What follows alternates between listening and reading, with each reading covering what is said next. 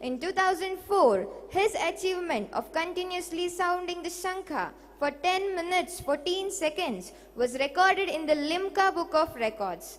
And now, as we begin Punarvasu 2.0 International Summit on Indriya Arogya, may this sacred resonance awaken our senses, our thoughts, our purpose. I now request Sri Shamant SL sir to present the Shankhanada. Over to you, sir.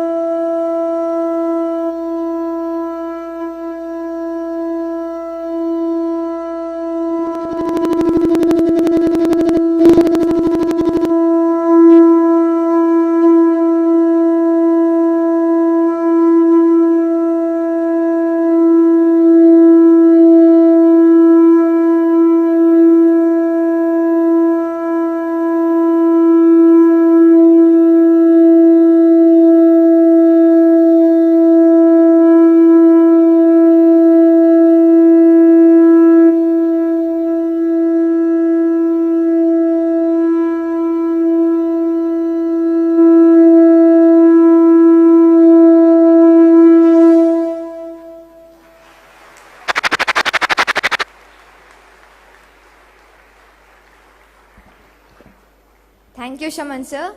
May the auspicious resonance mark the beautiful beginning of our journey today. Before knowledge speaks, let gratitude speak.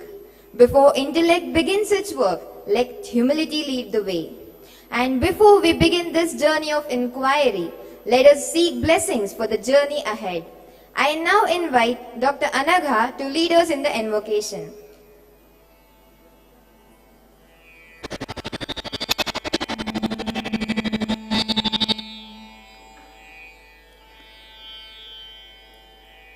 Shambho Girish सुरपूजित कामवैरिन् Gourish Shankar Maheshwar विश्वहेतो Shambho Girish सुरपूजित कामवैरिन्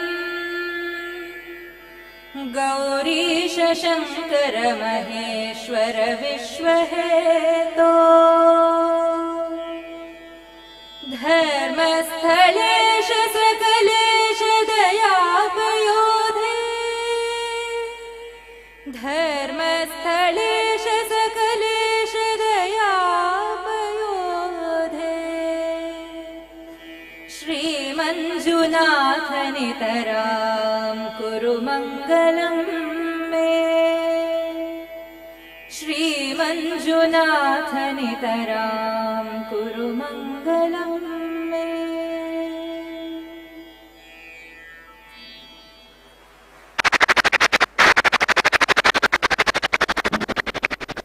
Thank you, Anaga.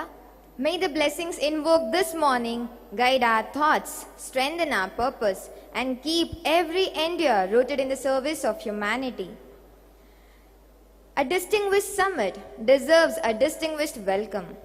And to formally welcome this gathering and to set the context for the journey ahead, we are privileged to invite Dr. Prasanna Narasimha Rao sir, Director of STM Institute, for the welcome and book presentation. Over to you, sir.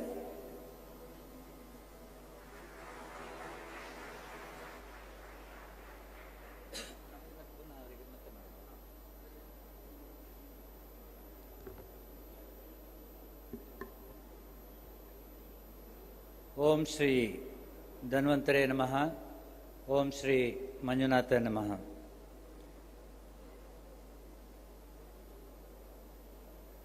Respected Padma Vibhushan Dr. D. Virendra Hegde ji, Honorable Dharmadhikari of Sri Kshetra Dharmasthala, and shortly he will arrive to preside over this conference. Honorable Chairperson of NCISM, National Commission of Indian System of Medicine, Government of India, Vaidya Manisha Kotekarji, Honorable Vaidya Kaustup Upadhyayji, the Advisor, Ministry of Ayush, Government of India, Honorable Dr. Sunil Panwarji, IFS, Commissioner of Department of Ayush, Government of Karnataka, Dr. Sushrut, representing AAPTAS on the dais, distinguished guests, respected Ayurvedic physicians, academicians, researchers, practitioners, delegates, students, members of media, and dear friends.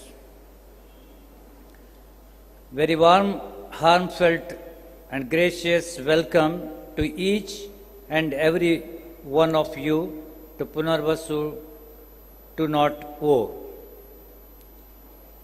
the International Summit on Indriya Arogya. It is indeed a matter of immense privilege and happiness for all of us to welcome you to this distinguished gathering here at the sacred and reverend Sri Kshetra Dharmasthala. Today, we are not merely inaugurating a summit.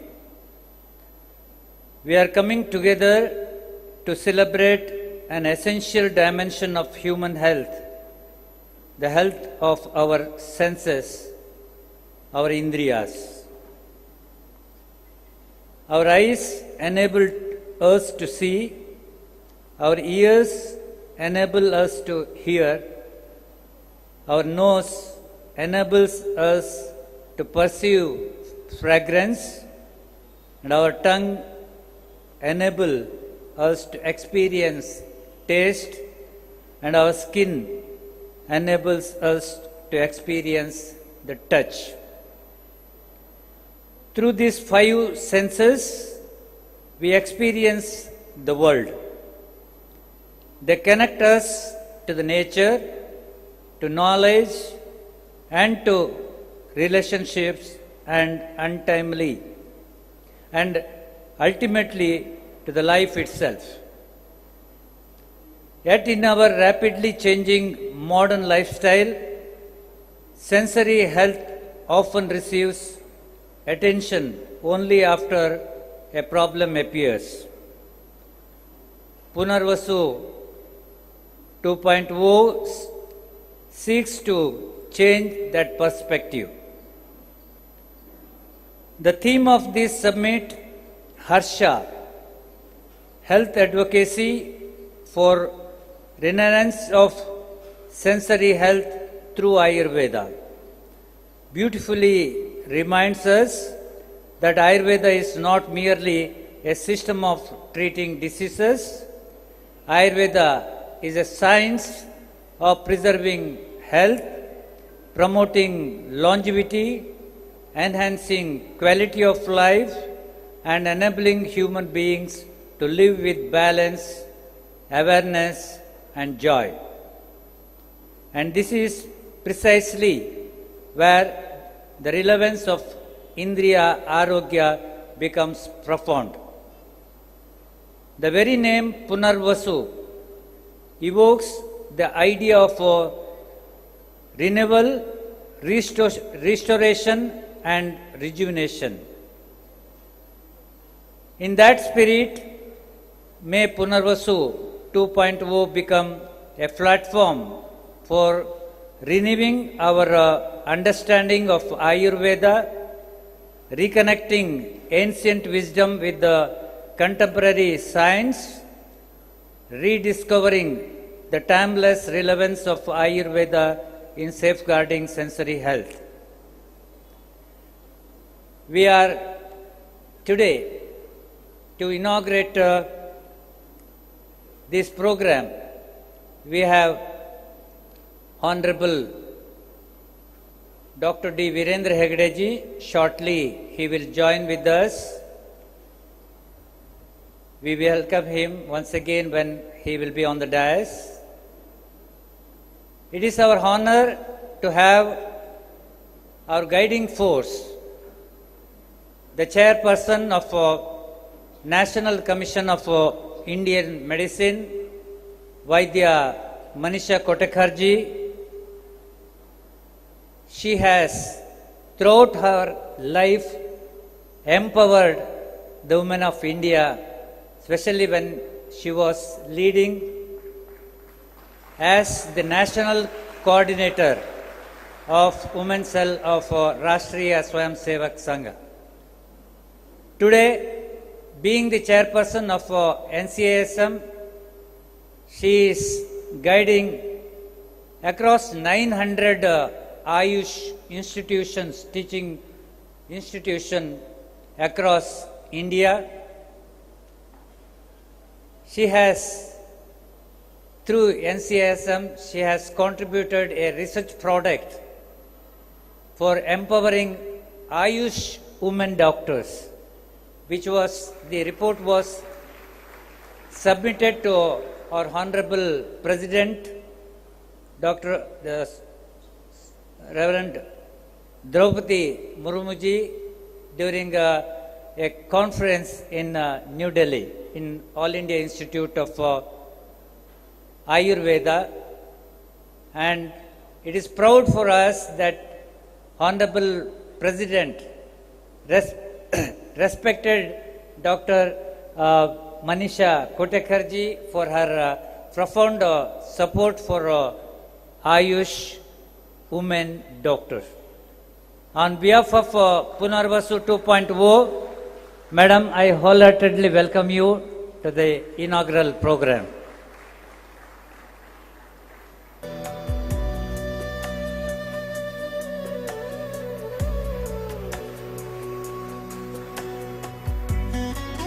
Thank you, Madam. We have Vaidya Kaustup Upadhyayaji.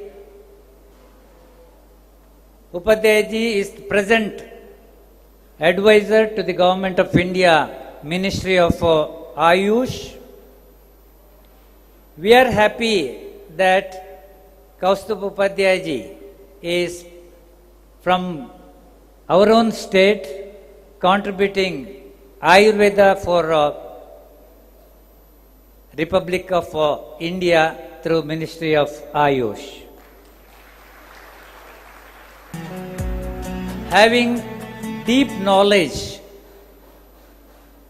in Ayurveda, experience in practice of Ayurveda, and mingling with the students and faculties of Ayurveda colleges, I have found the immense knowledge of Dr. Kaustup Upadhyaya, empowering the Ayurveda teachers and practitioners. I have found him involving himself in public health initiatives, especially in the Ayush sector. Sir, on behalf of Punarvasu 2.0, we AAPTAS welcome you for this inaugural ceremony.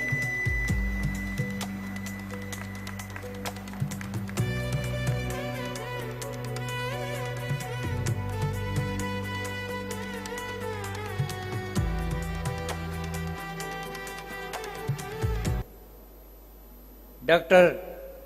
Sunil Panwarji, IFS, Honorable Commissioner of Ayush, Government of Karnataka. Today, he is the guiding force for over 1,000 plus Ayurveda dispensaries in Karnataka, 100 plus Ayush teaching institutions, and many Ayurveda Ayush pharmacies. He is also honorable member of syndicate for our FX University, Rajiv Gandhi University of Health Sciences. We are happy that over 70+% of Karnataka people follow Ayurveda, which is guided by Dr. Sunil Panwarji. Sir, with the both knowledge from animal, the plant kingdom and Ayush, we are sure that you will continue in supporting and mentoring Ayurveda sector. On behalf of Punarvasu O, we welcome you to the inaugural program. I request AAPTAS to welcome him by offering the book.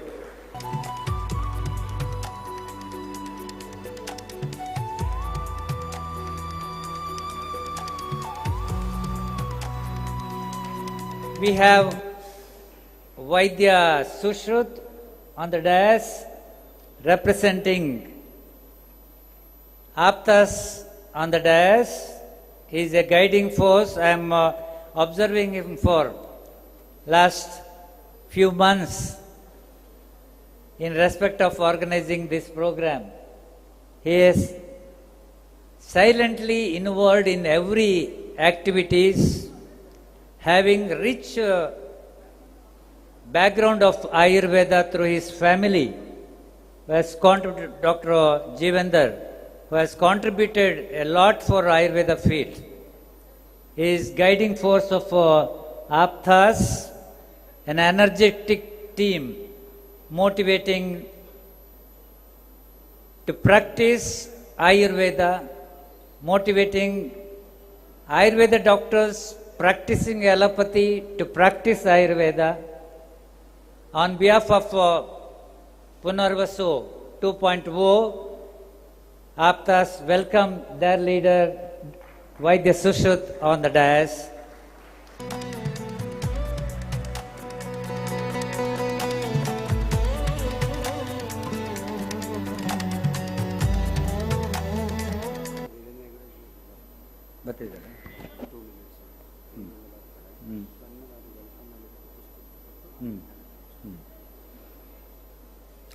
Shortly, our President, Pujya Shri Virendra Hegde ji will be arriving on the dais. Before his arrival, let me have the privilege of welcoming all of you, professors, principals, practitioners, especially the delegates and all AAPTAS. Who is AAPTA? AAPTA is he who is true in the past, in the present, and also the future. So, welcome you all AAPTAS.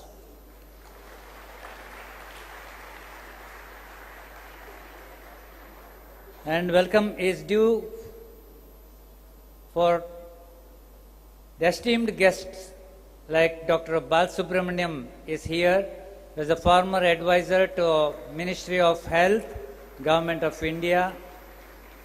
Dr. Vijay Bhaskar Reddy is there. Dr. Bhatt is there, Satyanarayana Bhatt. Dr. Surangi is here from Colombo. Dr. Suhas Shetty from KLE Ayurveda Institution. Dr. Shailaja from SDM Bangalore.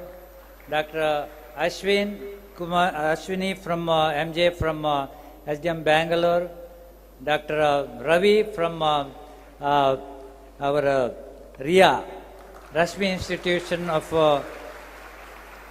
Ayurveda, and Dr. Savitri from Academy of Ayurveda, Bangalore, and all respected Ayush lovers and practitioners. Once again, on behalf of AAPTAS, I welcome you to this 2.0. Let us wait for a little while to welcome our Honorable President, Dr. D. Virendra Hegde ji.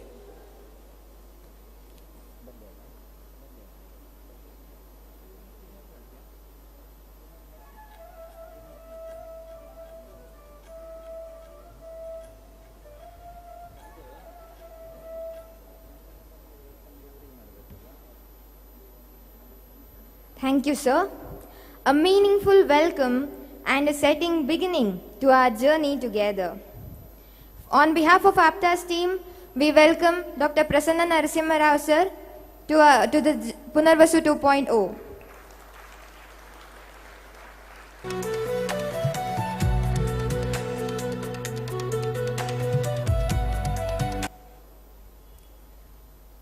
Padma Vibhushan Dr. D. Virendra Hegde ji is arriving. As he arrives to the gathering, I request everyone to stand up as a token of respect and welcome him for the gathering.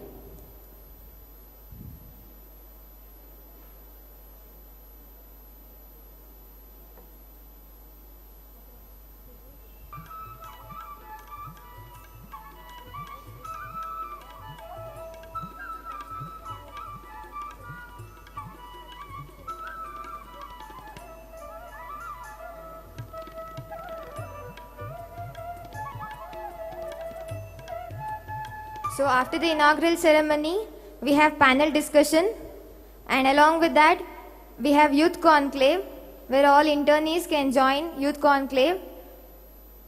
And tomorrow we are going to create a history, world record event on Indriya Arogya.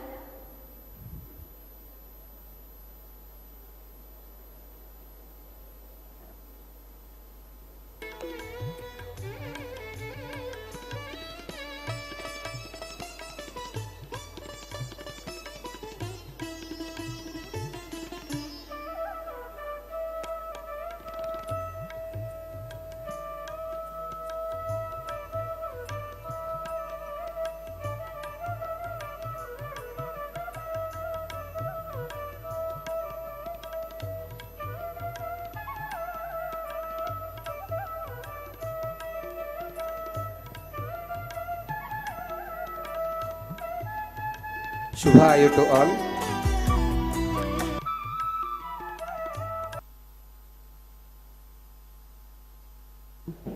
Hello. Until Dr. D. Virendra Heggadeji joins us, let me share the vision behind this Indriya Arogya Abhiyana. So we have so many things mentioned in our samhitas. Ayurveda has lot of potential, but knowledge is of no use without action. So many things are mentioned in Samhita, but we are not taking out of Samhita. So as a youth of Ayurveda, I believe whatever is mentioned in Samhita has to be brought into practice. As you know the definition of Ayu. In AAPTAS Ayurveda, we have a trend of wishing everyone not as good morning, good afternoon. Most of the students are aware of this. We wish everyone as Shubha Ayu.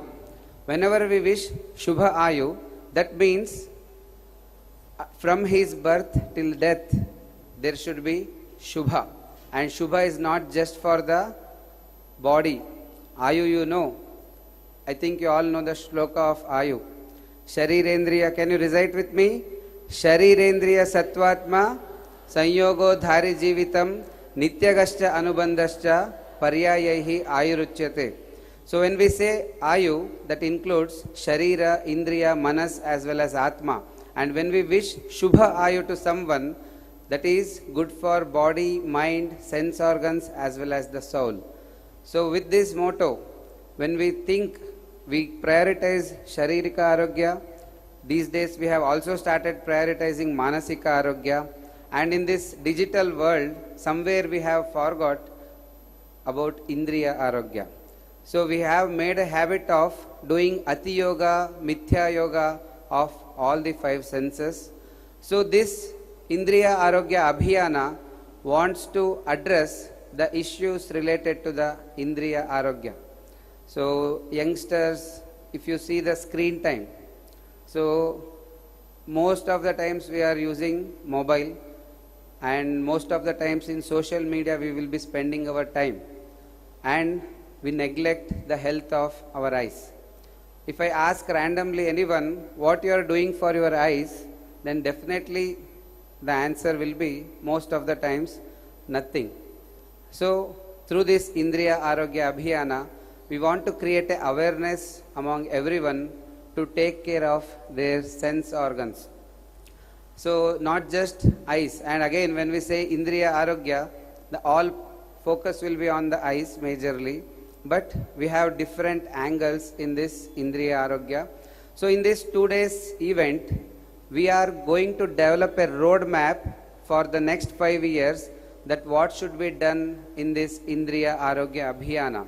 And we are really happy that we are launching this from the Sri Kshetra Dharmasthala.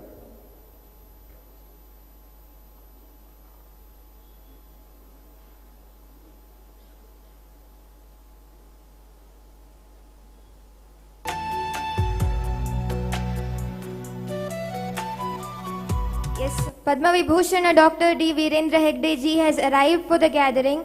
I request everyone to kindly stand up as a token of respect and welcome our President with a huge respect to Punarvasu 2.0. Just you can see the front stage. I request everyone to see in front. We are welcoming our President with a huge respect to Punarvasu 2.0 International Summit on Indriya Arogya. Play by USB drive.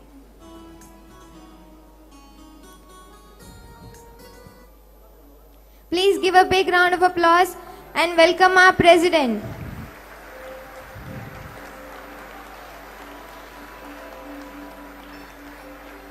Now the actual event has begun.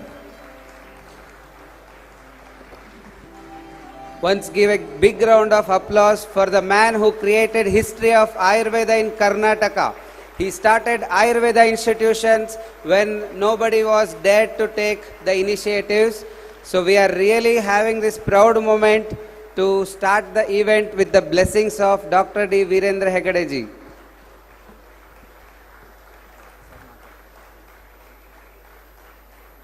I hand over mic to Dr. Prasanna Narasimha Rao sir.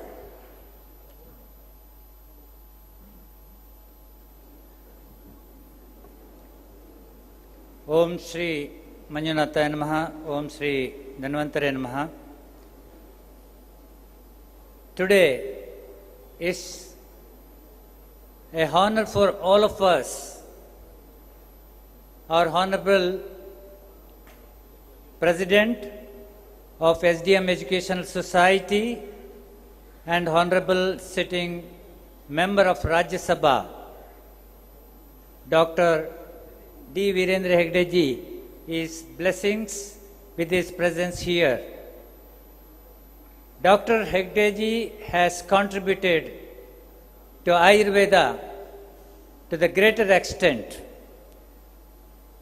In shortly, if I say, he has, in the words of the Vice Chancellor of Banaras Hindu University, said in his speech at Banaras Hindu University that Banaras Hindu University is privileged to have Southern BHU at Karnataka, which is set by Dr. D. Virendra Hegadeji by setting Ayurveda institutions at Bengaluru, stands for B, Hassan stands for H, and Udupi stands for U.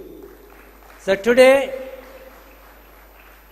Hegadeji has extended the hands of Ayush institutions for 3 Ayurveda college, 5 Ayurveda hospitals, and 3 naturopathy and yogic institutions, and 1 India's first degree college for naturopathy and yogic science, BNYS, from SDM Society.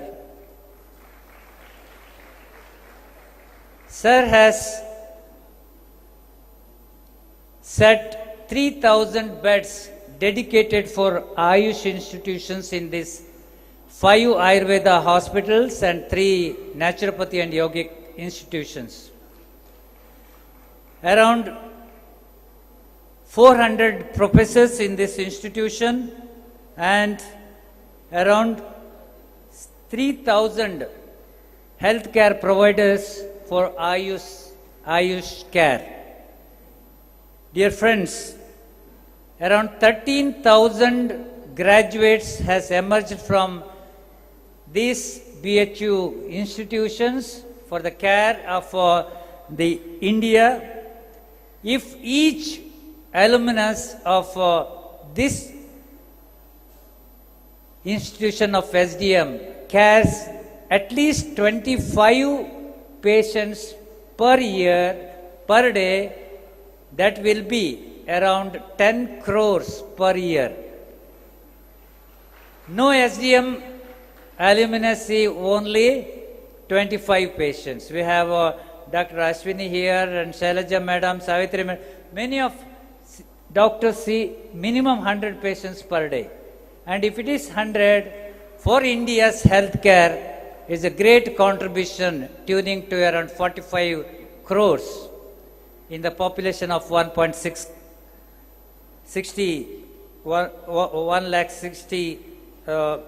160 crores. Dear friends, it's a great privilege for us.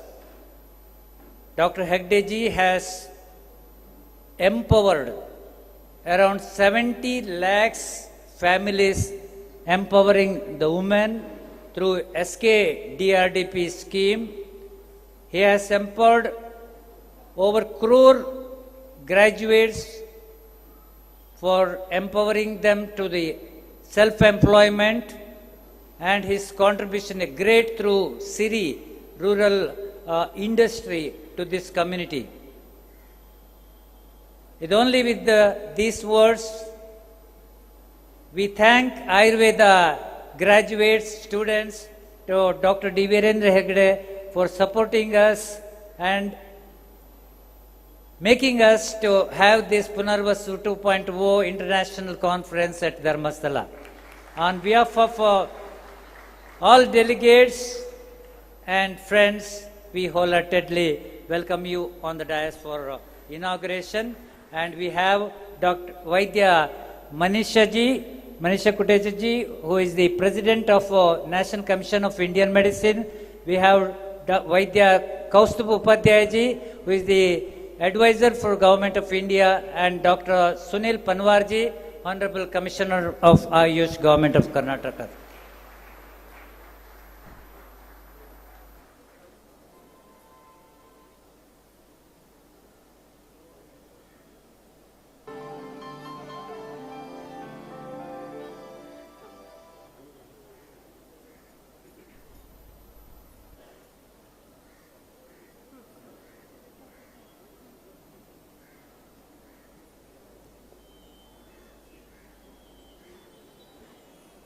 So we have come to one of the most cherished tradition of an auspicious beginning, Deepa Prajvalana.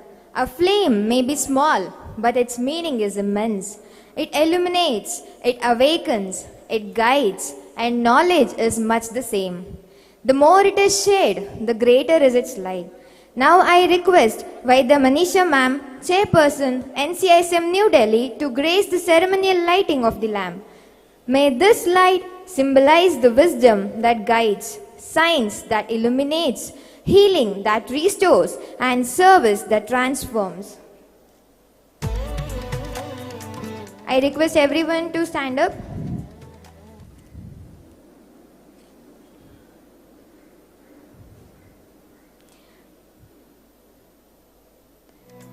A flame may be small, but its meaning is immense. It illuminates, it awakens, it guides, and knowledge is much the same. The more it is shared, the greater is its light. It's a big round of applause.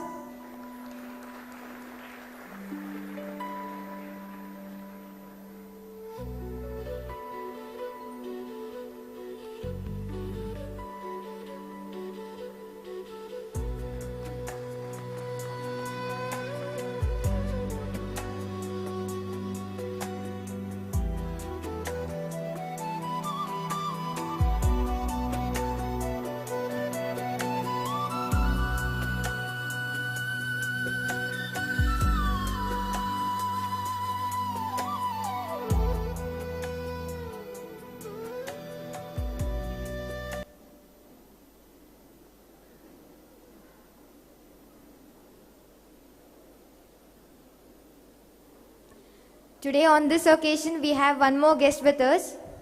I request our AAPTAS team to welcome Shraddha ma'am. Please give a big round of applause.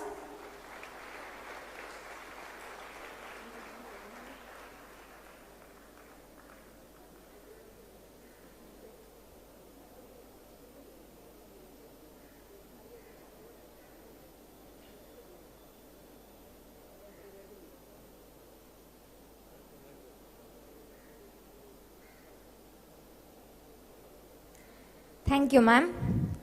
The ceremony has given our foundation. The lamp has given us light. And now we need a thought to give us a direction.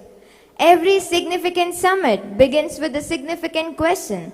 And every significant question has the power to open a new pathway of thinking. To set this intellectual tone of Punarvasu 2.0, International Summit on Indriya Arogya, I invite Vaidya Sharad Kumar sir, founder of AAPTAS Ayurveda, to deliver the keynote address. Over to you, sir. Shubhayu to everyone. So this is a very great moment for me. In 2016, when I was doing my internship in SDM Ayurveda College, Udupi, we got a thought that we want to bring a change in the field of Ayurveda, and we started a group called AAPTAS Ayurveda. And the man who supported in our initial days is none other than our Parama Pujya Dr. D. Virendra Heggadeji.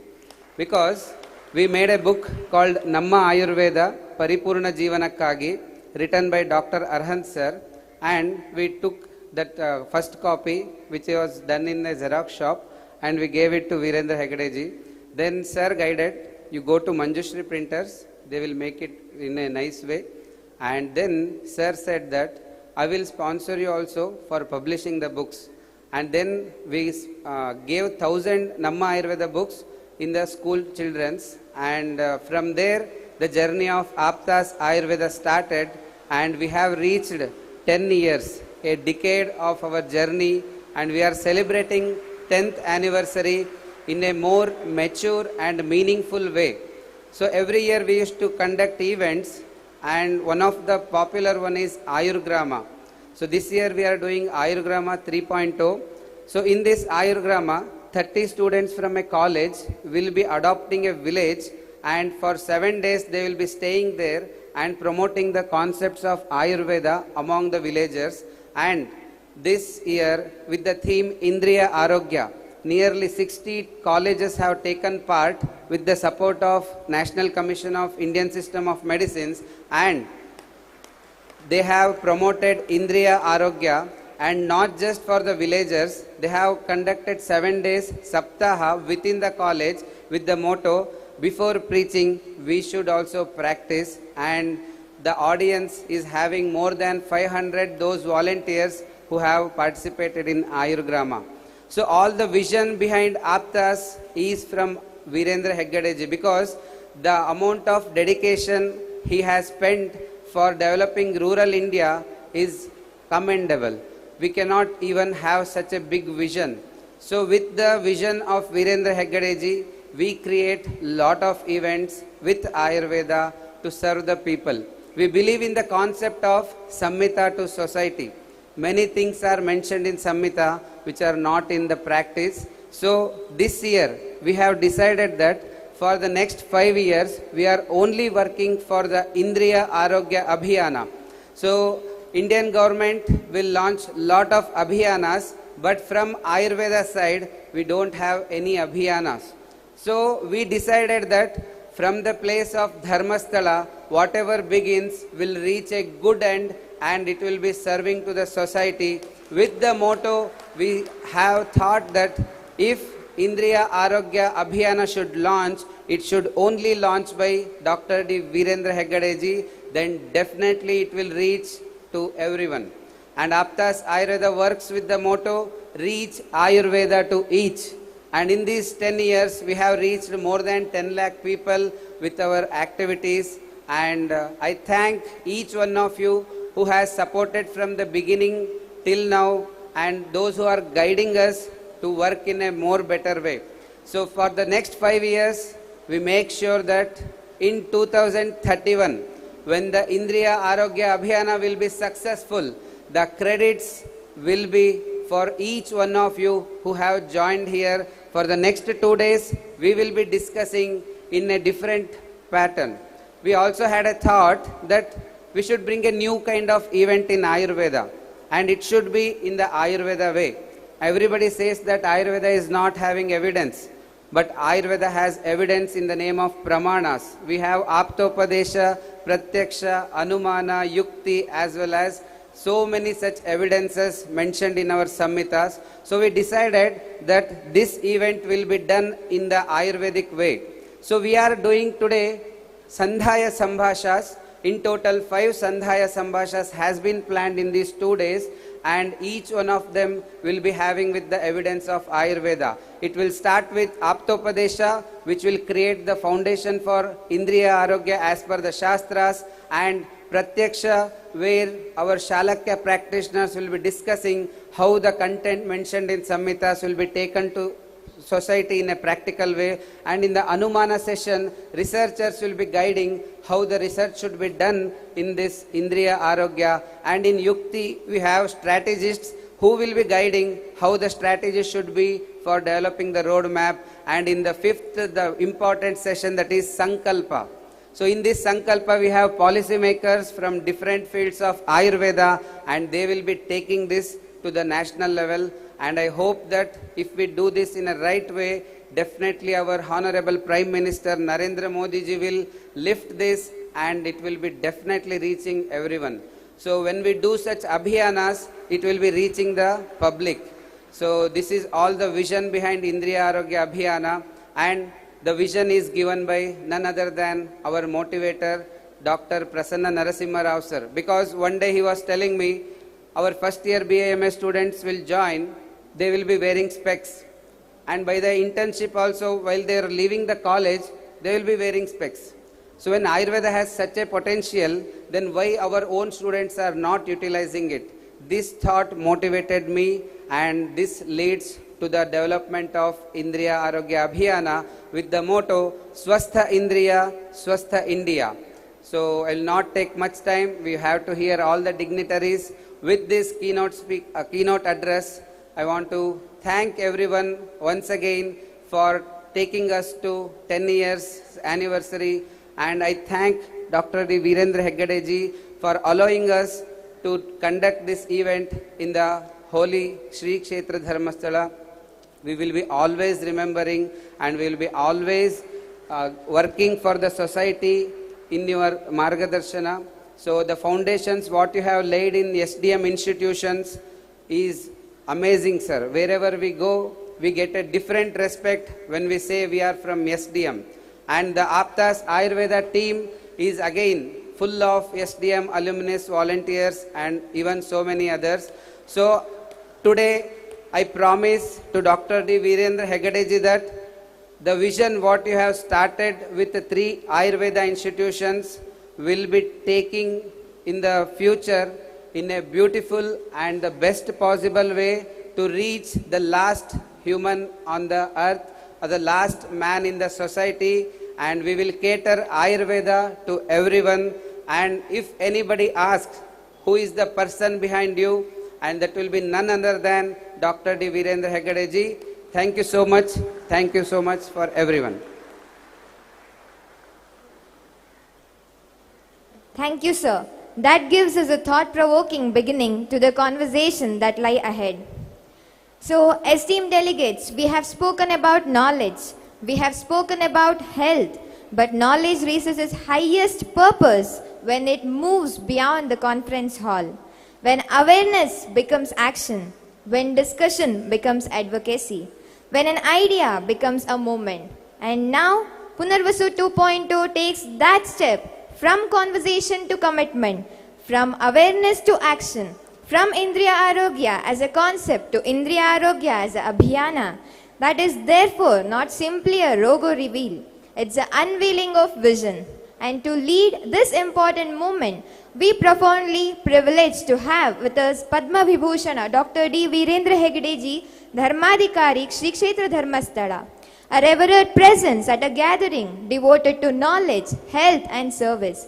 Sir, I respectfully invite you to launch Indriya Arogya Abhiyana and unveil its logo.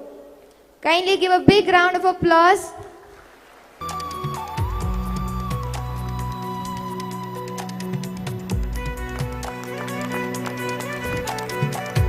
May that symbol become a movement for a greater awareness of sensory health. Thank you, sir. As Ayurveda continues to embrace the possibilities of technology, institutional management too is entering a new era, one that is more connected, efficient and transparent. And today, we are delighted to witness one such step forward, introducing BAMS ERP software, a comprehensive digital management solution designed to bring academics, administration, documentation, and institutional process one-to-one connected platform. This initiative brings together the Ayurveda, expertise of Drudabala, and the technology capabilities of Skillex. And now, for this significant launch, may I invite the representatives of Drudabala team and Skillex to join us on the stage. And to unveil this important step towards the digital transformation of Ayurveda education, it's our profound privilege to invite Vaidya Manisha Kotekar ma'am, Chairperson NCISM New Delhi, to launch BAMS ERP software. Kindly give a big round of applause.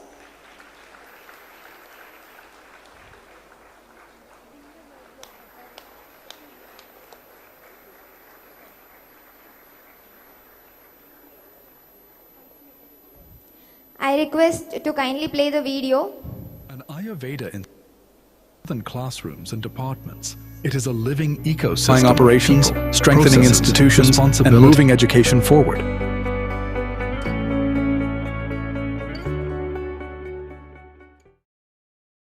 An Ayurveda institution is more than classrooms and departments. It is a living ecosystem of people, processes, responsibilities, and knowledge.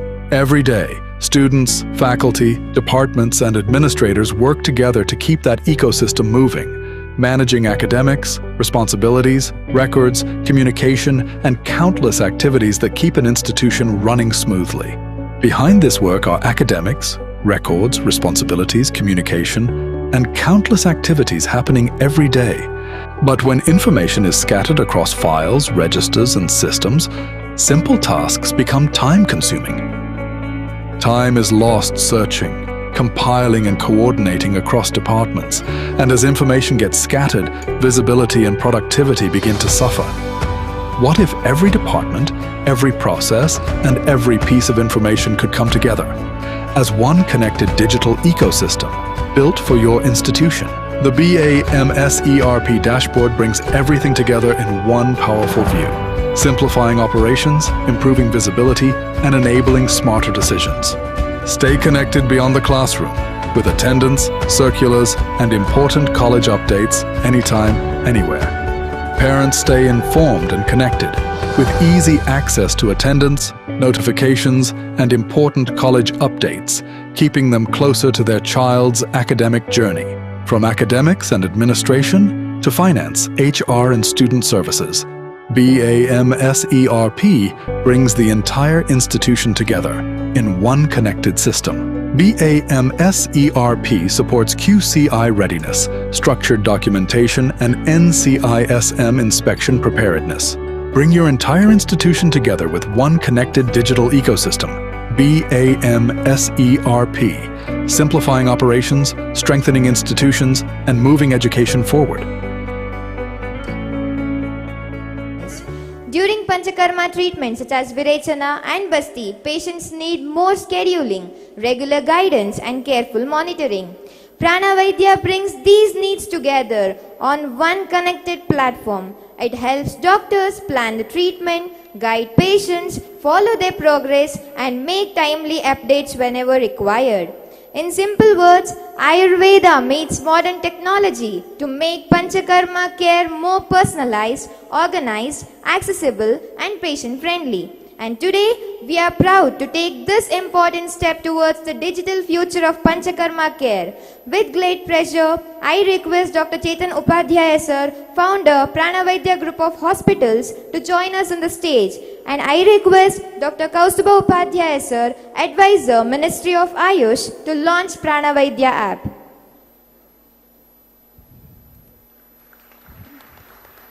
Pranavaidya, healing with heritage, advance with innovation. Kindly play the video. During Panchakarma treatments like Virechana and Basti, many patients had to stay admitted in the hospital for several days. Many patients had to stay admitted in the hospital for several days. Especially during Sneha Pana, patients would consume medicated ghee as per the treatment process but had to spend most of their time staying idle in the hospital.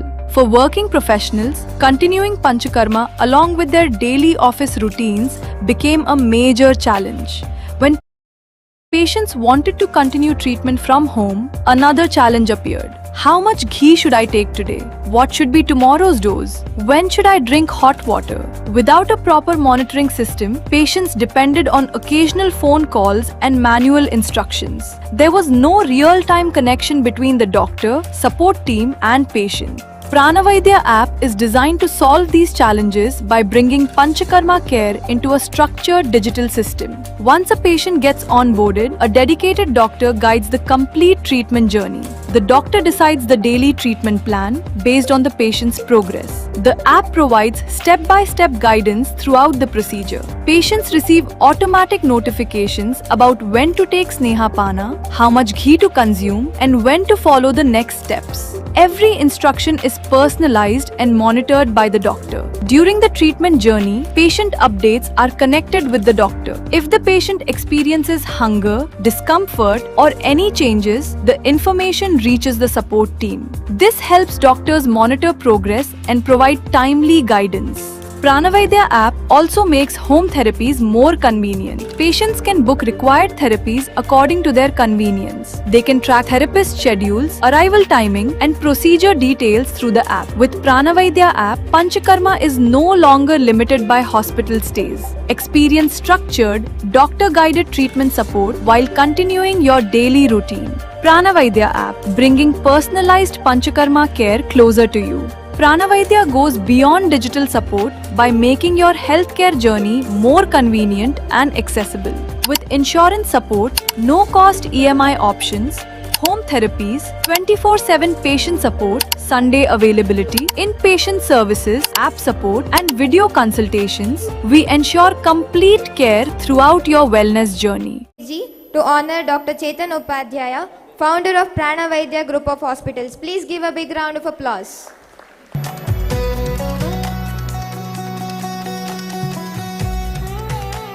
Please give a big round of applause to Dr. Chetan Upadhyaya, founder, Pranavaidya Group of Hospitals.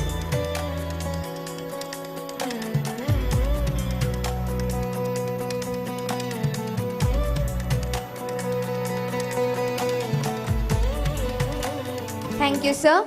We now come to a particularly delightful presentation, one that takes the timeless wisdom of Ayurveda into the wonderful world of childhood, curiosity and imagination.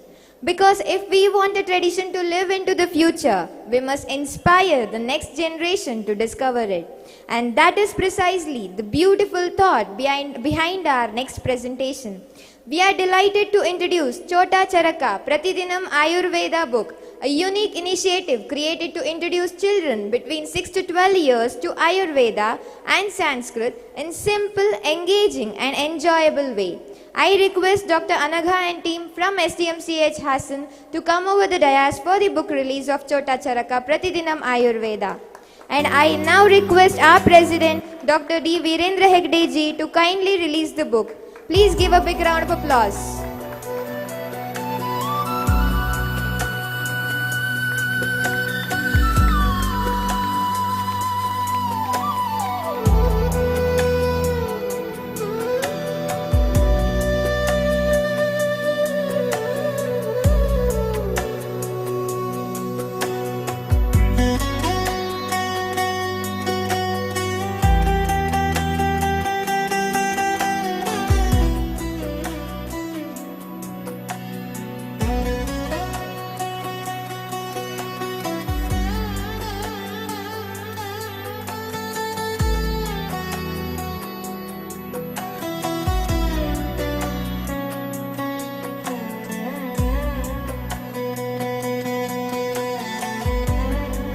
Thank you all.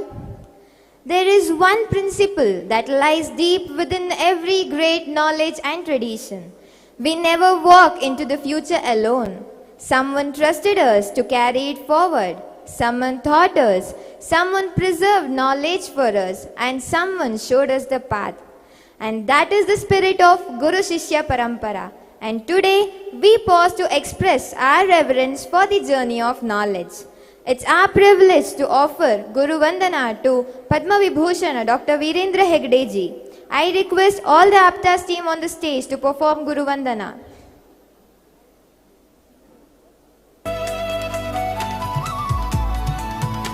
Yes, with the token of respect, please everybody stand up.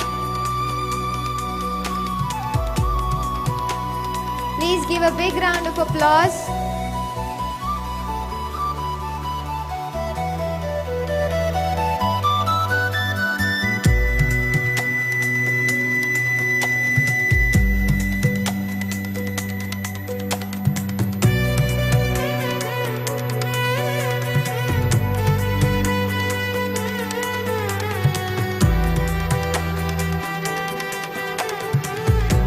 Yes, kindly give a big round of applause.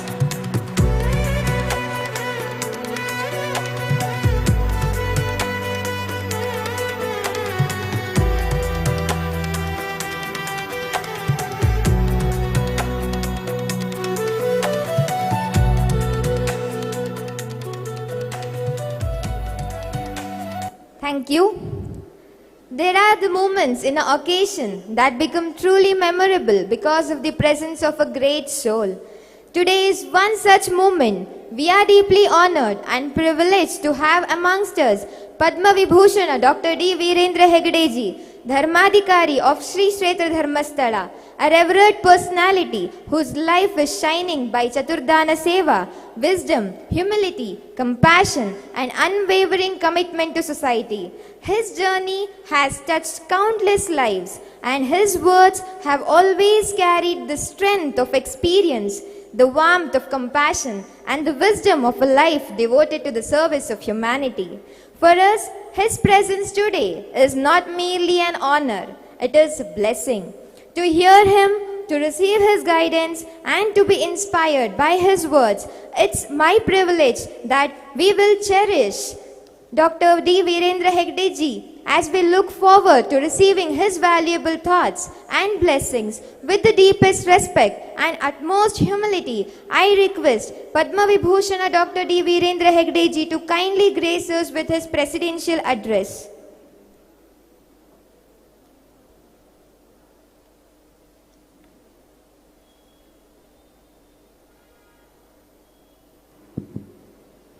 Om Shri Manjanataya Namaha. With prayers to Lord Manjanatha Swami, I am very happy that today we have chairperson of NCISM, Madam Vaidya Manisha Kotakar, and IFS Commissioner, Department of Ayush, Dr. Sunil Panwar, and Dr. Prasanna Rao, many other guests who are here, and my dear students. I am really happy to hear all the growth of this Ayurveda system and the colleges. And I am happy that this growth has a base now and we can flourish over the years on the basis of what we have experienced till today. I am very happy that today we are inaugurating the International Conference Punarvasu and India Summit on Indriya Arogya. Indriya Arogya is nothing but Ayurveda's main concept of protecting the whole body as a system and not treating it when it is ill. It is avoiding diseases is the main concept of Ayurveda. We are not trying to avoid diseases and treat them after the disease, but we are trying to give them a healthy life, healthy growth, so that they will be always under the system of care by Ayurveda. Ayurveda system as such, you know, is in total it is a care taken to nourish the whole body and mind. Yoga is nothing but body and mind. In Naturopathy, we started Naturopathy College and Ayurveda colleges just to keep the society fit and keep away from all diseases. So today we have very successful colleges and hospitals at Bangalore, Udupi and in Hassan. So BHU, he has taken the same word of BHU, Bangalore, Hassan, Udupi. It should be reversed in establishment. First we established, took over the management of Udupi Hospital, and then we started one on our own in Hassan, and next we started in Bangalore. So the Indriya Arogya is very important. Indriyas are the senses which receive all the good and bad to the body, mind. Indriyas attract so many informations given by anybody. It is up to us to decide which has to be accepted, which has to be avoided. So a most successful cinema may not be very useful to life, but cinema may be very successful. Like that, many thoughts and information that we receive may not be of interest and importance, but it is important that we know what is to be received, so that Indriya should be trained to, to receive whatever it is in the right way and dispense of all the evils from this system. I am very happy that this conference has been organized in Dharmasthala, and such international conferences will lift the idea of Ayurveda. Ayurveda, as I just said in the introduction, it is more important that we think of new thinking thoughts in this, because in the world is as such, the allopathy system has an international following, and they keep on changing their attitudes and programs. But in Ayurveda we find these systems are going on the old way. I request the government of India through NCISM and also from the commissioner here that we will also change. I just saw some of the programs that change now. The students, the doctors are available even on Sunday, and the system that which we are going to adopt not necessarily be the part of our ancient system is ancient, but approach is modern. This is what we should. System is ancient, but modern approach should be there to all the thoughts. So this system of Ayurveda will grow. In our hospitals also we will try to bring in all these changes, and Prasanna Rao is made the director of all the 3 hospitals. He will also think about it, and we can also bring about changes in the system. So I wish that this program was light on all these aspects, and in the 2 days to come, today and tomorrow, there will be a lot of changes that are put in the system, and we will also follow the government directions which are what are given to us. So may God bless you. Have a nice time in Dharmasthala. It's a museum here. There's a automobile museum here. There's this temple of Manjunath Swami. You have a darshan of Lord Manjunath Swami. Then visit museums and have a very good interaction in whatever they have said today. Lastly, there is the Sankalpa. Sankalpa is determination on which we go. This Sankalpa should be on the basis of all the other 3 steps that we claim. So the system should be very strong, and Ayurveda system should grow to great heights, because I have seen in other countries their own native system is When we went to China and Hong Kong, we found the cuts wounds were just healed by a medicine. Whether it is fake or real, I don't know. But with one touch, they would heal the cuts and the wounds. So there are native medicines in every country, not only in Ayurveda in India. Like Ayurveda, there is all systems. But the modern system has entered very recently, in the last 100 years. So we should also think of new methods to introduce Ayurveda in other walks of life and to have more patience with the system. May God bless you. With pleasure, I am inaugurating the International Summit on Indriya Arogya. May God bless you. Thank you, sir. Your inspiring words and above all for blessing the International Summit, Punarvasu 2.0 with a gracious presence and wisdom. Your blessings have added immense meaning and dignity to this summit. Your words have given this gathering not merely inspiration but direction. Thank you, sir. Now, I request AAPTAS team to honor Shraddha ma'am, CEO of Kshemavana and leader of Jnana Vikasa. Please give a big round of applause.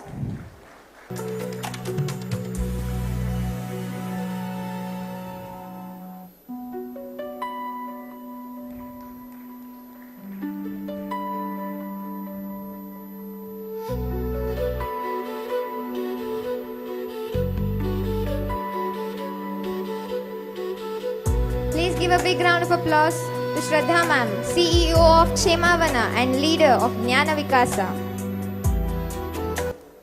Thank you, ma'am. We now have the privilege of honoring Vaidya Manisha Kotekar ma'am, whose dedication to education, professional excellence and advancement of Indian system of medicine is truly commendable. Her presence adds great value and distinction to this gathering. I respectfully request Dr. D. Virendra Hegde ji to honor Vaidya Manisha Kotekar ma'am as a mark of our sincere respect and appreciation. Please give a big round of applause.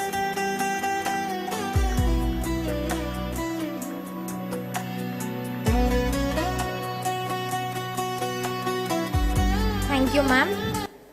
Now we have the privilege of honoring Dr. Kaustubha Upadhyaya sir, whose distinguished contribution and presence bring the national Ayush perspective to this important international gathering. His presence adds great significance and distinction to this occasion.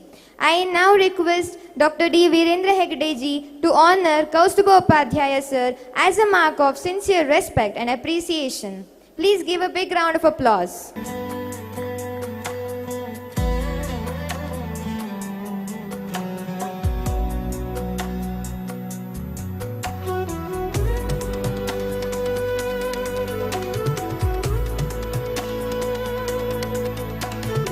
Thank you, sir.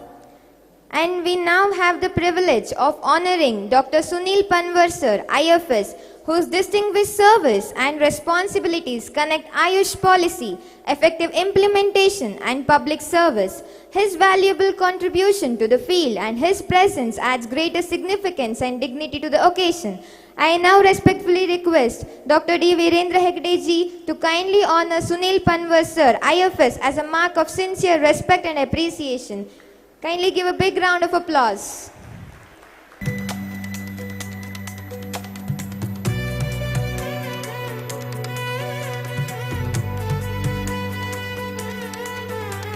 Four distinguished personalities, four areas of responsibility, one shared purpose, better health, better knowledge and better service.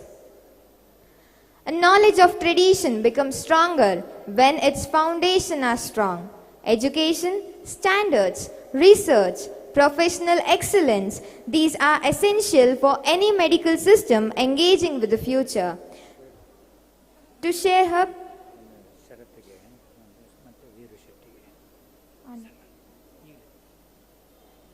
I request Dr. Sharat Kumar sir, founder of AAPTAS Ayurveda, to honor Viru Shetty sir. Please give a big round of applause.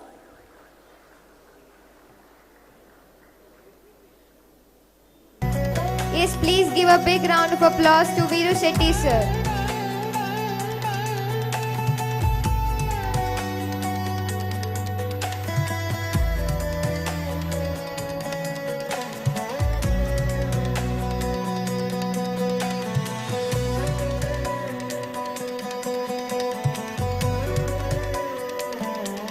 Thank you, sir. A knowledge of tradition becomes stronger when its foundation is strong. Education, standards, research, professional excellence, these are essential for any medical system engaging with the future. To share her perspective, I invite Vaidya Manisha Kotekar ma'am, Chairperson, NCISM New Delhi, to provide her insights. Over to you, ma'am. Okay. Just a minute, ma'am. Sorry for the inconvenience. Now I request Prasanna Narasimha Rao sir to welcome Dr. Sharad Kumar sir, founder of AAPTAS Ayurveda. Yes, please give a big round of applause to Vaidya Sharad Kumar M, founder of AAPTAS Ayurveda.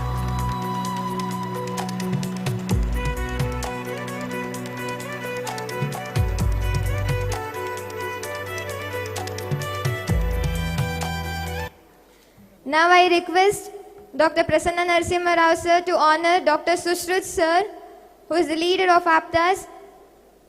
Please give a big round of applause to Dr. Sushruth sir.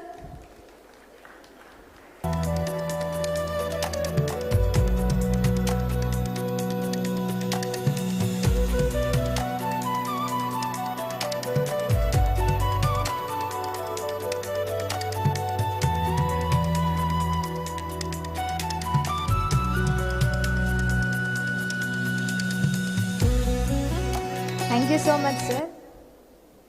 Now I request Vaidya Manisha Kotekar ma'am, Chairperson, National Commission of Indian System of Medicine, to provide her insights. Over to you, ma'am.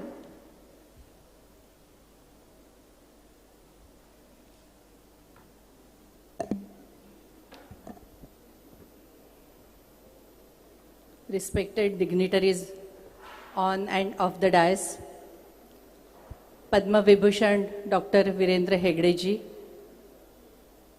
all the dignitaries on the dais, eminent scholars, distinguished delegates, respected Vaidyas, academicians, researchers, healthcare providers, dear students, ladies and gentlemen.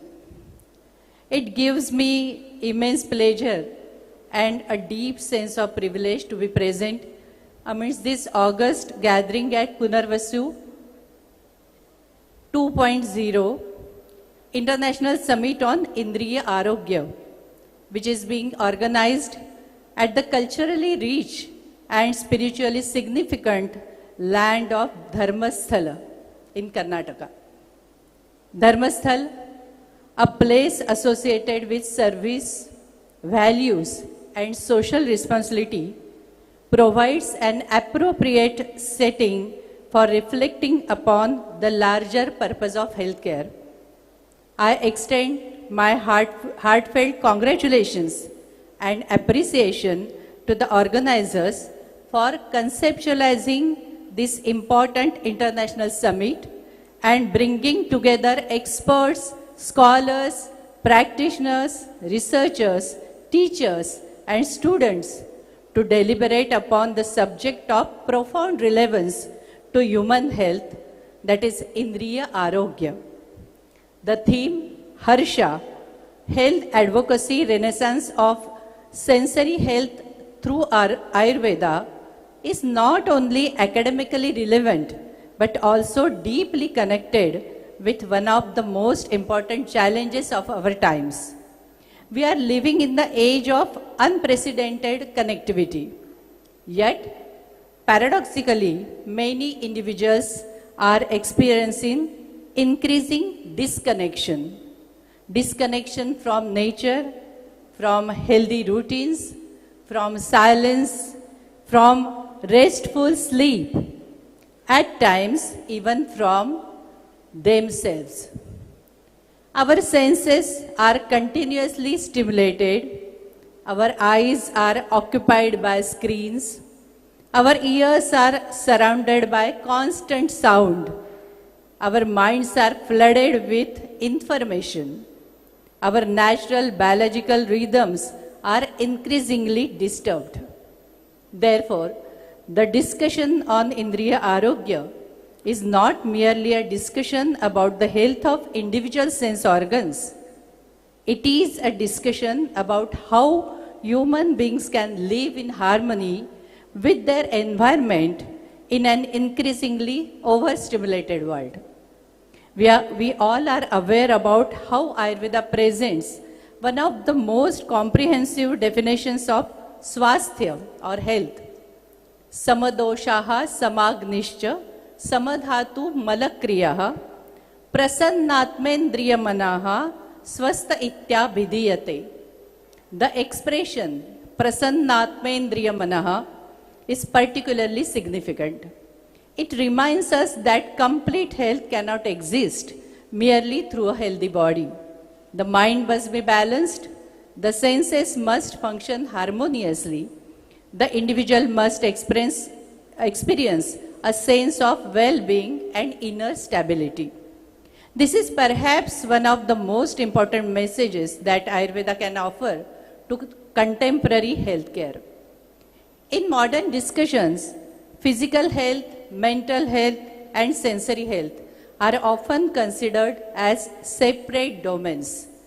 Ayurveda, however, presents it an integrated vision. The body influences the mind influences the senses connect the individual with the external world. Therefore, the protection of Indriyas is an essential part of preserving overall health. One thing we must remember that Indriya Arogya should not be understood merely as the absence of disease of the eye, ear, nose or other sensory organs. The concept is much broader.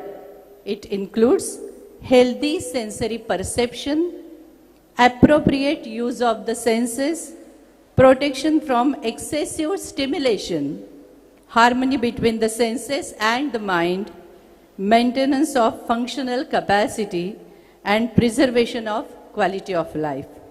The senses are the gateways through which we experience life. Therefore, the health of our Indriya influences not only biological functioning, but also learning, communication, social interaction, emotional well-being, and human experiences itself. Shalakya Tantra becomes especially significant in the context of this international summit. It has a direct relationship with the preservation and restoration of sensory health. The focus should be upon three important dimensions. First is prevention. We must develop greater awareness regarding preventive sensory health care. Second is clinical competence. Clinical competence and patient safety must always remain central. Third is research and evidence. The classical knowledge of Shalakya Tantra should inspire robust research. It should be noted that the Indriyas do not function in isolation. They are closely connected with mana, mind. Therefore, sensory health advocacy must include the concept of mindful sensory engagement. Another important aspect relevant to Indriya Arogya is the preservation of functional capacity across the lifespan. The Ayurvedic principles of Rasayana can provide important area for further academic and scientific exploration. The word Renaissance is central to the vision of this summit. A Renaissance does not mean merely glorifying the past. It means rediscovering knowledge, re-examining it, researching it, refining it, and applying it meaningfully to the challenges of the present and future. The National Commission for Indian System of Medicine, NCISM, is committed to strengthening quality of education and developing healthcare professionals who are competent, ethical, compassionate, and future ready. The healthcare professional of tomorrow must combine Gyan, knowledge, Kaushal, skill, Anusandhar, research, Naitikta, ethics, and Karuna, compassion. Education must therefore move beyond the acquisition of information towards the development of competence. My dear students and young scholars, the world is changing rapidly. You have access to technology and knowledge resources that previous generations could not have imagined. But remember, information is not same as knowledge. Knowledge is not the same as wisdom, and wisdom must ultimately be reflected in responsible action. So I insist, study your classical text deeply. Understand the principle rather than merely memorizing them. Develop clinical competence, learn research methodology, respect scientific inquiry, use technology as a tool, but do not allow technology to replace critical thinking. Most importantly, never compromise on ethics and patient welfare. At the end, I once again congratulate the organizers AAPTAS of Punarvasu 2.0 for this important initiative. I extend my best wishes to all the distinguished delegates, scholars, practitioners, researchers, faculty members, and students participating in this international summit. I am pretty confident that the deliberations held here will generate meaningful ideas, inspire research, strengthen collaboration, and open new pathways for advancing Indriya Arogya through Ayurveda. Thank you so much. Thank you, ma'am. Now I request Dr. D. Virendra Hegde ji to honor Dr. Prasanna Narasimha Rao sir, Director of SDM Institutes. Please give a big round of applause.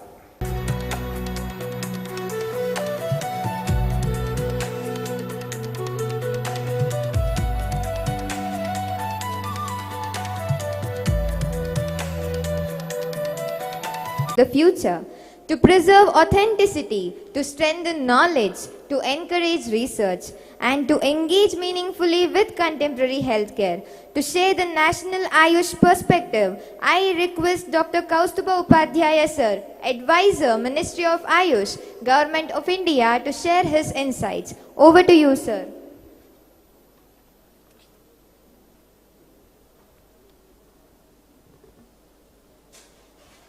आत्मात्मं गिरिजामतिः सहचराः प्राणाः शरीरं गृहं पूजाते विषयोपभोगरचना निद्रा समाधिस्थितिः संचारपदयोः प्रदक्षिणविधिः स्तोत्राणि सर्वागिरो यद्यत् कर्म करोमि तत्तदखिलं Shambho तवारात्.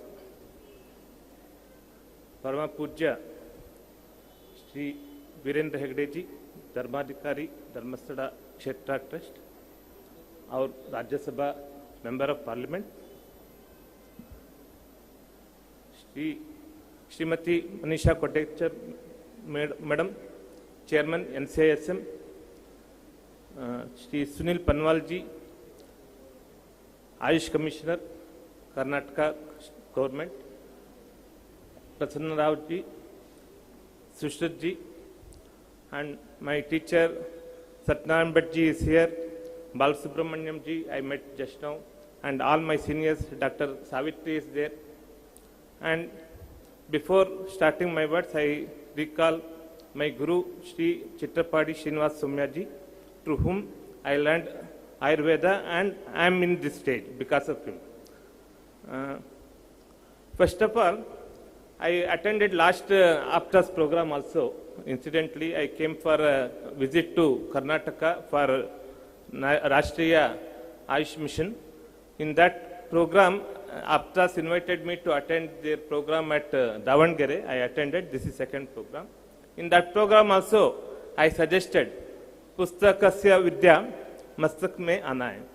Whatever there in the Pustak, we have had just one Dibbana. I think I will talk in Kannada for a few minutes because I rarely get occasion to speak in Kannada. So Dibbanadalli ಪುಸ್ತಕ ತಗೊಂಬಂದ್ವಿ, ಪುಸ್ತಕನ ಅಲ್ಲಿ ಪ್ರತಿಷ್ಠಾಪನೆ ಮಾಡಿದ್ದೀವಿ. ಆ ಪುಸ್ತಕದ ವಿದ್ಯೆ ಮಸ್ತಕದಲ್ಲಿ ಬರಬೇಕು, ಮಸ್ತಕದಲ್ಲಿರುವಂಥ ವಿದ್ಯೆ ಹಸ್ತದಲ್ಲಿ ಬರಬೇಕು, ಅದನ್ನು ಜನಸಾಮಾನ್ಯರಿಗೆ ತಗೊಂಡು ಹೋಗಬೇಕು. ಈ ವಿಷಯ ನಾನು ಹೇಳಿದ್ದೆ. ಆಮೇಲೆ ಶರತ್ ಜೊತೆ ಬಹಳ ಚರ್ಚೆನೂ ಮಾಡಿದ್ದೆ. ಅದನ್ನು ಸಾಕಾರ ಮಾಡಿದ್ದಾನೆ ಆತ. ಮತ್ತು ನೀವೆಲ್ಲ ಸೇರ್ಕೊಂಡು ಎಲ್ಲ ಸಾಮಾನ್ಯರ ಜೊತೆಗೆ ಈ ಇಂದ್ರಿಯ ಆರೋಗ್ಯದ ಒಂದು ವಿಷಯನ ತಗೊಂಡು, ಮೊದಲು ಆತ ನನ್ನ ಹತ್ರ ಪ್ರಸ್ತಾಪ ಮಾಡಿದಾಗ ಒಂದು PHI ಪ್ರಾಜೆಕ್ಟ್ ತಗೊಳ್ಬೇಕು ಅಂತ ಬಂದ. ನಾನು ಹೇಳಿದೆ, PHI ಪ್ರಾಜೆಕ್ಟ್ ಅಂದರೆ ನೀವು 1,000 ಜನನ ರೀಚ್ ಮಾಡ್ಬೋದು. ನಿಮ್ಮ ಹತ್ರ ಇಷ್ಟು ಜನ ವಿದ್ಯಾರ್ಥಿಗಳಿದ್ದಾರೆ, ಅಷ್ಟು ಕಾಲೇಜುಗಳ ಸಂಘಟನೆ ಇದೆ, ನೀವು ಎಲ್ಲ ಪ್ರದೇಶದಲ್ಲಿ ಎಲ್ಲೆಲ್ಲಿ ನೀವು ಮಾಡ್ಬೋದು, ಎಲ್ಲ ಕ್ಷೇತ್ರದಲ್ಲೂ ಕೂಡ ಈ ವಿದ್ಯೆಯನ್ನು ತಗೊಂಡೋಗಿ ಜನರಿಗೆ ಮುಟ್ಟಿಸಿ, ಇದನ್ನು ತಲುಪಿಸಿ ಅಂತ. ಈ ಕಾರ್ಯನ ಆಯುರ್ವೇದ ಅಕಾಡೆಮಿಯವರು 88ರಿಂದ ಮಾಡ್ತಾ ಇದ್ದಾರೆ.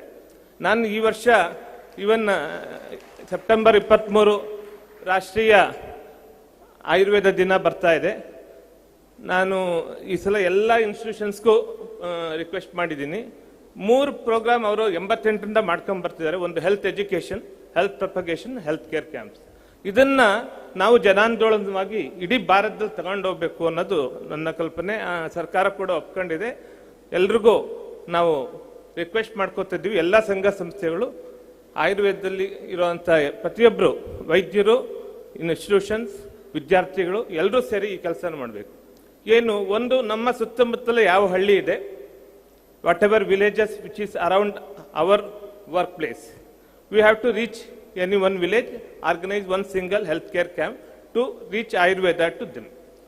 That is one thing. Second, health education. Whichever high schools in and around our institutions, our clinics, our contact, we have to go there, have basic teaching. Indriya Arogya, we have got a beautiful Chota Charak. बहुत खुशी हुआ उसको देखने के बाद. संस्कृत में है और इतना सिंपल. हम आयुष्मान भारत बोल, आयुष्मान डॉक्टर बोल के एक किया था भारत सरकार की तरफ से, उससे भी बढ़िया है. मैं अप्रिशिएट करूंगा इस टीम को. जो बेसिक छोटा छोटा चीज है, कितना बजे उठना है, कितना बजे दान साफ करना है, कब मल विसर्जन करना है, कैसे रहना है, all this small things, it has beautifully depicted in this. And if we reach this thing to all our kids, I think we will get healthy population for future. Second, इंद्रिय आरोग्य के बारे में अभी हम सोच रहे हैं. इंद्रिय आरोग्य अलग नहीं है. दिनचर्या इंद्रिय आरोग्य इट इज इंटीग्रल पार्ट. अभ्यंग से शुरू कीजिए. दृष्टि प्रसाद पुष्टायु स्वप्न सुत्वत्व दाढ़ीकृत. दृष्टि प्रसाद, आंख का रोशनी बढ़ेगा, अवर आई साइट विल इंप्रूव, ಕಣ್ಣಿನ ದೃಷ್ಟಿ ಇಂಪ್ರೂವ್ ಆಗುತ್ತೆ, ಆಯು ಪುಷ್ಟಿ ಆಗತ್ತೆ, ಸುತ್ವಕ್ ಚರ್ಮ ಸುಂದರವಾಗತ್ತೆ ಮತ್ತೆ ಚೆನ್ನಾಗಿರುತ್ತೆ, ಚರ್ಮದ ಆರೋಗ್ಯ ಚೆನ್ನಾಗಿರುತ್ತೆ. ಧಾರ್ಢ್ಯ ಇದನ್ನ ಅಭ್ಯಂಗ ಮಾಡುತ್ತೆ. ಪಾದಾಭ್ಯಂಗ ವಿಶೇಷವಾಗಿ ನೇತ್ರಕ್ಕೆ ಉಪಯೋಗ ಇದೆ.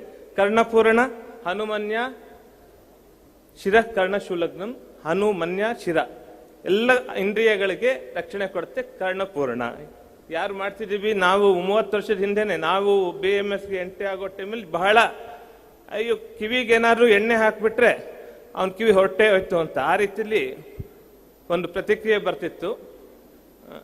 ಆದರೆ ಈಗ ಸ್ವಲ್ಪ ಬದಲಾವಣೆ ಆಗಿದೆ. ಈಗ ಇವನ್ ENT ವೈದ್ಯರು ಕೂಡ ಕಿವಿಗೆ ಎಣ್ಣೆ ಹಾಕಬೇಕು ಅಂತ ಹೇಳ್ತಾರೆ. You have to put oil to the ear. That is even now the ENT physicians are going to suggest. So this was there since time immemorial. That practice we have to rebuild. Then nasya drudendriyaha astapalitaha bhaveyur nasya shilanath. Drudendriya, all indriyas will get strengthened with nasya. With this 32 years exposure in Ayurveda, I came across with one single patient from Tamil Nadu who said from his parents' time he used to do nasya. But I have not heard from any person in all across the country, because I have exposure because of being in the government of India. I am traveling all around the country and interacting with the people, but I have not got this nasya practices in the village side, in rural practices. But I heard only from one person. That means this was there in the daily day-to-day practice of all people, but we have lost that culture. So we have to rebuild those cultures, those practices. Then ಪಾದತ್ರ ಧಾರಣಂ ಚಕ್ಷುಷ್ಯಂ, ಚಪ್ಪಲಿ ಏನು ಹಾಕ್ತೀವಿ ಅದರಿಂದ ಕಣ್ಣಿನ ಆರೋಗ್ಯ ಸುಧಾರಣೆ ಆಗತ್ತೆ. ಇದು ಆಯುರ್ವೇದದಲ್ಲಿ ಹೇಳಿದ್ದಾರೆ. ಹೀಗೆ ಸಾಕಷ್ಟು ಸಂಗತಿಗಳು ಹೇಳಿದ್ದಾರೆ. ಮತ್ತೆ ಅತಿಯೋಗ, ಅಯೋಗ, ಮಿಥ್ಯಾಯೋಗ ಇವುಗಳನ್ನು ಅವಾಯ್ಡ್ ಮಾಡಬೇಕು ಅಂತ ಹೇಳ್ತೀವಿ. ಎಷ್ಟೇ ಹೇಳಿ ನಿಮ್ಮ ಮೊಬೈಲ್ ಇಲ್ಲದೆ ಯಾರಾದರೂ ನಾವೇ ಖುದ್ದು ಮಾಡದೇ ಮಾಡ್ತೀವಿ. ಹಾಗಾಗಿ ಅದಕ್ಕೆ ಎಷ್ಟು ರಕ್ಷಣೆ ಬೇಕು, ಅಟ್ಲೀಸ್ಟ್ ಮಲ್ಕೊಳ್ಳುವಾಗ ಮೊಬೈಲ್ನ ಸ್ವಲ್ಪ ದೂರದಲ್ಲಿ ಇಡ್ತೀವ. ಒಂದು ದಿನದಲ್ಲಿ 1 ಗಂಟೆ ಮೊಬೈಲ್ ಮುಡ್ದೆ ಇರ್ಲಿಕ್ಕಾಗತ್ತಾ? ಈ ರೀತಿ ಪ್ರಯತ್ನಗಳು ಮಾಡ್ತಾ ಹೋದರೆ ಸ್ವಲ್ಪ ಸುಧಾರಣೆ ಆಗ್ಬೋದು.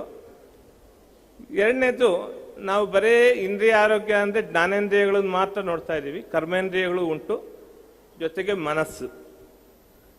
ಆಯುರ್ವೇದದಲ್ಲಿ ಹೇಳ್ತಾರೆ ಪೂರ್ವಾಭಿಭಾಷಿ ಸುಮುಖಃ ಅಂತ ಹೇಳ್ತಾರೆ.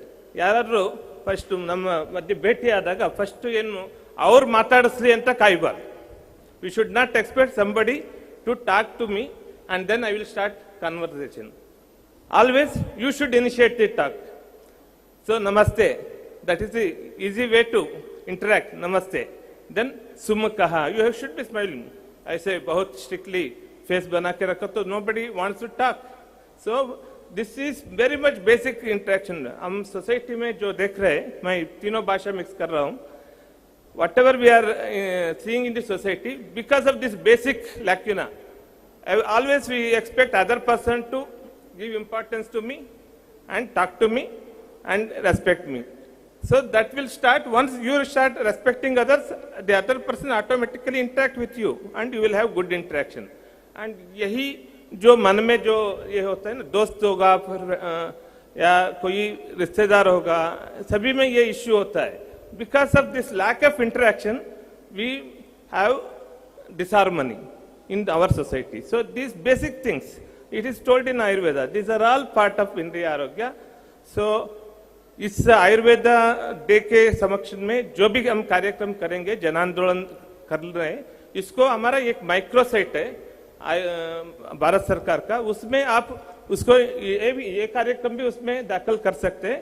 सभी अपना अपना कार्यक्रम जो है उसमें करें, उसका डॉक्यूमेंटेशन हो जाए, कितना लोगों को हम पूरा आयुर्वेद जगत से समाज में रीच हुआ, इसका डॉक्यूमेंटेशन हो जाए. इसलिए हम उसको प्रॉपरली माइक्रोसाइट में दाखिल करें, इससे कैप्चर हो जाता है हमें पूरा देश में कितना लोगों तक हमारा रीच हुआ है, वो हम सब करेंगे. I think all of us work together to take this Ayurveda principles, practices and bring health to the society and one and all. Thank you. Namaste.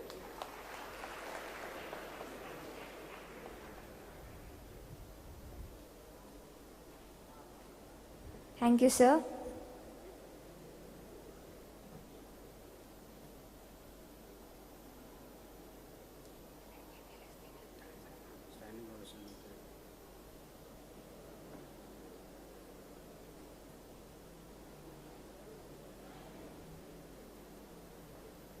I request everyone for giving a standing ovation to the motivation of Ayurveda, Dr. D. Virendra Hegde ji.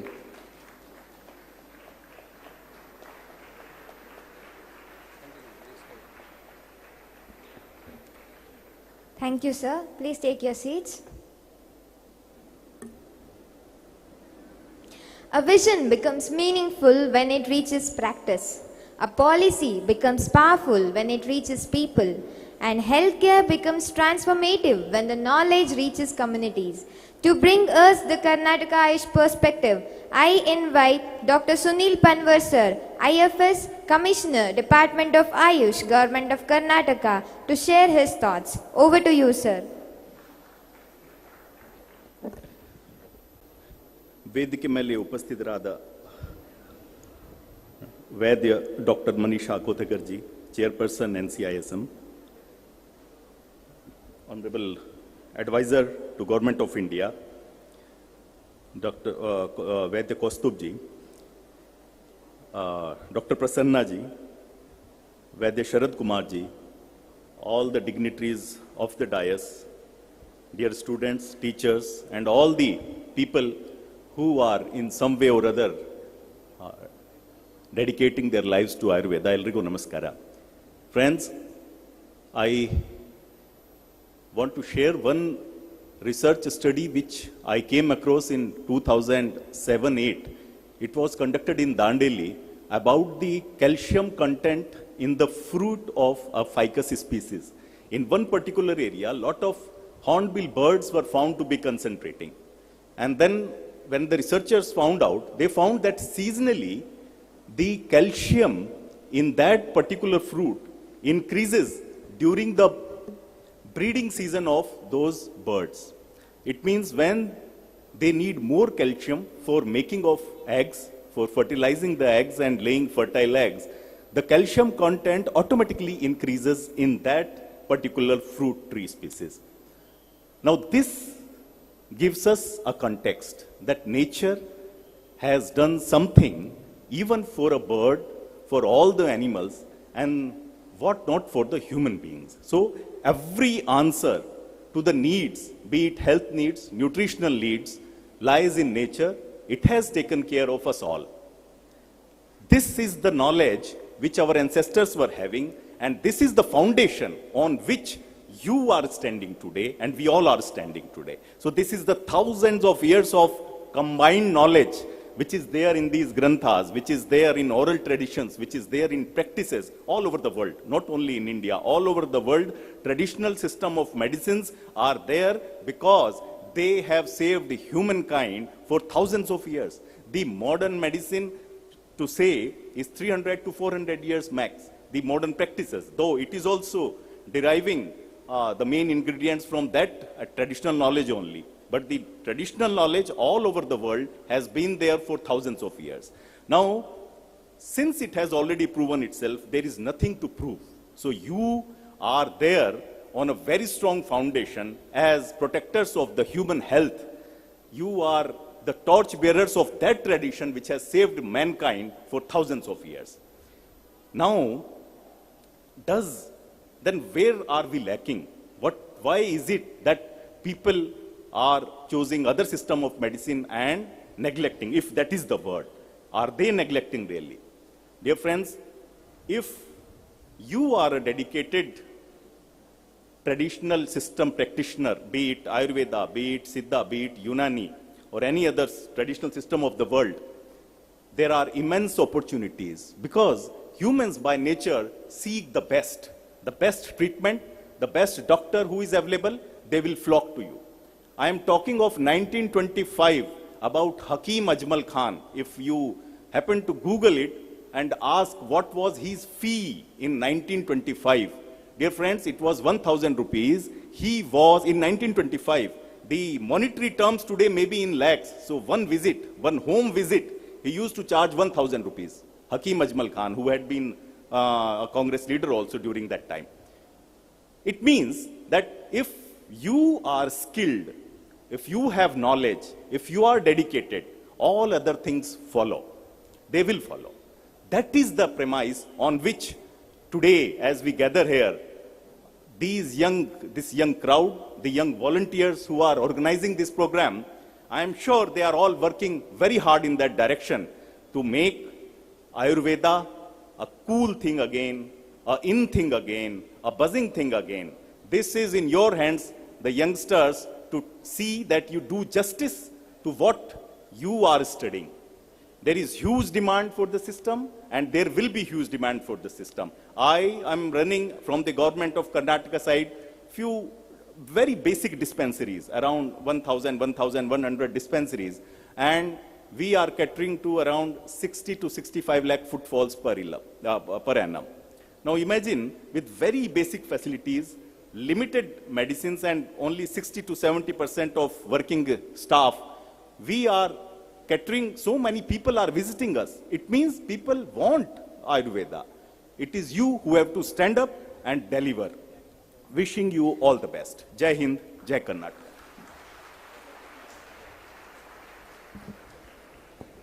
Thank you, sir.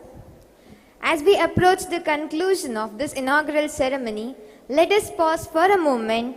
An event of this stature does not happen because of one person.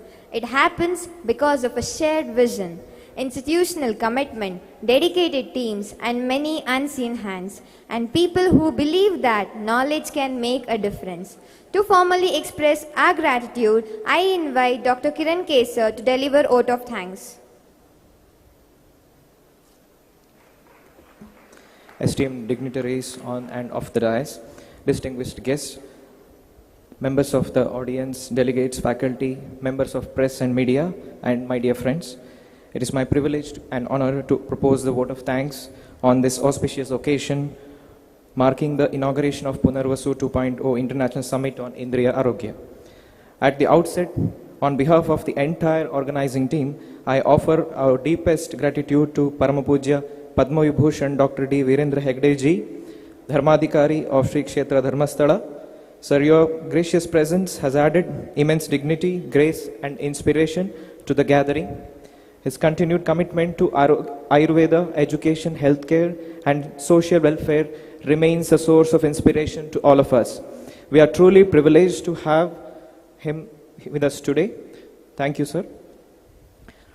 Our heartfelt thanks to Vaidya Manisha Kotekar, Chairperson, National Commission for Indian System of Medicine, New Delhi, for her gracious presence and for her valuable guidance in strengthening and advancing the Indian system of medicine. Thank you, ma'am. We are deeply grateful to Vaidya Kaustubha Upadhyay sir, Advisor, Ministry of Ayush, New Delhi, for being with us today and for his valuable encouragement towards this initiative dedicated to Indriya Arogya. Thank you, sir. Our sincere appreciation to Dr. Sunil Panwar, IFS, Commissioner, Department of Ayush, Government of Karnataka, for his gracious presence and continued encouragement in promoting Ayurveda and its integration into contemporary healthcare. Thank you, sir. I also express my special thanks to Shraddha Madam, CEO, Kshemavana, and leader of Jnana Vikasa for her gracious presence. Thank you. Thank you, ma'am. We also place on record our sincere thanks to Vaidya Prasanna Narasimha Rao sir, Director, SDM Ayurveda Institutions, for his gracious presence, guidance, support to this initiative. Thank you so much, sir. A special word of appreciation to Shri Shamant SL, who commenced this program with the auspicious Shankanada, setting a spiritually resonant beginning to the today's proceeding. Thank you. Our sincere thanks to the press and media partners for their valuable support in bringing the message of this summit and the importance of Indriya Arogya to a wider audience. We also acknowledge with gratitude the contribution of our technical and audio-visual support team, whose dedicated efforts behind the scenes have ensured the smooth conduction of this program. I would like to place on record our appreciation for all esteemed guests, delegates, practitioners, academicians, students, and well-wishers who have gathered over here. Thank you for being a part of Punarvasu 2.0. Your presence gives meaning and strength to this collective effort to bring greater attention to the preservation and promotion of Indriya Arogya. Thank you all. With this, I conclude the inaugural ceremony with a sense of gratitude to everyone who has contributed to its success. Thank you all. So delegates, kindly note, the program will be continuing, and interns, practitioners, and PG scholars who can also participate for the workshop on marketing is everything, which is happening in a parallel session at Vasant Mahal, which is beside the main hall. So total 100 participants can participate in that. So kindly note. So thank you so much. Over to Dr. Anupama to continue with the session. Thank you. Thank you, sir. We began with the Samhita. Our roots, we heard the Shanka. Our auspicious beginning, we invoked the divine. Our humility, we lit the lamp. Our illumination, we unveiled Indriya Arogya Abhiyana. Our call to action, we embraced technology. Our readiness for the future. We offered Guru Vandana, our gratitude of knowledge. And we listened to our distinguished leaders, our inspiration and our direction and responsibility. And now, the inaugural ceremony comes to close. But the conversation has only begun. Because this is not simply a summit about Ayurveda. It is a summit about what Ayurveda can contribute to the health conversation of the future. From Dharmasthala to India, from India to the world, from knowledge to awareness, and from awareness to advocacy. From advocacy to action, and now the stage is set. The vision is unveiled, the dialogue is open, and the journey begins now. Yes, here is Punarvasu 2.0 International Summit on Indriya Arogya. Let the world listen, let Ayurveda lead. Thank you one and all. Now we'll have a break of 5 minutes and again we'll get back to the sessions.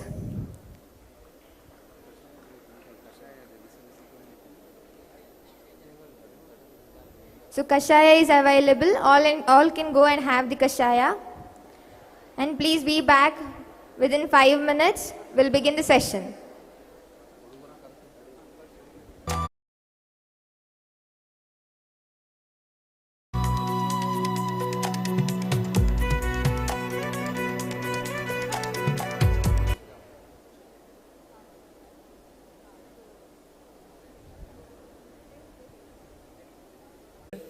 Brahma smrtu ayusho vedam prajapati madhigrahat so ashwinau tau sahasratram sa or Indra. Indriya dattam Indriya jushtam. The soul or Atma has got windows to see the world. Indriyas or the sense organs are the windows for the Atma to see the world and know the world. So every disorder should certainly originate from the Indriyas, how Atma perceives it, how it affects our soul, mind and also body.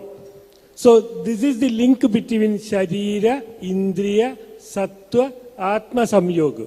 Sharira disorders, they are very much gross, and Indriya is subtle, and next subtle is Manas, and the subtlest thing is Atma.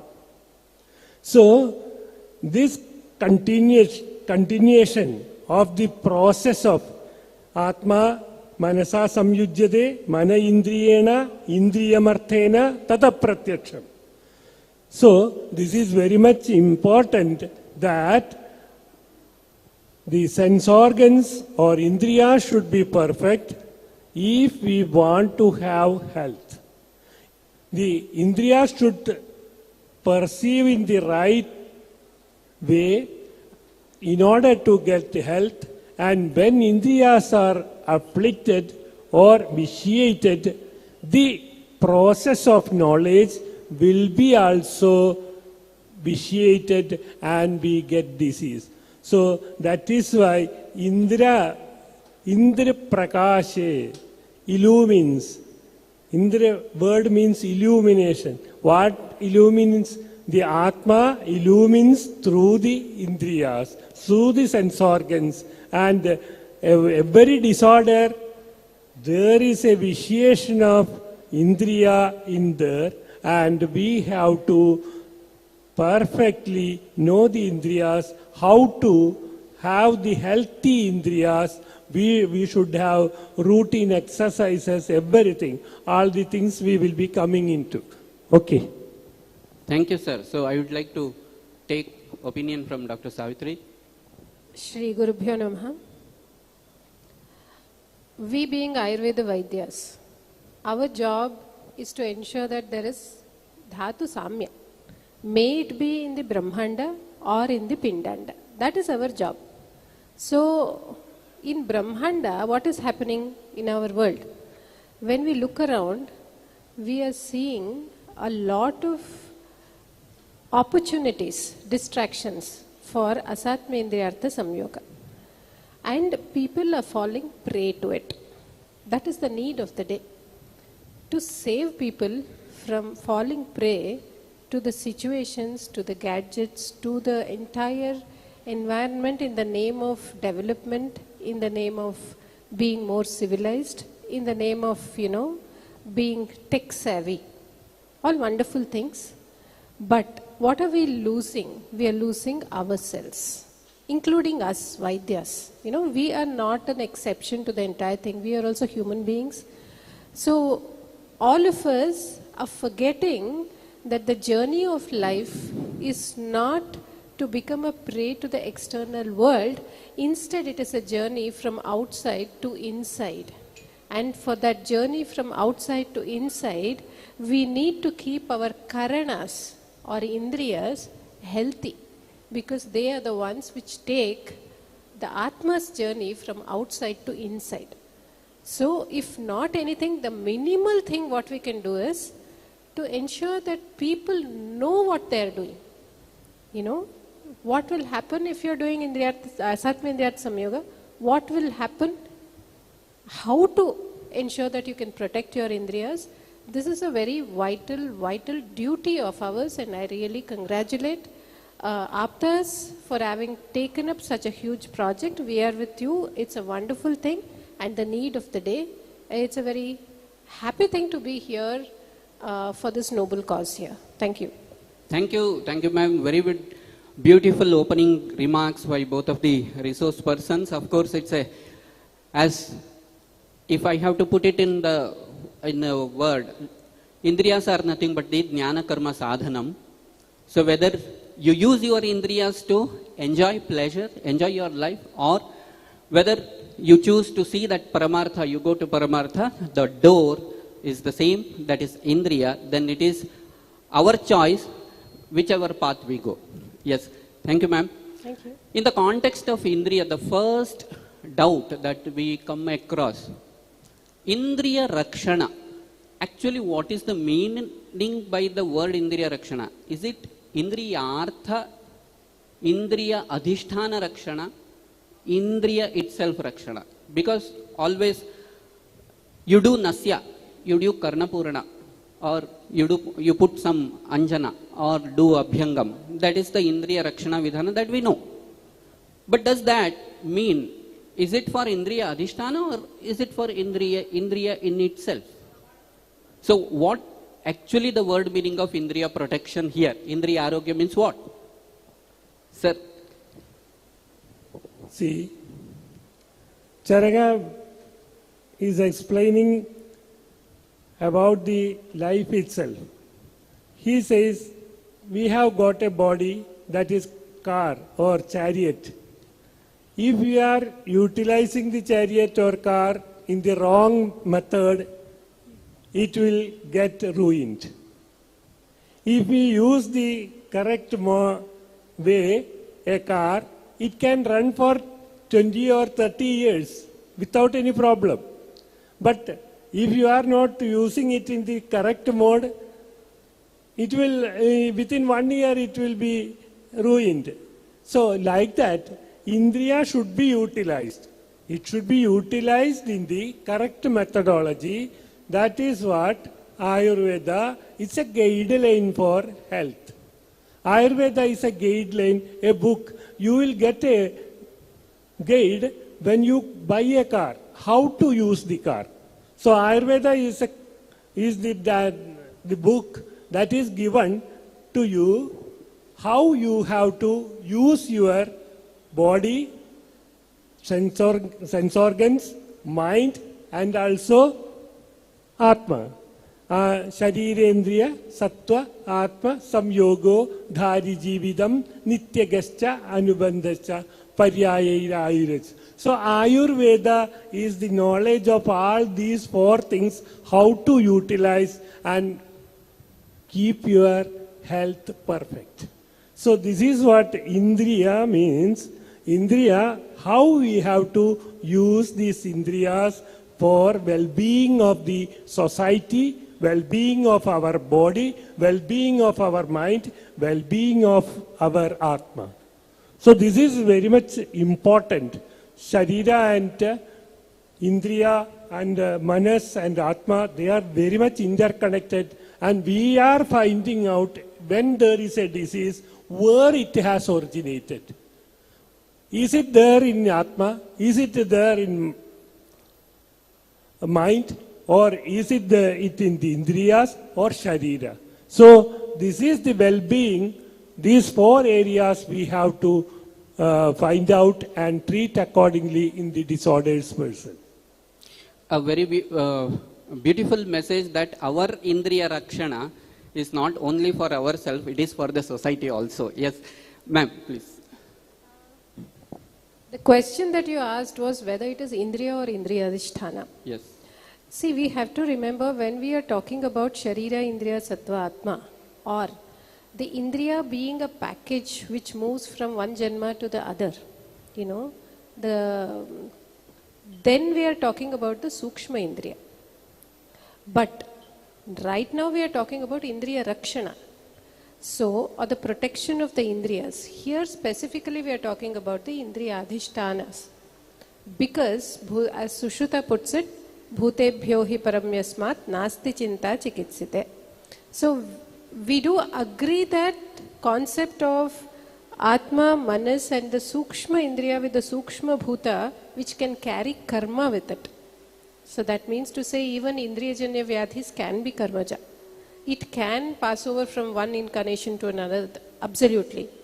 But still, if it has to express itself, it has to express through the Adhishtana. And so that is how the taking care of the Indriya Adhishtana, it could be Netra, it could be the Shrotra, you know, the physical apparatus that we are talking about, the Panchabhautika apparatus that we are talking about, gains a lot of importance. And that is how even in Indriyopakramaniya, the one adhyaya which Charaka dedicates to the Upakrama of Indriya exclusively, there he starts the adhyaya with Panchapanchaka, where he specifies that Indriya and Indriya Adhisthana are of course different, but we, being our domain of action, we start with protecting the Indriya Adhisthana to be specific. So whatever now we are talking about Indriya Rakshana, this does only Adhisthana Rakshana? No, I think you missed the word. I said we start with protecting the Indriya Adhisthana. So when there's a starting, it means to say we enter into the next layer, which is the actual Indriya protection. So the layers that we use or the methods that have been advocated by the Shastra for Indriya Adhisthana Rakshana is different. And through that, when we enter into the actual Indriya and the Manas Rakshana, then he talks about a different domain altogether. Both together is what actually is Indriya Rakshana, but not to demean the importance of Indriya Adhisthana Rakshana. So you mean to say that start working on your Indriya Adhisthana first, start protecting this, that will gradually lead to the health of the Indriyas also. Also, so start somewhere, and the grossest is the best to start, because you know we people are so used to looking outside. So starting disciplining with, you know, taking care of my skin, taking care of my eyes, taking care of my ears, to put it in a very simple language, having a disciplined life, you know, that somewhere you start the journey inward and the rest will come your way. So it is like, yes, this question was answered by Charaka. Though the philosophy tells about Indriya as Sukshma and each Buddha, Charaka tells Panchabhautikam. Yes. And then only treatment will be successful in the cases of Indriya. If it is not Panchabhautika, how can we treat with the Panchabhutas? So Charaka deviates from the philosophies, and Ayurveda has its own philosophy, and he tells Indriya is Panchabhautika asmin arthe. Sir, just to one more question on that point, sir. Yeah. So Charaka mentions Indriya as Panchabhautika, yes, and all other darshanas say it is Ahankarika. Yeah. What do you mean exactly by Panchabhautika, sir? When we give Panchabhautika Aushadha, Panchabhautika Ahara, is this nourishing that Indriya part or Adhisthana part? Adhisthana part. Adhisthana part. In fact, it will lead to the equilibrium of doshas and also mind purification, Atma also. Yes, sir. Thank you. Just now you told about Indriyopakramaniya Adhyaya, ma'am. Yeah. I have a doubt that AAPTAS, Vishwastaha, that is the definition we give, that we have 100% trust. Nirajastamaha.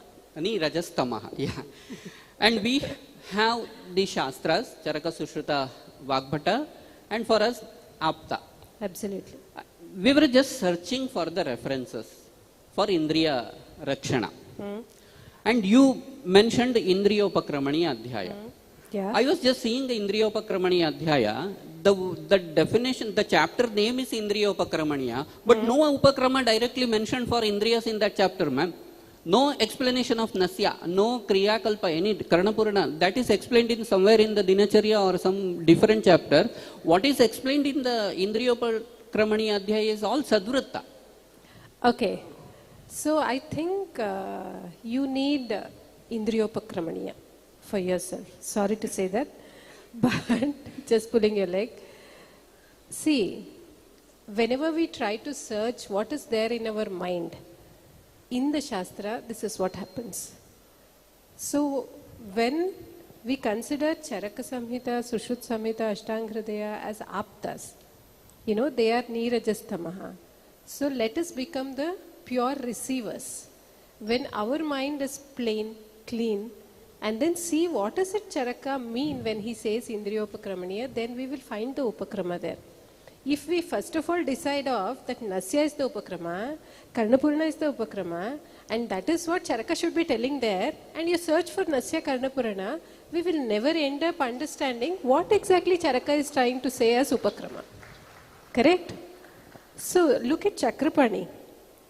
Athata Indriyopakramaniyam adhyayam vyakyasyamaha. The first sutra, Chakrapani says, Tam Indriyopakramam Indriya Vyakaranam Adhikritya Krito Adhyayaha Indriyopakramaniyaha. Okay, so what is he saying? Indriyopakramam iti kim? Indriya Vyakaranam Adhikritya Krito Adhyayaha. What is Vyakarana? Karanam. Vividharitya. Ang samantat. Krin karane. So we are, Indriyas are with us. What are we doing in our daily life? We are doing Indriya Vyakarana. Vividharitya. We are using eye, I'm looking at that lamp, I'm looking at so many different people, then suddenly I'm looking at a beautiful girl over there, and then something else. It's just shifting. So this is Vyakarana. I'm hearing that sound of the fan, you talking, sir talking, so many things, and remembering music which I had heard before. There is this Panchendriya, there is Panchakarmendriya, even Manas for that matter, which is Ubhayendriya. All of that we are not keeping to ourselves, but instead we are extending it to the entire world. This is Indriya Vyakaranam. Now this Indriya Vyakaranam is fine. How to do it, when not to do it, how to regulate it is the Upakrama for Indriya. So that is how, there is this sutra where he talks about, wait a minute. Yeah, sutra number 17.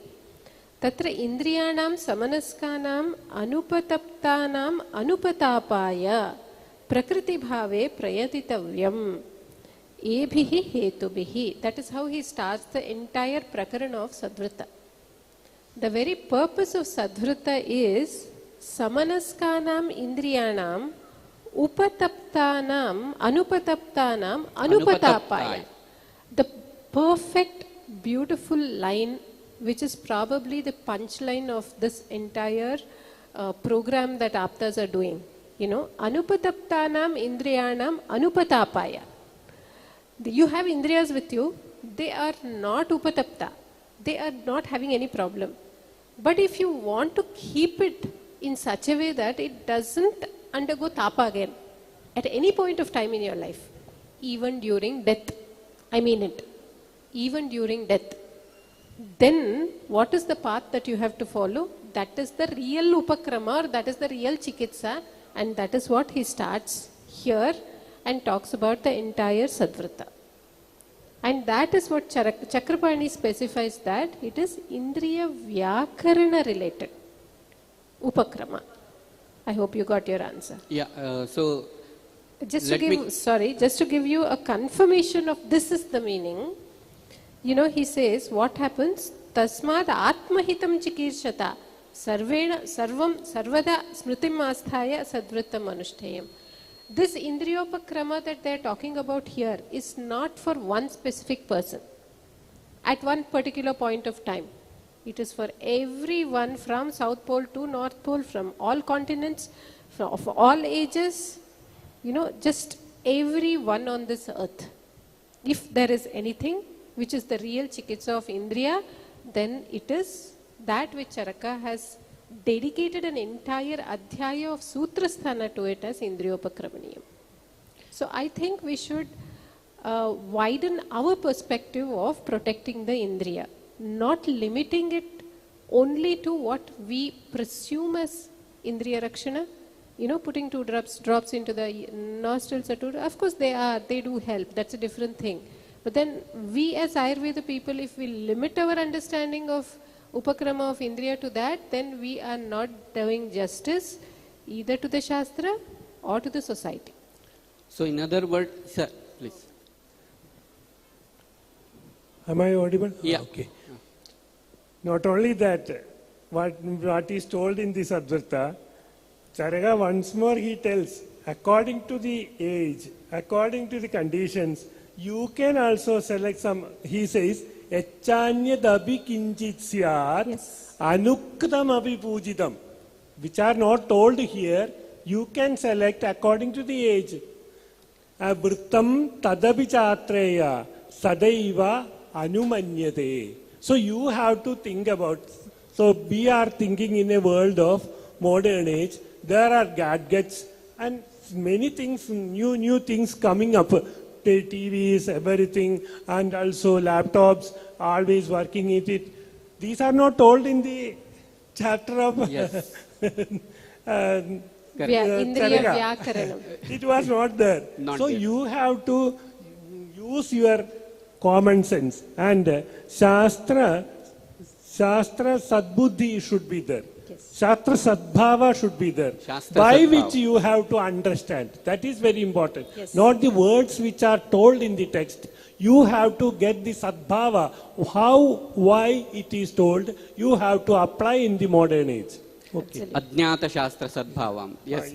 So I think even for the clinicians that we, whenever the Indriya related disease comes, we go in search for Ati Yoga, Mithya Yoga, Hina Yoga, etc., where there is a chance of forgetting this aspect that indirectly all this also can harm the Indriyas, and that we should keep in our mind. Yes, ma'am, thank you.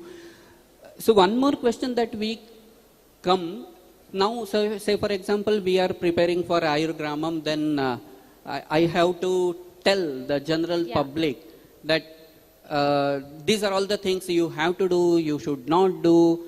This is the thing that protects your Indriyas. For that, what we need is from the Shastra reference. From which are all the corners in the Shastra that we can find so that our Indriyas, in all 3 aspects, Nidana aspects, Lakshana aspect, Upakrama aspects that we get, which is that important chapters or the parts of the Shastra we should compile? See, Arogya and Roga are very much related. One is when the body reacts to the good things is health. And body or mind reacting to a bad things is called disease. That's all. If we are doing in the good things, it will react as health, and if you do bad things, it reacts as disease. So, ease and disease, that's all. So, I think there are 2 things which are very much to be stressed. That is one, Dinacharya, and next one, Ruducharya. See, 5 Indriya, sense organs, how the Shastra tells how to make it healthy. It starts from the early morning, getting up. So we have to think in this age, when anybody gets up in the Brahma Muhurta, we have to change the lifestyle. Without changing lifestyle, we cannot get health, because it is very much related with lifestyle. Dinacharya starts with this lifestyle only. 5 sense organs are taken into account in the morning itself. You can see. Mangalashtashatam Shubham Shunnan Kanjana Vinyastam Sarpi Pashyed Anandaram. See, visual sensation and auditory sensation, how it can result in health. He says, when you hear a good song in the Mangala Ashtashatam, when you hear a good song, maybe something else which are good, another also you can select. So that really, that sound will create healthy atmosphere in your body. And next, Mangala Sunnan Kanjana Vinyastam Sarpi. In the gold, need not be gold. You see a good thing in early morning itself.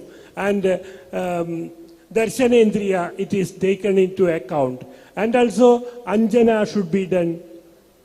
So we have every Indriya taken into account, and we have good smells, sandal smell, etc. That is so, and Anutailam, Nasya can be done to keep the Granendriya perfect. Everything starts with the all sensations, that auditory, visual, and also olfactory. All sensations are taken into account when you get up. When you get up, father tells you a bad word for you. Why you are not getting up? You are a lazy person. It has effect in your brain. Appreciate him, love him, and ask him to get. He will certainly get up. So the way starts from the early morning up to the night. And night, the Acharya tells, you have to think about what you have done good things in this day. So this is a 24 hours perfection that is attained to the Indriyas. So keeping Indriyas Dinacharya is the first thing we have to, that is routine exercises, everything it covers. And Atmavat Satatam Pashyed Abhi Kida Pipiligam. You have to love every being as our own self. What is more beautiful than all these words, which can be made into practical? Certainly, Indriyas will be in the perfect condition. So getting up at 10 o'clock in the morning and sleeping at 2 o'clock in the night, and daily doing Anjana, or daily listening to the music with the earphone continuously for 6 and 7 hours, but using daily Karnapurana, it is not going to help that for Indriya protection. It will be helping, but not the perfect thing. It will be helping. Certainly, what you have done good will be having effect. What you have done bad will have another effect. Okay. So it's a clear bank balance statement, like how much credit and how much debit you have based on that. You have to see. Yes, ma'am. Madam. Okay. See, you were asking about what we need to consider. Yeah. Right? For Indriya Rakshana, the reference is from Samhita. There are 3 different levels in which we need to consider it.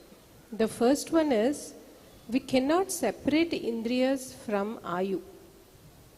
Indriya is an integral part of Ayu, just as Sharira is, and they live together in us. Correct? So the general principles of health forms the foundation of Indriya health. So it is like saying, take care of your sleep, take care of your Agni, take care of your Trayopasthamba, I'm talking of Brahmani Charya, keep your mind positive. So these are not just for Sharira, these are for the Ayu. So never look at Indriya separated from the entire existence of the human being. So the first layer would be to look at all those references which talk about general health. Just as Sir talked about, yes, it includes the Matra Shitiya of Charaka, Tasya Shitiya, and most importantly, Navegan Dharaniya. Because when you look at the context of Vega Dharana, at least, all of them I would say, or even around 10 out of the 13 that we find there, contribute directly to Indriya Ghata. and other 3 contribute to Indriyaghata indirectly, through the Hridaya, through something else. So when you look at that, we understand that Indriya health is, of course, we all know Asatmendriyartha Samyoga has a direct impact on that, but where we miss out on the indirect impact of the other things which can have on the Indriya, of which Vegadharana is one very, very important thing. So I think when we are developing a protocol for Indriya health, we need to, as Ayurveda Vaidyas, we need to have a comprehensive, wholesome view on what are all the things which can have an impact on the Indriya health, not just the Asatmendriyartha Samyoga. That anyway is there, that's the basic thing, agreed. But apart from that, there are so many things in our life which contribute to it without our knowledge. We can't let it go. Okay, you go to Grahani Adhyaya, and the second aspect is look at the Nidana Sthana, or the Nidana aspect of different Vyadhis in Chikitsa Sthana and Uttara Tantra. We see the involvement of Indriyas as a Nidana for different Vyadhis. When you look at Lakshana, we look at Lakshanas related to Indriyas as a Lakshana of different Vyadhis, but the Nidana would be either Ama or Vibandha or something else. Okay, so I think we need to do an extensive study of the text before we actually develop a protocol as such. So that studying, even I'll tell you, even Panchakarma Ati Yoga. For example, we are all Ayurveda Vaidyas who have our own practices, and Panchakarma these days has become a, very much to be in thing. Very nice thing, both for the patient and for the doctor. But what we don't realize is, if we don't do it properly, Panchakarma Apachara in itself can lead to Indriyaghata. I have seen cases where Vamana Ati Yoga has resulted in Drishtimandya, and improper treatment of Jwara has led to Badhirya. We do all come across different cases like that. So we cannot miss out on these. These angles are very, very specific and unique to Ayurveda, which we need to consider before we actually do a comprehensive protocol. Not have a pinhole vision of Indriya Rakshana, limiting it only to, the specific Indriya, Indriyadhisthana, and nourishing it. But then have a collect references, do an extensive compilation of all angles in which Indriyas can get impacted by our daily life. In a nutshell, I'll finish the third one. These are the 2 layers I told. The third layer where the Indriya Rakshana comes into play is very specifically what is dealt in Indriyopakramaniya, the person's behavior, the impact of mind on Indriya. See, Indriya somewhere in our entire existence comes in the middle. It is linked to Sharira on one side, it's linked to the Manas on the other side. Just as Sharira can have an impact on the Indriya, so also Manas can have an impact on the Indriya. We see maximum number of eyesight problems coming up once the stress starts from 10th standard to 12th standard. How come? It's not that they're studying too much. It's the Manas having an impact. So I think that is an area which most of the times is neglected. So we, before developing a protocol, need to consider all these 3 dimensions in total. The 3 dimensions we can enlist mainly and classify everything in it. One is Daiva Vyapashaya, Sattvavajaya, and Yukti Vyapashaya. Daiva Vyapashaya will come in the ethical codes, etc. That will come in the Dana, all these things, Daiva Vyapashaya. Sattvavajaya also mind control, meditation, all these things will come in that. And in the Yukti Vyapashaya, we can have some 5 sense organs treatment, that preventive aspect. We have Anjana, Nasya, and also Gandusha, and Karnapurana, and Abhyanga. All these things, 5 sense organs, the Adhisthana can be treated. But it will not be enough. We have to have mind control also. mind is very much, it is atindriyam punasattvam chaitya. It's atindriya. So every control should be there in mind. So meditation is a very good practice, and Atma, that spiritual treatment methodology should be adapted. So these should be enlisted and made into a protocol, I think. So in a nutshell, if we want to develop a protocol for Indriya Rakshana, first thing what we need to require is complete scan of our Shastras. Yes. From the beginning, first chapter till the last chapter Yes. of entire Sthana, and make a compilation of which are all the things that harms the Indriya, direct reference that Absolutely. which protects the Indriya. So that is the basic work Yes. we should do first. And this is not a new thing. It's already told in the text. Nityam hitahara vihara sevi. That is for body. Samikshakari vishayeshva sakta. That is for psychological or sattvavajaya. Data Data samas satya parakshamavan aptopase. Apta. This is apta. That's why I came here. Aptopasevi. Bhavati Arogya. So for health only, I came after. Yes, sir. Yes. Okay. Sir, you were just telling about that Kanchana, that even that seeing a good auspicious things and listening to the good sound, that also matters for Indriya Arogya. And when we come into the context of Grahani Adhyaya, there is a reference that even by Gandhadibihi, Ishta Gandhadibihi.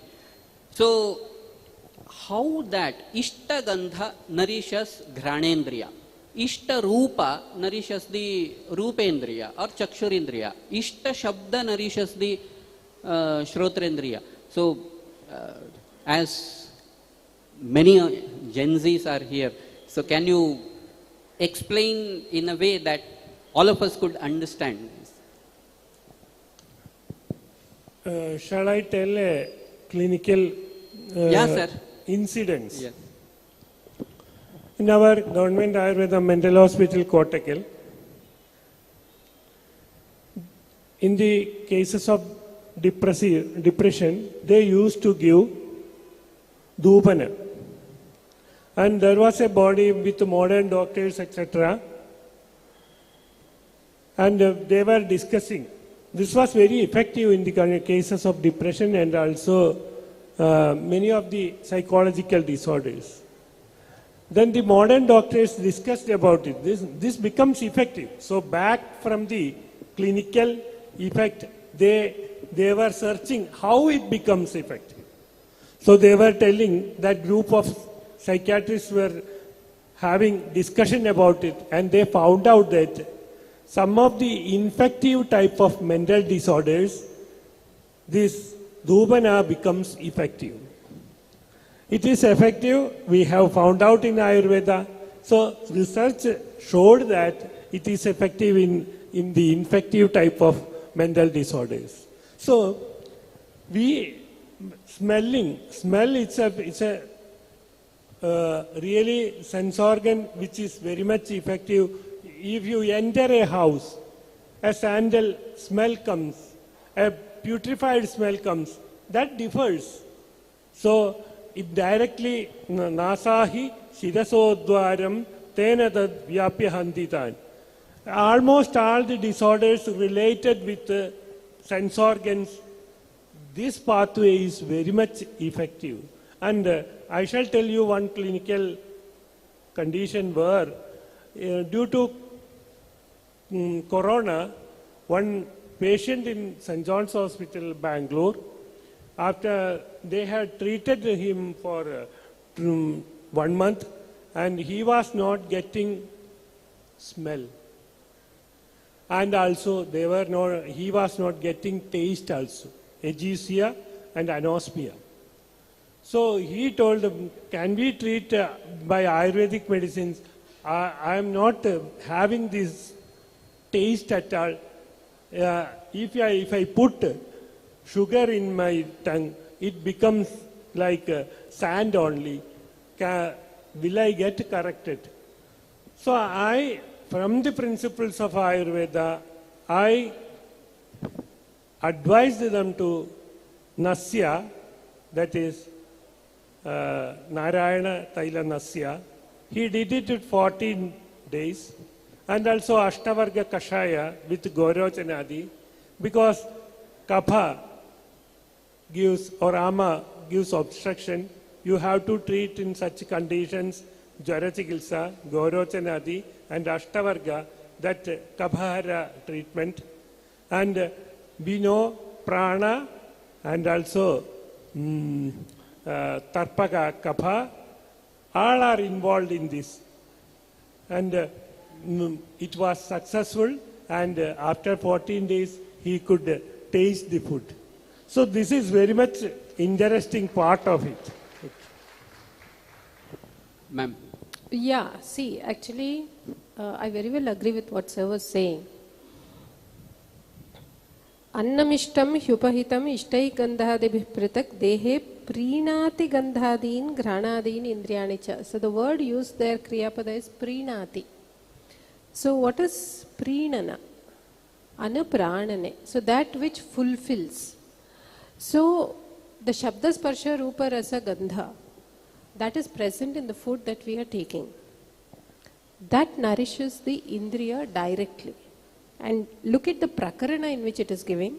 It is told just before talking about the Bhutagni. Bhaumyapyagneya vayavya panchoshmana sanabhasaha panchahara gunan swan swan parthivadhin pachantihi. So the Prakarana is just before the Bhutagni.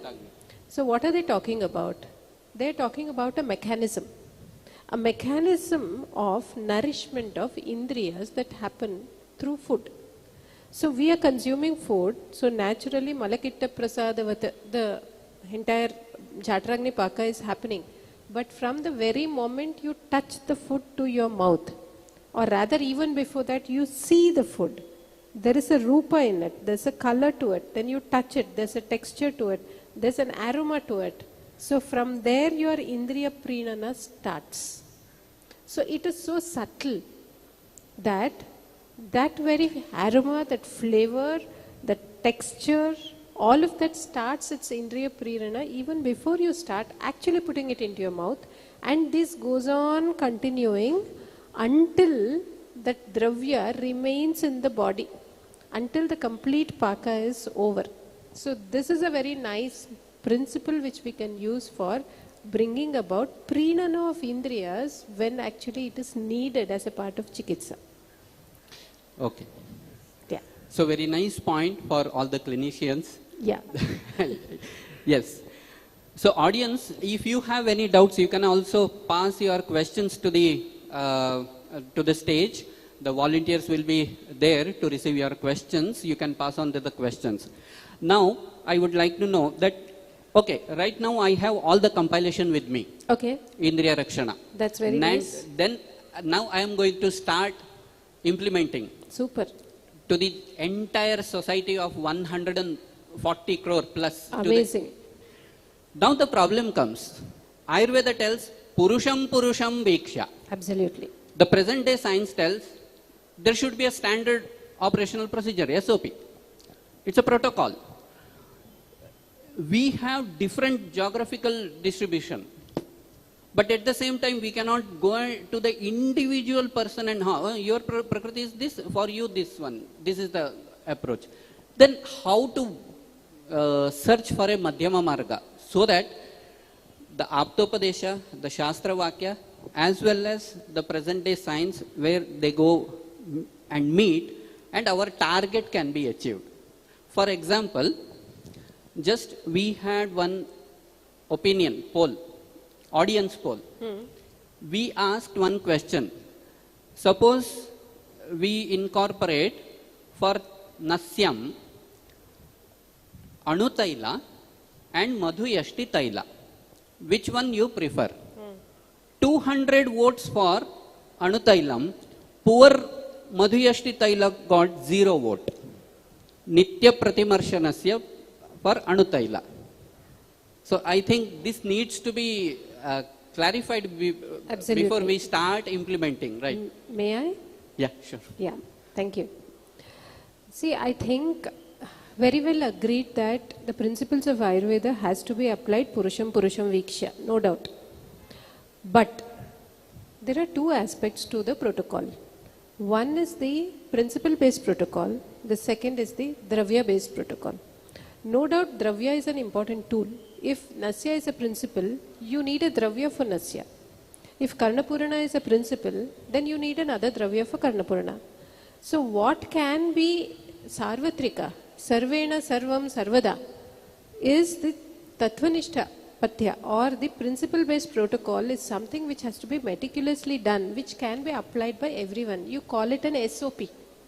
You know, just as we have an SOP for every disease protocol, for Indriya Rakshana, develop an SOP which can be inclusive of every aspect and which can be made in a way, it is possible because it's Do you really think, ma'am, is it possible? Absolutely possible if it all is. All geographical area, various prakritis, various professions. I'll tell you, I'll come to it. We can develop an SOP, principle-based SOP.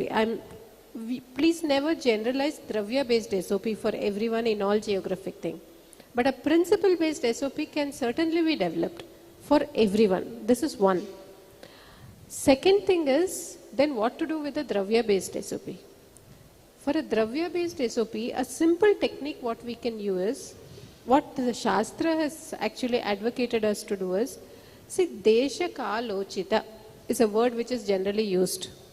Now, divide the entire Desha in this world into Anupa, Sadharana and Jangala.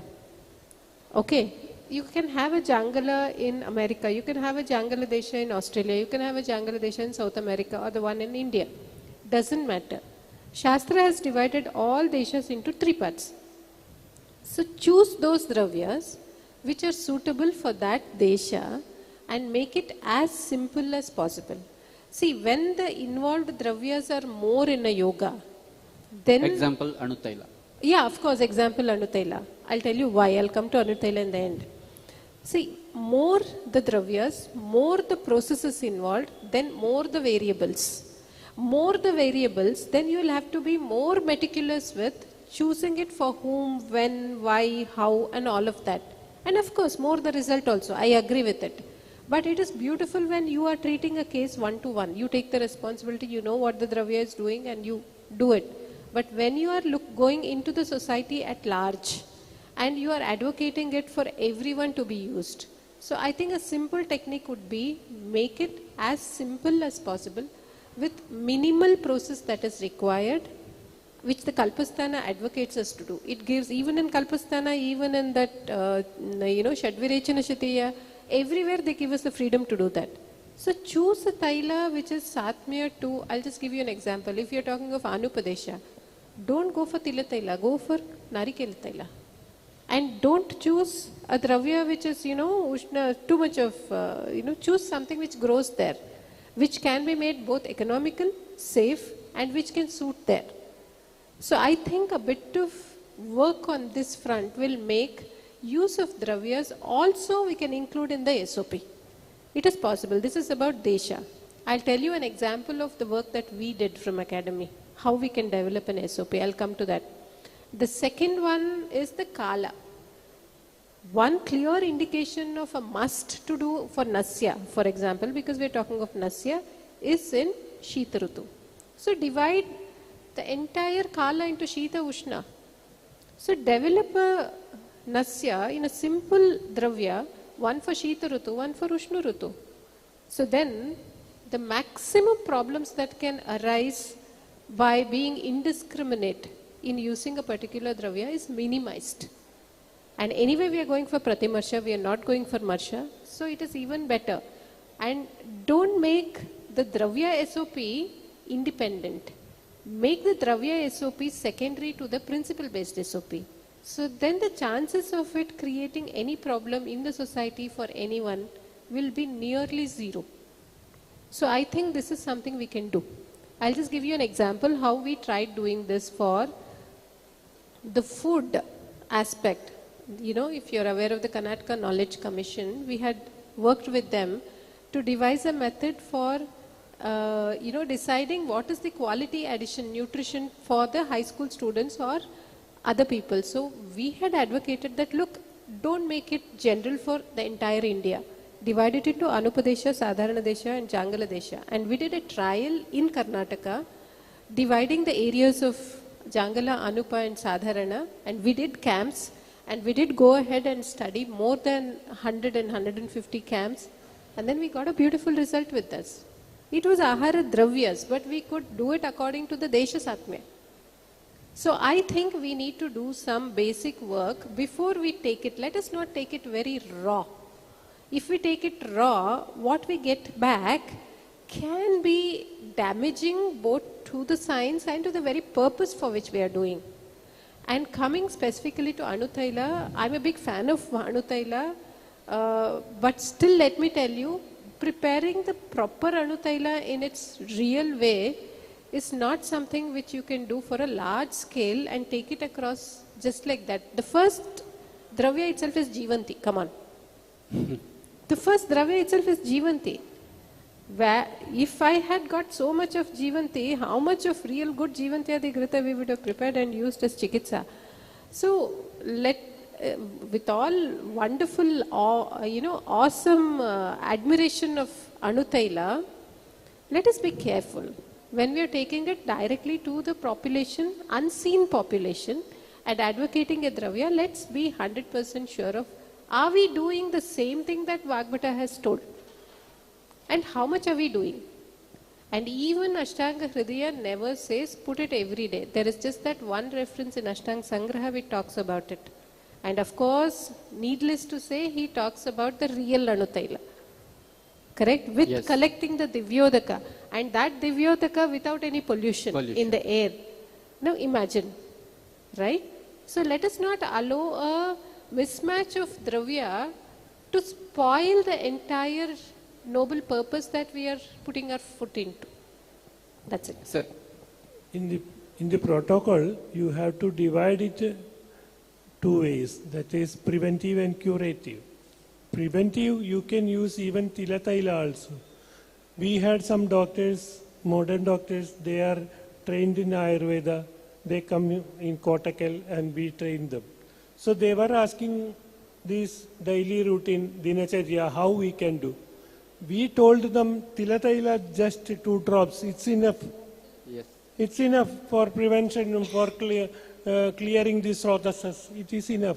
So we need not look into there are 2 things, general and also specific. General, we have to tell something, like rasa. He was discussing about rasa. Is it 6 only? It can be innumerable. So Charaga tells, how can we study if it is innumerable? You are telling about the innumerable things. For a general public, we should have concise, like doctor was telling, we should have easily, we can prepare it, easily we can give it, and easily they can do it also. Then only it will be practical. Simple things like, very true what sir is saying, simple things like, suppose if you are choosing a, taila, only concern is it should not be ama taila. So a simple murchana with whatever available, little yashti, according to the rutu, according to the desha, choose a dravya with which you can do a murchana and then go ahead. I think that can make it purposeful, no complication. So I think in this conversation, 2 minimum points that we got was, one is, of course, make it as simplified as possible, that whichever is available with us nearby, so that can be used for when we are doing this campaign for a larger community with lots of variables. This is number 1. Number 2 is SOP is required, but SOP is for the principles, not for the dravyas. Thank you, sir and ma'am. Now we have one audience question.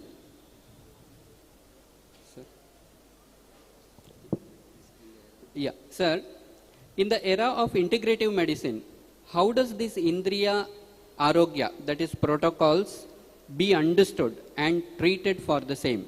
Practical emergency in Indriya treatment. Yeah. Repeat. No, I got it. Yeah. I got it. Should I? Yeah. Okay. See, I think that is completely related to the chikitsa part. This question is related to the chikitsa part. Correct? It's not about the preventive part. Okay. So when we are talking about chikitsa part, let's understand that Ayurveda, we don't treat the disease, we treat the person. Now, if you're going to really present a case, then we can really talk about it. And it doesn't matter if it's an integrated era or an unintegrated era. Indriyas have been there since the beginning. Indriyas are going to be there. So we have protocols for treating Indriyas. May it be, emergencies, may it be the other way around. There are protocols. How much we understand is our problem. We have texts which talk about everything, but how equipped are we to really unravel what is there in the text and then apply it? Just to give you an example with a case, I'm just remembering that, we had this case who suddenly developed Andhya. Lady, a 38-year-old lady, who suddenly developed Andhya. The entire family was following Ayurveda, so then she called. I was not in town, she called. I don't know what happened from morning, I'm not able to see anything, everything is dark. Now, no diabetes, no nothing of the history. She was a healthy lady. Only thing is, then I just asked, tell me what happened yesterday. No doctor, I had been to the Ghat section, I was traveling. So that's all, we came back and then this happened.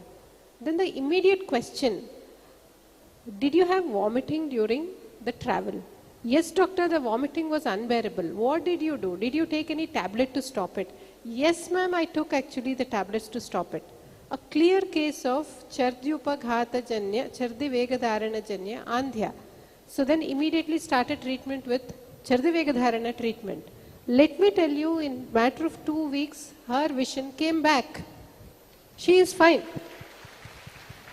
See, whether it's an emergency or not, the same principle of identify the hetu, see the samprapti, and do what is indicated in the text without breaking your head about whether it's emergency, it is not, what integrated people will say, what other people say. Do your job. You are there to do your job. Just simply do the job and leave the rest to the Shastra, it will work. Many a time we may not be sure, I am doing this, will it work? That is our problem. But the Shastra will always work. Thank you. Sir.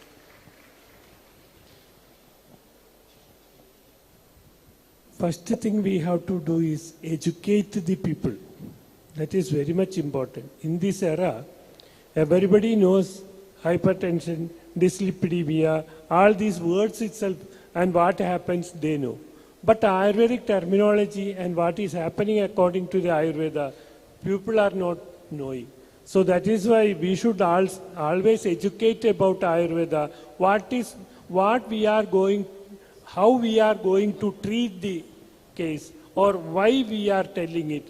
It should be given into the masses, and they should know what is Ayurveda and what is the principle of Ayurveda. Modern people, they educate them and they know what is happening in several cases, even the terminologies. So first of all, Jnana Buddhi Pradipena Yona Vishadi Tattvavit Adurasya Andaratmanam Nasarogam Stigilsadi. You have to educate what is Ayurveda to the public. Then we can treat successfully any patient, what is happening, what is the minutest cause for it, and you have to do. That is why Brahma Smritva Ayusho Vedam. Have you thought about it? Brahma, that is knowledge. Then Daksha is Samarthya. Dakshastirtha Samarthya. From knowledge only Samarthya comes. And then the Ashin, that knowledge and Samarthya, that combine to form illumination, that is Indra. So if you want to illumine our Shastra, we should have knowledge plus capability and give it to the masses. Yes. Sir, one more very tough question from the audience. And this question is so tough that I think following it is very difficult, not for the general public, even for who goes for teach them. How to control our indriyas, especially from distractions, especially from the social media? Amazing question. Whoever has asked this question, hats off to you. Because I think that should be the core question that a person should be asking in this form. Yes. Yeah. The first answer is, study Indriyopakramaniyam. Do Padavibhaga, do Anvaya, understand. He has very clearly told how to do it. Very subtly, and he has also given a guarantee. If you follow this, you will gain Arogyam Indriya Vijayam Cheti. So the Indriya Vijayam is guaranteed there. Okay. This is one layer of, just as we have Aptopadesha Pratyaksha Anumana here, so this is Aptopadesha. Now coming to the practical application, Charaka gives a sutra in, I think, Sharira 3. A very beautiful meditation process for everyone, at least for the Vaidyas. I always, advocate this sutra for everyone who really want to be away from the gadgets or whatever. What is that? Indriyani cha sankshipya, manas sankshipya chanchalam.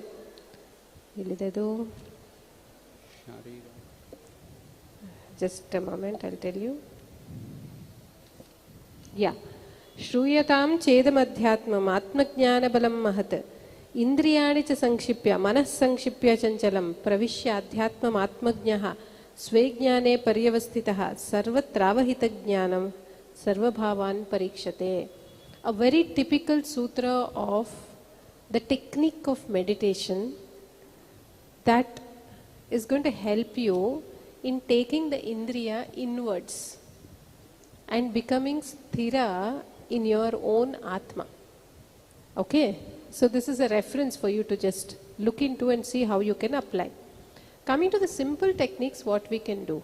I think in that aspect, just because we have studied Ayurveda, we are not separate from the common people. We have the distractions that everybody have. We have a mobile that everybody has. We have a laptop, an iPhone, that everybody has. And the beep which comes out of the Instagram pulls us the same way as it does to another Gen Z guy or a girl. So what we are going to tell them, I think we should practice first. First, at least, whoever is there for Ayurgram here, whoever is there who are going to be in the forefront for Indriya Rakshana, let us start with simple things. After 7 o'clock in the night, no mobile. Till I finish my dinacharya things in the morning, until I finish my breakfast, no mobile. I am not checking Facebook, I am not checking Instagram. I think simple things matter. Do it for 21 days. See the amount of strength that you can get after 21 days. I'll tell you, it's going to be amazing. There is no point in going out into the society and saying apply oil, put oil into your nose, put oil into the ears, and you, even amidst that, always checking, scrolling, looking at YouTube and looking at every reel. It doesn't really work that way. Because Ayurveda is a tapasya. Tapasantape. Do it yourself. Start small. Appreciate yourself when you succeed in it. Go to the next step. Then go to the next step. Apply this to food. I can't eat without pickle, if that is your situation. Change from a normal mango pickle to an amalaki pickle first. And then change from an amalaki pickle which has lot of katu tikshna to only salt pickle. Then say every Monday I won't eat pickle. Then say Monday and Thursday I leave it. Nights I am not doing. Kramena. Padapadena vakramat. There is a principle for that also. See, don't involve in Indriya Laulya. Nachaitanyati pidayet. Nachaitanyati lalayet. Na pidayet Indriyani. Nachaitanyati lalayet. They are your babies, come on. Your Indriyas are your own babies. How do you do to a baby? Always strict. No cake, no pastry, no chocolate. That baby will go and steal it from a friend and eat. Your Indriyas are also going to do that. So you develop a strategy to educate your own Indriya first. And educate consistently. Practice consistently. Appreciate every little thing with a little reward. 10 days, no upinkai. 11th day, you will get one big dose of upinkai. Because you have followed it for 10 days. Very good. The next 10th day, Indriya only will say, I don't want it. So we need to train our Indriyas, basically, step by step. Considering that we are also human beings, just because we are into BAMS does not isolate us as some great Indriya Vijaya people who are going to go out into the world to say how to gain. No, it is not. Let's be very practical. We are also a part of the entire population. Let's train our Indriyas step by step, and reach where we want to. Only difference that we have is, we have this path with us. We have the Shastra which shows the path, and general public doesn't have. That's all is the difference. So let's make use of what we have.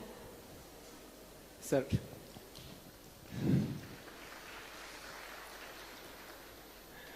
Can we travel without vehicle?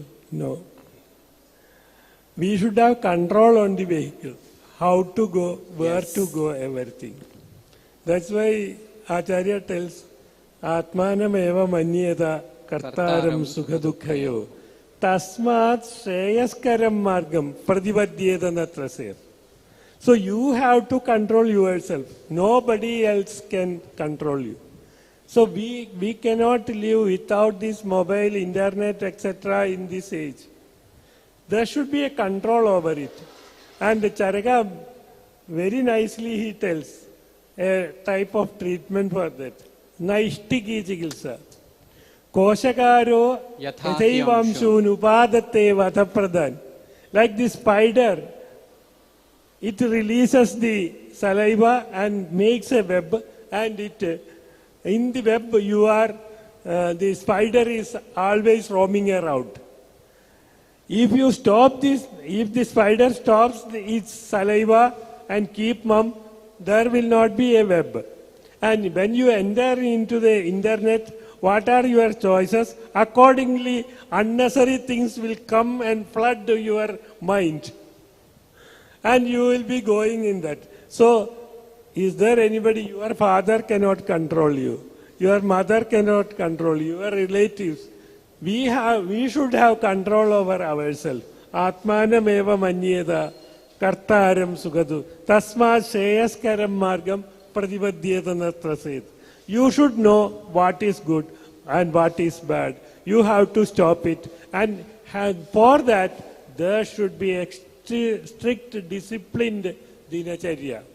In this timetable, there should be a timetable. Our respected Ayurvedishala MD, P.K. Warrior, Padma Shri, Padma Bhushan, we can tell what he will be doing every day because he has a timetable. At that time, he will be getting up at 4 o'clock. He will be doing exercises, everything. Breakfast means 8 o'clock, he will take breakfast. 1 o'clock he will take lunch, everything disciplined manner. And you have to keep for some time for this internet or something. If you want to distract, you keep it a time for that and leave it and do your duties. That is the best thing which attains health for you. And a healthy Vaidya only can tell the yogi, live like me. You have to tell. Yes. And if you have so many headaches and you are telling the patient, you can remove the headache, no problem. And you are having headache. Sri Ramakrishna was telling, some father came with a kid and asked Sri Ramakrishna, this kid is taking sugar too much. Please tell him to stop it. Sri Ramakrishna told, I will not tell you. After 1 week you come, I will tell. Then what happened? 1 week after, the father took the kid and asked him not to take sweet. Then Sri Ramakrishna told, don't take sweet. It is hazardous for your body. Then father asked, why you did not tell it 1 week before? Because I was taking sweet. I have stopped it now for 7 days. Then only I can tell the kid also. So like that, you should be healthy. You should preserve your health and tell the patients, you have to do this. Okay, thank you. Thank you, sir. But the paradox is, Indriya Sukha is Parama Sukha. But at the Shastra, it has been mentioned, Indriya Jayo Nandananam. Okay, sir, as we are running short of time, the last two important questions. If you were asked to build the entire Indriya Arogya Abhiyana using only the fundamental principles of Samhitas, what would be its 5 essential pillars based on the fundamental principles of Ayurveda? Yeah. Okay. See, I think the 5 essential principles would be based on the Indriya, Indriya Adhisthana, Indriya Buddhi, the Panchapanchaka that he himself has given, Charaka. So take those Panchapanchaka and then work on each one of them. See, when we are working on Indriya Artha, we will be working on Indriya Asatmendriyartha Samyoga, all of that. And when we are talking about Indriya Adhisthana, then we will be working on whatever that is needed for nourishing it on a daily basis, like Nasya, Karnapurna, Mudni Taila or Padabhyanga and all of that will come off into that. I think not devising something of our own, but going along the lines of what Charaka himself has given as a guideline in the beginning of Indriyopakaraniya as Panchapanchaka, taking our Abhyana along those lines and then doing the Samanvaya of Sutrasthana to the other sthanas based on Panchapanchaka and devising an entire SOP would be great. Sir, okay. And finally, what are the 3 most important principles from the Samhitas that the Punarvasu 2.0 should carry forward into the National Indriya Arogya Abhiyana? The 3 things we have to practice is: 1, mind control. Next, the sense organs control. And the 3rd one is Vyayama or exercise. That means 3 pillars of life are: 1 is Ahara, then Vyayama and good sleep. Learn from the nature. Nature, in the noontime, it is very much active. You cannot continue activity in the night. So, we should have rest. So, nature rests in the night. So, everything should be balanced. This balance is the Arogya. Ahara, Vyayama and also sleep. These are the 3 pillars we have to take from the principles of Ayurveda. And this balancing should be there. It should be controlled in this sense. I would say the very Trayopastambha which the Shastra talks of is also extended to the Indriya Rakshana. Ahara, Nidra and Brahmacharya. See, Ahara, we have Sharira, Indriya, Sattva, Atma. Ahara takes care of the link between the Sharira and the Indriya. Nidra takes care of the link between the Indriya and Manas. Brahmacharya takes care of the link between the Manas and the Atma. So this way, if you have to focus only on Indriya, then take care of Ahara, Nidra immediately and also Brahmacharya, because when your mind goes haywire, it's going to have an impact on you indirectly. So Ahara, Nidra, Brahmacharya as a wholesome thing, as an integrated thing. Let us remember Brahmacharya not as just as Amaithuna, but let us take Brahmacharya as Brahmanicharya, Brahmacharya. Expansion of your consciousness, not getting stuck with Indriyartha, all Indriyarthas, including Karmendriyas. So a moderation in that. I think going by the Shastra's guidelines of Trayopastambha would be the best and the authentic way of moving ahead if you are asking for 3 principles. Thank you. Thank you. Thank you, sir, and thank you, madam. Thank you so and much. Now I request your last message or blessings or the words of motivation for all Ayurgrama participants, and also your inputs to the team AAPTAS for conducting this program. Sir, please. I will certainly appreciate the team of Ayurgrama, that is AAPTA, yes, for doing such a wonderful work. Certainly, this should be spread into the public so that all people will get health. Prevention is better than cure.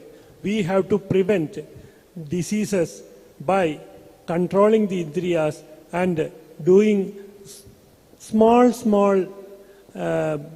panchakarmas like this for each Indriyas, like Pratimarsha Nasya, etc. And it will certainly give a message of Ayurveda to the public.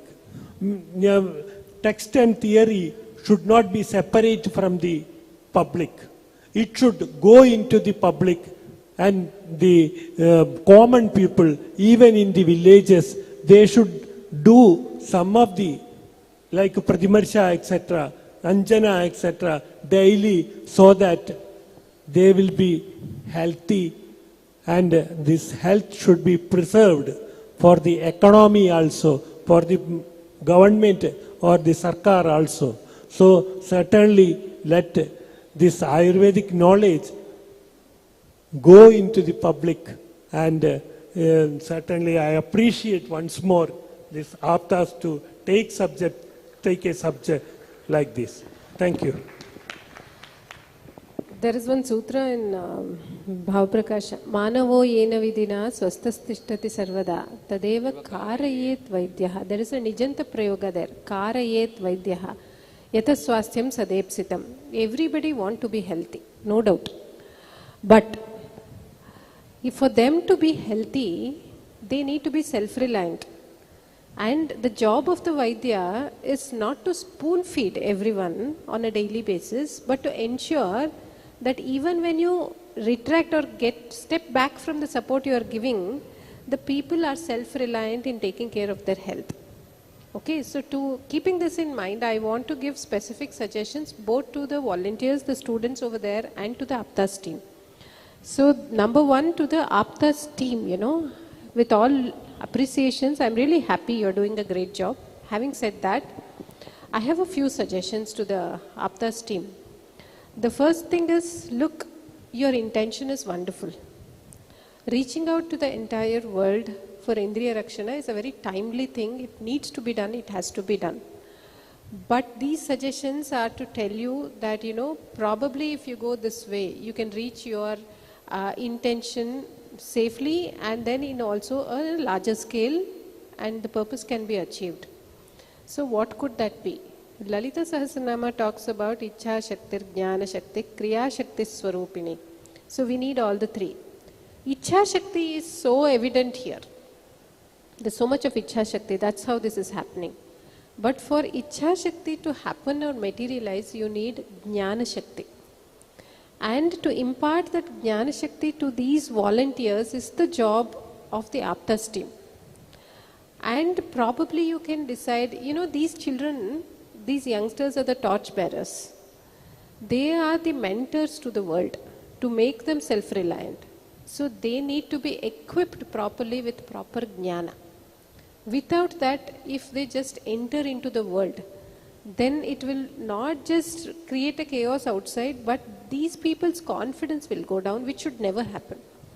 So I would suggest probably have a 1 week or something, whatever you deem appropriate, have a syllabus for them and have a workshop in which they'll be residential, and they will devise a meditation based on Charaka for them.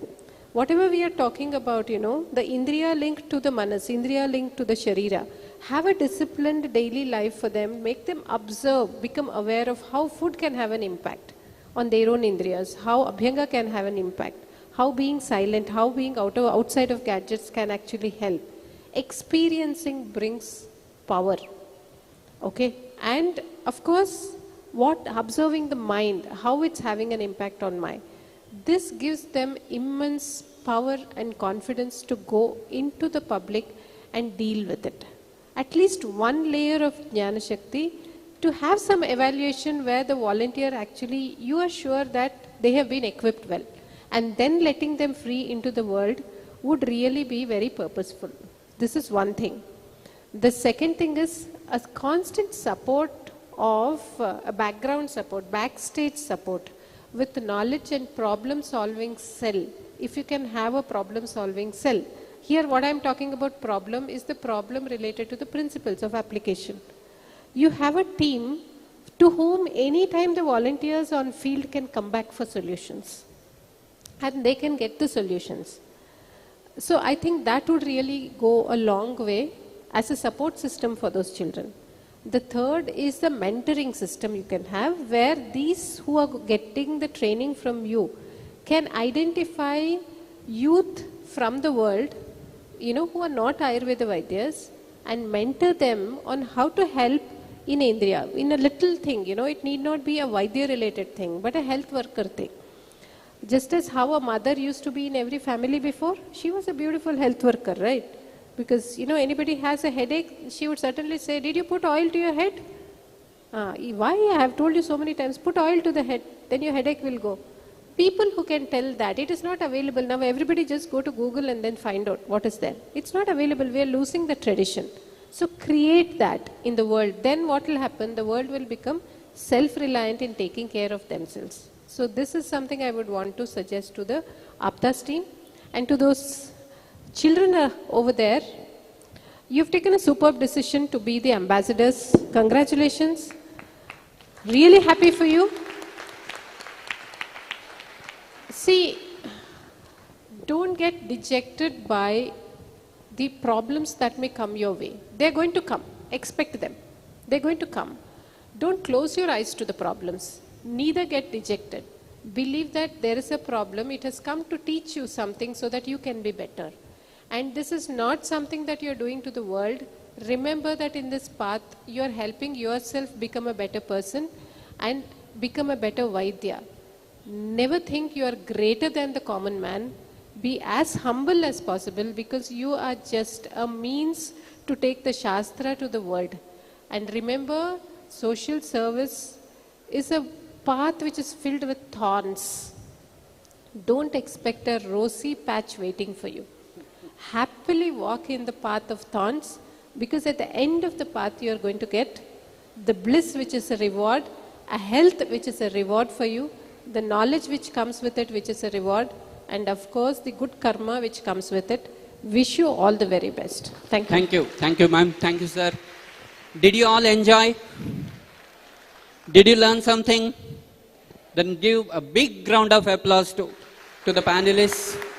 With this, we conclude the first session of Punarvasu 2.0. Thank you.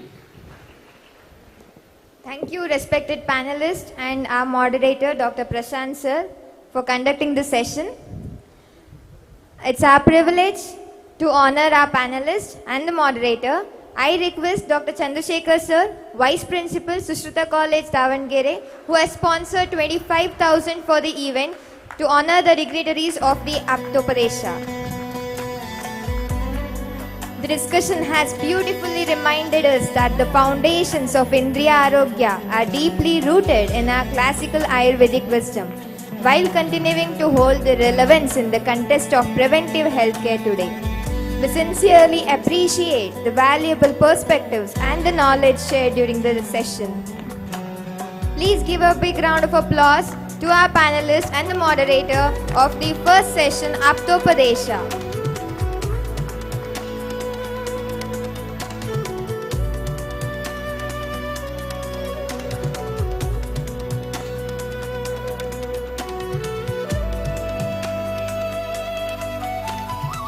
Yes, please give a big round of applause.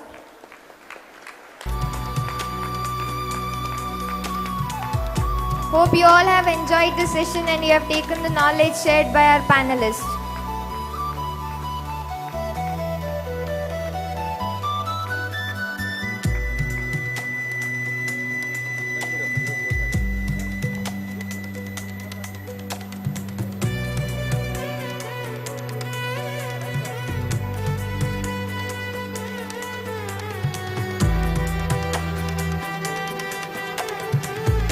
Please give a big round of applause for our moderator, Dr. Prashant Gokhale sir.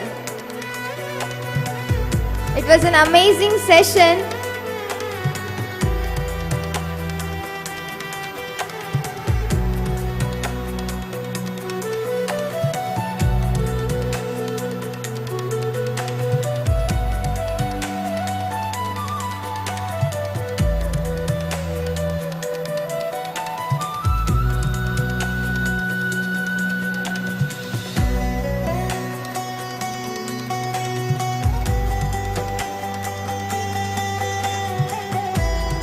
Yes, it's a time that you people are waiting for since from morning. So it's a lunch time. We'll have a break of 1 hour and we'll be sharp back by 2 o'clock. We'll be starting the next session, that is Pratyaksha, and the spirit should be the same. Along with that, we'll be announcing Ayurveda participants who has got.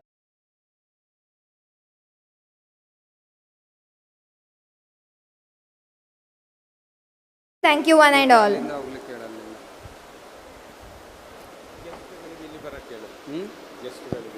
So guest speakers who are there for the event, the food has been arranged behind the stage.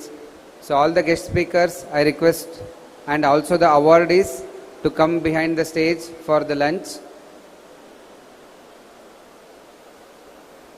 And in the lunch, beginning of the lunch, we are providing ginger chaat. Please enjoy the taste and enhance your Agni.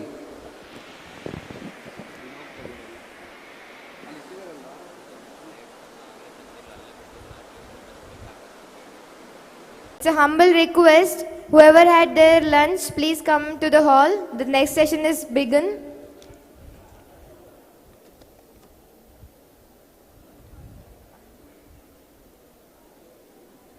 Hello. Good afternoon, everyone. As she said rightly, from classics to clinics. So this session, Pratyaksha, will be more oriented towards the clinical aspect of Indriya Swasthya. The clinicians will share their decades of clinical experience regarding Indriya Swasthya and preventive aspects of Indriya.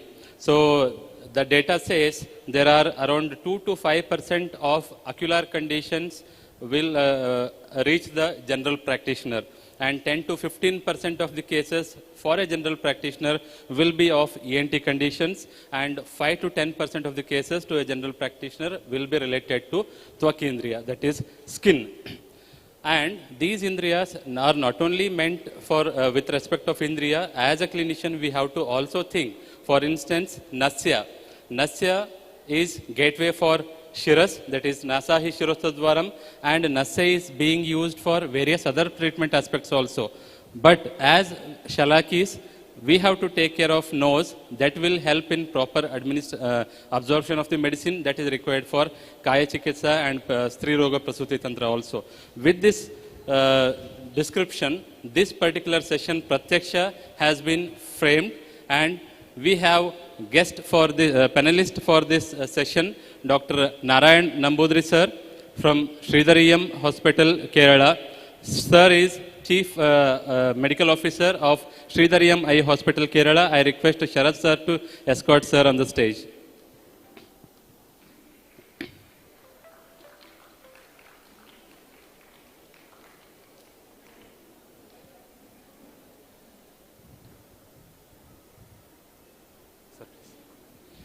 Next we have Dr. Ashwini MJ Madam, the senior practitioner of Shalakya Tantra from Karnataka, SDM Ayurveda Hospital and Medical College, Hassan. I request Sharad sir to escort Madam on the stage. Next we have an international speaker from Sri Lanka, Dr. Surangi Gamge Madam. She has travelled from Colombo to take part in this seminar. She has completed her PG from NI Jaipur and she is practicing Shalakya Tantra in Colombo. I request AAPTAS to escort Madam on the stage. And we have Dr. Ashwin Shastri sir, senior practitioner for Shalakya Tantra from Hariharapura, Karnataka. And I request AAPTAS team to escort sir on the stage.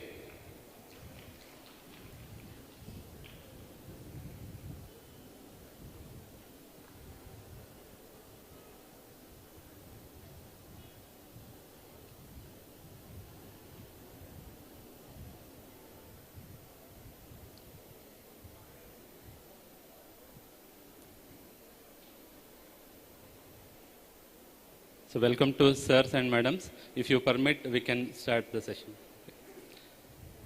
Yes, so classics to clinic, Aptopadesha to Pratyaksha.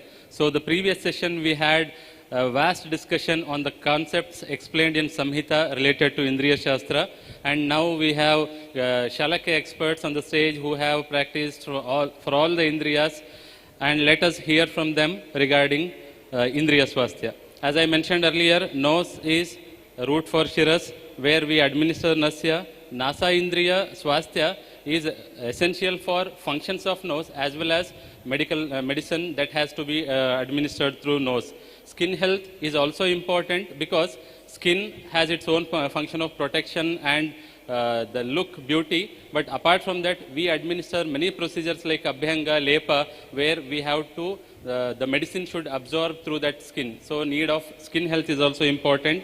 Likewise, eye and ear, along with their function of perception of knowledge and communication, it is also route of administration. And lastly, tongue, which is required for communication as well as digestion. So all these indriyas need to be protected and they have to be taken care of. So the session is divided into 3 parts. The first, opening remark from all the panelists. So first, all the panelists will give you their insight on Indriya Swasthya, followed by 4 segments of questions, and next we will take question from you and the concluding remark. So all the audience are requested to be actively participate in this session, listen to the experts and ask your questions. Are you ready? The lunch is heavy? So I believe all are ready with the delicious food, and let's go for the delicious discussion on Indriya Swasthya. So respected panelists, the opening question is importance of Indriya Swasthya Abhiyana with Shastra and wider clinical perspective. Previous speakers, they have given from Shastra. Now we have to link Shastra to the clinical perspective. So please, your remarks on that. Om Sri Gurubhyo Namah, Om Sri Manjunathaya Namah, Om Sri Dhanvantariya Namah. Respected Dharmadhikari, Sri Virendra Hegdeji, and the Director, SDM Institute, Prasanna Narasimha Rao sir, and other respective delegates from different parts of India, dear students. And once again, congratulating the entire team of AAPTA for inviting, thanks to invite me here for this session, and also congratulating the entire team of AAPTA for arranging such a wonderful session here with a new concept, Indriya Arogya, Indriya Swasthya. Indriya Swasthya Abhiyana, it's a interesting topic. So Indriya Swasthyam is not just the Swasthya of the Indriya Adhisthana also, and also the Indriya Swasthya, Indriya Adhisthana Swasthya, when it becomes fulfilled only when the Sharira Swasthya become perfect. So Sharira, Indriya, Sattva, Atma, that is the concept. So in the earlier speakers also explained in different contexts about the combination of Atma, Manasa Sambhijyade, Manam Indriyana, Indriyam Arthena, Tada Pratyasham. Anywhere, in any place, some gap happens, the total Pratyasha, it is not going to happen at all. So, Swasthya of Indriya, it is everyone's duty to take care of it. So, making a good Swasthya, one should follow. What should follow? That is to make a framework. For that only, this AAPTA, the Punarvasu 2.0 organizers arranged this wonderful conclave. So, what exactly the Indriya, and whenever, for example, for Chakshura Indriya, one does not feel Chakshu. Whenever someone loses or diminishes their vision, then only they came to know that the importance of the Chakshura Indriya. So, it is our prime duty not only to Chakshura Indriya, Shrotra Indriya, Jihva, Krana, all Indriya Swasthya. So, making the channels, making the Srodasas, making the Adhisthana in a perfect healthy condition.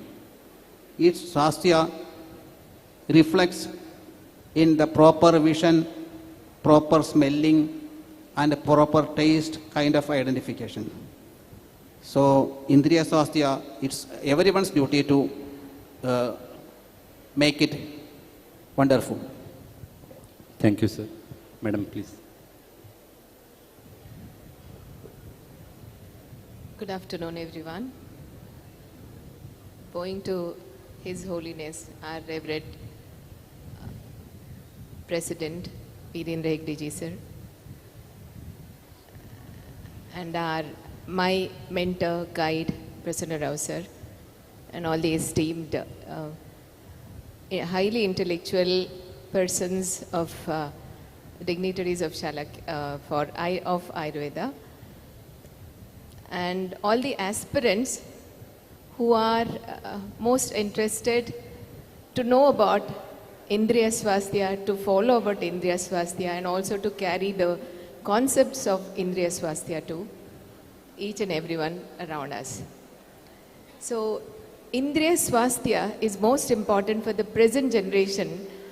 I feel, as we are observing most of the threats which are affecting the sense organs, and because of that we are becoming the victims of lifestyle based disorders. Rather, we hardly come across, senile or age related disorders nowadays. We see most of pre-senile or lifestyle based disorders, and the lifestyle correction is the best answer is in Ayurveda, and how it has to be run, and what are the concepts, as it is well explained, Hina Yoga, Mithya Yoga, Ati Yoga, and all the Nidanas. As we come across the Nidanas what are explained in our science, be it Netra Roga Nidana, Nasa Roga Nidana, Mukha Roga Nidana, and Danta Roga Nidana. All these Nidanas are holding for us now, rather to our ancestors or our ancient people or our age-old people, what we come across. This generation needs this is actually designed, all the Nidana which are explained in the classics are holding for this generation, and every Nidana explained in classics, if they are followed probably, that will avoid many of the diseases. As it is said, Nidana Parivarjana is a first line of treatment, and for sense organs, because sense organs are the windows for us. If suppose these windows would have been there, we would not have been connected to the reality of the world around. So if the stimuli is being received by the sense organs, then only it goes to the body, it goes to the brain, and the body senses it. That's how the scenario goes. So here the sense organs, if they are failing, then it's a failure of the entire system. Here Indriya Arogya, I feel it is Indriya Nigraha, then Mano Nigraha. If Indriya Nigraha and Mano Nigraha, if properly followed, then Indriya Swasthya can be very well maintained. And I really appreciate the concept taken over by AAPTAS. And I would feel that the Nidanas, if they are taken forward, like if they are, awareness is brought among the common people about how the Nidana, what are the Nidanas and how they have to be avoided. Probably there the part of this concept or the theme of the Indriya Swasthya will be gained. And then comes our Patyas and Apatyas. Probably, of course, Apatya includes again Nidana there. So the Nidana Parivarjana, if properly explained to each one around, then if they make each one to avoid this. See, we have also to follow, it's our rule, we have to follow it. Is somebody said in the morning, it's to practice and then preach. We have to follow all those avoidance, Nidana Parivarjana, and then probably if we advise, guide the citizens, then probably the Nidana, Indriya Swasthya can be achieved to its greatest extent. Probably we'll be discussing about all those in the upcoming talks. I'll move on the mic to the next resource person. Madam, please. Thank you, madam.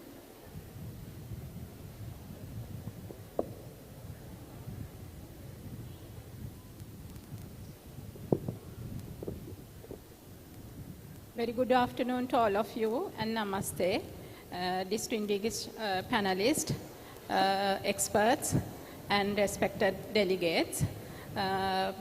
It's a great privilege and pleasure to be a part of this kind of initiative, which is organized by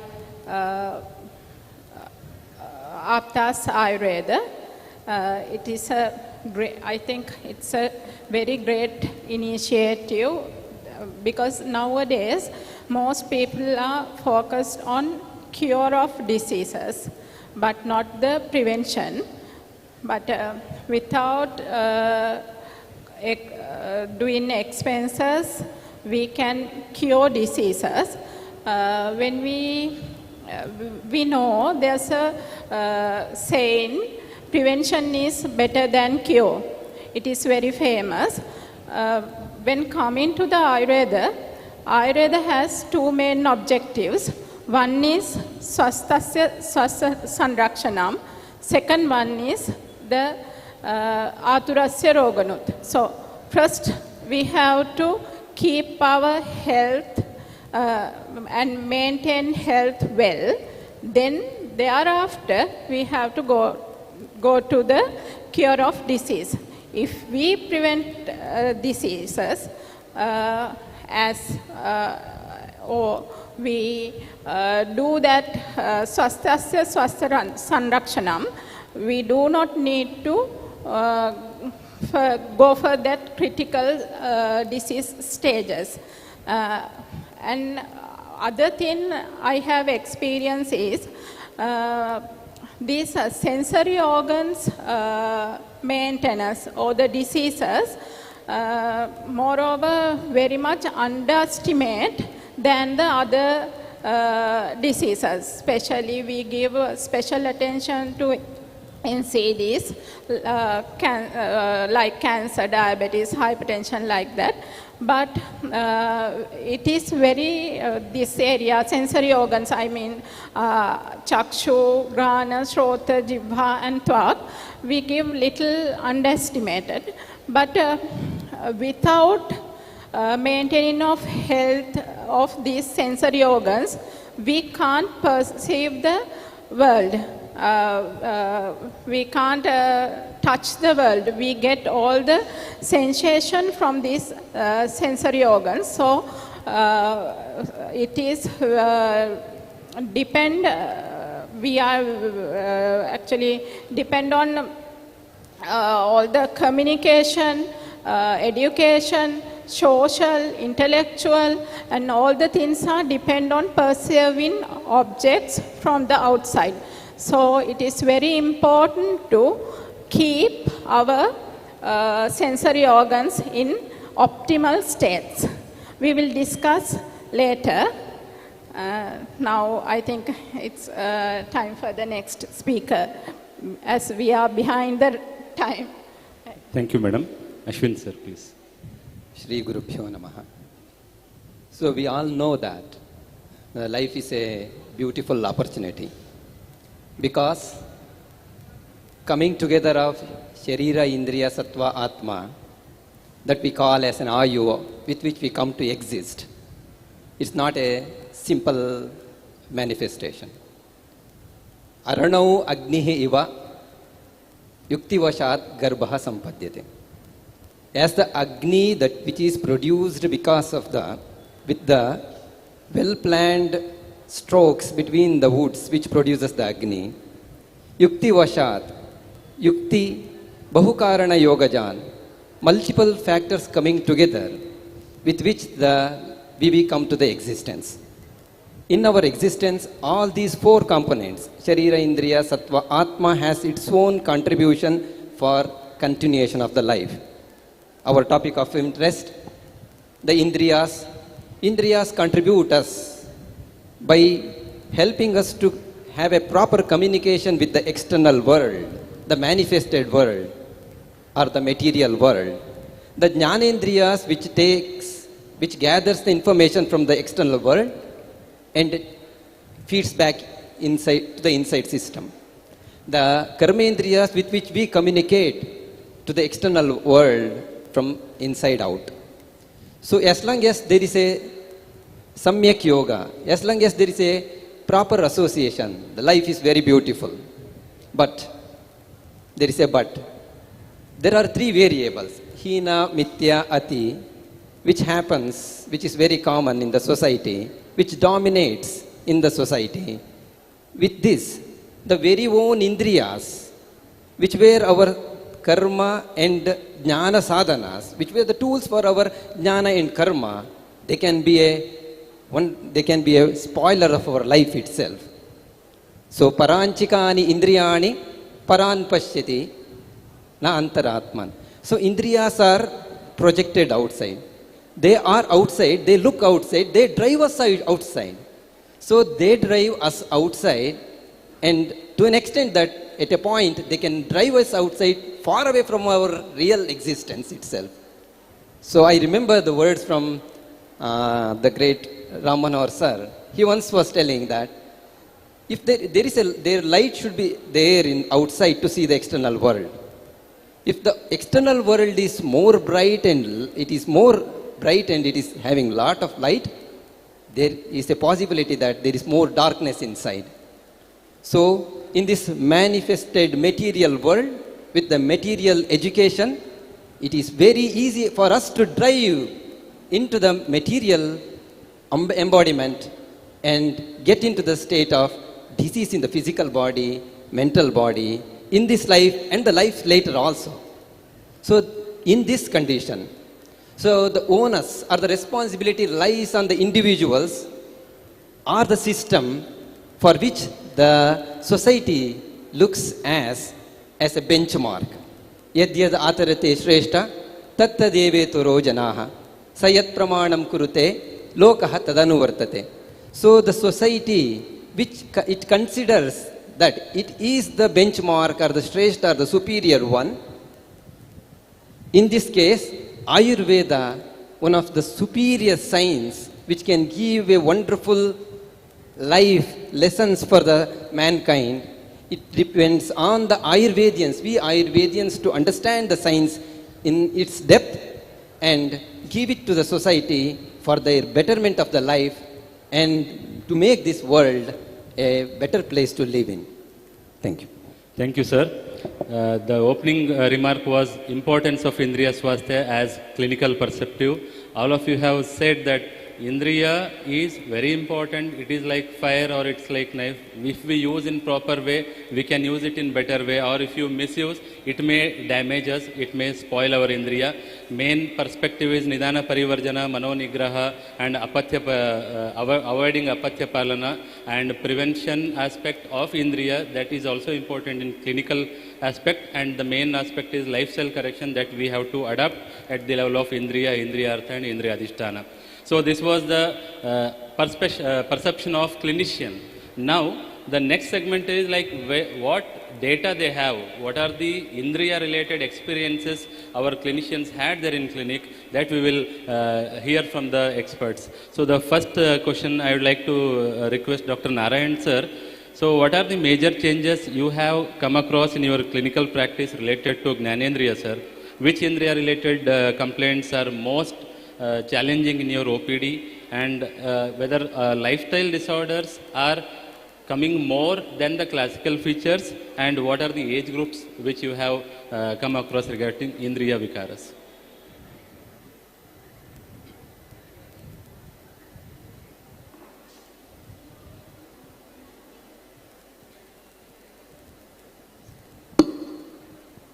Regarding the health pattern of Jnanendriyas, has changed considerably with modernization, urbanization, and digitalization, and changing the lifestyle habits.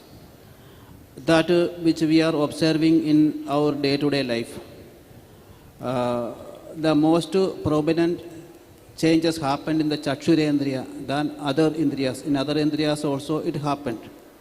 The more digitalization, more Asatmendriya Artha Samyoga, already it is explained here. Very commonly, when the previous speakers at the morning time also they said, and the madam also clearly explained its avoidance and its importance of avoidance, restrict sometimes in the morning time, sometimes in the evening time. These are all good suggestions. But it is not something not avoidable. In day-to-day life, in this era, it is very much essential. So minimize its use and understand the importance of Chakshurendriya and how to maintain its health through Dinacharya, Rutucharya, all those things.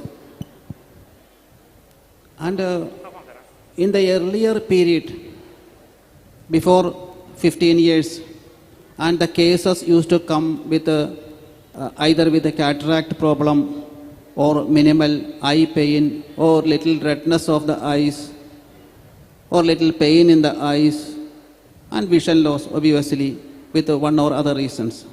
But now in this period, recent past, the mode of presentation of the cases, it is entirely changed with a lot of inflammation, anterior inflammation, posterior inflammation, iris inflammation, and the scleritis, many other conditions, the Vatmagadam, Sandhigadam, Krishnagadam, everything in different form of manifestations we are observing in our day-to-day practice. So everything, it is probably due to the lifestyle and other thing, it is their habits and the unwanted substances abuses, too much of intake of alcohol, which increases the pitta in our system. Later on, eyes becoming dry, and that gives erosion, that gives some luster, it is losing from the eyes. From starting from one point and it is ending in the total loss of the vision or the increase of the intraocular pressure. So thereby, the day-to-day, the presentation of the different condition, it is changing from one to the other. So if the AAPTAS idea of Jnanendriya Sattva maintenance practice, if it really work out, it will be good to the upcoming generation.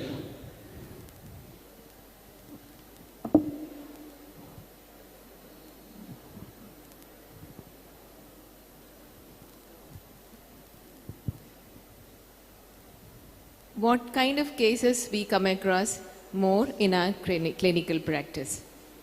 So as I said before, the pre-senile, Charlie's, there is one condition after 40 years of age, the near vision drops, patient will be receding, the person will be holding the book or any object from the nearer point to the farther point. That is called presbyopia or Charlie's, which we correlate to Prathama Patalagata Timira.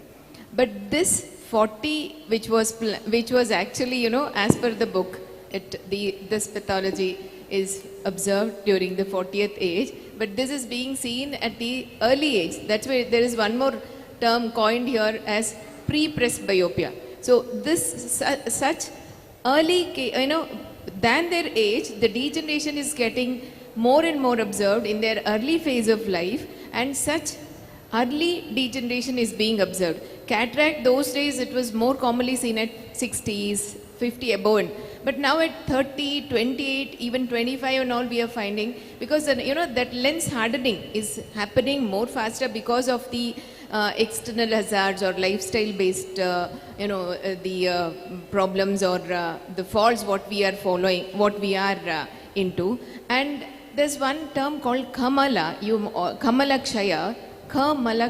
The secretions of these sense organs are so protective, are needed for the maintenance of the Indriya Swasthya, but these are getting depleted because of our own faults, our own nidanas, our own, Atyoga, Mithyoga and Hinayoga, whatever. All these are Asatmendriya Artha Samyoga. All these, faults of us, all these, lifestyle complications or lifestyle defects are causing into Kamalakshaya, and Kamalakshaya is causing disease. Actually, that has to protect. Kamala Vruddhi is always better rather having Kamalakshaya. The earwax, there's a common trend of cleaning the ear, and that is said to be, most civilized behavior. But cleaning the ear with the buds repeatedly is disease causing factor. It's one of the nidana in the ear canal, from the auditory canal. If you have a habit of removing or ear, because mithya yogena shastrasya kupita anyesha kopanai, this is what one nidana which is told for Karnaroga. And repeatedly, if you're using the mithya yoga of the earbuds, And if you're removing the Mithya Yoga with the earbuds, that itself is one cause for the ear disease. And again, removing the wax completely or repeatedly removing and hardly found, many a times cilia will also be eroded off from the auditory canal. That kind of cleaning, tendency would be there among many of the people. This is also wrong. So I would like to highlight here is Kamalakshay is always dangerous, and nowadays we observe because of these, over-concerned or over-cleaning habits of I've seen some people even washing the ear with the water, and that is also wrong. Putting the water during bath, that is also wrong. So what we are observing commonly in the clinical practice, because of such faulty habits, the diseases are being observed, and because of the early degeneration setting in, the eye diseases, ear diseases, nasal diseases are all commonly being observed. And Ojokshaya and Dhatukshaya is commonly observed among the people around. So Dhatukshaya, because of the Dhatukshaya, the Indriya Swasthya is getting affected, and that is leading to Indriya, diseases connected to Indriya. So now the protection of these Indriyas, prevention of the diseases connected to Indriyas are very much important. Even the retinal diseases are observed a lot. See, retinal disease, the Drushti Patala or Asthyaashrita Patala, which is at the last part, generally that is most protected part, which is much deep in. But the ocular structures is so designed in such a specialized way to protect itself from all these external hazards. God has given such a specialized, designed sense organs, but even then, because of our faulty habits or the lifestyle defects, these diseases are observed. So commonly what we are observing, the lifestyle based disorders are more, and this is in the youngsters. And in the aged people, what we are observing is because of the iatrogenic, many of the overdosage, many of the conditions are observed because of the overdosage. Overdosage, the medicines which have been taken, the allopathy system of medicine which has given the medicine for years and years, and that is also causing some of the effects there. So in the early age, in the youngsters, it's because of the early degeneration, and in the later age, it is because of the over medications. This is how the Indriya Swasthya is getting affected. Thank you, Madam. Surangi, Madam.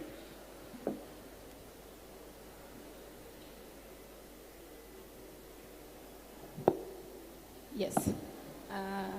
As a clinician, I practice in National Ayurveda Hospital, Colombo. Normally, I receive around 100 patients to my clinic. That is conducted as a Shalakya clinic hall, not separated as a ENT, eye or dental. So my experience is most of the cases, more than 60% of the cases represent ocular diseases. Among those, most of the cases, as Ashwini Madam said, related to the senile or geriatric diseases, mainly cataract. And nowadays, not only the cataract, actually I think before 10 years it is mainly cataract, but now there are a lot of cases related to diabetic retinopathy, glaucoma, as well as computer vision syndrome. That is not a geriatric disease, but computer vision syndrome also very much repeatedly present. Then coming to the ENT side, most of the cases are related to the Kapaja Shirakshula or chronic sinusitis. I think that is because of these lifestyle changes in nowadays. And other one is the penis or allergic rhinitis. That is also because of this industrialization and chemicals, dust and things, that penis or allergic rhinitis is very much common. And before, actually I transferred to the Colombo Hospital last year. Before that, I was practicing Bandaranaike Memorial Ayurveda Research Institute. It is quite away from Colombo. I think 20-25 kilometers away from Colombo. In there, that penis cases are less than in Colombo. It means the pollution is more in industrialized areas. So I get more patients than that my previous workplace in Colombo,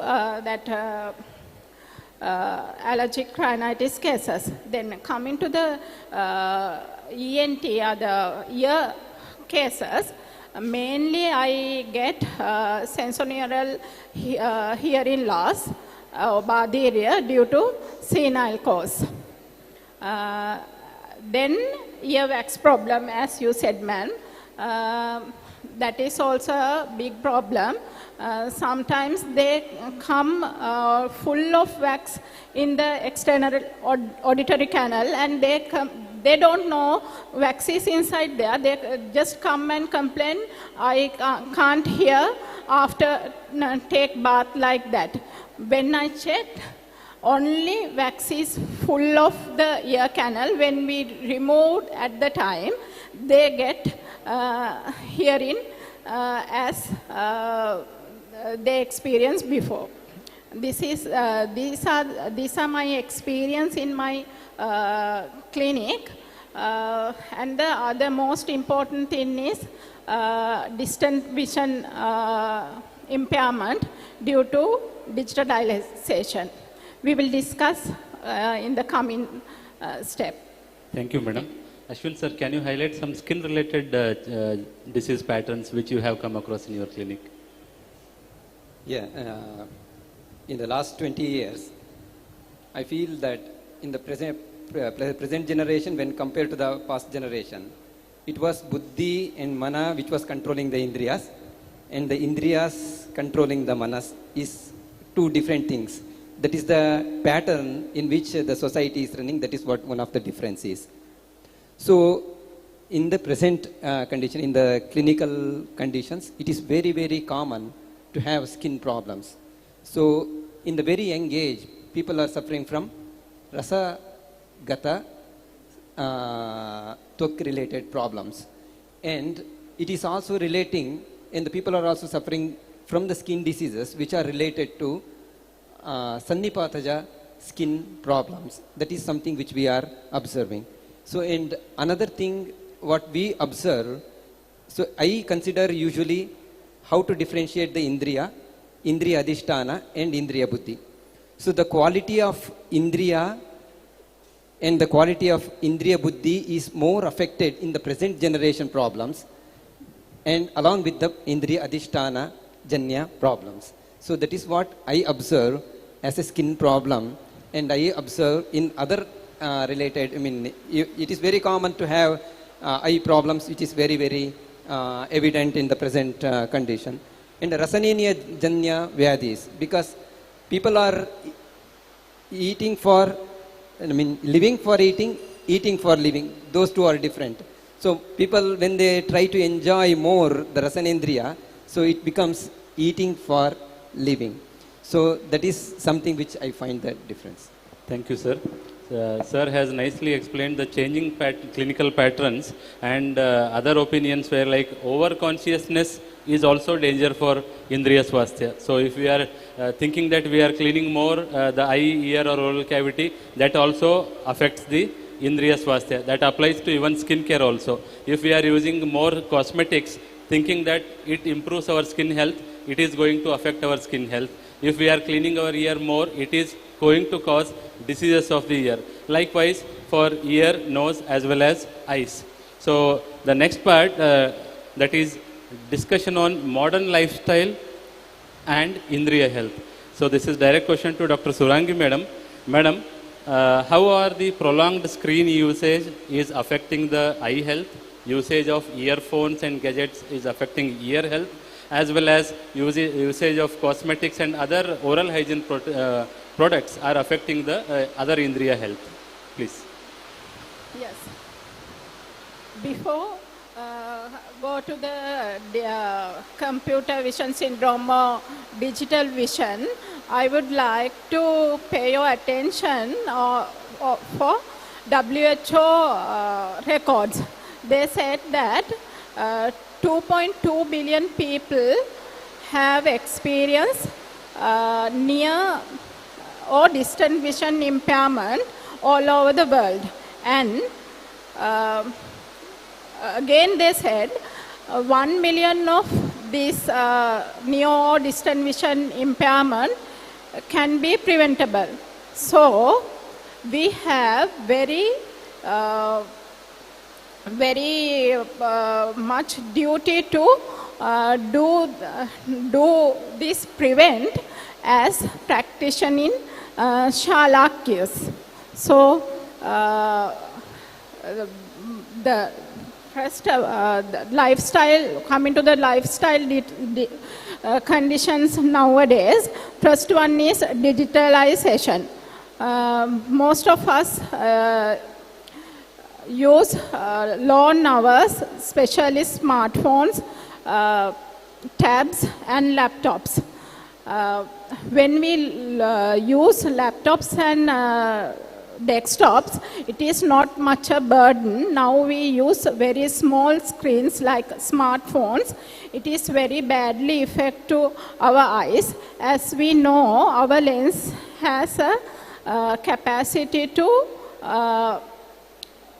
curve and relax. When we look near sights, it constrict and get eye straining. Computer vision syndrome, normally symptoms are eye straining, headache, and burning of eyes, redness of eyes, and dryness of eyes. This is mainly due to that tiredness of eyes. If we, as I said, when we look near,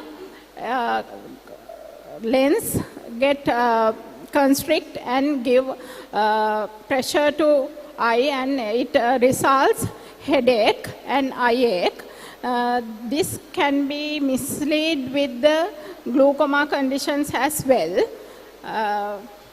And we look near, what we will do is, normally we do blink 17 times per minute, but it will reduce because our concentration is mainly go to the screen. That's why we get dry eye symptoms like irritation, foreign body sensation, redness, and burning sensation. These are the very common issues we experience in our OPD practice. Other lifestyle disorder for the mainly, that is the mainly affect lifestyle disorder nowadays to the eyes, but coming to the ears, mainly affected loud noises and usage of microphones and headphones. Actually, these two things, it means a prolonged usage of digital screens and hearing sounds long time, that is a atiyoga, as we said. Main thing is to maintain our sensory organs in healthy conditions, we have to avoid atiyoga, mithya yoga, and ayoga. I would like to discuss about ayoga of sensory organs. Because of digitalization, we don't use our mind. That is the, I think that is the ayoga of our this jnanendriya, sensory organs. Because Charaka very well said, mind or the manas is the prior Indriya, Charaka stated it somewhat above this commonly we called Panchendriya. To get the perceptions from these Panchendriya, it means the eye, ear, nose, throat and jivha. We get these perceptions through the mind. So we have to keep mind clean. For that, it is necessary to take a sound sleep. Because of digitalization and busy life schedules, we don't get proper sleep. That is directly affect to the sensory organs. Not only that, we don't maintain proper life cycle. It means we don't have a proper exact time to wake up and sleep or take our meals because of busy schedules. Because of these, many of the non-communicable diseases can be occurred, especially hypertension and because of wrong dietary habits, diabetic-like things we can occur, and these are indirectly affect to the sensory organs. Those causes hypertensive retinopathy, diabetic retinopathy, like conditions. Then the other one is the pollution. As I said before, pollution is one of the greatest burden nowadays. Because of this pollution and loud noises around us can get hearing impairment, especially tinnitus like things. And finally, when we don't get proper sleep, it can affect directly to the pure state of mind. Again, it affect to the sensory organs. I think, and the other one is the dietary habits. If we, most of us nowadays take junk food, fast food like things, and lot of sweetened things. These are directly affect, and those foods don't contain that micronutrients which are very much essential for the healthy maintenance of sensory organs, especially nervous system. It means the minerals and vitamins are very lack of these junk and fast foods. So we have to avoid these. I think these are the main problems according to the new lifestyle changes. Other panelists also will discuss about this. Thank you, Madam. Ashwin sir, can you highlight the role of stress in Indriya related issues? Yes. Our text begins with Ragadi Rogan, Satatana Shaktan. So what are these ragadis? Raga, Dvesha, Lobha, Mata, Matsaryam. So these are the root cause of every disease in all possible of our existence. So if you take all the ragadis, Ari Shad Vargas, Ari means our enemy, Shad Vargas. Ari Shad Varga is put in a bracket, it is put in a container, that container is stress. In the modern world, stress contains Raga, Dvesha, Lobha, Mata, Matsarya. So stress in the life is the most important element in causing all the diseases in the manifested world. So in this present world, the modern lifestyle, what we say the modern lifestyle, whether it is the lifestyle which is producing, it is a lifestyle which is going towards, we have to do something opposite to the something which is there in the nature. It looks like that. People work at night, We invented the electricity, we work at night, and we go to bed late, and we are more ambitious. Ambitious is good, but it puts a lot of stress on the individuals. So, in the encouragement of Indriya Lalatva, people are suffering in the physical body and in the mental body. In the present world, the dharma, artha, and kama and moksha. Dharma should be first, artha next, then the kama. Here, kama comes first, artha next, and the dharma. Moksha goes later on. You cannot think about the moksha. So, in the context of present lifestyle, people are suffering in the physical body and in the mental body.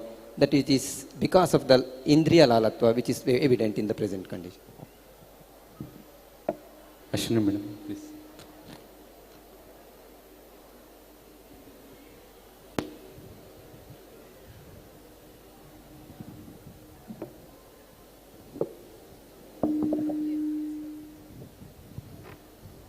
Yeah, most of the diseases are psychosomatic, less of somatic, more of psychological. You know, one patient came to us with the sudden loss of vision. There was no cause connected externally when we observed, and then there was edema in the macula, which was diagnosed as clinically significant macular edema, and the cause for that was finally thought that it is because of stress.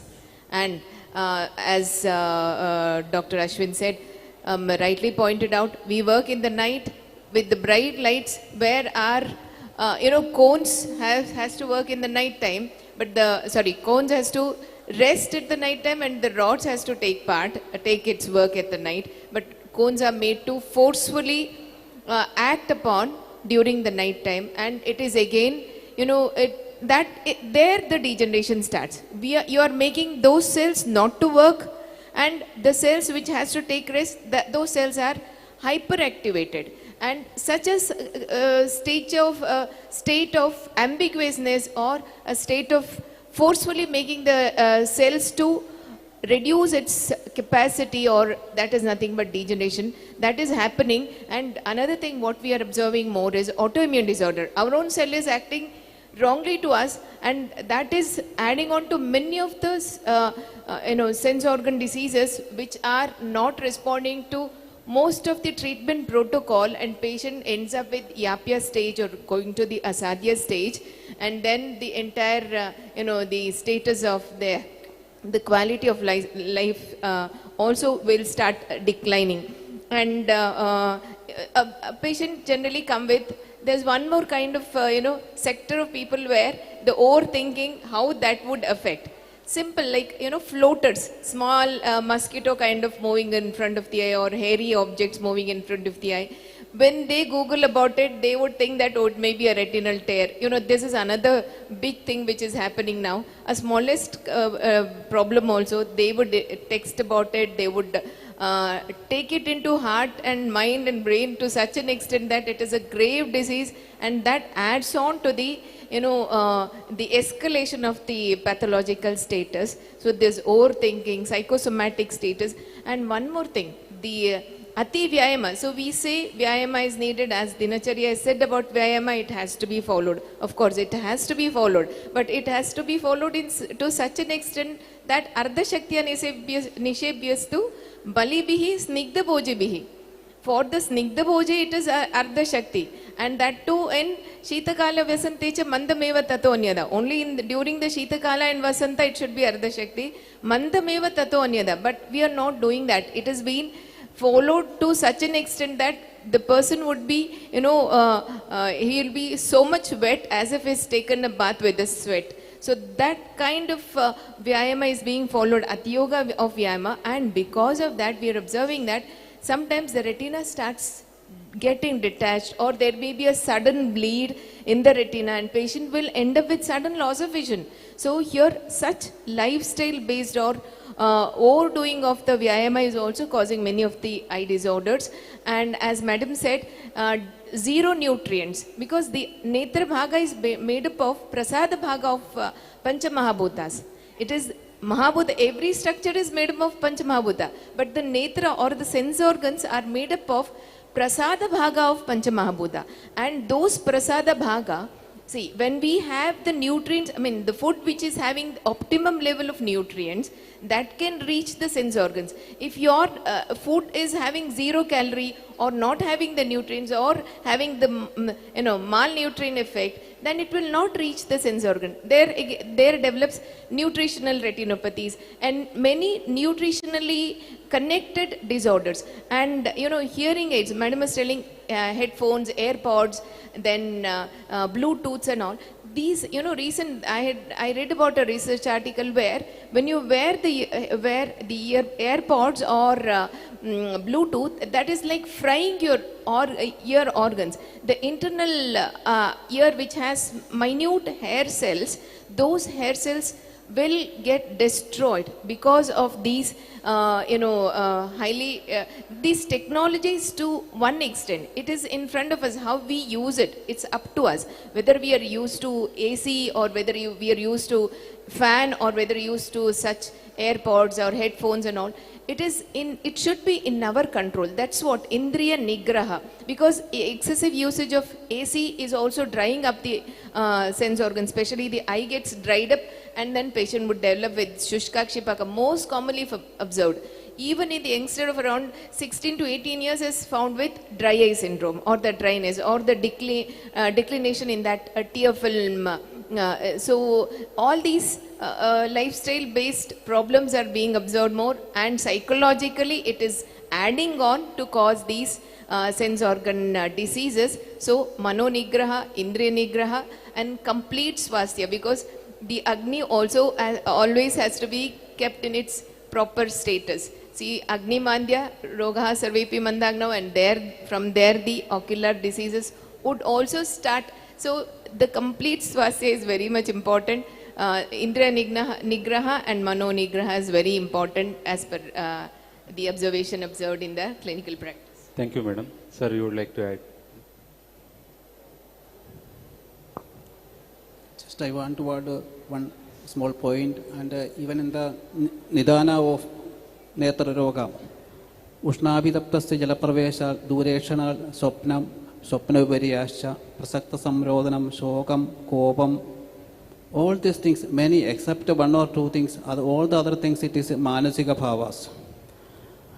This Manasika Bhavas, the Kopam, Shokam, this kind of anxiety, stress, all those things increases our mental stress, and that thereby the CSF pressure, that it is getting variation and thereby developing so many inflammatory pathology condition, or sometimes the fluid accumulation happening in the eyes. And even the existing problem, these additional problems, this stress comes means the existed problem, especially the diabetic retinopathy cases, the neovascularization is there, or BRVO, vein occlusion is there, kind of additional stress comes, the problem, the severity of the problem will be exaggerating, and it is going to become severe loss of problem. It is really happening not only in the eyes, and because of the pressure variation and the CSF pressure, its impact will be reflecting in the ear also. So one should be very careful, and the relaxation kind of all the techniques one should follow. The lifestyle, the proper meditation, proper vyayamam, and so many school of meditation and meditations are there, because one or another kind of things everyone should practice, and these things you should explain and teach to your patients and your students, everyone. That to give a good health to the sensory and motor organs. Thank you, sir. So this was the lifestyle related Indriya concepts. As madam rightly said, using of earphone. One is the thing sound. When we raise the volume in the phone or TV, it says whether is it okay to raise the volume, which is not admissible. But also we keep okay and we hear with that. So that damages hair cell. And there is a study that over usage of headphone, if you use headphone for continuously half an hour, the bacterial flora present in the ear multiplies by 3 times. So there is a study. So the headphones are made to use when we use our hand, so we can use the earphones. But we have seen many students and people, they wear headphone as their some ornament like necklace or ring. They wear headphone regularly. When they wake up, they wear it till bedtime. They'll be wearing it. So that definitely affects the ear. We think it is a new lifestyle, but it is causing a lifestyle hazard. So the next, the clinical pattern, Dr. Ashwini Madam, can you just highlight what are the recent conditions in your recent clinical practice, eye conditions, ear conditions, what is the trend, what are the conditions you are coming across related to Indriya? So before highlighting the condition or pathology connected to Indriyas, I had a patient of 94 years, one lady from Chikmagalur. And her hair is still black. She has very good eyesight. She has very good hearing, and sense of well-being also very good because she cooks at home. She does all her activities herself without any maid. And I started digging out how she's so healthy, no sense organs defect, and she came for she used to read books. See, now reading books is hardly found. Reading books, many of our patients say, I read books, that too e-books, not the hard copy. That age lady, she used to read books, it seems, and she was finding difficult, so she wanted glasses. That's why she came. Her retina was very fine. She had very good hearing capacity. Then I started digging. What is the health, the routine? What must be her dinacharya to have such a good sense organs? Then I found she was smearing ghee to the nostrils, it seems, every day, smearing ghee to the nostrils and doing padabhyanga every day and applying ghee to the brahmarandra, maybe 1 or 2 drops. That's how she highlighted. And there was one more, Nabi. She was applying ghee to the Nabi. So these all practices, she was doing it for the past almost 50 years, it seems. See, this is one take-home point for us, for all of us. See, doing Padabhyanga every day. See, whenever I prescribe oil for Padabhyanga to any patient, this is one of the common, with every prescription, Padabhyanga would be there. So this is how I end up my prescription for any of the eye conditions. There, I explain how Padabhyanga helps.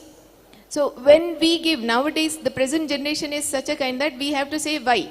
Even a small kid, if we say, if we keep something, why are you keeping it here? For every act, there will be a question, why you're doing that. So like that, if Padabhyanga, if we give just an oil and then we are sending them back, they won't listen to us. You have to make them understand the importance of Padabhyanga, even though there are hundreds of patients around, but you should never skip the telling the importance of it. I say, as it said, there are 2 nadis from Pada to Netra. If you just apply that every night before going to bed and give a good strokes and just sit for some 10 minutes and then go back to your bed or sleep off. These are simple tips.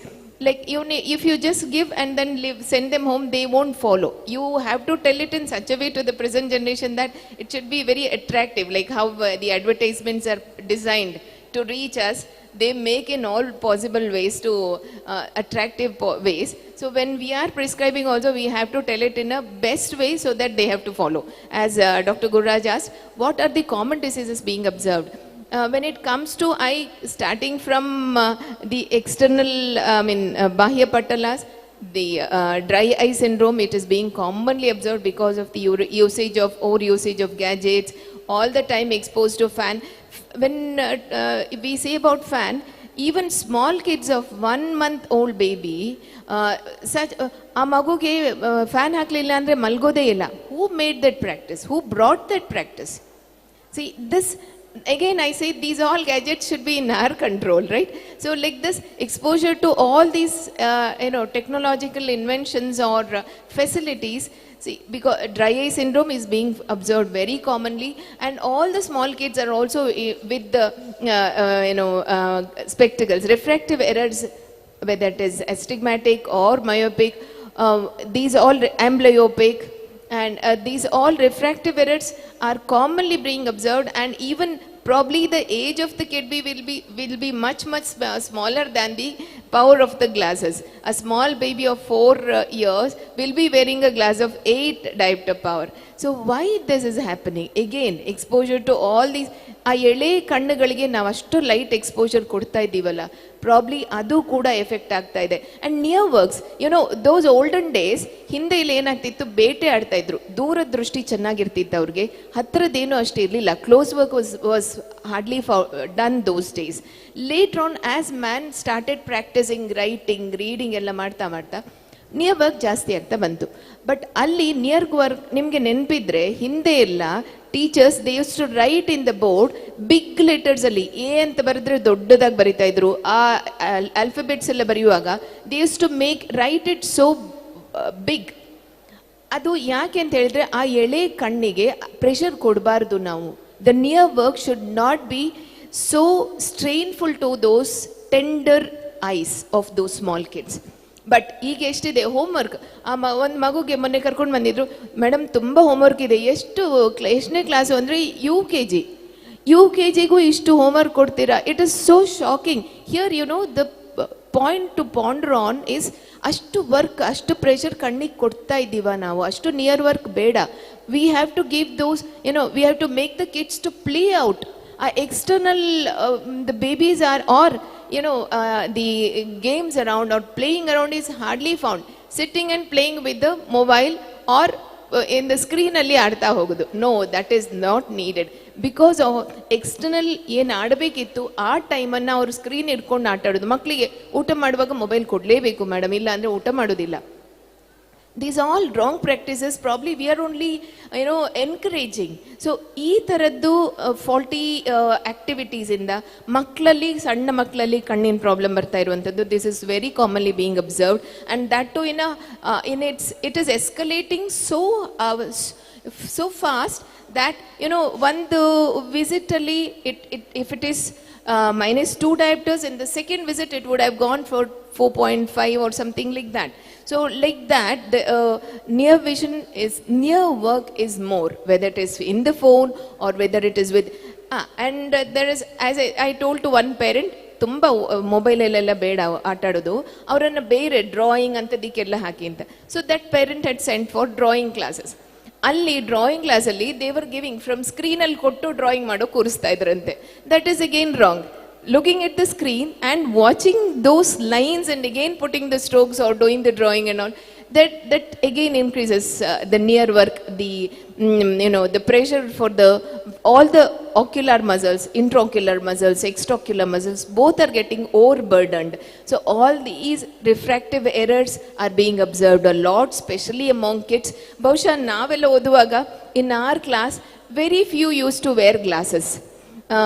Hardly. And as sir was telling, Prasanna sir was telling in the morning, most of the people in the class will be wearing glasses. It's again because of our non-following of Dinacharya, Rutucharya, Sadvrata, and all these, whatever is being told in our science. Probably nange AAPTAS alli one request to all the members of AAPTA, please pass on these do's and don'ts in a very strong way, patyas and apatyas, nidanas, what to be done, what not to be done. That is what is most needed for the present generation, and that is the main need. That is the most important thing. Education about do's and don'ts. ನಾವೇನು ಮಾಡಬಾರ್ದು, ನಾವು ಹೇಗೆ ಓದಬೇಕು, ಓದುವಾಗ lighting arrangements ಹೇಗಿರ್ಬೇಕಂತಂದರೆ, it should never be from the forward, either it should be on the top or from the back. So the light source. And ಇದು class ರೂಮ್ಸಲ್ಲೆಲ್ಲ ನಮ್ಮ ಹಿಂದಿಂದೆಲ್ಲ ಕ್ಲಾಸ್ ರೂಮ್ಸ್ ಹೇಗಿತ್ತಂದರೆ step ladder pattern. Why? Because the last person who is sitting, he should also be able to see the screen, and most of the screens nowadays are all digitalized. For the smallest kid also, the digitalized classroom, and if that digitalized classroom is there, it is most high-tech class, high-tech school, and the parents would prefer that. That is also wrong. For that tender eye, again exposing to the screen is again wrong. Giving more near work to the kids is again wrong.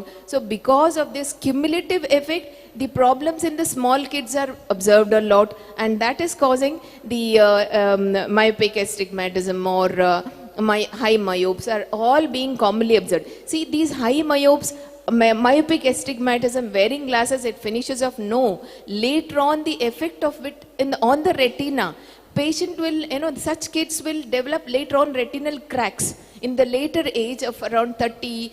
I've seen one of our intern also was presenting with retinal cracks. She was suggested with barrage laser and she came to us and then we started all Kriya Kalpa procedures. See here the point what I wanted to highlight is wearing glasses, that's one part.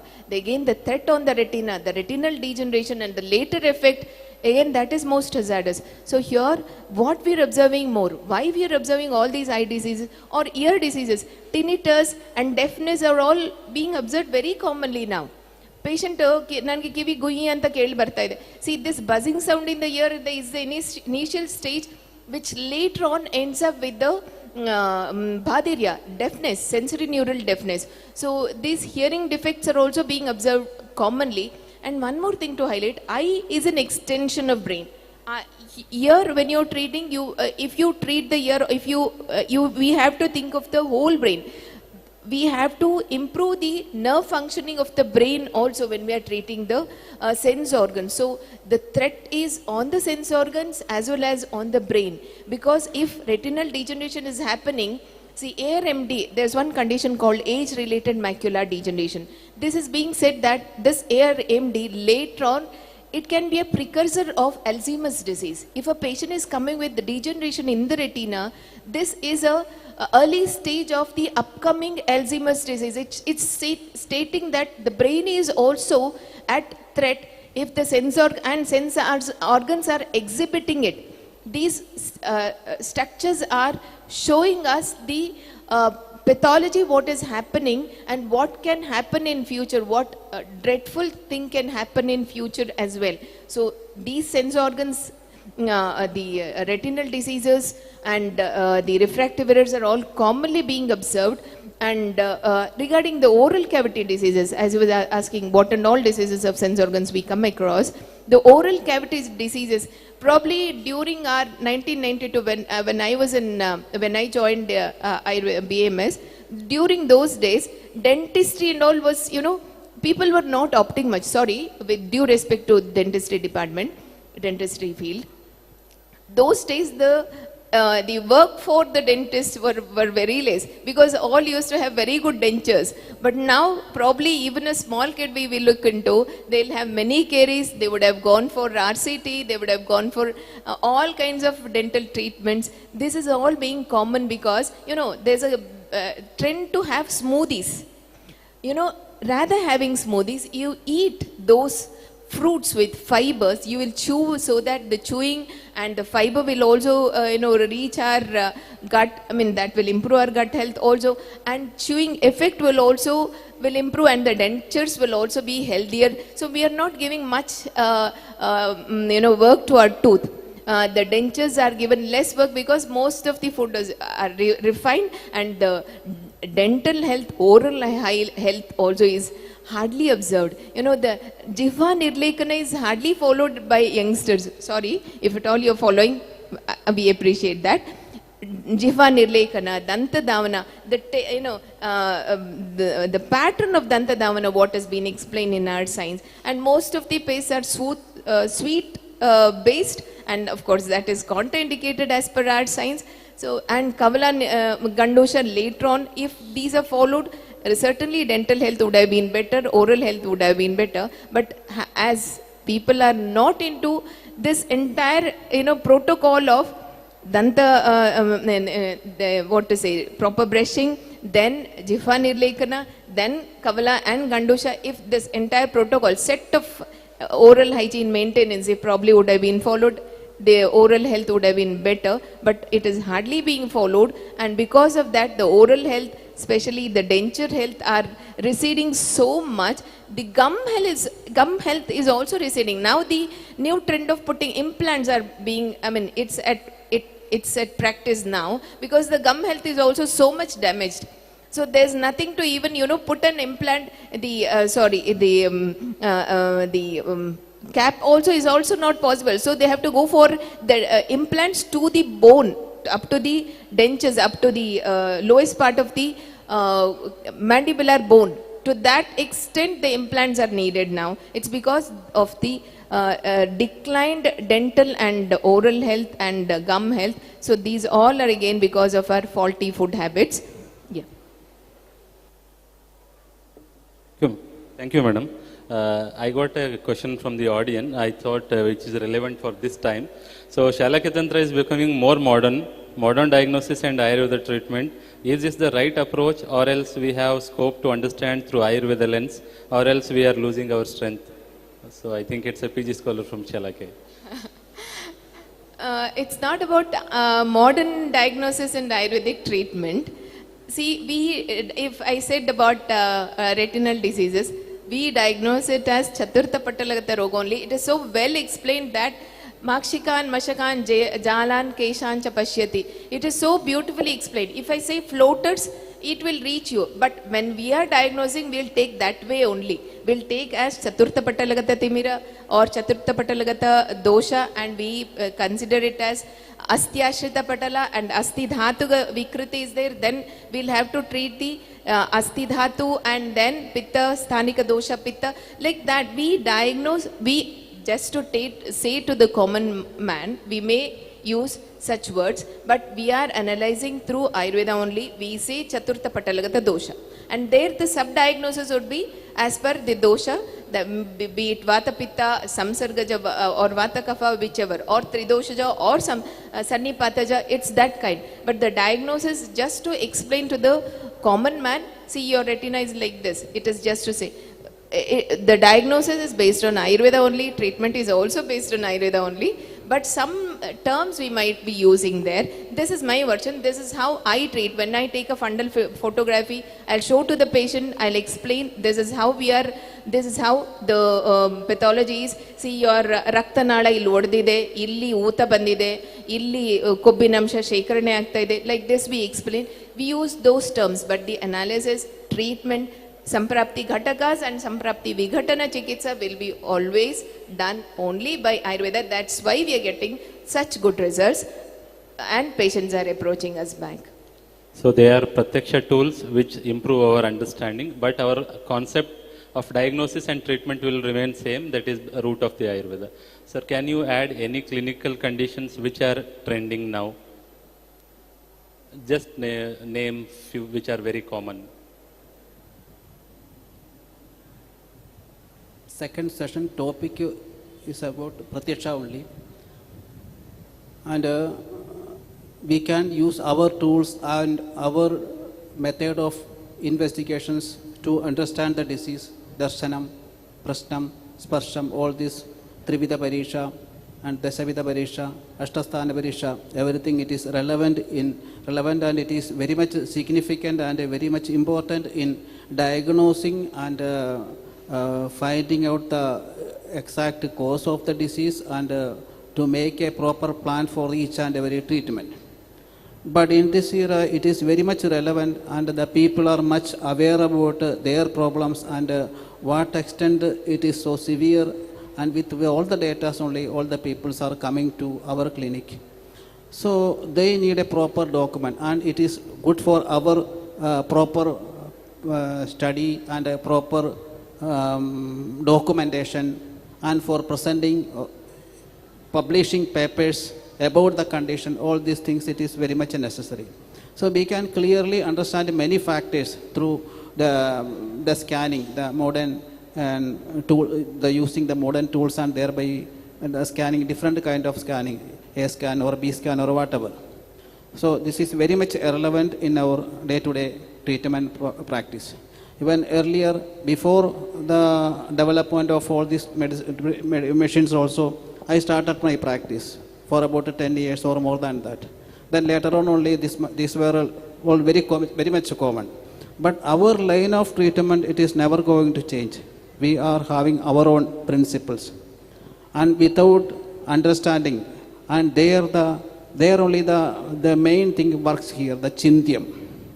We understand everything through our knowledge, whether the Vada is increased or Kapha increased, because many conditions, the treatment is not too many. If kapha predominance is there, kapha khara chikitsa, shofa khara chikitsa, it is to be adopted there. If the vata predominancy, there are so many degenerative conditions, genetic conditions. Accordingly, the Vadahara or Kaphahara treatment we are planning, and that is just not by seeing the scanning reports, it is by assessing it through other parishas. This is very much relevant, without which we can't even select a single drug. Just with one OCT reports, we can't decide a drug. But if the understanding about the doshas in that particular disease, then only we can select a drug. Thank you, sir. Now the direct question to Ashwin Shastri, sir. Sir, what are the Dinacharya, Rutucharya and Indriya specific procedures that we need to adopt for Indriya Swasthya? And can Ayurveda can set a preventive model where a patient which is asymptomatic can practice to prevent Indriya Vikaras? Yes. Yes, we all know that. Kala artha karmanam yogo hinamityati matrakaha samyak yogascha vijñeyo roga arogye eka karanam. So kala artha karma is there. So we are relating to that. How we are relating to that is the important question. So samyak yoga always helps us to be in the state of arogya. So arogyasya eka karanam. So rogasya eka karanam hinamityati. Attaining the samyak yoga is always not an easy thing. But contrary to that, Hina Mityati is very much easy, and that variables are always damaging us. So in order to make sure that the damage, the day-to-day damage that is going to be affecting the individual, how to minimize that, that is possible, that is being given in the form of Dinacharya. Dine Dinacharyaha Dinacharyaha. So there is another thing, the season will be affecting us, Kala will be affecting us. How to minimize the Kala's effect on us? By Kala, Rutu, Rutucharyaha, Rutucharyaha. So above this, there is another level, another purpose of our existence. How to purify our existence, our understanding of the life, in this life itself. For that reason, the Sadrutta and Achara Rasayana are explained. So Ayurveda, when Ayurveda says, Uttishtet, Brahmi Muhurte Uttishtet, you have to go to bed early. Abhyangam Acharet Nityam, Vyayama should be done every day. Ardra Santanataha, you have to have the Karunya for the being outside, and the fellow beings also. So it is not for the reason that Ayurveda says, for that reason you have to practice. Ayurveda identified the principles with which the nature works. The laws of the nature is being understood, and that is being presented in the form of the Dinacharya, Rutucharya and Sadrutta. For example, Ratri Jagarana. Ratri Jagarana is Vata Kopakara. Ratri Jagarana is Vata Kopakara and Ojo Hara. It causes the Oja, it reduces the Ojas. It is universal. You are in India, or you are in England, or you are in Japan, or you are in any other part of the world, do the Ratri Jagarana, Vata Kopa will happen. The Vata Kopa which happens will be increasing with its Rukshatva. Ruksha Janita Vata Kopa will affect all over the body. It will affect the individual's body, it will affect the head region, it also affects the eyes. So for example, I will give you a clinical case which I come across a month ago. So there was a girl, she is a software engineer, she is around 23 years old. She got hit with a ball while playing, and it was a very forceful impact. Immediately she collapsed, and there was some external bleeding as well. And she lost consciousness for 2 minutes. Then they have taken the investigations, and all the investigations done. But the moment ball hit, she lost her vision. After that, they have taken a series of investigations and did all the treatments, but she could not regain her vision.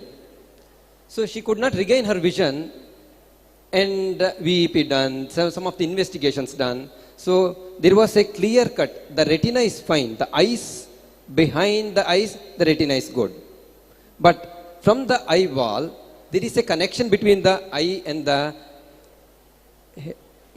our brain that is being affected. So they try to stimulate that with the steroids. The lady, she came, and after 2 months of continuous medication, she was getting all other affections, other side effects of the medicine, and she came to the clinic. And she asked, she already lost her vision. There was no hope for getting the vision back. So then when I inquired about, then I come to know that she is a software engineer who works overnight. She go to bed only by 2 o'clock. Okay. Then all other nidana, it is been considered. She was also consuming the food from outside. And over that, she was also having another thing which I noticed. She was also not following the menstrual charya. So that Rutu charya was not followed.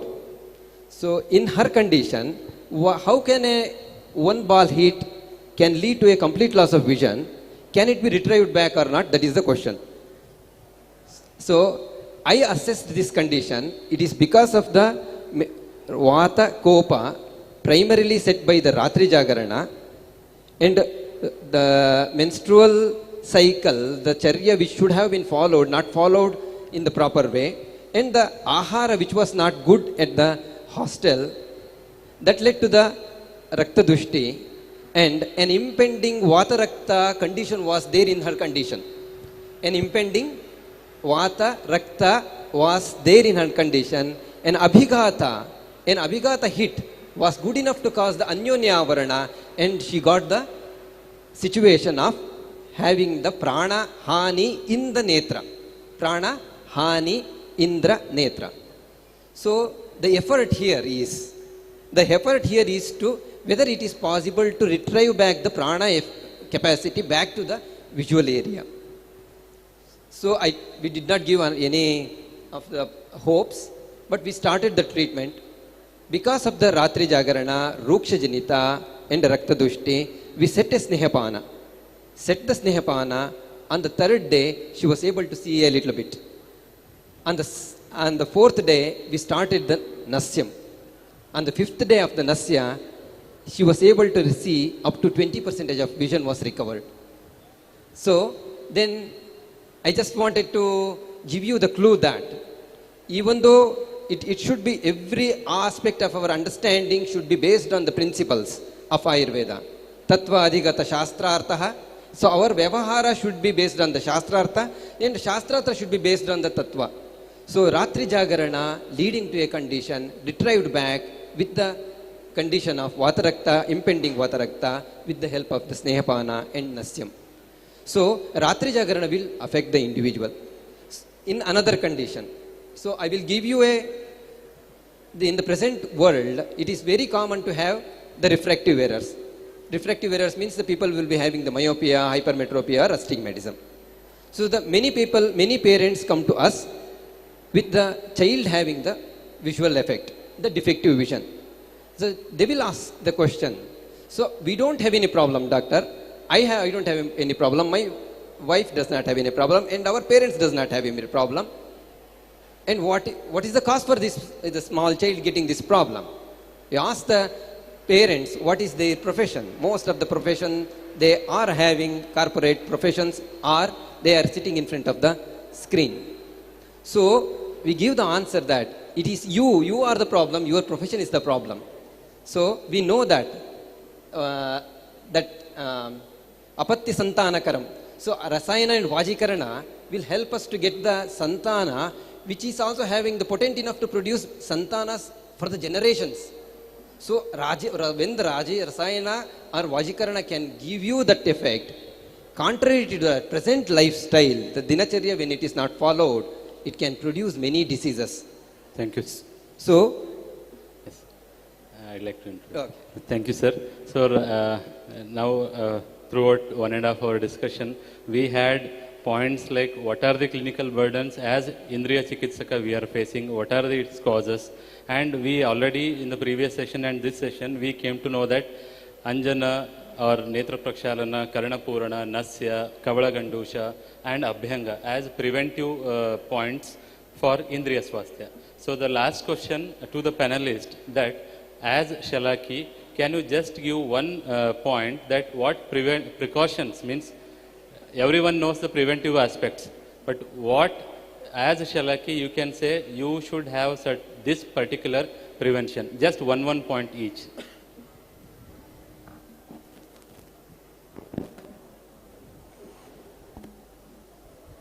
For instance, if we are taking Anjana as a Nitya Abhyasa, whether we should do or not.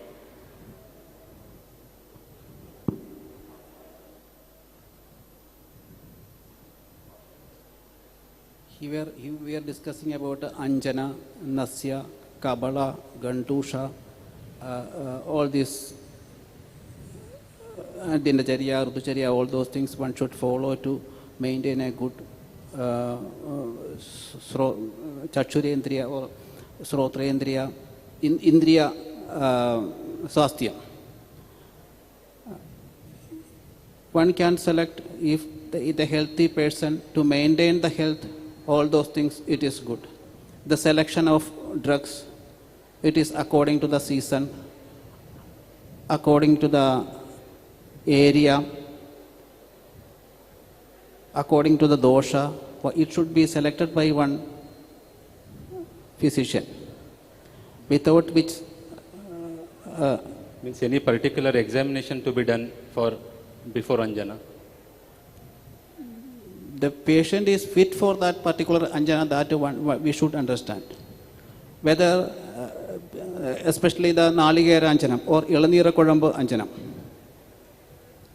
There is some Rukshada is there with the Ilanira Kodambu Anjanam. But if you put that Ilanira Kodambu Anjanam, a lot of watering will come. That will open up the tear ducts and the meibomian ducts. And it is exactly a Drishti Prasadana Aushada. And if there is some blockages in the vascular area, that also will be clear out with the Ilanira Kodambu Anjanam. But one thing, in a Swasthya you can use, but it is that also not applicable daily. One can use this kind of Anjanas once in a week or once in a month, in that interval only. There are some other Anjanas that one can use daily, which it is soothing in nature, kind of Anjana, which lubricate, which moisturizes the eyes. That kind of Anjana one can use daily. The Anjana which it is made out of Nandiyarvata Surasam. Or the Kridam Ashtodanam, one can use daily. If the patient with a dry eye, they can use this Krida Ashtodanam daily. And Kabala Gandushnam, especially, that is also good. Without a proper direction from a doctor or someone, one should not use Anjanas daily. Yes, sir. Thank you, sir. So let's wind up the session with saying a statement that we have to check Indriya properly before administering any Kriya Kalpa or any preventive aspects. So thank you, panelists, for patiently answering all the questions and giving clarification to the doubts asked by the students. Thank you. Thank you to all the respected panelists and the moderator, Dr. Gururaj Natikar sir, for conducting this session of Pratyaksha. I request AAPTAS team to kindly honor our dignitaries of the dais.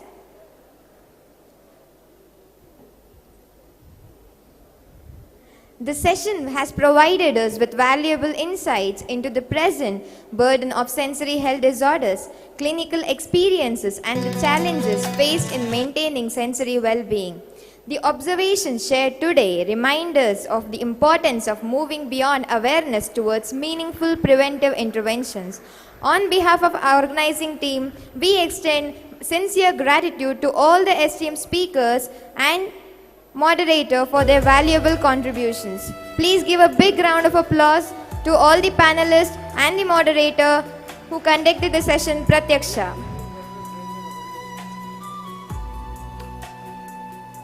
Yes, please give a big round of applause.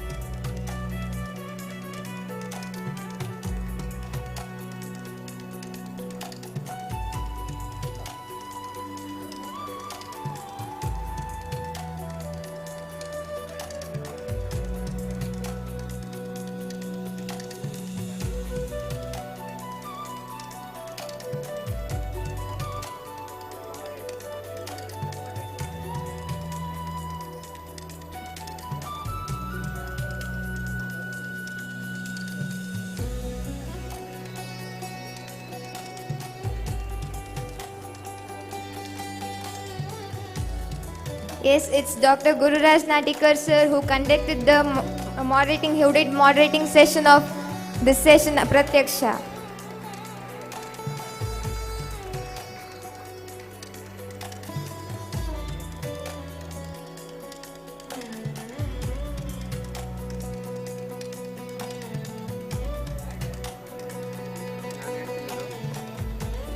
I request Mr. Vishwanand sir to come on the stage.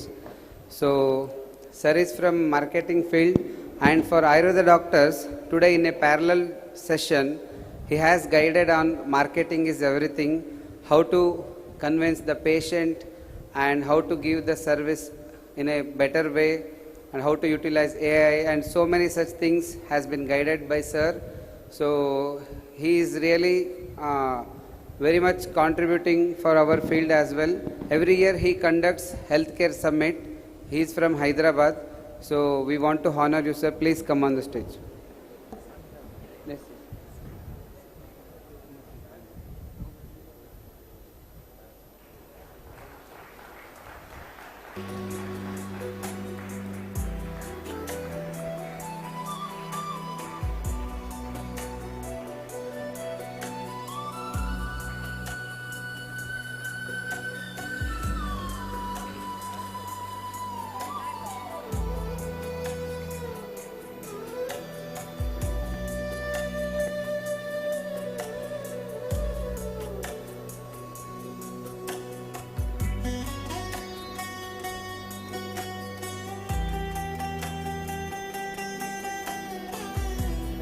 Thank you, sir.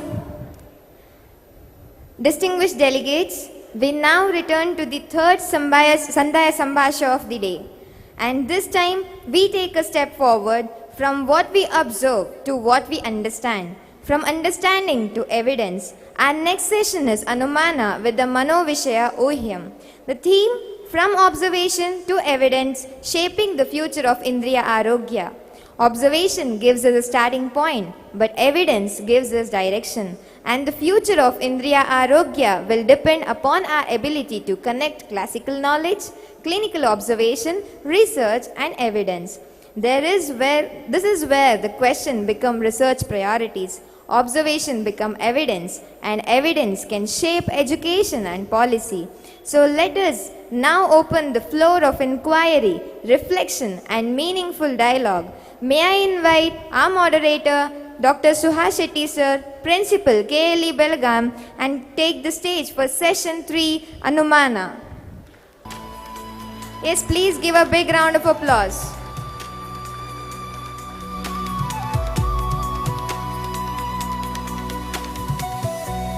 From the audience, there's no Josh. It's the third session, guys, third session. And after this, we'll be announcing the participation award of we'll be giving participation award of Ayurveda 3.0. Over to you, sir. Thank you very much. Namaste, everybody. On behalf of AAPTAS Ayurveda, I take this privilege to moderate the session on Anumana, where we'll be trying to focus on from observation to evidence, shaping the future of Indriya Arogya through research methodology. One of the biggest challenges that we always have as Ayurveda practitioners is the type and the quantum of the research that's happening in the area of Ayurveda. The quality of research, the quality of publications, and the evidence that are generated out of this are always a real challenge in the area of Ayurveda. And in today's session, we'll try to explore the possible way of finding the outcome of these particular issues and what are the various current scenarios that we would able to generate in the area of Indriya Arogya. And very, very importantly, what are the various lacunas, challenges that we have in developing various research methodology in studying or generating the evidences. And most importantly, what are the ways forward in generating the evidence in the area of Indriya Arogya. I'm very happy to moderate these sessions, and without wasting further undue time, let me have the privilege of introducing to you two of the best panelists that we have for these sessions. May I firstly request Dr. Praveen Balakrishnan, Research Officer from the Regional Ayurveda Research Institute, Trivandrum, to kindly come forward as our first panelist. I welcome Dr. Praveen. Dr. Praveen is an illustrated researcher, practitioner, and an excellent contribution in the area of publication. He has been 6-time winner of the prestigious Kottakkal Ayurveda Vaidyashala Award and 2 times winner of the prestigious Ashtavaidya E.T. Neelakantan Moose Memorial Award. He is also the recipient of late Srimati Parimala Sai Kanade Young Scientist Award conferred by the Association of Shalaki in the year 2021. He has to his credit more than 7 books and 16 articles in international peer-reviewed journals. He is the member of various international peer-reviewed journals. Ladies and gentlemen, put your hands together for the first panelist, Dr. Praveen Balakrishnan. We are very happy to be joined by the next panelist, Dr. Raghavendra Nayak. Dr. Raghavendra Nayak, a hearty welcome to you, Dr. Raghavendra. Dr. Raghavendra Nayak, a research officer in Central Council of Research in Ayurvedic Sciences and posted at the Bureau of Indian Standards Headquarters, Ministry of Consumer Affairs, Government of India. Nominated as a committee manager of the Technical Committee for Development of Standards in Ayurveda and Yoga at the International Standards Organization. He is a member of the International Standard Organization Technical Committee on the traditional Chinese medicine. He is involved in the development of more than 150 standards related to the single herbs. He is also the recipient of the Ayush Award by CCRS and the best paper in the literary research conferred on him. So may I request you to kindly welcome the next panelist, Dr. Raghavendra Nayak. As we are running late of shortage of time, I think we will not go to the preamble of this particular sessions.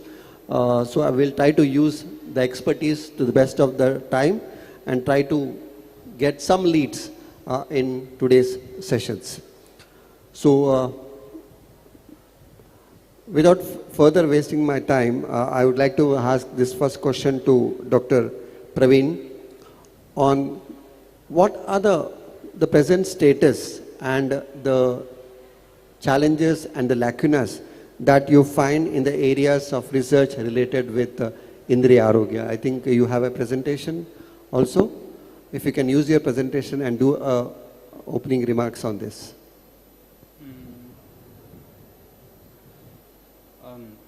Very good afternoon to all the distinguished guests, all the audience, students, postgraduates, all who are being seated here. A very thankful for the organizers of this program for organizing such a wonderful session on Indriya Arogya. I would just like to speak very quick, very brief on this aspect, because as I see many students here, they are BMS graduates, and research and stat may be quite difficult to digest to them. So I'll try to make it as simple as possible, as crisp and as clear to them, because once you get out from here, you should understand what is the need of stat and research. So that's what the first question that was asked. Could you just please keep the next slide? So basically, when you we may have seen in the earlier sessions, one of the biggest research is something you find, whatever has been, or something you dig again, whatever has been told in our scientific textbook, classical literatures. So we have seen all the experts here who have explained themselves, like everything is there, all the Aptopadesha, Pratyaksha, everything is there in our textbooks. But still, why the world is not accepting Ayurveda? That's the question that comes. Even when it comes to the Indriya Arogya, why is it not being accepted? So the question, the answer that itself is lies because in the point is that we are conducting less number of researchers in that. And the research is not being published. So what is the 2 points? What is research? What is published? One is, you saw the release of a book, the Chota Charak, which is in the morning, right? So it is actually a small form of research where the entire book, which was very deep in the knowledge of Charak Samhita, they have made it into very small literature, which can be read by the common people, so they can understand it. So that's a research. So something, you make something more clear, more crisp, more evidence-based. That is what is research is. And one more point is that everything is being told in a scientific test, but like, you compare 2 or 3 people. You have one person saying that, okay, he has passed in the exam. Some say he has good marks in the exam. And you have another person who says that he has got 99 marks in the exam, which will be easy for you to digest. You will obviously understand that the marks which you get 99 is easy when compared to when saying it's good or when saying it's bad or when he's passed. So that is what the research and stat is. Like, stat will be the part where you add number, mathematics, to what you find through a research. And research is a systematic methodology where you present your data. Okay, so the current scenario, which why Ayurveda in the aspect of Indriya Arogya is lacking is the current scientific understanding behind what is Indriya. So morning there session until the earlier session, there was a lot discussion on what is Indriya, what is Indriya, Adhisthana, Indriya, Buddhi, all those. So you can see in that column, in the chart, you can see there is a difference between Indriya and the Indriya Artha. I mean Indriya and the Indriya Adhisthana. Indriya Adhisthana is the anatomical organ which we see, while the Indriya is the functional aspect which is there in that. You may have seen many people or many cases, or you may have heard about it, that everything is normal, organ is everything is normal, but there is no functioning in it. The person can't see it, right? So that is where the importance of Indriya is. So the change from the anatomical to the sensory perception, the functional aspect is the Indriya. So this difference should be first. So what is being told in our science should be first clearly understood. Second is, we should understand that we know that each and every dravya whichever we take will have an effect on the body, because all the dravya,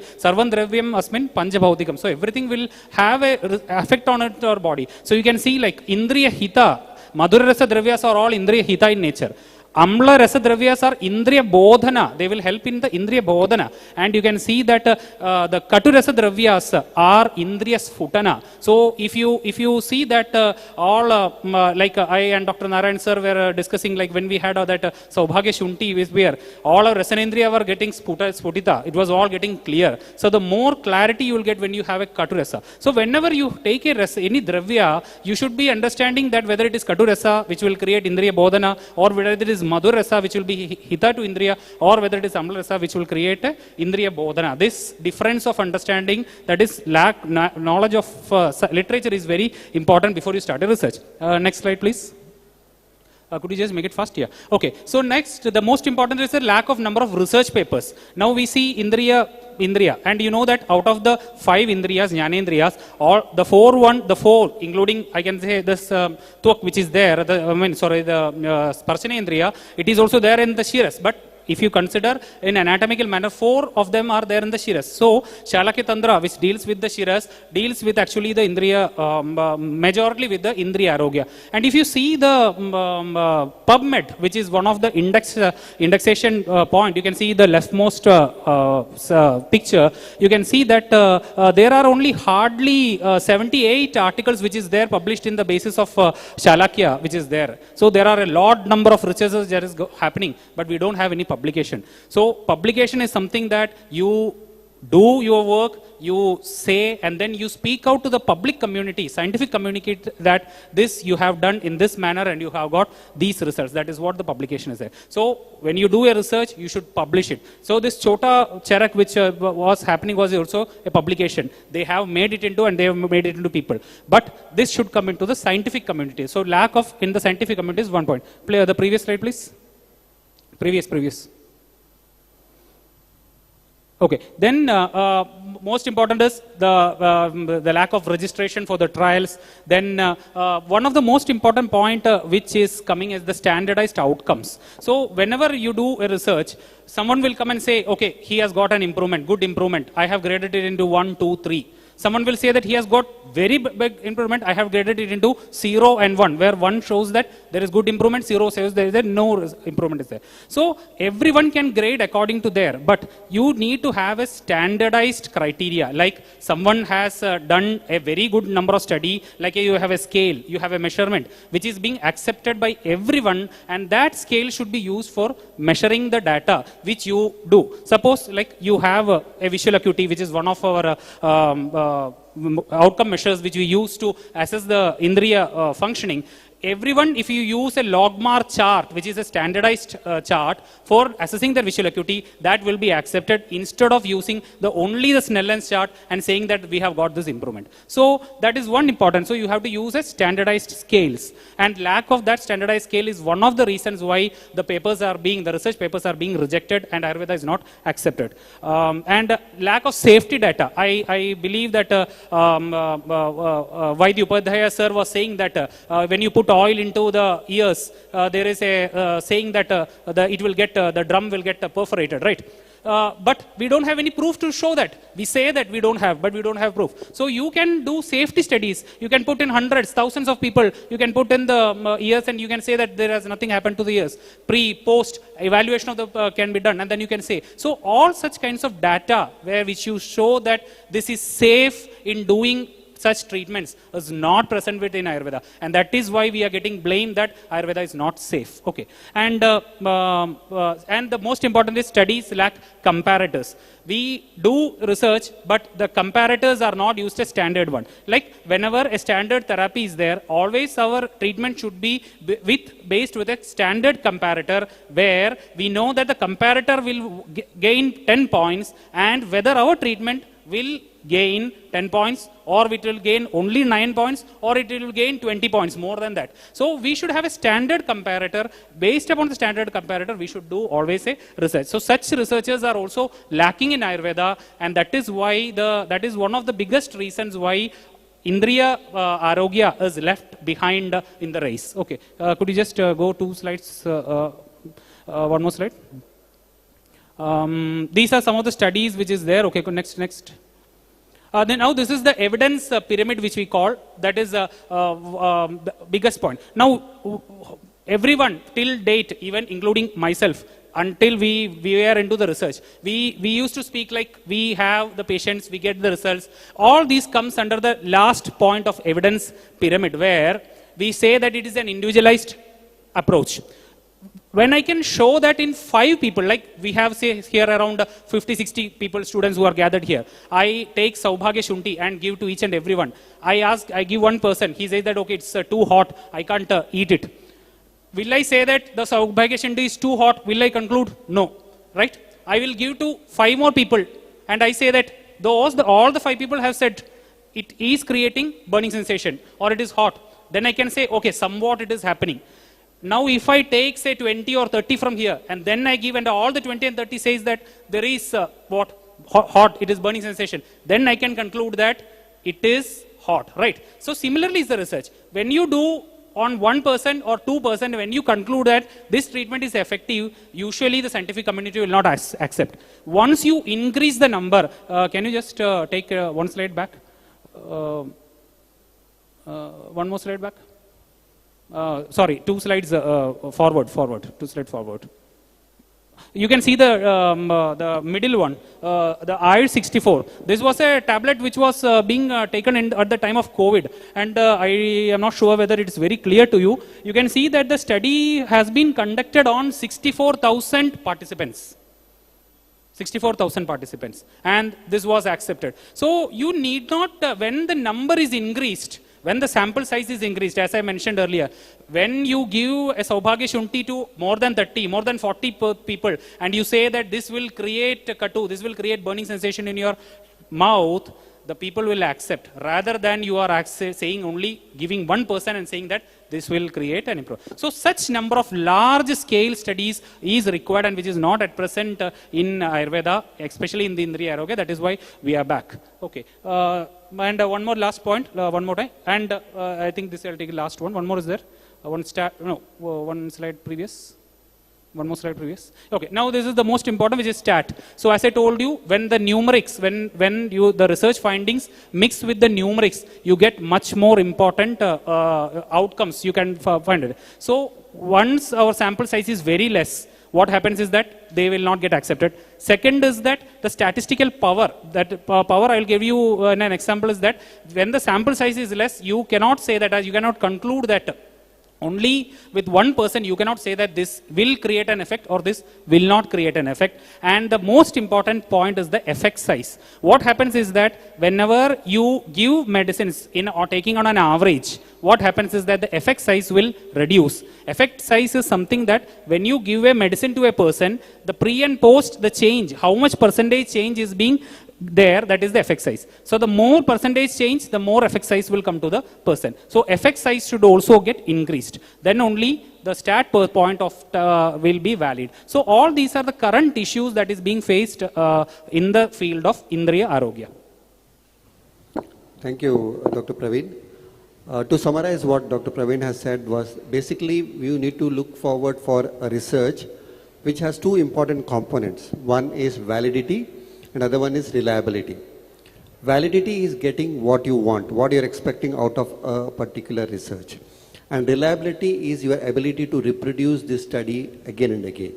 So whenever you're able to focus on these two important aspects, I think you can always work on designing your studies. So thank you, Dr. Praveen. Now we take up the next question. I will put this question to Dr. Raghavendra Nayak. The transition from the local observation to the international validation relies heavily on standards, with Bureau of Indian Standards setting global benchmark for Ayush. What are the biggest methodological challenge that you see is focused in standardizing the sensory therapeutics? Because we have the products ranging from complex herbal extraction to the physical procedures like Tarpana. Your inputs, please. Okay. If it's okay, I will start with a brief introduction regarding the Bureau of Indian Standards, because many participants, I think, they don't know about what exactly the BIS and what we are doing exactly in standardization related to Ayush and particularly in Ayurveda. The Bureau of Indian Standards, it's the national standards body of India, which is legally accepted national standards body, which was established in 1947 as an society and registered under Societies Act. Previously it was known as Indian Standards Institution, ISI mark, you might have seen on that. Subsequently in the 1980s and after 1990s, giving a legal status to that institutions was felt, and it led to the enactment of Bureau of Indian Standards Act, which gave the position of national standards body to that organization. As a national standards body, BIS publishes standards, implements the hallmarking scheme, and running laboratories and consumer awareness activities, etc. And most importantly, BIS represents the international standards body in the international standards body, that is International Organization for Standardization, ISO, which is again an NGO represented by all the national standards bodies of all the 170 countries, and which has around 800 technical committees and published more than 27,000 international standards, which are in forces, product standards, services, etc., even test methods, etc. The standardization activity related to Ayush was initially started around 2012 in Bureau of Indian Standards. Previously, it was dispersed among many departments. For single herbs related standardization, Food and Agriculture Department was doing standards. For Yoga, Sports Department. For Services, Service Sector Department. And the Ministry of Ayush requested BIS to have a dedicated Ayush vertical in Bureau of Indian Standards. In 2022, BIS established, till that there were 15 departments since last 75 years. After 75 years, one new department, that is Ayush department, was added in the Bureau of Indian Standards, and we have published, we have different sectional committees for each Ayush system, and more than 240 standards have already been published in different domains like single herbs, equipments used in Ayurveda, test methods, service sectors, etc. And the most important and widely asked question, why we need BIS standards? We have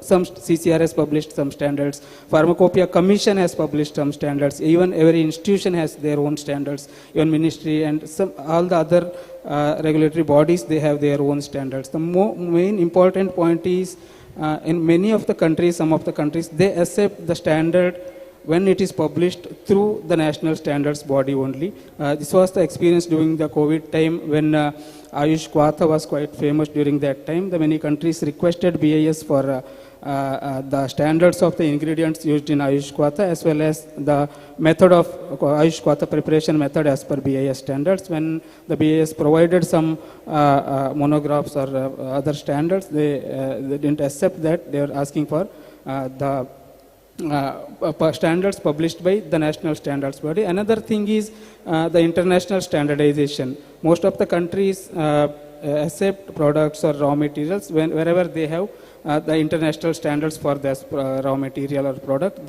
Most of the, since majority of the countries involved in ISO standardization process, they generally accept the ISO standards as standards. It was another, to remove the technical or trade barrier was another important reason why we started the BIS and ISO standardization. Then coming to sir's question, what was the biggest challenge in standardization? Because a system like Ayurveda, the biggest challenge was what we need to standardize, where to start, because a system like Ayurveda where a single herbs are majorly used, we have a lot of variations, even geographical, even cultivation also affects that, even harvesting, storage, everything affects the quality of the raw material. Then for equipments, though classics mentioned some standards, those standards were based on the observations or technologies available at that time. Again, integration of the present day technology or the biomedical or other artificial intelligence, other sciences, that was another challenge. Again, coming to the procedures from the products, then again, these procedures are highly individual and depends on all the upastambhas of treatment, even the patient behavior, even the physician, attendants, etc. So we made a clear boundary that we will standardize the core principles of that implementation part of those protocols or treatment procedures, not the clinical application or clinical decision making. That was one of our approach. And another major challenge was standardizing without diluting the fundamental principles of the Ayurveda. If we standardize less, then they may not be acceptable for international community. If we standardize more, the entire the fundamental principle may dilute. That was again another challenge. But we made significant progress because the standardization ecosystem or standardization process followed by BIS is like that. It involves all the categories of stakeholders. If a committee has 30 organizations in their committee, then there should be representation from academia, R&D, practitioners, general public, NGOs, even state government or regulatory bodies, ministries, etc.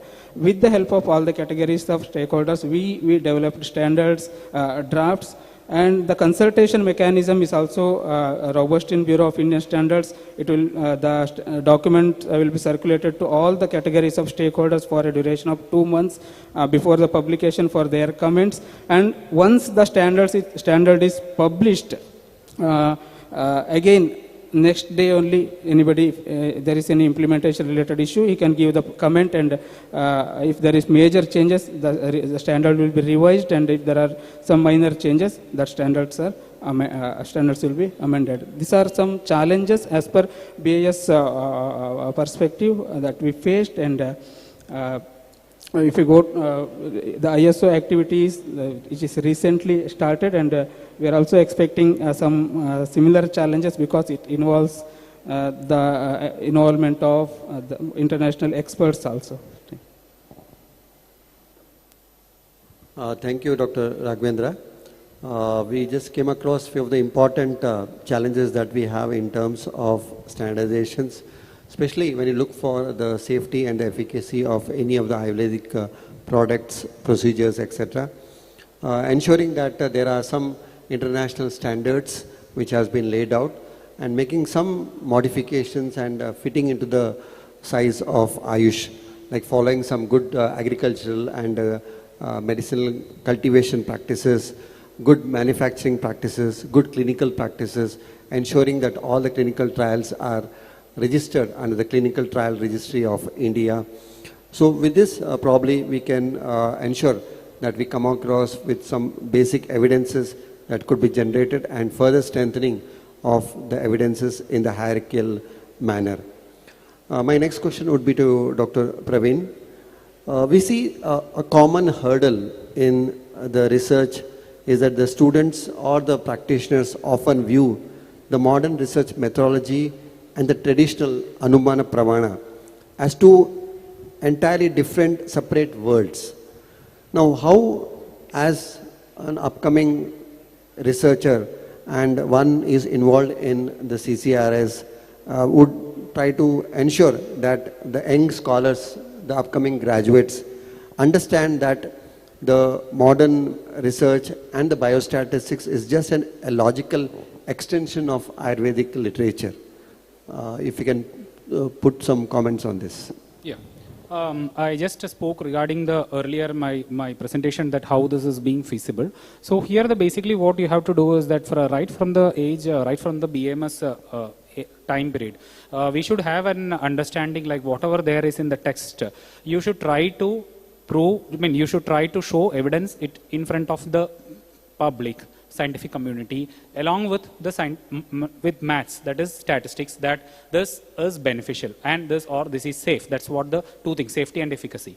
So the research method, Anumana Pramana, whichever is being told in our science, they are correct. They need not be questioned back. That is correct. But unless, as I told you, you are saying that this is good, but another at one point you are saying that he has got 99. When you show with number, people will accept it more rather than when we are saying it's only through your voice. So that's what I gave you an example of Ayush 64 with your tablets, where instead of saying that if it was only told that Ayush 64 is effective, no one would have accepted it. But here you have done a study on such a large number of people, and then you have showing that Ayush 64 is effective, will give you much more importance, and the scientific community will believe that this is effective, provided you are using a standardized, as Sir said, a standardized, and which is standardized outcome assessments which are being used in your science.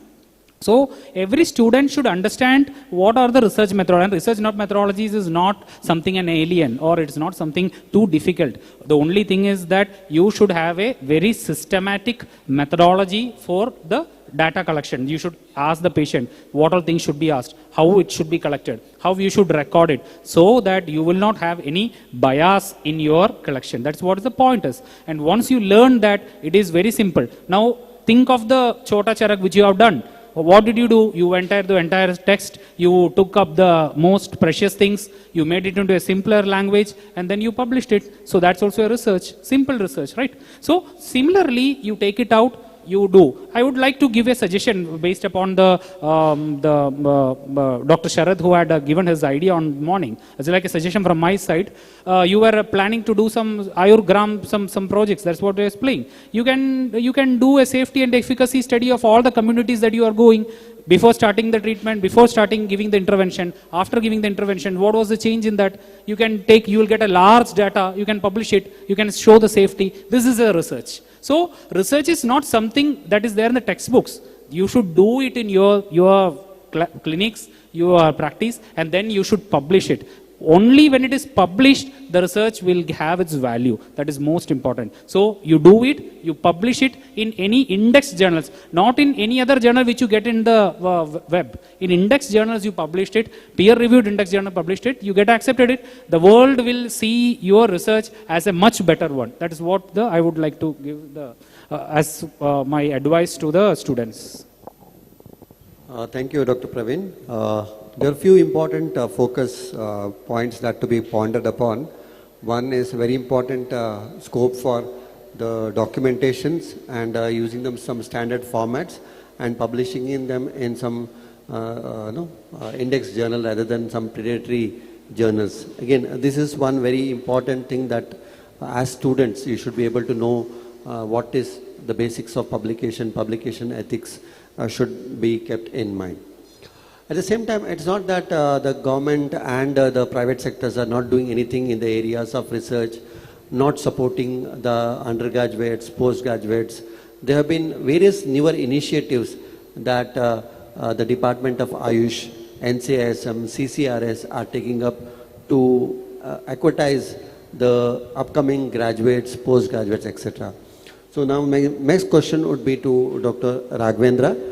What are the various initiatives taken by the Ministry of Ayush, Government of India, CCRS to support undergraduate students, postgraduate students and the faculties and practitioners to see that we imbibe the culture of research starting from the beginning?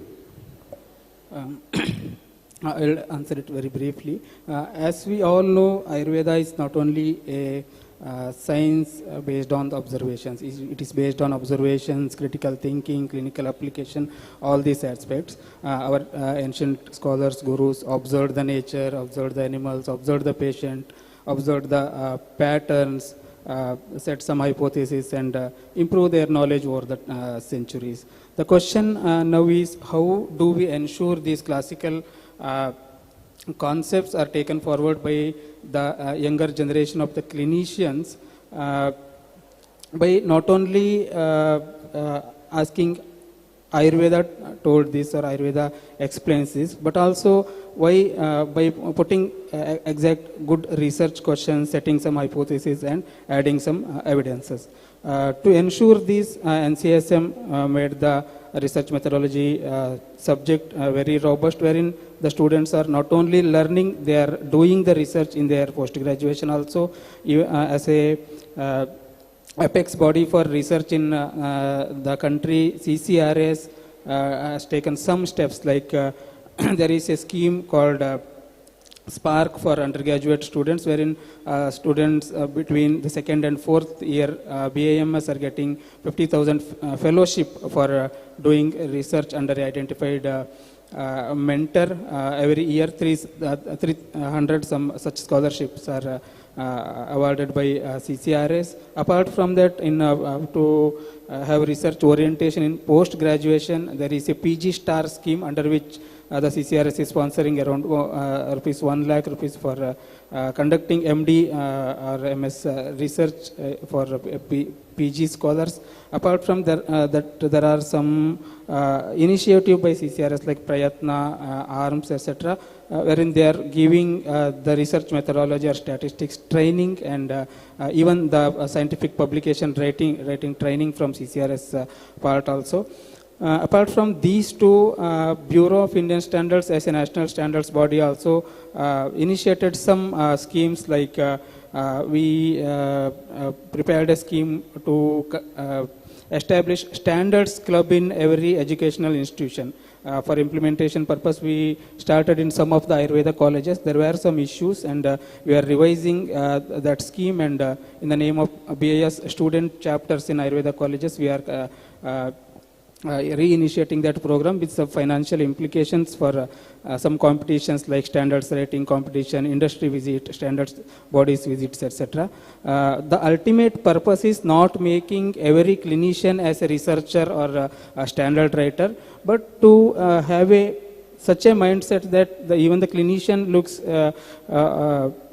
in the clinic that what may be the purpose for this result, or what may be the reason behind this this clinical outcome, and have some evidences for each and every aspect. Thank you. Thank you, Dr. Raghavendra. My next question would be to Dr. Praveen. Generally, we feel that this research is especially for the scientists and for the people who are involved in very serious research.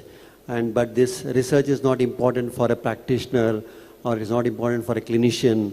Why we should have the basic understanding of research or basic understanding of statistics, especially for a clinician perspective. So I think what will be your take on this, and how important do you feel that the basics of research and statistics are important even for a practitioner or a clinician? That's a very good question, which actually everyone should come to, especially when you are from the graduate, you should to know. The basic point difference that is there with the Ayush systems and the contemporary systems is that the contemporary systems has a specialized body, research associates, who do researches for them, the research, the pharmaceutics which do research for them. But while coming to the Ayurveda, the Ayush, not Ayurveda, the Ayush systems, we don't have any very much specialized bodies, like 1 or 2 bodies are there which do, but they are very few, and with 1 or 2 people, you can't expect a great change to happen.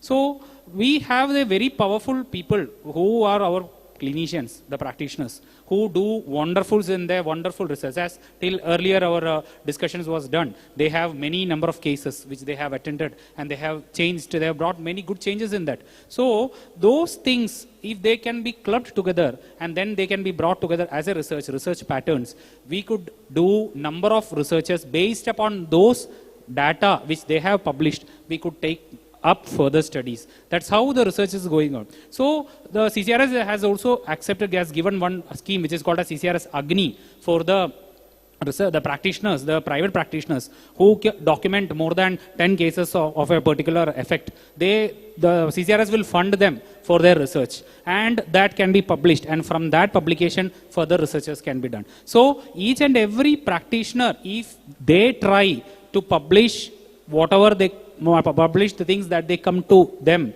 in a systematic manner, then the growth of Ayush will be in a rocket phase. Right now there is a growth, but if everyone supports it, that will be to the topmost level. So that is why we urge every people who are there, who are listening, who are coming to learn Ayurveda, to systematically document things in a scientific manner, using standardized forms, and then publish it so that we can get a baseline from where we can do the further researches can be taken up.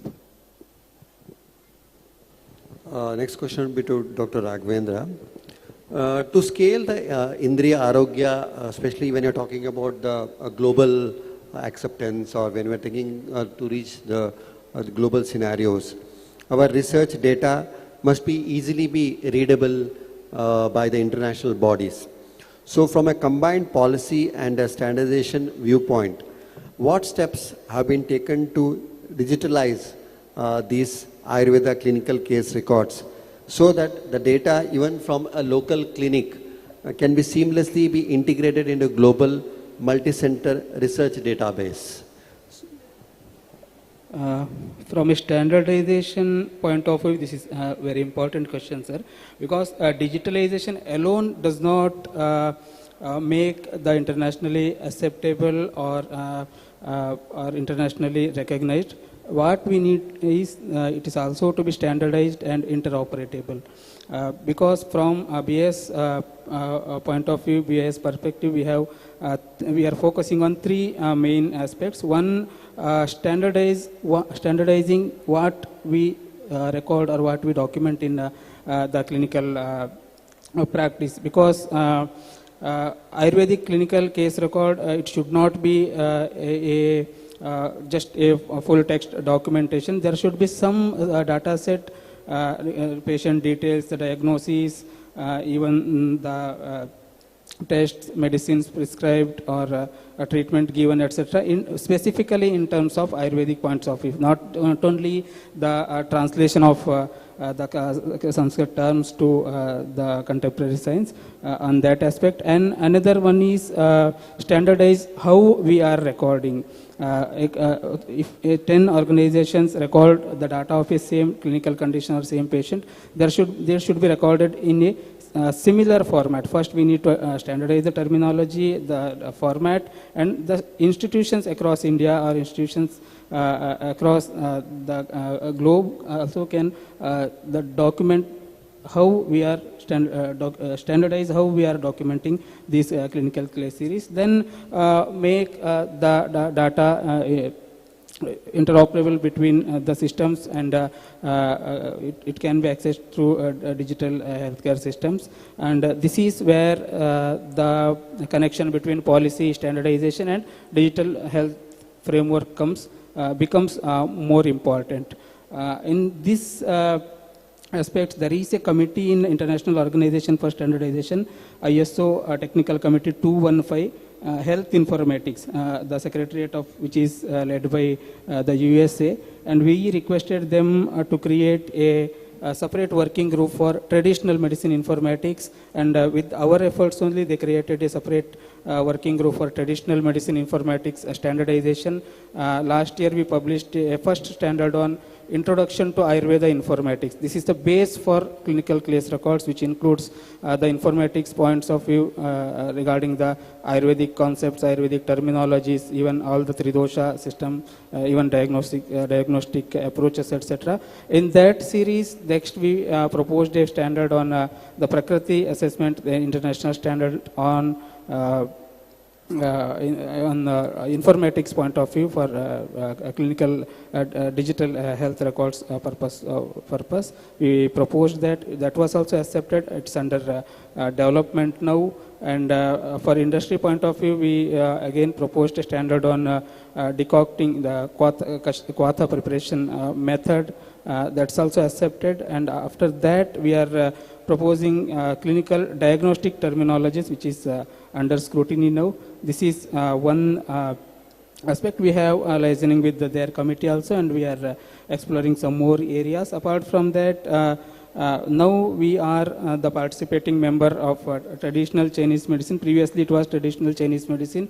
After creation of second committee in the traditional medicine domain, the previous committee was renamed as traditional medicine. There is a committee under which some standards in informatics points of view, they are under development. One is computerized image analysis, tongue analysis, basic requirements, safety requirement standards. It's already published. We are discussing, proposing some modification for that standard, including the Ayurvedic perspectives also. If it is not possible, we are planning to develop a separate standard on that. And even the pulse diagnosis also, that standard is already published.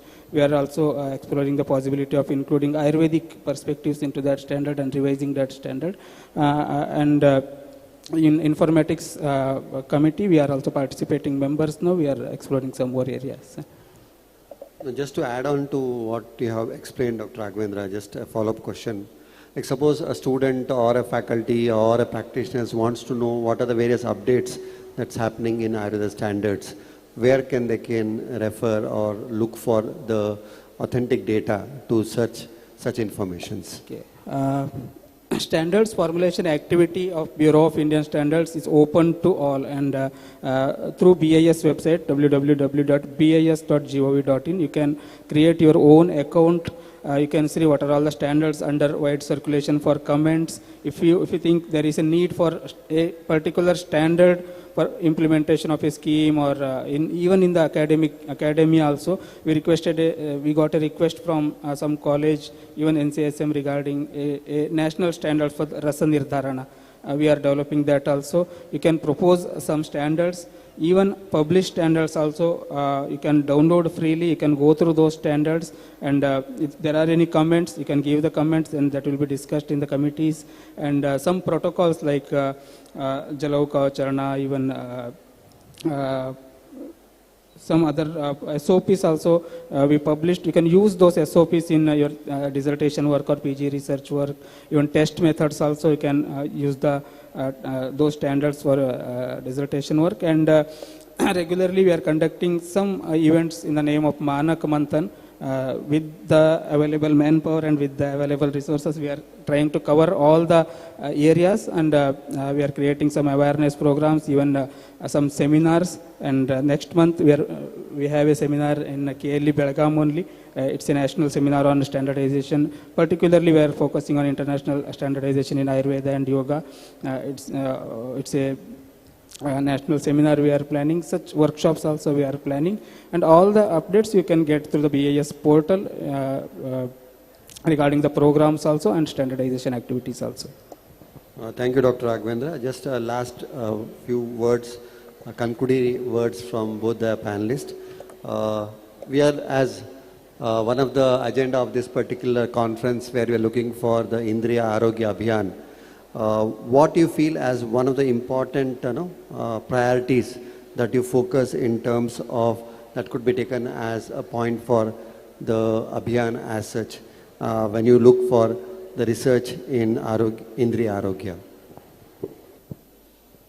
A take-home point that can be taken in the aspect of Indriya Arogya for all the students, all the PG, all the practitioners who are being seated is here, is to denote, underline the word that is publish or perish. So if you don't publish, you will perish, that's all.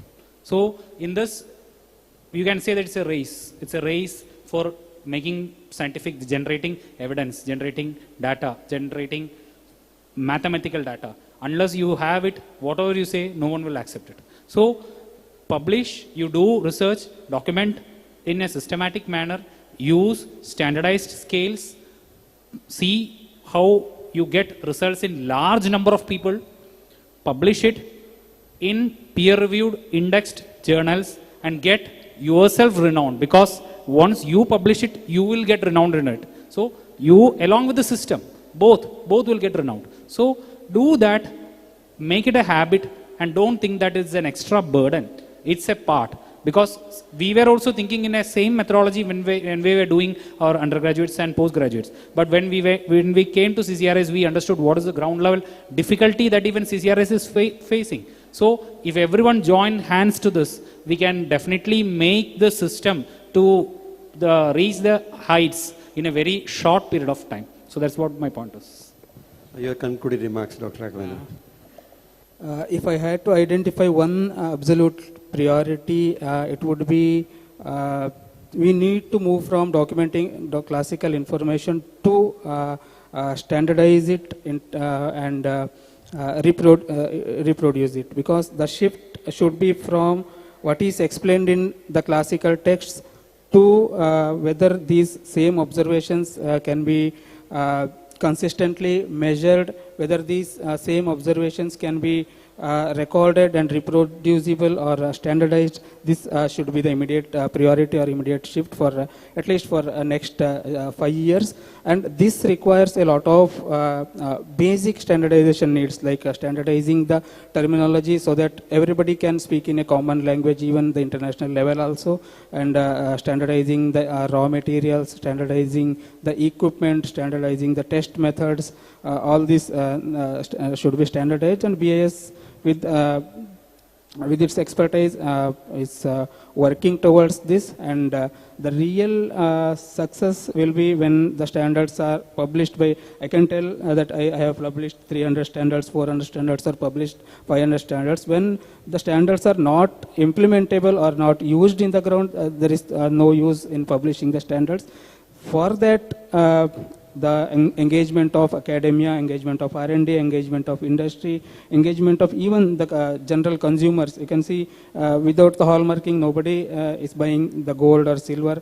Similar conditions when it comes to the Ayush, then that will be the real success, and you can definitely be associated with the Bureau of Indian Standards for to implement or to develop these national and international standards. Thank you. Thank you very much, both Dr. Praveen and Dr. Raghavendra.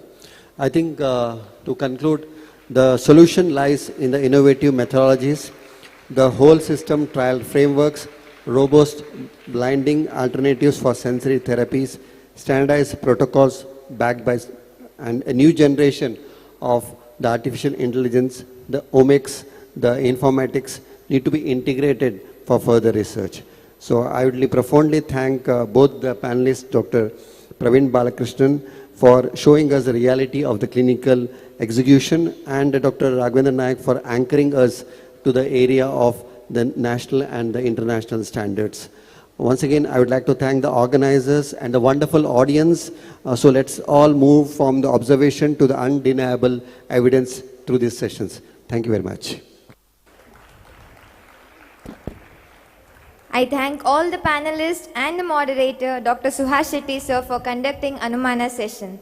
I request AAPTAS team to honor our dignitaries. Please give a big round of applause. We have explored how clinical observation can become the foundation for generating evidence, identifying research priorities and shaping the future of Indriya Arogya. The discussion today have highlighted the need for stronger evidence, meaningful research and collaboration between Ayurveda, healthcare institutions, researchers and policy makers. With these valuable thoughts, we are ending the session 3, Anumana session. Please give the big round of applause for all the dignitaries.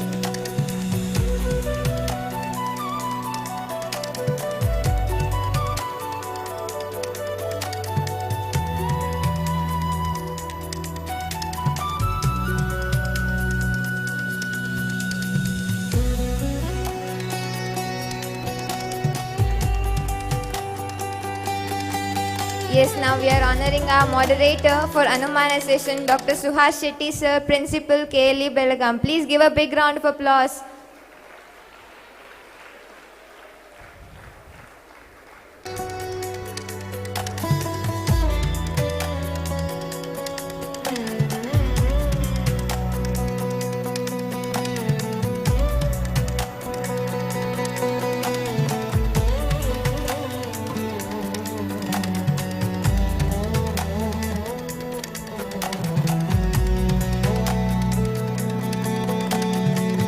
Sir. Ayurveda is not merely a system of medicine. It's a way of life, and its true strength lies in taking its principles to the community.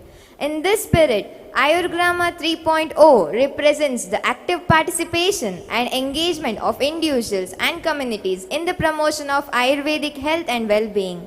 We are delighted to recognize and appreciate the enthusiastic participation of Ayurgrama 3.0 participants through presentation of participation awards. These awards are a token of our appreciation for your valuable presence, enthusiasm and contribution towards making the initiative meaningful and impactful. I request the award recipients to kindly come forward as their names are announced. I request Vaidya Chetan Upadhyaya and Dr. Ravi Kumar KM sir to give Ayurgrama Participation Award. Yes, the first college I invite is KLE Ayurveda Medical College Chikkodi. Please, KLE Ayurveda Medical College Chikkodi students, come over the dais and receive the Participation Award of Ayurgrama 3.0.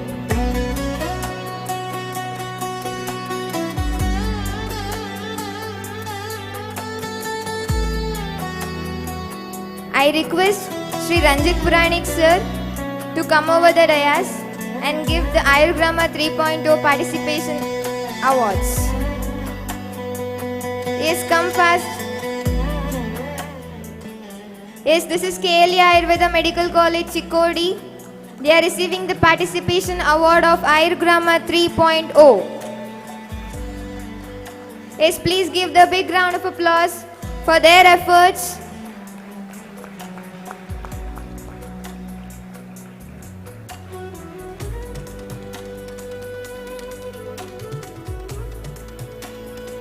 The next college to receive award, be ready, Ilkal College. Come near the dais.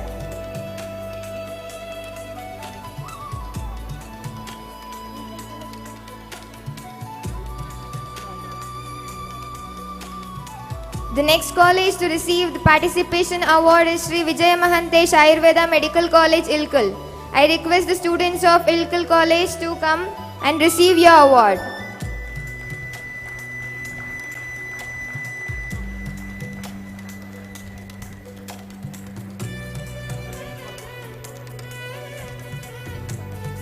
The next college to receive the award, SPS Ayurveda Medical College and Hospital, Mundargi.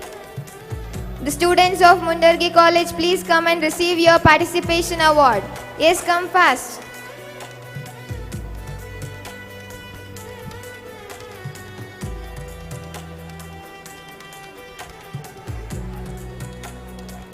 And the next college, be ready, VM Mehta Institute of Ayurveda, Anandpur, Gujarat.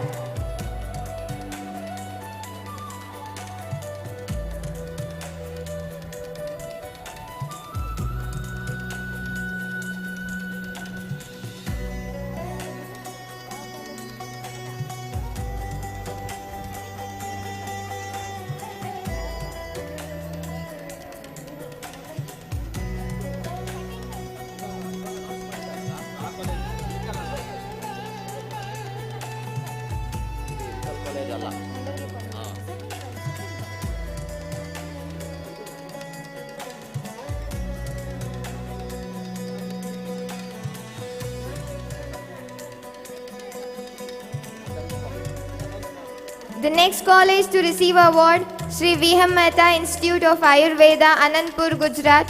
Students of VM Mehta Institute of Ayurveda, please come near the dais.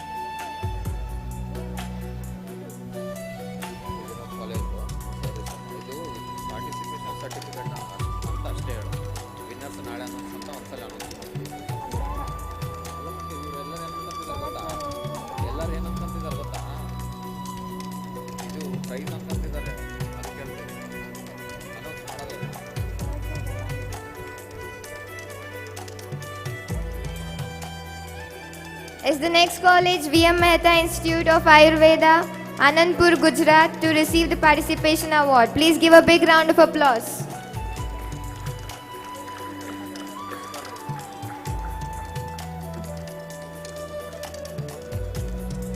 Congratulations to all the Ayagrama participants.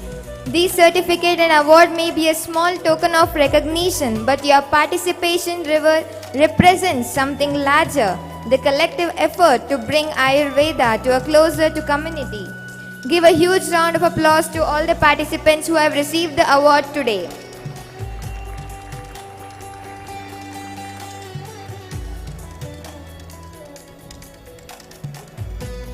Thank you, sir.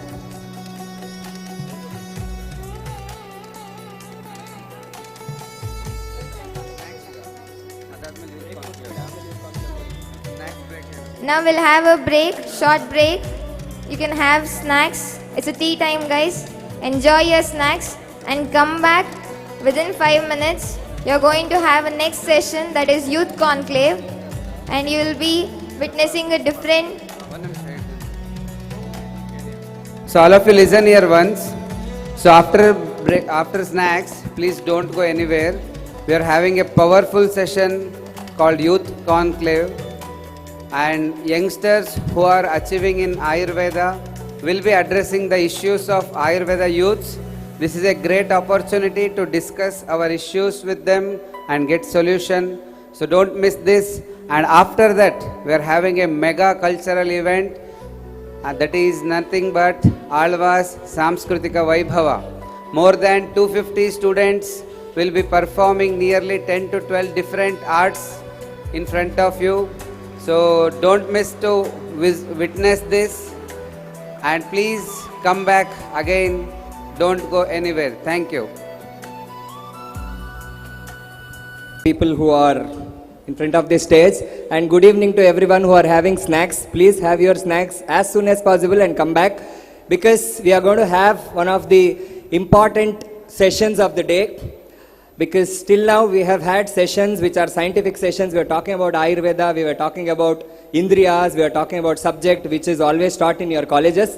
But the next session is something which is very different, which is not spoken in any of the institutions or anywhere for any Ayurvedic student as such. So as the name says, it's the Youth Conclave.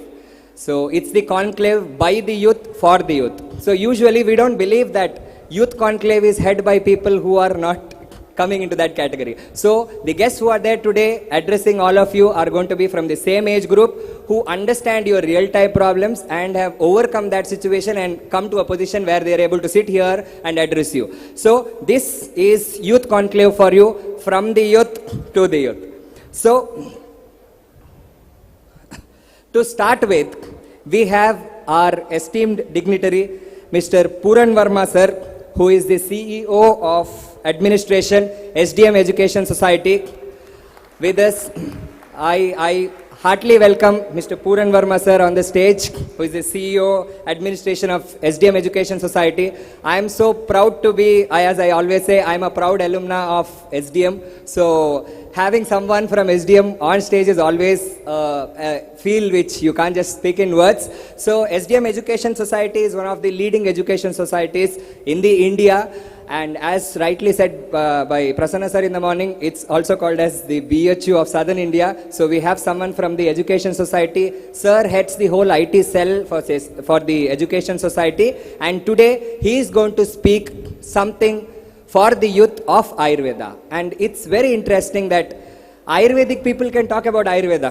Yes or no? It's always right. But somebody who is not from Ayurveda but still has so much of love and passion that their family has given so much of contribution to Ayurveda, which not even our Ayurvedic doctors have given. So I welcome sir on stage for the keynote address for the Youth Conclave.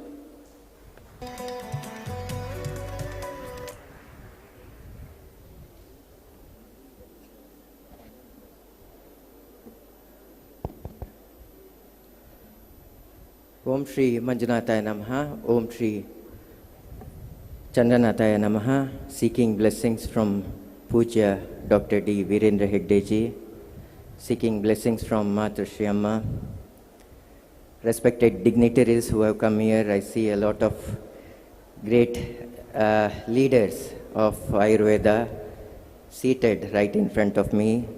So greetings to all the leaders, greetings to all the staff, and all the students who have gathered here for the wonderful conference.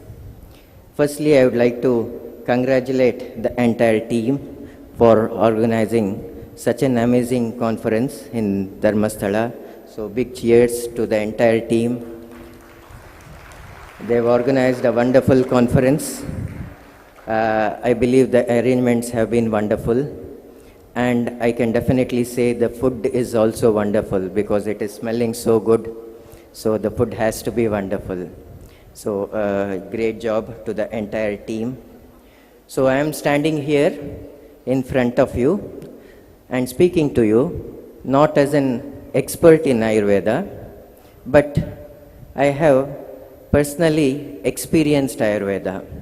And I definitely believe in Ayurveda. And I believe I am talking to all of you, that is, not as the students of Ayurveda, but definitely as the future doctors, future innovators, future leaders, and future researchers of Ayurveda.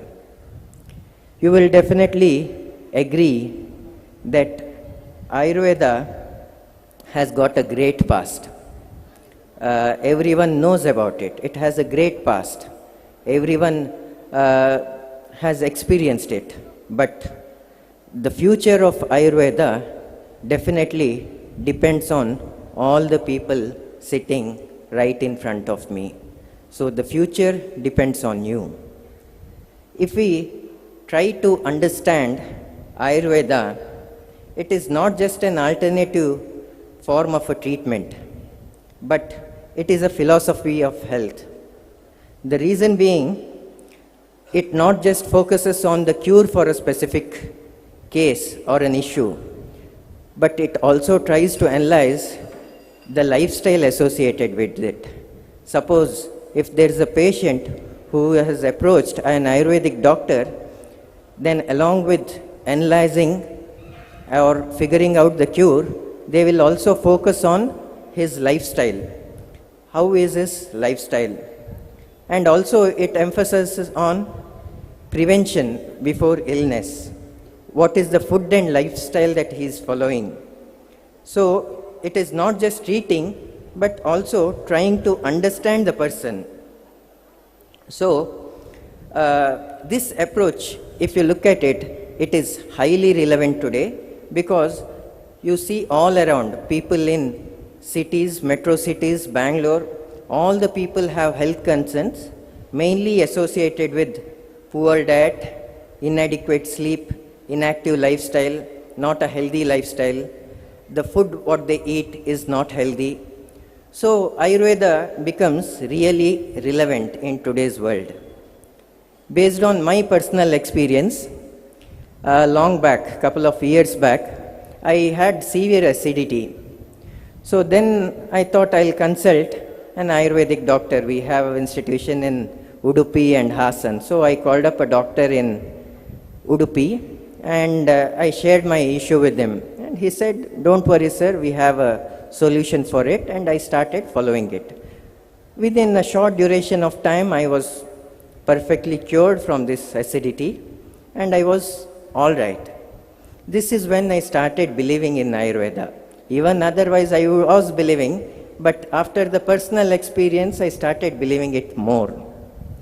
Every time when I visit Hassan and whenever I meet Prasanna Kumar sir, I see lot of people in Yogakshema, lot of foreigners, and sharing their experience, saying that we had such and such issue, but after joining here, after taking Ayurvedic treatment, I am completely cured now.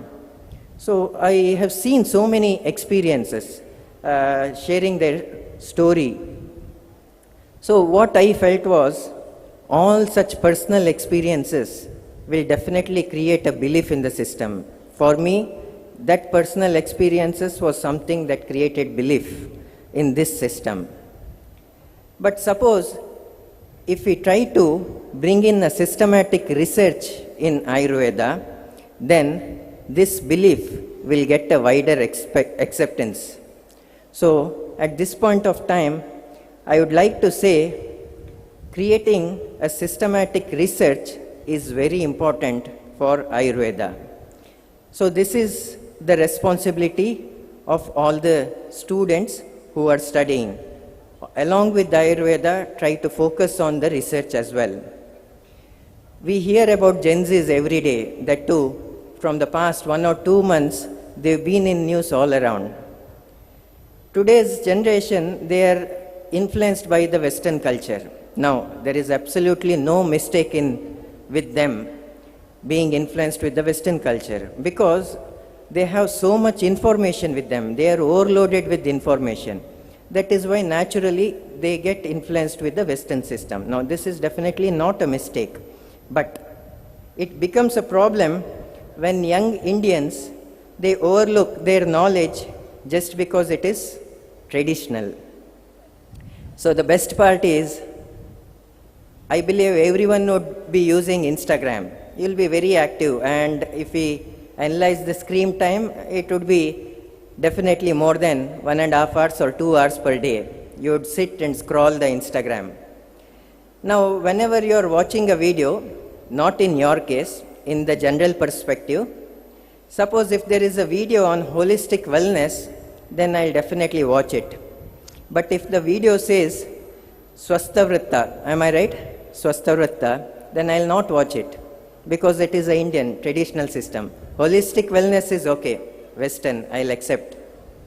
Suppose if there is a video on seasonal diet, then I'll watch it. I'll tell everyone that this is a new concept that is there, where you are following the diet based on the seasons. But the same concept is there in Ayurveda. Ritucharya, am I right, sir? Yes. So this is there in Ayurveda from such a long time, but we are not interested to look at it. So this is the challenge that we have today.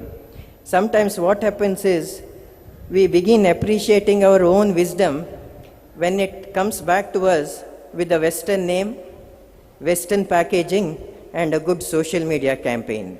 So this is the challenge that we have.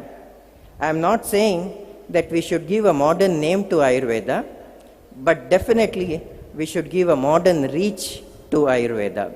This is the need. And this is where you all come in, because you are the bridge between the current generation and Ayurveda. That is why you play a very important role in today's world. As a future leaders of Ayurveda, along with the Ayurveda, you should also try to speak the language of the current generation. What is the language of the current generation? Current generation is very active in social media. They want the information to be very simple and very clear. So whatever you want to convey, the messages of Ayurveda or the information of Ayurveda, that has to be very clear and simple, not very technical in terms of Ayurvedic language. It has to be short. You can plan for a lot of podcasts, because I see there is a lot of dignitaries and guests who have done great wonders in Ayurveda. You can have a podcast of such people, and some people sharing their experiences or benefits of Ayurveda will definitely influence the current generation.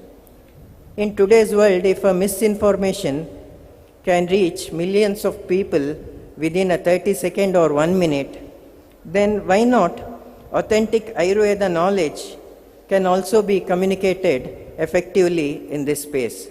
So, if you want to be a future leader of Ayurveda, then you must definitely be active in using all these medias, and all the information needs to be shared in their language.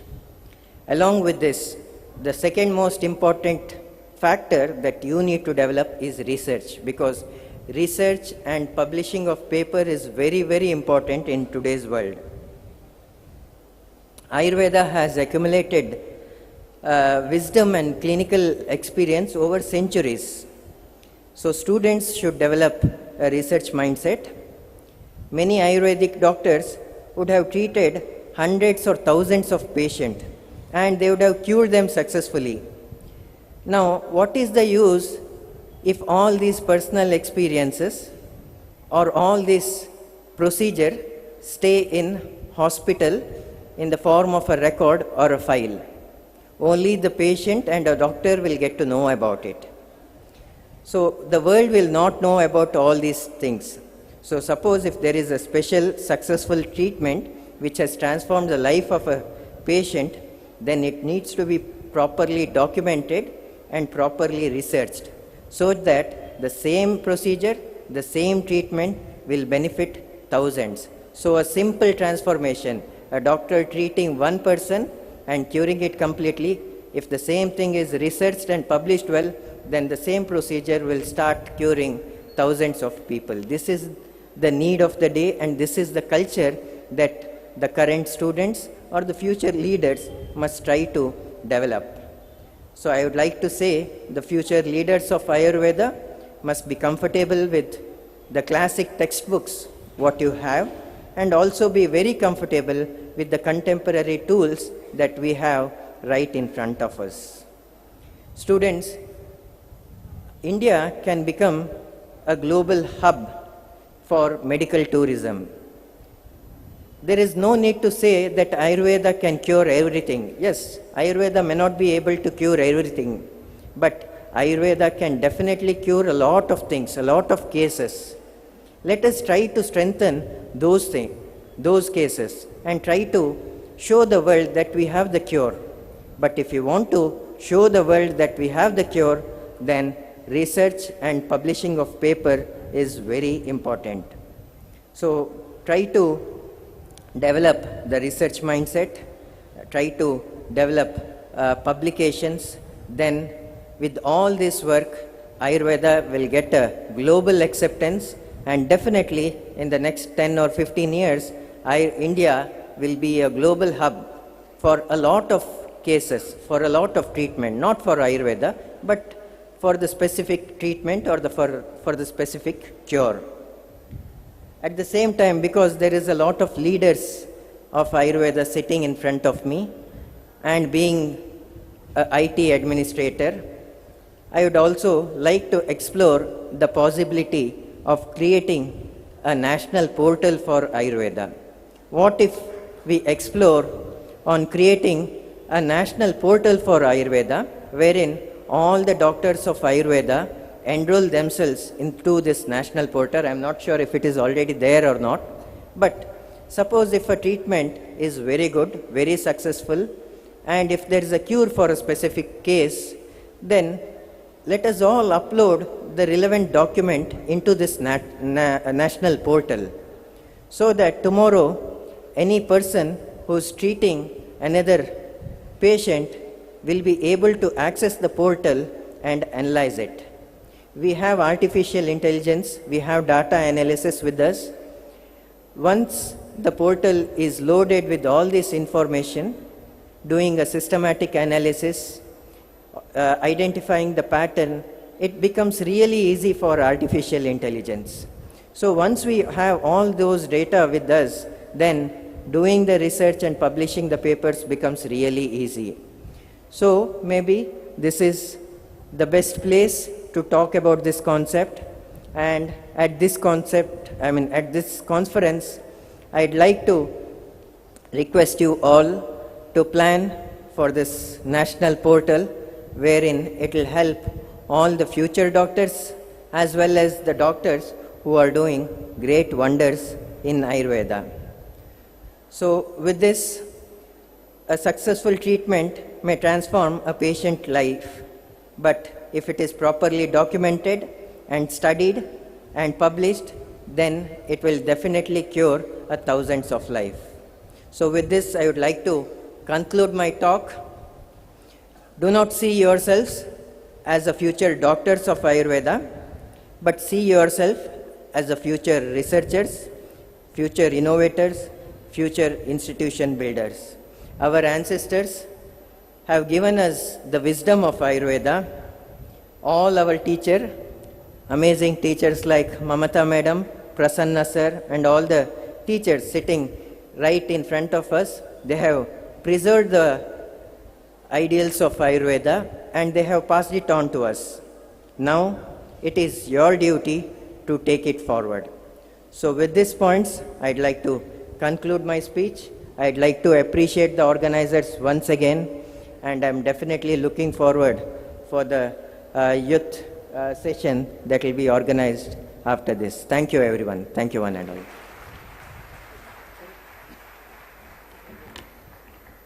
It's so wonderful to listen from a non-Ayurvedic person the love he has on Ayurveda, and that's definitely a thought-provoking idea that Sir is telling about the portal, and it would definitely set a different standard for the research in Ayurveda. So I call upon the AAPTAS Ayurveda team to felicitate Mr. Punarvasu Sir.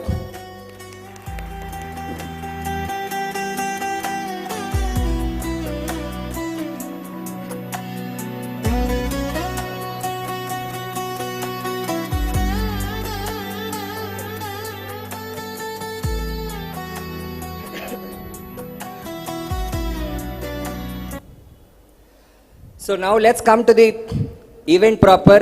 As I already told you, this is the Youth Conclave, by the youth, for the youth.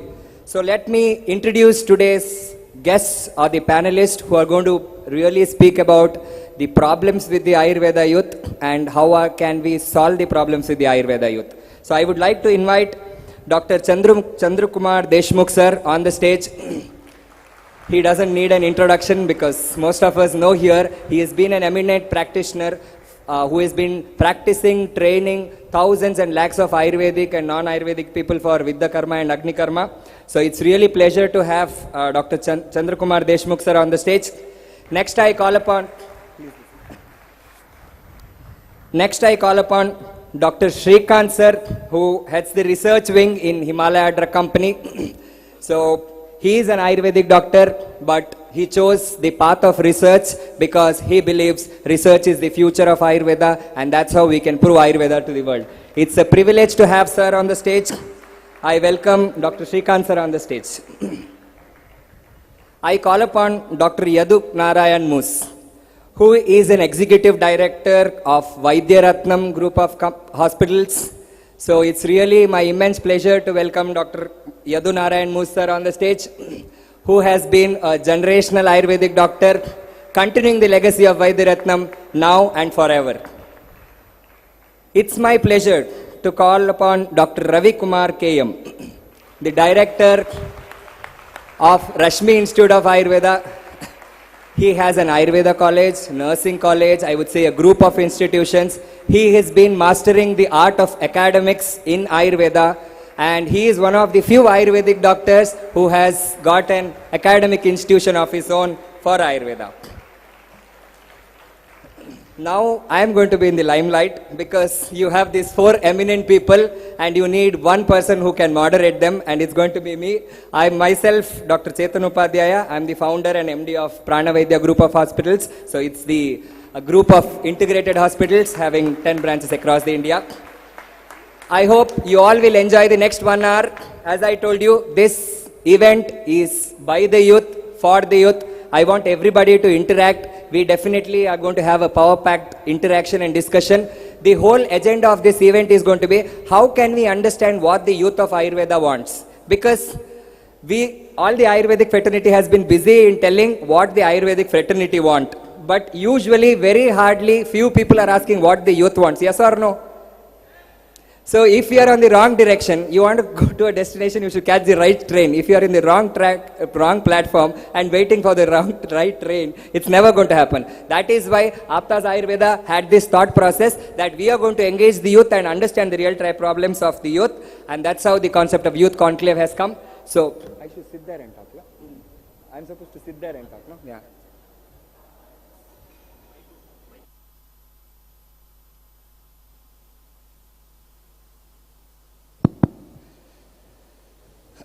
So, it's great to have you all in the panel, sir. I would like to start with a very upfront question. Is there a problem in Ayurveda or not? No, wrong question. Is there a problem in Ayurvedic fraternity or not? Exactly. Thank you for correcting me. I am thankful that people are awake. So is there a problem with Ayurvedic fraternity? Yes. So let's understand where the problem in Ayurvedic fraternity is. Now everybody has their own problems. Allah. So now in the Ayurvedic fraternity, I believe all the segments of Ayurvedic fraternity have a problem. But today we are going to talk where is the problem in the youth of Ayurveda. The youth of Ayurveda, do you think we have a problem? No. No is also a problem. Now my panelists will tell you what are the problems for people who have said it no. Chandra Kumar Deshmukh sir, can you just tell me what do you think is the problem of youth of Ayurveda? Why I see that youth of Ayurveda is not loving Ayurveda. They love everything in the world other than Ayurveda. Because you know the story, majority of us have landed here, not me, majority of you guys have landed here because it's a lateral entry to be a doctor, so you didn't get the MBBS. You are already in the college with the trauma and 5 years in the trauma. I see that's one problem. What other thing do you see because you have trained a lot of Ayurvedic doctors? By seeing all the students and the doctors through this 15 years, I think there is a one common problem that everybody needs Baap dikhav nahi to Shraddha kar. That is the one problem. They need result. They don't need typical paramparik, I would not say paramparik, but theoretical treatment. They need exact treatment. They need proofs also, and they need proper gurus to learn from for different techniques of Ayurveda. And I think these are basic common problems. And being Gen Z, everybody want to learn exactly how this treatment works in how many different cases we can actually work and where authentic knowledge we can get from. Because in social media, in every different social media platform, there is a different opinion about the same disease, different treatment about the same disease. So I think learning and exact result-oriented treatment they want to know. That is the main problem, I think. So what sir wanted to say is, if I have to sum up, people are not okay to understand why this is happening. They just want to know. I mean, everybody is looking for something which is not told exactly in the colleges. They are looking for something which is never to be explored, something like that. Yes, sir. Shrikant, sir, what do you think is the real problem, what we should be addressing about? I think the no answer what we received from the youth. That's where we always do not visualize our own back. Namma bennu namma kaanisalla. That's where we are as of now. Maybe I think what they should look into is their own strengths. What is the strength? Given the current market scenario, what exactly is their strength and how they are going to utilize this potential towards catering to a service which they are passionate about. Very important here is whether you are passionate about what you are doing. Are you really loving it? And is there sufficient market potential for it? This is where I think I will remember a Japanese word, ikigai. Ikigai is always highlighting the reason for you to wake up next morning. Right? Only then I think you will be able to contribute. That's where the huge lacuna is there. We do not know the market potential. We just want to practice, as Dr. Deshmukh was highlighting. We just want to practice. We want to cure diseases. That's the dream when we started after 12th.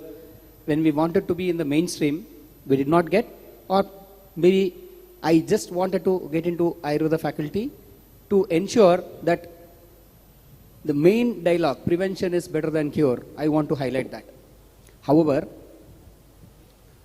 to be on the winning edge, we have both. We can prevent certain disorders. We can cure many disorders. But that will not suffice. That's where each one of us have to have a SWOT analysis. Because SWOT, if you think, if it is a westernized methodology to put across, yes, how much you will earn or what will be your designation, that's fair enough. But is that your passion? Is that your strength? Does that have market potential? These three questions, if you answer, then rest will be history. I told you ikigai. That should be the reason for you to wake up the next morning. And if the world is ready to pay you for that, I think Dr. Chetan must be laughing on this statement, because that's what is necessary today. If you go to a Western practitioner, he or she will not have time to explain. If you look at the definition of doctor in Latin, it means to teach or to educate. How many of us have seen such doctors who teach or educate? For that, I think I commend the organizers for putting across Swasth Indriya, Swasth India. Absolutely very important. If your Indriyas, whether it is Jnanendriya or Karmendriya, are perfect along with Manas, then Atma. That's where Swastha definition stays, right? Each one of you, if you know how to maintain your own health, then you need not advertise about how you can maintain somebody else's health. That's where the problem is today. I am not well, but I do not want to accept that I am not well. Prana Vaidya, why he started, I don't know. But what I assume is, whatever is keeping you alive is prana. Sharirendriya Sattvatma, okay. Sanyogi Dhari Jivata, okay. What is keeping you alive right now? You always identify yourself with your body or your mind. I'm sorry. That's not Vedanta says, right? It is you. The small droplet of Paramatma, the Atma in you, is you. If this holistic understanding is there, I think you will all go a long way, because the entire world, not only Indians, needs this. It is not, I have fever, I have cough and cold, or I have Shwasa. Oh, okay, this. You might think this guy represents a pharmaceutical company and he is telling Aushadhi is not the remedy. Aushadhi is one of them. I'll come to that point later, sir. Right, sorry. You're stealing all my points. I'm really sorry. I don't want to be short of words. I'm really sorry. So if I have to sum up what sir wanted to say, there are two things. The biggest motivation in life is money. Second thing is I started Prana Vaidya because I have Prana. These are two things I have to sum up. So next, let's ask Dr. Yadu Narayan Moose. What do you think? You are of our age, so you are in that phase where you know what exactly is the problem of Ayurveda youth. What do you think is out of, we know we have a lot of problems with the youth, the best one, or you think this is the right one? Which is that problem you would think, sir? So before I answer the question, I would like to take a moment to appreciate AAPTAS Ayurveda, Sharath and team for the excellent work they have been doing, because, you know, I believe that they are influencing each and every element in the Ayurvedic ecosystem. And I couldn't see many people doing that before, so hats off to the team. V. Vaidyaratnam is happily associating with them for the last few years, and unfortunately I couldn't attend the previous functions. This is the first time I'm attending. I'm happy and privileged to that. So to answer the question, I think there are multiple issues, but one core issue is lack of visibility of opportunities. See, if you join a course and you see there are hundreds of opportunities, automatically it will motivate you. Whether you liked the course, whether you don't. If you see there is, as rightly mentioned by Dr. Srikanth, there is money, there is an opportunity, it will automatically motivate you. But how many of you know what are the 10, not 10, even 7 opportunities that you have after you come out? So that is a big problem I think we need to address. We need to give a clear idea that these are your opportunities so that we can streamline them to achieve that by the time they finish.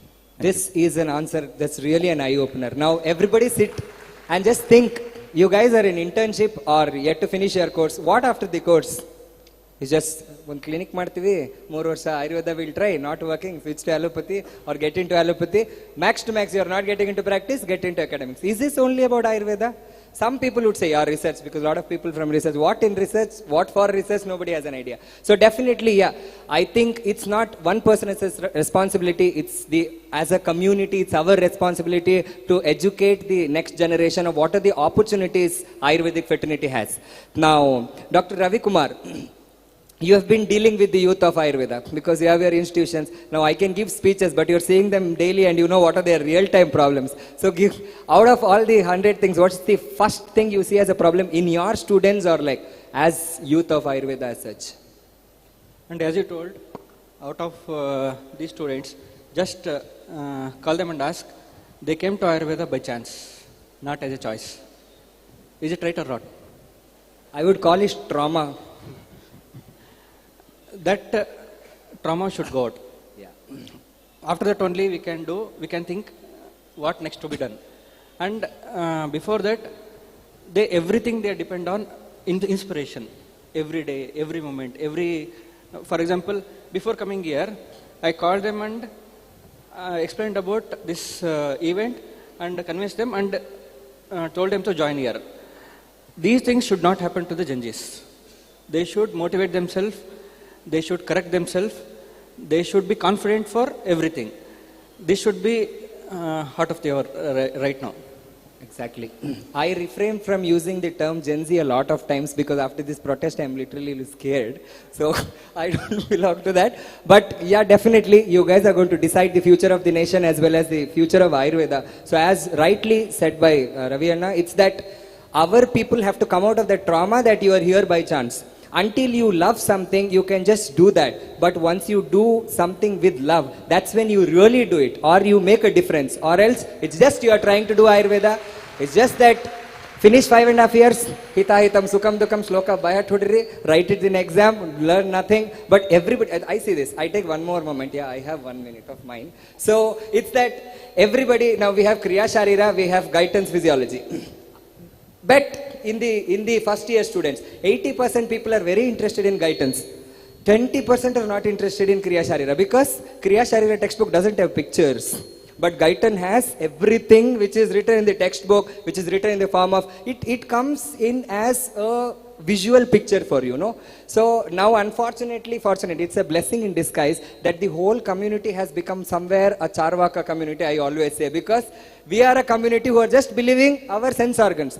If we see it, it is right. If we feel it, it is right. Otherwise not. But is Ayurveda Charvaka community? We are not. We believe in Aptopadesha. We believe in Anumana. So I think there has to be a big shift of everybody, not only the youth. I know not seniors of mine, but overall as an Ayurvedic fraternity, we should have a shift from pramana based. Yeah, we need pramanas to prove Ayurveda, but we are one branch of science from our Indian system where we thought it is not just what our sense organs can perceive. There are much more things which our sense organs are not perceiving, but they exist. So if you have that shift, definitely we'll start loving Ayurveda, and that's how I think is the first step. My one request on this dais is, you already came into the Ayurveda. My request is to accept the Ayurveda and continue the journey with a beautiful things what we can do in the future. Don't be in the trauma. It is almost half of the journey of your life. Just leave the things and go forward.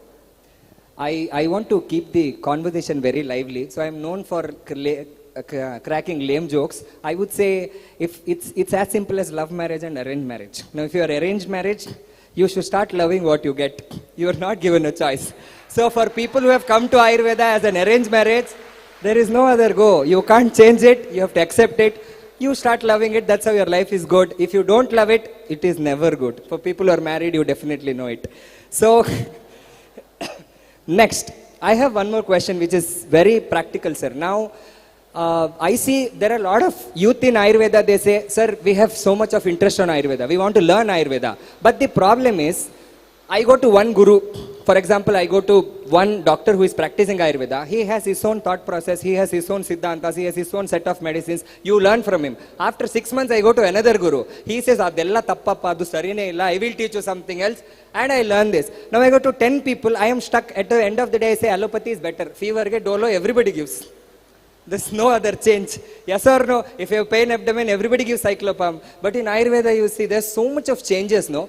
This is where youth of Ayurveda is confused. Whom should I follow? I am Deshmukh sir's fan. I am Ravindra's fan. Someday, whose medicine will I follow? Isn't this a practical problem? Everybody has a different thought process in terms of Ayurveda. Don't you think there is a need for standardization in the treatment probably? I know now there is a counter that Ayurveda, Purusham Viksha, we have different treatment. I knew this, that would come. So, Purusham Viksha is fine. There is always deviation if there is a standard. If there is no standard, there is no question. If you have a road, you can overtake. If you don't have a road, months bandali you can go, no? So, what do you think can be the step that we can set a standard somewhere in Ayurveda, sir? I think the standards related to the procedure, there must be a perfect protocol. Just like I am a Viddha Karma practitioner, and if I have a patient related to the Unmada, then I go for Viddha Karma at the Uropangalala issue. That is the exact point mentioned in the Samhita. So I don't want to do Viddha Karma at different places because it is mentioned in the Samhita. If I want to go for Agni Karma, there is a mention that is Atyagra Shule Dayat. So while doing the procedures, there should be a standard protocol.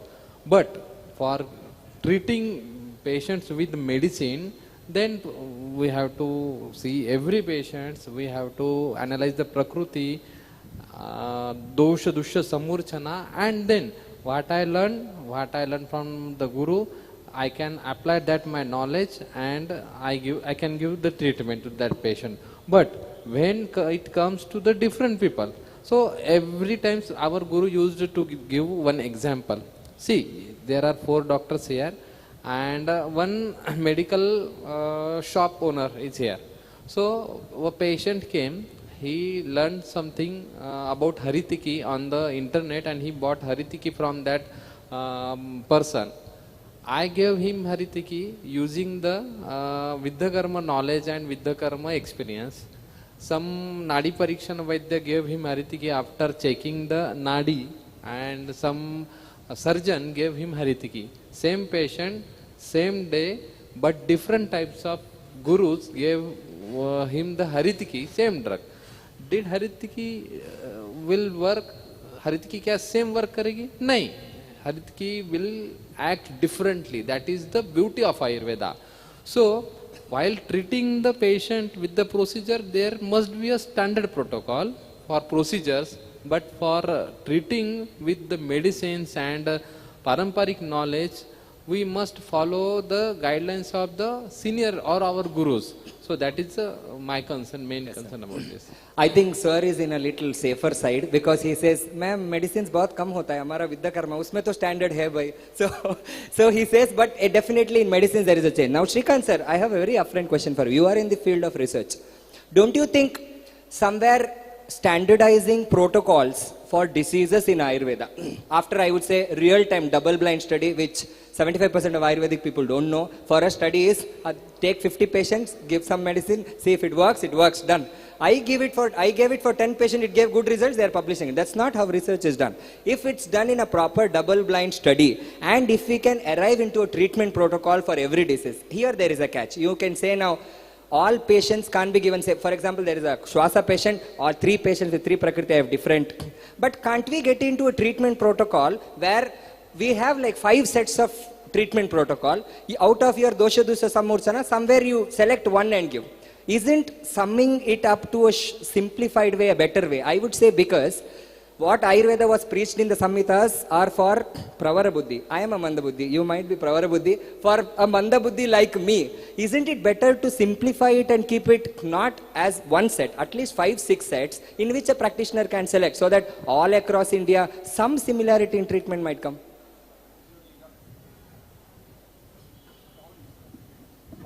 You don't want sir to talk? Yeah. Absolutely.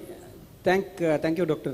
Chetan. I think Pravara Buddhi, Manda Buddhi, there will be every category in every class. So here, I think I would put across one word answer, Yukti. Yukti is the answer for Ayurveda. No other system of medicine follows this. That's where there will be confusion because Yukti is not uniform. Right? Right or wrong? See, this much of space, a thumb, 9 billion imprints he has made. Does that mean that internally there will be no changes? There will be. So, Purusham Bhiksha is ultimate, but are we all having that strength is what Dr. Chetan put across. That's where we at Himalaya put across research in terms of modern parameters. ಈಗ ಏನಂದ್ರೆ ನಾನು ಕನ್ನಡದಲ್ಲಿ ಮಾತಾಡಿದ್ರೆ ಸುಮಾರು ಜನ ನಾನ್ ಕನ್ನಡಿಗರಿಗೆ ಅರ್ಥ ಆಗೋದಿಲ್ಲ ಅಲ್ವಾ? So I have to talk in a universal language. ಆ universal language all over world acceptable ಇರಬೇಕು. So wherever that is acceptable, then it is acceptable. That is where we at Himalaya do in a parameter where the entire world accepts it without any confusion, without any opposition. Whether it is correct or wrong, that's once again up to you to understand, because 95% confidence interval out of 100 patients, if 95 patients are getting results, Dr. Chetan will prescribe that. That is more than sufficient for a general practitioner who has started, because 2 professions in the world are called as practice: advocates, legal professions, and medical. They have to keep updating, and that's the beauty of that, both these professions. You will be practicing till the last breath of your life. Every case is a new case. So can we not put across guidelines? Yes, we can. That's a broader framework. There will always be something out of this framework, and that is where the complete knowledge or people with proficiency will be giving better guidelines there. Whether it is a love marriage or arranged marriage, now you are tied with this partner lifetime. So why don't you love your profession? Only when you love, you start implementing within yourself, with your family, and that becomes a community practice. When that becomes a community, in the sense whatever you are doing in Ayur Grama, entire Grama, you are waking them up. They all knew this, but they have forgotten. Just like the current generation, you also have forgotten certain things. I really appreciate this whenever I go to a modern practitioner highlighting this is the way this product works. Those who have seen the benefits of herbs during their childhood, when they were suffering from common ailments and their dadi or nani has given some medicine and they have got results, they accept it. But those who have not seen results, like what Charvaka he said, if they are non-believers, you have to give them a evidence of the current methodology. Then they will accept. I will ask you a simple question now. How many of you seen hydrogen How many of you seen oxygen? Have you seen? H2O means what? Water. Then Vayu, Pitta, Kapha, if I ask, you feel, what is the proof? You are not seen hydrogen, you have not seen oxygen, but you believe H2O is water. That is why you love Guyton. Guyton, because that is what you have learned from primary education, high school. Yeah, this is how it works. Blood circulation. Who discovered? Not William Harvey, but that was published, right? It was Sushruta who put across. But we are not ready to agree because then it was not published, right? That is where don't shy away from marketing yourselves. Marketing is not claiming false results, but marketing is communicating whatever services you are giving. And that will definitely help in putting Ayurveda in the limelight. I'm sorry, just last 1 minute. Sanjeevani app, how many of you have seen? During COVID, Ministry of Ayush launched Sanjeevani app. How many of you have seen that? What it is? It is to understand how many of the Indian citizens are using Ayush as their one of the types of medicine. It's pretty good method, as I think I forgot his name, like your SDM. Puran Verma. Sorry, Puran Verma was telling about a portal for Ayurveda doctors. High time.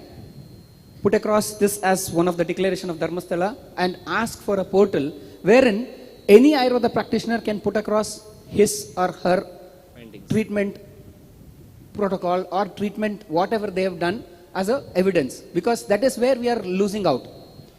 There are more Ayush practitioners than the conventional practitioners put together, but still more than 80% are using Ayush, but still it is called as alternative system of medicine. Very, very ironical, but I would say each one of you are a voice of Ayurveda. Unless until each one of you support, only Modi ji cannot help or Vaidya Rajesh Kotecha cannot help. Each one of you have to be the flag bearer or torch bearer of Ayurveda. Start that mission in your home with yourself. Once again, I think I should congratulate the organizers for doing, tomorrow morning you have some record breaking. Yeah. All the very best, because that is when you start with yourself. Your belief, you can put it across to the entire community. When a neighboring country put across TCM, traditional Chinese medicine, as their go-to medicine, why can't we put that for Ayurveda or Ayush? Only Modi ji will not be helping. Sorry, thanks. That's the actually idea why we wanted to get the... I'm really happy that Sir took this moment to stress on it and say that it has to start from you. But no matter how much ever we sit and shout here, we shout and we go back and we get into our practice. Until you guys get into the picture, this is never going to happen. 10 people can't bring a change. We need thousands of us together. Only that's how we are going to get the change. Now, Dr. Yadu, so what do you feel, you think about the standardization, because you already have a legacy of doctors. I think in your family tradition there is a sort of standardization that has come up. Yeah, this is a nice case study. So a lot of people, we don't have an example for standardization. I will tell what we have done in Pranavaidya at the end, but Sir has his legacy of generations who have already set up a standards for their treatment all across, I think, across all the country, wherever they have their branches, this sort of same treatment follows. How do you think it has helped your company, sir? Hello. Yella mic on it. So, to answer the question, I think the discussion started from the point that when a student goes to a guru, he will be writing a particular prescription. Now you go to another guru, you will see a different prescription, you get confused. I believe the problem is when you try to copy the medicine in the prescription. Right. Here, my request to all of you is to take a step back and try and understand why that medicine is in the prescription. So you try to learn why this prescription rather than what is in the prescription. That is where the standardization should begin, I feel. Because when you are having fever, you are not just treating the high temperature as per Ayurveda. Right. You are treating a samprapti which has multiple elements in it, wherein you may require different approaches in different patients. So my request is you should focus on why this is happening. And if you can standardize that thought process, why, then you will be able to bring in a lot of standardization. That is what we have also tried. I learned it in a very hard way, I tell you. Because when I finished my PG, I joined my family. There were 3 generations of practitioners in the family. My grandfather was practicing, my father was practicing, I also entered into it. So I used to sit with my grandfather to see how he writes or how he suggests the prescription. So one day there was a patient with Grahani, typical IBS sort of a symptom. He wrote completely different set of medicines which I couldn't connect why he has written this. So after the consultation, I just asked him, why have you written these prescriptions? So he told me, you go and read about this medicine and come back. I went and read about the medicine. I didn't understand anything. Why? Then he told me, you read about the disease. I read about the disease, I came back. I didn't understand anything. Then he told, you wait and see what happens to patient. Then I saw that the patient was improving. Then he told me one thing. See, there are things which textbook cannot teach you. There are things which you cannot learn from textbooks. Only it comes by experience. So I believe that element also should be there when we try to standardize the protocols and prescription. The prescription that you write at your 30-year-old, as a 30-year-old, and the prescription that you write when you're 50 or 60-year-old will not be the same. Even the disease is same. So that you should respect. That sort of customization should be there. That's my view on that. Now, Dr. Ravi, you have a major responsibility on you that if after coming into practice, setting up standards or changing the mindset of a doctor is a very difficult job. But for you it's easy because you are teaching them what they are supposed to practice after 5 years. So if you can bring a change, what do you think you can bring change in terms of education system where you can probably teach a standard way of treating patients so that after 10 years we don't have to do a program like this and talk about standardized because it's already standardized in the college. How do you think you can take a step as an education institution, sir?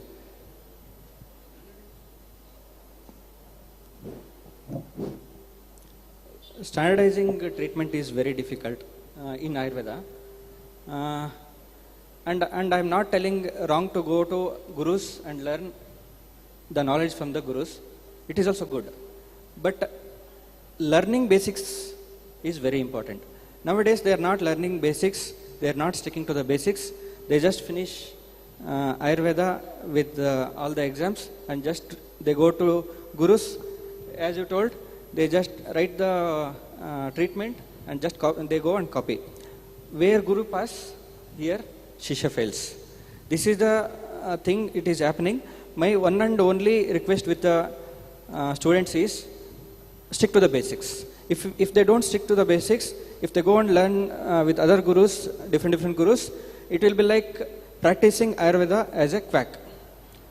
Just like how quackery is roaming around in a modern medicine, same way in Ayurveda also quackery is going to happen. So basics is very important, sticking to the basics is very important, and carry the basics with the guru's treatment is also very important. This is what I can say. So as rightly said by Dr. Ravi, if I have to tell about Prana Vaidya, now when I started a company 3 years old, when we started from one branch, I was seeing patients, there were 2 doctors who were seeing patients, then we grew to 4 branches in Bangalore, then we came out of Bangalore, we went to other cities, we went to other states, now we are there across India. Always I have this one thought process. You enter into any branch of Prana Vaidya, the moment you enter, from the flooring, the idol I get, from the Panchkarma theatre, everywhere there is a music playing, that is standard across the country. We follow the same protocol because we believe it's a brand. The moment you enter, now patient takes Panchakarma in one branch, next second day he goes to the other branch, he should feel it same. Don't think I'm flexing myself, I have a reason why I'm telling this. Now, when we are doing so much standardization in terms of interiors and the touch and feel of the patient, if the treatment is not standardized, I feel I am a failure altogether. Correct me if I'm wrong, sir.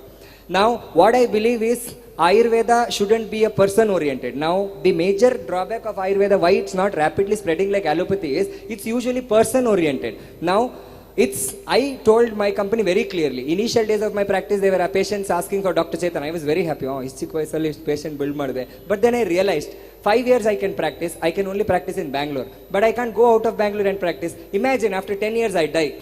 It's done. there is no brand that I create. But that's where I changed the mindset. I told it's not Dr. Chetan, it is some brand I have to grow. You grow your brand up to one extent, 10 years down the lane, any patient entering Pranavedya doesn't ask for Dr. Chetan. Half of them don't even, 90% don't even know who is Dr. Chetan. But they recall that brand. Anybody sitting in Pranavedya is equally qualified that he can treat the patient. That's how our mindset has to change. Now in allopathy hospitals, do you go to a doctor? If you go to Bangalore, you enter any Manipal, whatever failed student he is, third attempt he has passed also, he is sitting in Manipal, you have trust. Yes or no? He is sitting in Apollo, you have trust. So in Ayurveda, why don't we bring such brands that people trust the brand and then go? Let's get out of that stereotype that my practice, I will see 500 patients, nanna bittu bere yarilla. We have to come out of that. That's how fast we can grow the science. This is how I feel.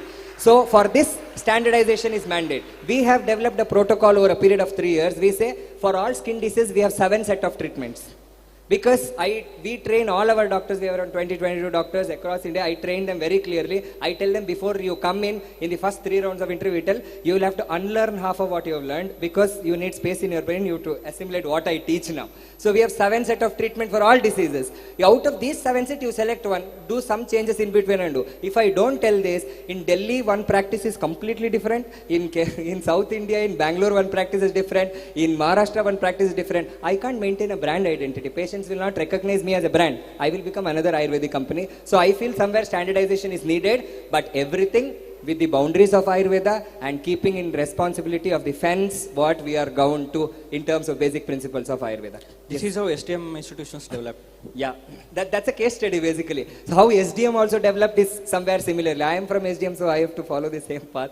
That's how we have slowly taken up that path. Now that you have given an option, I will also fly my flag a little bit high because I think standardization and Himalaya, they are, I think, synonymous. Because we started that, we are present in 105 other countries apart from India. This is where I think very important, whatever Dr. Chetan was highlighting, I know Dr. Brahmanand Naik from Ayurvedism.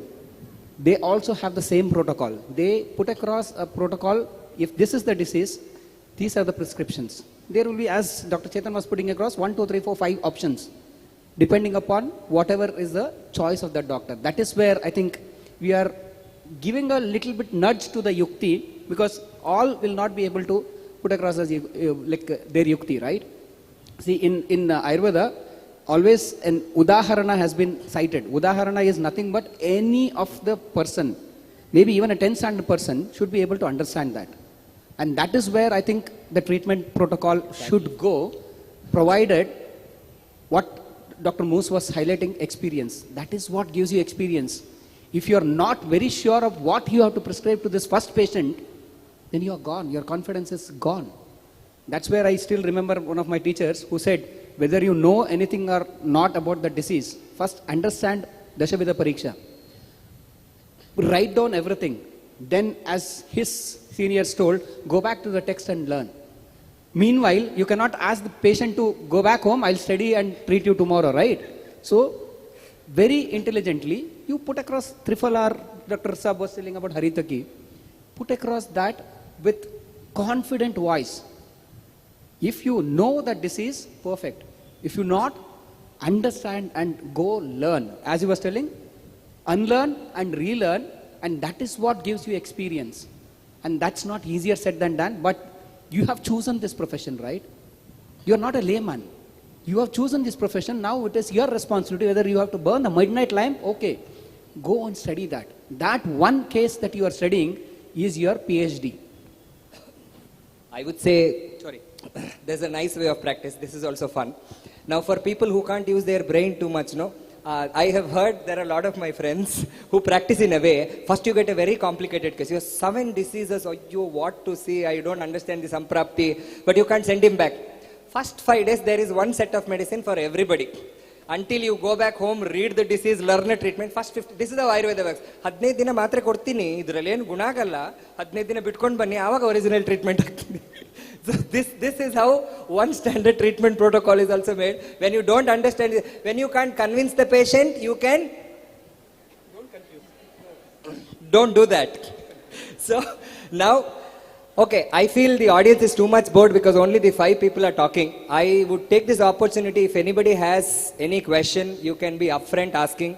Please don't ask personal questions, anything related to Ayurveda. All of us sitting here. See, now the panelists are chosen in a very nice way. You can see all of us are not similar. Only one similarity is we are all Homo sapiens and we are from Ayurveda. Other than that, one person is completely into Vidya Karma, which I have never done in my life.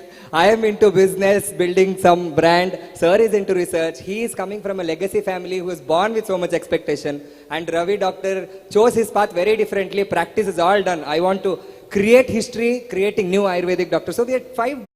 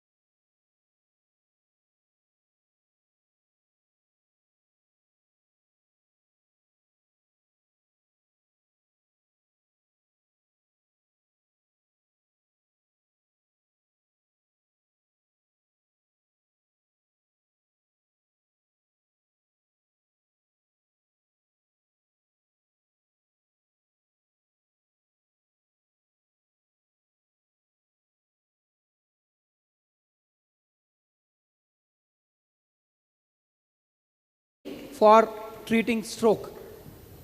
Or for that matter, one more researcher, Dr. Ram Manohar. He put across a Ayurveda treatment protocol and took funding from where? National Institute of Health, USA. And published in PubMed, Ayurveda protocol. So these are some of the tip of the iceberg examples. I would like to put across one more example is Professor Bhushan Patwardhan. He is not from Ayurveda. Just like your earlier speaker was not from Ayurveda, Professor Bhushan Patwardhan from Pune University, he has worked on Ayurveda so much, he has brought in genome. Prakriti, do you all have the same Prakriti? Similarly, he has brought in some scientific validation. I'm not telling that Prakriti is not scientific or unscientific. Validation in terms of universal acceptability is what he has worked. And look at his granddaughters. They brought in a comic book for children to make the concepts of Ayurveda very clear in their childhood. That's what we all lacked. We all came to Ayurveda after studying biology, chemistry, physics and mathematics. Right or wrong? When we came and they started teaching Padartha Vignana, we were all, it was a googly. But I'll tell you, if you know Padartha Vignana, if you can understand Padartha Vignana, lot of your pain points will just go away. Shrikant sir, sorry I'm cutting you in between. Being a moderator is such a bad job to do. So last point what I would like to put across is, as Dr. Yadunandan Moose was highlighting, Chikitsa is not just medicine. Nidana Parivarjana is half the Chikitsa and Samprakti Vigatana. If you understand these two components, you can practice whether it is a prescription oriented or whether it is Samprakti Vigatana oriented, it's up to you. I'm really sorry. No sir, you don't have to be. It's just fun to listen with things with example. But the problem is when youth are asking questions, if I cut it, we are in loss, they are in loss. Somebody had a question, please.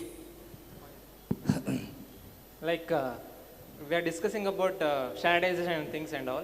Why can't we do it in the classrooms and all? Not outside of 5.5 years. Like we are doing about making brands and standardizing and all. Why can't we do it in the classroom itself? Like Chandra Deshmukh sir, you want to answer this question? You can do it. Who said you understand the hidden meaning of this. Who stops you from doing? Yes. Who said? You can't That is why we are sitting here. Sir wanted to say, what are you asking for? Let's all do it together. You start.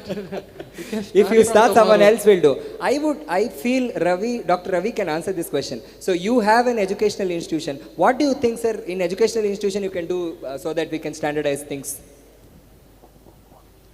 Standardization is reformity.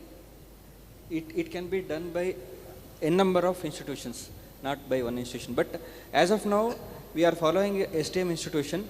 STM institutions are doing very good standardization in regarding with the protocols, what they are doing. We are following that and we are doing that standardization. Perfect. So if all institutions have this noble thought like what SDM is doing and Rashmi Institute is doing, I think these questions will never arise. Can we take the next question, please?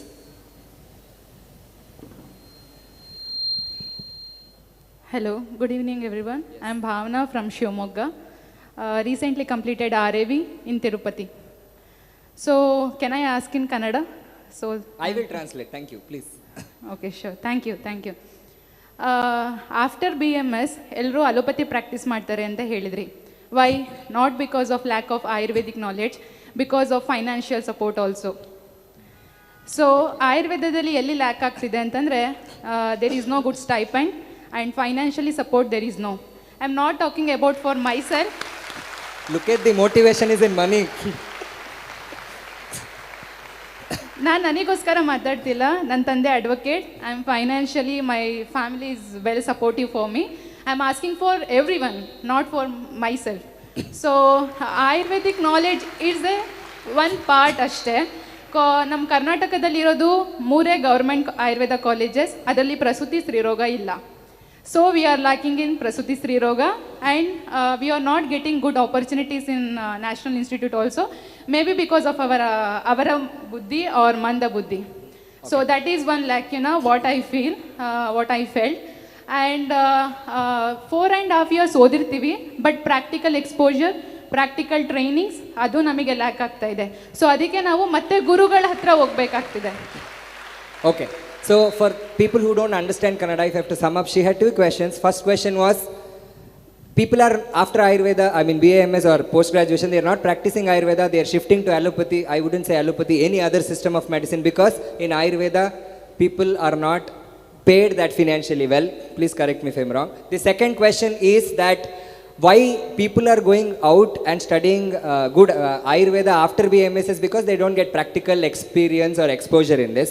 Now we have one of our dignitary on the dais who has set an example that you don't have to do allopathy after you go out of Ayurveda. With Ayurveda also you can make name, you can make fame, you can make money, you can have a good life. Very proudly you can say. But if you make 5 lakhs a month practicing allopathy, you can't come out and say that this is my patient. He is admitted in my name. But now Deshmukh sir practices 100 or 200 patients. Every patient will come in his name. So he earns with pride. But people who practices allopathy after Ayurveda would earn but not with pride. What do you say, sir? Basically, first one thing, I have students in all over India, in each city. If किसी patient का phone आता है बेंगलुरु से, I have more than 10 students जिन्होंने विद्याकर्म किया है. हम ICU में भेजते हैं, आईसीयू में विद्याकर्म करते हैं. एक विद्याकर्म का चार्ज वहाँ पे 2000 रुपये स्टूडेंट लेता है. मैंने जब सेकेंड ईयर में शुरू किया था, I did prepare medicine, I bought CBZ bike with my earnings. हम सेकेंड ईयर से कर सकते, किसने कहा नहीं करना है? आपको किसने बताया नहीं कर सकते? आप कर सकते हो. सेकंड, मनी देखिएगा, कॉलेज इतने बन रहे हैं. जैसे मैं यूपी में गया था, वहाँ पे कॉलेज इतने एरिया में 3 कॉलेज थे. तो एवरी डे कोई कॉलेज नया निकल रहा है ऐसा लग रहा है. तो इतने कॉलेजेस बन रहे हैं, just like D.Ed and B.Ed अभी कॉलेज जैसे स्टूडेंट्स बन रहे हैं. Then there is a question mark for every students, what will do after some times. अभी आगे जाके क्या करेंगे ऐसा प्रश्न है. And for that you start today, you start building yourself today. अभी झक मार के काम करो, इतना काम करो कि आपका नॉलेज इज द बेस्ट. आप कहीं पे भी जाइएगा. I go to Delhi, at the airport पे 40 पेशेंट आते हैं विद्याकर्म के लिए. मैं नेपाल में गया था, वहाँ पे एयरपोर्ट पे मैंने 30 पेशेंट चेक किए थे. अभी यहाँ पे आया हूँ, कल मुंबई पे मैं रात में कम से कम 16 पेशेंट मैंने चेक किए जो अंदर आए हैं. और मुख्यमंत्री का प्रोटोकॉल लेके मैं अंदर जाने के बाद वो आए हैं. तो मैं क्या कह रहा हूँ, स्किलफुल बनो आप. You try, you prepare yourself, you become a best, and then you will get all the result. And आपके पीछे दुनिया भागेगी, उसके बिना नहीं होगा. हम बात करते बैठेंगे ऐसा नहीं होगा. पैसा झक मार के पीछे आता है. हमारे सर कहते थे, आई एम फ्रॉम अ गुरु शिष्य परंपरा where my guru used to treat more than 100 patients. My OPD is more than 600 patients per day, not 200, more than 600 patients. In the Chinswad and in the Gokte sir's clinic, I treat more than 200 patients. So daily 800 patients in my clinic, and I have more than 80 students. They help me doing Vidyakarma and Agni Karma. एक बार आइएगा, देखिएगा क्या वैभव होता है आयुर्वेद का. तो आने के बाद मैं ऐसे गुरु से सीखा हूँ. वो कहते थे कि 100 रुपए लेके अगर मैं 10 पेशेंट देख सकता हूँ तो 10,000 देख के एक पेशेंट नहीं देखना है. I want to be a skillful. हम जब सीखते थे, once what happened, I did Vidyakarma on Angushta Moolavedhet, and at that time patient came with the 13 mm stone and said, sir आपने विद्याकर्म किया और ये स्टोन बाहर आ गया मेरा. अभी मैं इतना खुश हूँ. मैंने सर से कहा, सर मुझे पेशेंट ने 400 रुपये दिए and I am very happy. Sir ने कहा, नहीं तू सीख रहा है, तू पेशेंट को 100 रुपये देना चाहिए क्योंकि उसने तुझे बॉडी दी है. That's how we learn. अभी ऐसा होता है, छोटा बच्चा जन्म लेता है and if he has a problem of retina related problem, just like a retina of immaturity, call comes from the allopathic ophthalmologist and says, sir Ayurveda का आप विद्याकर्म करो, इस पेशेंट को आपकी जरूरत है. So that is what we learn from our gurus, and वही skill लेना है. दुनिया सब आपके पीछे आ जाएगी, ये हमने सीखा है. मुझे लगता है ये आप हर एक फील्ड में कर सकते हो. द्रव्य गुण के I have more than 4 to 5 students who built their Ayurvedic farm and they are selling Brahmi, and they built more than 50 lakhs per month income from the farm. from the second year. So we have many options. If you prepare medicine, authentic medicine, I will purchase. I purchase more than 50 lakh medicines per year. So I will purchase. More than thousands of doctors are ready to purchase if you build authentic medicine. So go for that, build your quality, and दुनिया आपके पीछे आएगी. Dr. Yadumus, आपको कुछ add करना है? Oh, sorry. Got into Hindi, so, like in Kerala, we have a very different situation. Like I can confidently say that around 99.9% of BMS doctors are practicing Ayurveda. The chance of an allopathic medicine in their prescription is almost nil. Why it happens? There are multiple reasons. One is, of course, there is a supportive ecosystem. There are more people aware about Ayurveda. And if you write a paracetamol in an Ayurvedic prescription, the patient will first scold you, because they know that. So there is a level of different awareness. Second, I think there is very strong regulatory framework. Right. When there is a very strong regulatory framework, even if I like to write an allopathic prescription, I'm afraid to write an allopathic medicine, because I know what happens if I write. So just imagine in a state where you can practice both as an Ayurvedic doctor, a strong rule comes with enforcement saying that you can write only Ayurvedic medicine. What do you think will happen? What do you think will happen?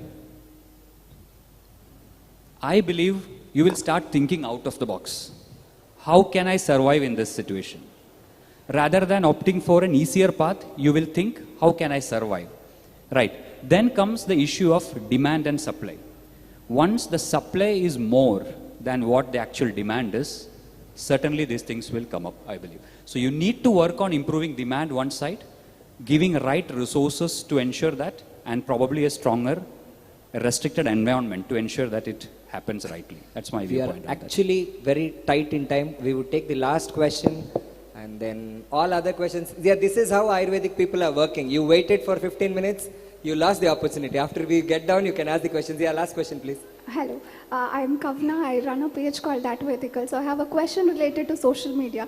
And most of the people are not aware of Ayurveda because we are not using the means of spreading the awareness. And I consider in this generation, social media is one such beautiful platform. But I have question is that most of the people today in this generation started showing the procedure, you know, in a very deeper sense where they explain the proportions, where they explain the method of preparation of the treatment protocols or medicines.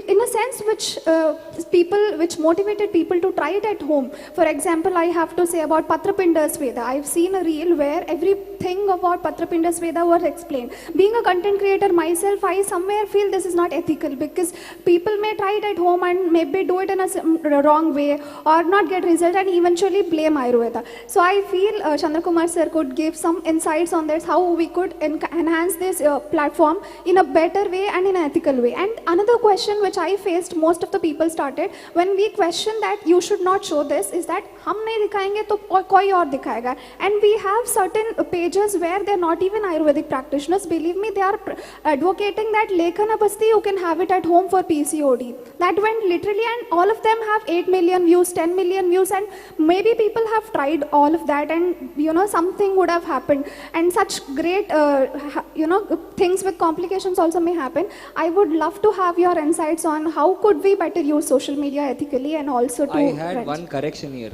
I think Chandrakumar sir का कोई घर में try नहीं करेगा. Firstly, secondly, if somebody is daring to do this, people did that with the karma, but एन प्रकारेण प्रसिद्धो भवति मानव. That is happening right now. So as Ayurvedic doctors, we must follow and we must use the social media in better way. But what happens, आपने जैसे कहा कि जो आयुर्वेदिक है भी नहीं, ऐसे लोग रील डालते हैं और उनका मिलियंस व्यूज जाते हैं. सो ऐसे समय में there should be a proper committee throughout the India to stop that, because quackers are spreading a lot. खुद को ऐसा इन्फ्लुएंस कहते हैं, they don't have even a degree and they say about that fitness, ऐसा करो वैसा करो वैसा करो. But for Ayurvedic doctor and हम जो आयुर्वेदिक नॉलेज स्प्रेड करते हैं, so authenticity is very important. But what comes एन के प्रकारों प्रसिद्ध भवति मानव, अच्छा हम बताते तो कोई फॉलो नहीं करता, कोई देखता नहीं है. But for social media you must be consistent, वहाँ पे अट्रैक्टिव होना चाहिए आपको, अलग अलग तरीके से आपको वो प्रेजेंट करने का वहाँ पे व्यू होना चाहिए. सो मैं कुछ सोशल मीडिया में स्पेशलिस्ट नहीं हूँ, just I started to show how to do the reels for my students and वो वहाँ पे वायरल हो चुके हैं. सो उसमें कुछ मिलता नहीं, लेकिन due to the social media patient आते हैं, पेशेंट पूछते हैं, बोर्ड देख के नहीं आते, लेकिन सर ने मैंने आपकी रील देखी इसलिए हम आए ऐसा कहते हैं. तो ऑथेंटिक करो, और जो नहीं कर रहे हैं वहाँ पे बोलने का प्रयास शुरू करो कि ये गलत है. येन प्रकारेण प्रसिद्ध भवति मानवा, जैसे पानीपुरी भी बेचने वाला प्रसिद्ध होता है और साइंटिफिक पर्सन भी पीछे रह जाता है. सो ट्राई बी कंसिस्टेंट, और एक ना एक दिन आपको भी वो पोजीशन मिल जाएगी जब आपको सारे लोग लिसन करेंगे and you will get that position. That's a very good question and a very good observation, because this awareness should be there in everyone. Only one person cannot raise a red flag. That is what we have to do as Ayurveda fraternity or community. And that is where I think hats off to Government of India for bringing in a lot of regulations, which was either though no. Anybody who had inkling of doing a reel, they could do. Now there is a requirement, professional requirement also. And I think when we raise voice, when somebody else who is not related to Ayurveda is doing something, or it is gaining some maybe I think popularity on a wrong side, that's where I think we should be all one and raise a red flag. Whether it is liver doc who is putting across mudsling on any of Ayurveda product, or the breed of such people, always ensure to put across the right or authentic face of Ayurveda, as Dr. Deshmukh was highlighting. Put across, don't shy away from marketing, but have ethics tied to your marketing. I didn't want to use the name of such people anyways, so but I think we have given them importance. That is why they're spoiling the name of Ayurveda. Right people doing right thing on social media is a double-sworded edge. I have to conclude this question. Absolutely. Knife, whoever discovered knife, he never thought of murdering, right? That was discovered only for cutting vegetables in a kitchen. It's your mindset. You can cut vegetables, you can cut somebody's throat. So you use it the way you want. Yeah, surgeons use it to cut the throat, but in a right way. But you can use it either ways. So we have a lot of questions people want to ask, but now we are short of time because there is going to be a great cultural evening by Alva's Virasat. I am really sorry for the panelists. No, it's not concluded, guys. Give me 2 minutes. So I am really sorry for the panelists from my end because I had to cut you all when you are talking in between. I am really extremely sorry for that. As I always say, moderating is the most bad job to do. Sitting there and talking is very nice because until the moderator cuts, you can keep talking. But if I have to conclude the whole event, as I told you, this youth conclave was visualized by the AAPTAS team with the concept as by the youth, for the youth. And I'm so happy, first time I have seen an interactive crowd in the Ayurveda. This youth is great. It's just that they need the right direction. Now, as we got, this caught my mind since from the beginning of the discussion, as that the biggest motivation in life is money. Because now I can speak so much, I have to go out, I have to pay my driver, my car, fuel, everything. So it all starts from money and ends from money. The major insecurity why Ayurvedic people are not practicing Ayurveda is they believe there's no money. I will give you some examples. There is a brand called Shuddhi Ayurveda, which is worth 3,000 crores for now. There is one more brand I don't want to name. It is worth around 1,500 crores. Recently, Apollo Ayurveda, now it was Ayurveda which was taken over by Apollo, that was sold for around 40% stake, roughly around 30-35 crores. Did you guys think that Ayurveda mein there is like 50 crores, 100 crores? I built a company in 3 years. I don't want to reveal the actual numbers of my company valuation. It is something more than 20-25 crores in 3 years. Now, if I can do that, Ayurveda can do that. It is just that you need the right direction. The moral of the story, why all these dignitaries had so much of their work, they lent their time, they can come and interact with the youth, is you take inspiration from everybody, not only here. There are great dignitaries off the dais also who have done a lot of achievement here. Take inspiration from them. Never hesitate and accept Ayurveda the way it has to be accepted. Start loving the science because you are already here. There is no way out. If you go out, your 5.5 years is waste. And it's beautiful once you start loving it. I think with this we can conclude the Youth Conclave. And it was great moderating the session with such eminent people. I am extremely sorry. I apologize for cutting in between at times so that I have to be on time. And you all were the great audience. Thank you so much.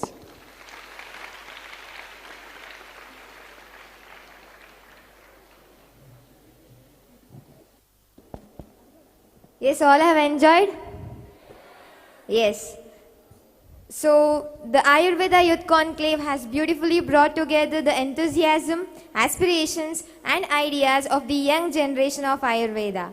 I would like to express our sincere gratitude to all the speakers, participants and everyone who made Youth Conclave a vibrant and meaningful experience. A special appreciation to Dr. Chetan sir for coordinating this session, and I request AAPTAS team to honor our dignitaries.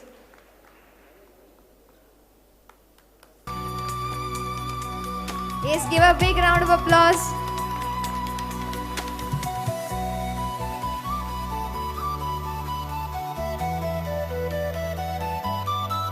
The Ayurveda Youth Conclave team. Just give a big round of applause to all the speakers and the moderator, Dr. Chetan Upadhyaya sir.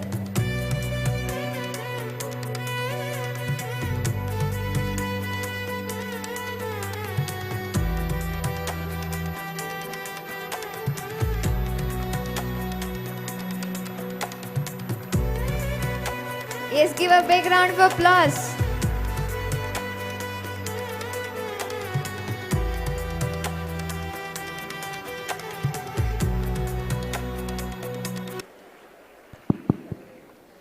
This is for the organizers, for wonderful organization who have done this. Huge round of applause for AAPTAS.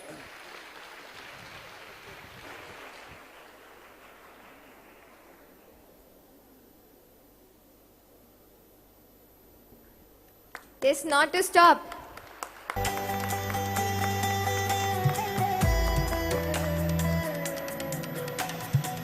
You have enjoyed this event and the spirit should be high to appreciate them.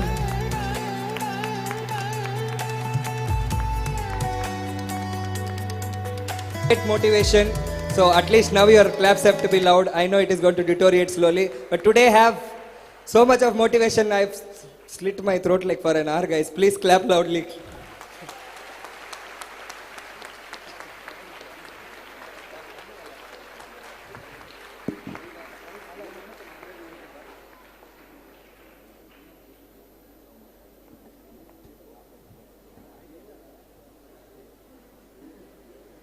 Yes, it's Dr. Chetan sir.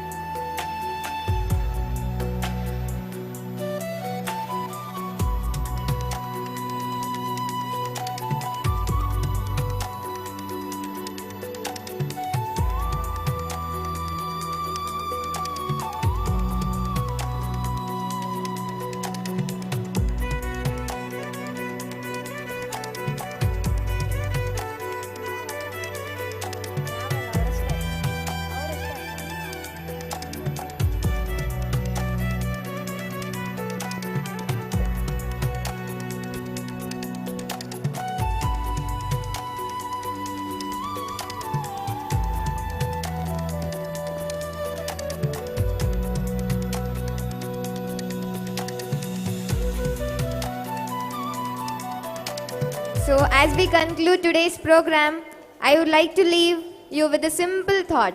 When our senses are healthy, we experience the world. When our senses are protected, we experience life more completely. And perhaps that is the true essence of Indriya Arogya, not merely preserving our ability to see, hear, taste, smell and touch, but preserving our ability to experience, connect and rejoice in life.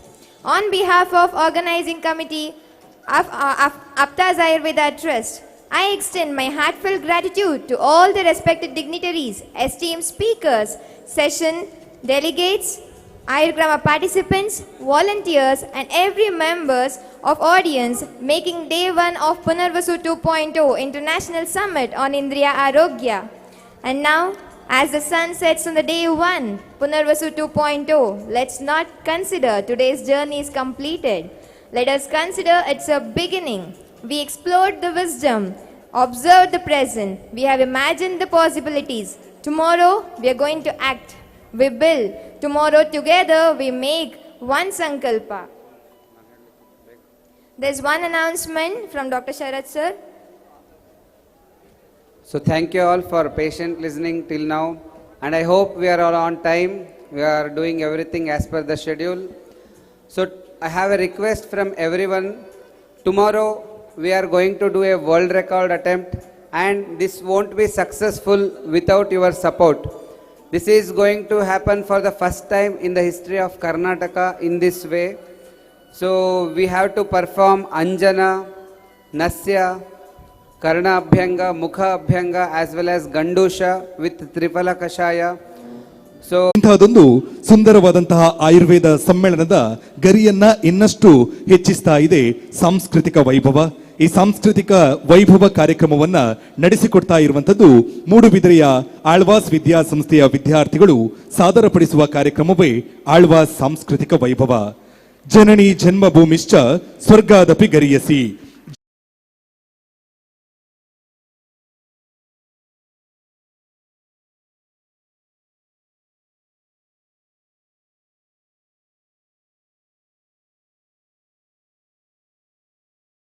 ಹೆಮ್ಮೆಯ ಭಾರತ ದೇಶ. ಈ ನಮ್ಮ ದೇಶದ ನೆಲದ ಕಲೆಗಳನ್ನ ಸಂಸ್ಕೃತಿಗಳನ್ನ ಬಿಂಬಿಸುವಂತಹ ವಿಭಿನ್ನ ಕಾರ್ಯಕ್ರಮವೇ ಆಳ್ವಾಸ್ ಸಾಂಸ್ಕೃತಿಕ ವೈಭವ. ಈ ದಿನದ ಈ ಸಾಂಸ್ಕೃತಿಕ ವೈಭವ ಕಾರ್ಯಕ್ರಮಕ್ಕೆ ಸಾಕ್ಷಿಯಾಗಲಿಕ್ಕಿರುವಂತಹ ತಮ್ಮೆಲ್ಲರನ್ನೂ ಕೂಡ ಈ ಕಾರ್ಯಕ್ರಮಕ್ಕೆ ಅತ್ಯಂತ ಪ್ರೀತಿಪೂರ್ವಕವಾಗಿ ಬರಮಾಡ್ಕೊಳ್ತಾ ಇದ್ದೇವೆ. ಬಂಧುಗಳೇ, ತಮ್ಮೆಲ್ಲರಿಗೂ ಕೂಡ ರಾಮನ ಕತೆ ತಿಳಿದಿರಬಹುದು. ಮರ್ಯಾದ ಪುರುಷೋತ್ತಮ ಶ್ರೀರಾಮ ಪಟ್ಟಕ್ಕೇರಬೇಕಾದಂತಹ ಸಮಯದಲ್ಲಿ ಮಂಥರೆಯ ಕುತಂತ್ರದಿಂದಾಗಿ ವನವಾಸಕ್ಕೆ ತೆರಳುವಂತಾಗುತ್ತೆ. ಒಂದು ಕಡೆಯಲ್ಲಿ ಶ್ರೀರಾಮ ವನವಾಸದ ಜೀವನವನ್ನ ನಡೆಸ್ತಾ ಇದ್ರೆ, ಇನ್ನೊಂದು ಕಡೆಯಲ್ಲಿ ಅಯೋಧ್ಯೆಯಲ್ಲಿ ರಾಮನ ಸಹೋದರ ಭರತ ರಾಮನ ನೆನಪಿನಲ್ಲಿ ರಾಮನ ಪಾದುಕೆಗಳನ್ನ ಪೀಠದ ಮೇಲೆ ಇಟ್ಟು ರಾಜ್ಯಾಡಳಿತವನ್ನ ನಡೆಸ್ತಾ ಇದ್ದ. ವನವಾಸದಲ್ಲಿ ಇದ್ದಂತಹ ಶ್ರೀರಾಮ ರಾವಣನಂತಹ ಅದೆಷ್ಟೋ ಅಸುರರ ಸಂಹಾರವನ್ನ ಮಾಡಿ ತನ್ನ ವನವಾಸದ ಅವಧಿಯನ್ನ ಪೂರ್ಣಗೊಳಿಸಿ ಹಿಂದಿರುಗಿ ಅಯೋಧ್ಯೆಗೆ ಬರುವಂತ ಹೊತ್ತು. ಇಡೀ ಅಯೋಧ್ಯೆ ಶ್ರೀರಾಮನ ಬರುವಿಕೆಗಾಗಿ ಕಾಯ್ತಾ ಇತ್ತು. ಶ್ರೀರಾಮನ ಪಟ್ಟಾಭಿಷೇಕ ಆಗಿ ಅಣಿಯಾಗಿತ್ತು. ಇಂತಹ ಪಟ್ಟಾಭಿಷೇಕದ ಅದ್ಭುತ ಕ್ಷಣವನ್ನ ಯಕ್ಷ ಪ್ರಯೋಗದ ಮೂಲಕ ವೇದಿಕೆಯ ಮೇಲೆ ಕಣ್ತುಂಬಿಕೊಳ್ಳುವಂತಹ ಹೊತ್ತು ಮಂಟಪ ಪ್ರಭಾಕರ ಉಪಾಧ್ಯಾಯ ಇವರ ನಿರ್ದೇಶನದಲ್ಲಿ ಮೂಡಿಬಂದಂತಹ ಬಡಗುತಿಟ್ಟಿನ ಯಕ್ಷ ಪ್ರಯೋಗ ಶ್ರೀರಾಮ ಪಟ್ಟಾಭಿಷೇಕ.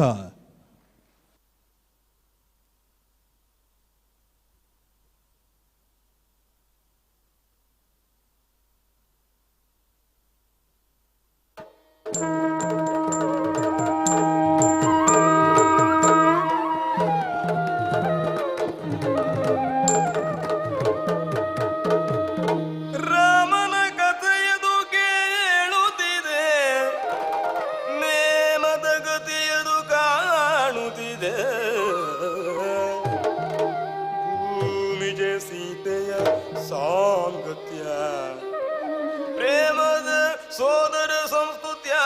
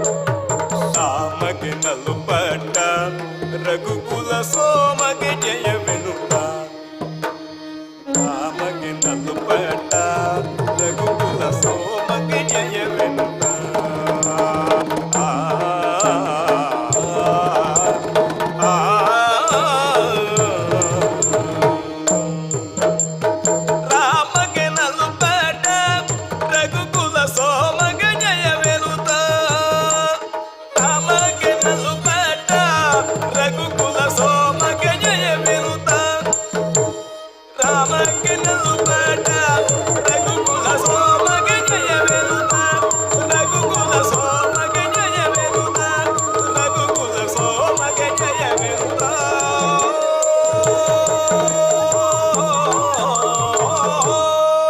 ಮಂಥರೆ ವರದಳ್ಳು ತಂತ್ರ ಮಂಥರೆ ವರೆದಳ್ಳು ತಂತ್ರ ಮಂಥರೆ ವರೆದಳ್ಳು ತಂತ್ರ ತಂತ್ರ ತಂತ್ರ ತಂತ್ರ ತಂತ್ರ ಮಂಥರೆ ವರೆದಳ್ಳು ತಂತ್ರ ಮಂಥನವಾಯ್ ಅರಮನೆಯಂತ ತಂತ್ರ ತಂತ್ರ ತಂತ್ರ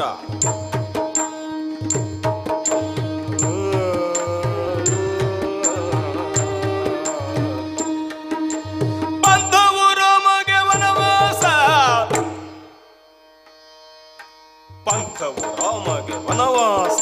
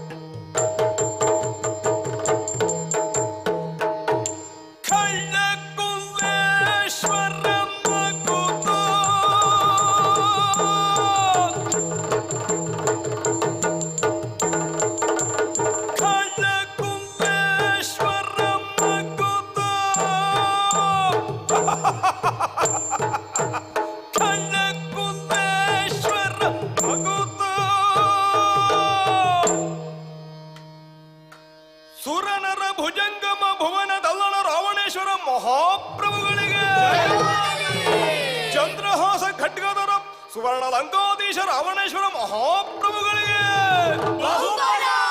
ಹೇ ಮುತ್ತೈದು, ಹೇ ಮುತ್ತೈದು, ಹೇ ಮುತ್ತೈದು, ತೈತ ತೈತ ತೈತದ.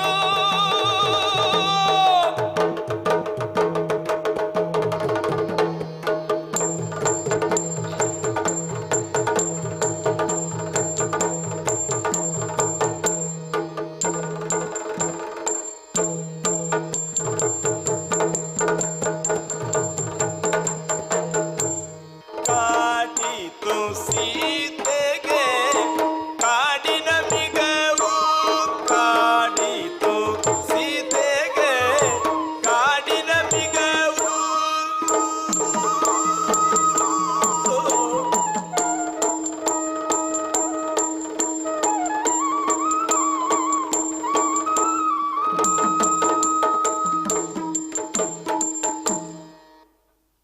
ಕಾಡಿತು ಕುಣಿಯಿತು, ಕಾಡಿತು ನಲಿಯಿತು, ಆಡಿತು ನಲಿಯಿತು ಚಿನ್ನದ ಮಿಗವು, ಆಡಿತು ನಲಿಯಿತು ಚಿನ್ನದ ಮಿಗವು.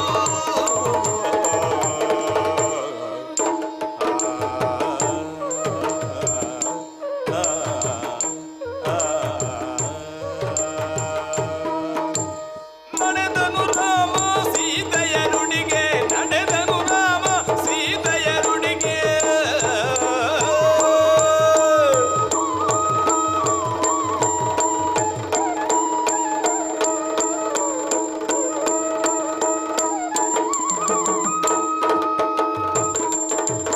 ಹಾ ಲಕ್ಷ್ಮಣ, ಹಾ ಸೀತಾ, ಲಕ್ಷ್ಮಣ ಮಣಿಯಿತು ಮಿಗದ, ಕಂಡಿತು ಮಿಥ್ಯೆ ಲಕ್ಷ್ಮಣ, ಕಂಡಿತು ಮಿಥ್ಯೆ. ಆ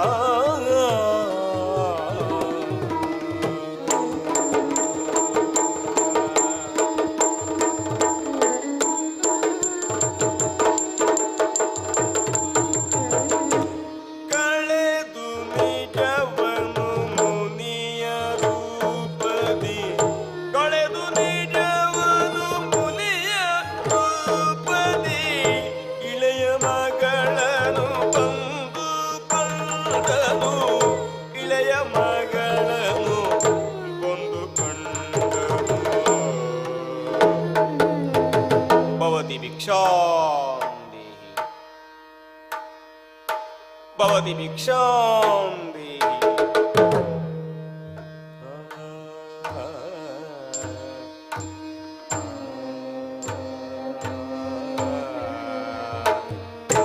ಸೆಳೆದು ಸೀತೆಯ ರಾಗ,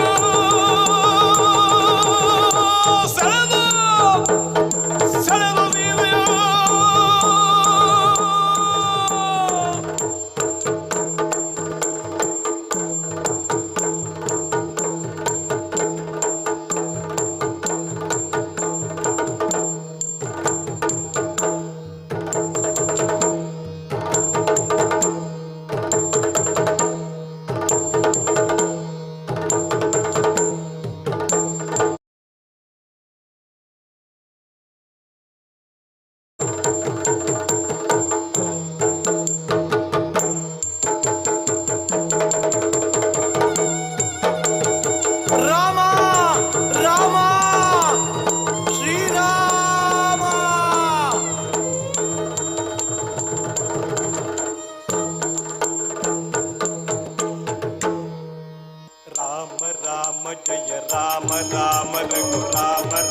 पाहि रघुराम राम जय राम राम रघुराम राम त्राहि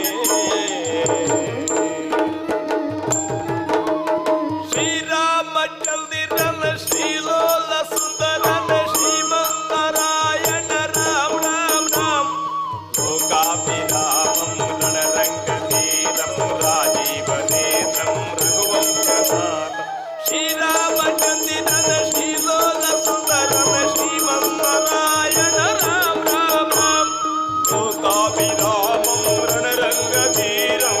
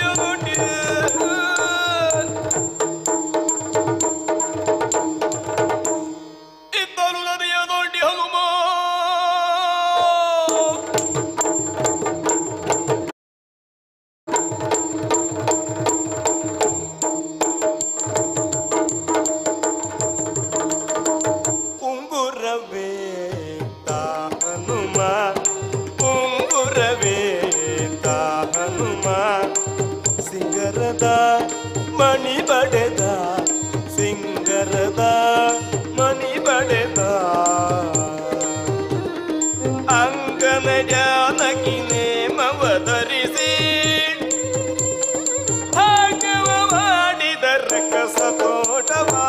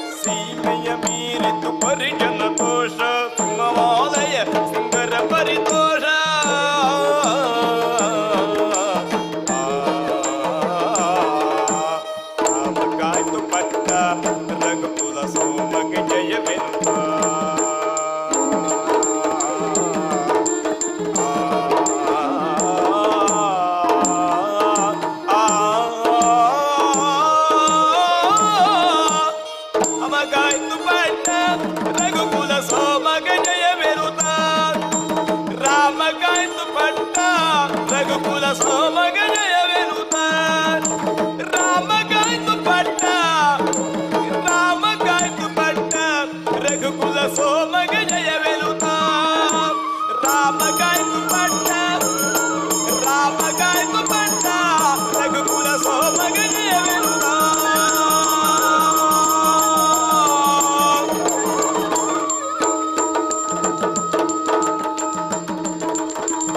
ರಾಮಾಯ ರಾಮಭದ್ರಾಯ ರಾಮಚಂದ್ರಾಯ ವೇದಸೆ ರಘುನಾಥಾಯ ನಾಥಾಯ ಸೀತಾಯ ಪತಯೇ ನಮಃ ಸೀತಾಯ ಪತಯೇ ನಮಃ ಸೀತಾಯ ಪತಯೇ ನಮಃ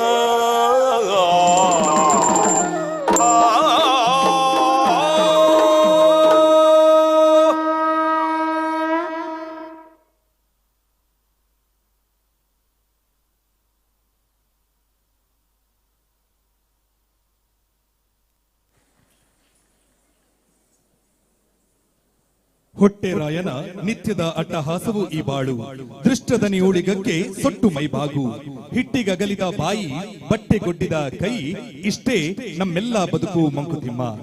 ಇಂತಹ ಚಿಕ್ಕದಾದ ಬದುಕಿನಲ್ಲಿ ಚೊಕ್ಕದಾಗಿ ಮೂಡಿಬಂದಂಥದ್ದು ಜನಪದ ಸಾಹಿತ್ಯ.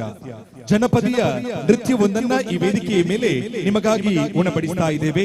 ಕುರುಬ ಜನಾಂಗ, ಸ್ಥಿತಿ ಜನಾಂಗ, ಹೀಗೆ ಹಲವಾರು ಜನಾಂಗಗಳ ಹೆಸರನ್ನ ತಾವೆಲ್ಲರೂ ಕೂಡ ಕೇಳಿರಬಹುದು. ಇಂತಹ ಜನಾಂಗಗಳಲ್ಲಿ ಬಂಜಾರ ಜನಾಂಗದವರು ಕೂಡ ಒಂದು. ಈ ಜನಾಂಗದವರು ಮೂಲತಃ ಆಂಧ್ರ ಪ್ರದೇಶದವರಾಗಿದ್ರೂ ಕೂಡ ಅಲೆಮಾರಿಗಳಾಗಿರುವಂತಹ ಕಾರಣ ಬೇರೆ ಬೇರೆ ರಾಜ್ಯ ಪ್ರದೇಶಗಳಲ್ಲಿ ಹರಡ್ಕೊಂಡಿದ್ದಾರೆ. ಈ ಜನಾಂಗದವರು ತಮ್ಮ ತಲೆಯ ಮೇಲೆ ಒಂದರ ಮೇಲೊಂದರಂತೆ ಮಡಕೆಗಳನ್ನ ಇಟ್ಟು ಕೈಯಲ್ಲಿ ಕೋಲನ್ನ ಹಿಡಿದುಕೊಂಡು ನರ್ತಿಸುವ ಶುದ್ಧ ಜನಪದ ಸೊಗಡಿನ ನೃತ್ಯವೇ ಬಂಜಾರ ನೃತ್ಯ. ಇದೀಗ ನಿಮಗಾಗಿ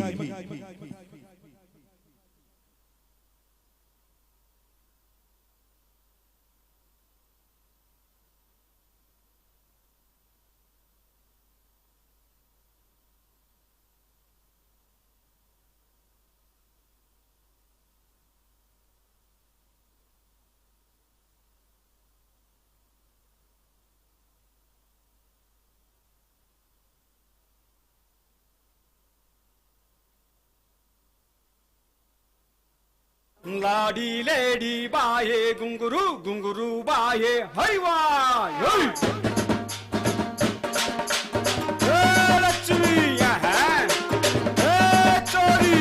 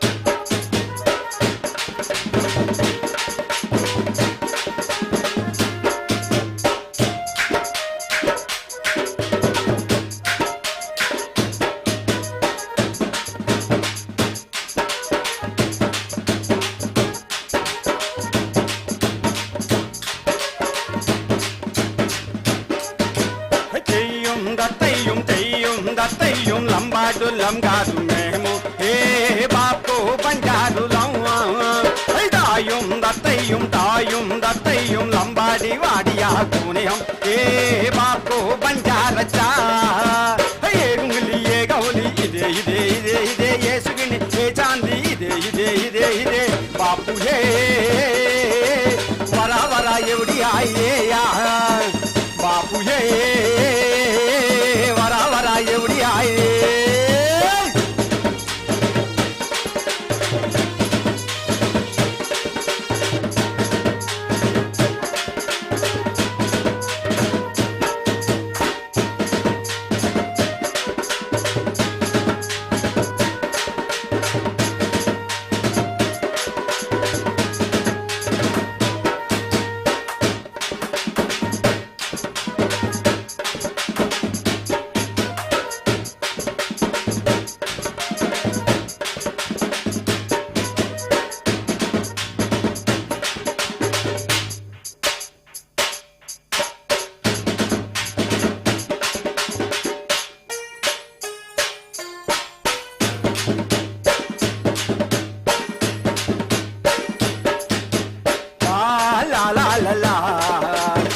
la la la la la la, hey la la la la la, hey la la la la la la la, hey సూర్యునికే కందులం, hey మేము ఎన్నెలకే వన్నెలం, hey సూర్యునికే కన్నులం, hey మేము ఎన్నెలకే వన్నెలం, hey అందాల లంగేసినాం, hey మేము అద్దాల ముసుగేసినాం, hey అందాల లంగేసినాం, hey మేము అద్దాల ముసుగేసినాం, hey ముక్కేర పెట్టినాం, గమ్మాలు పెట్టినాం, అందాల లంబాడి ఏసాలు కట్టినాం, ముక్కేర పెట్టినాం, గమ్మాలు పెట్టినాం, అందాల లంబాడి ఏసాలు కట్టినాం. గాజుల వయ్యారులం మేము గజ్జల సింగారులం, గాజుల వయ్యారులం మేము గజ్జల సింగారులం, తెయ్యం దత్తయ్యం తెయ్యం దత్తయ్యం లంబాడులం కాదు మేము ఏ బాపు బంజారులం, తాయం దత్తయ్యం తాయం దత్తయ్యం లంబాడి వాడియా పూణ్యం ఏ బాపు బంజారచా.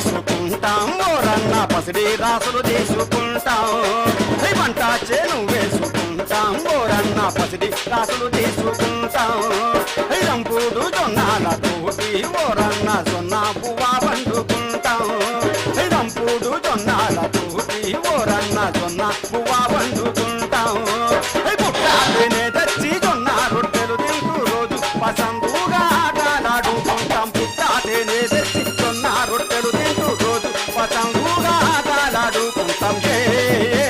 యా అయ్యాడి యా అయ్యా అయ్యాడి యా అయ్యాడి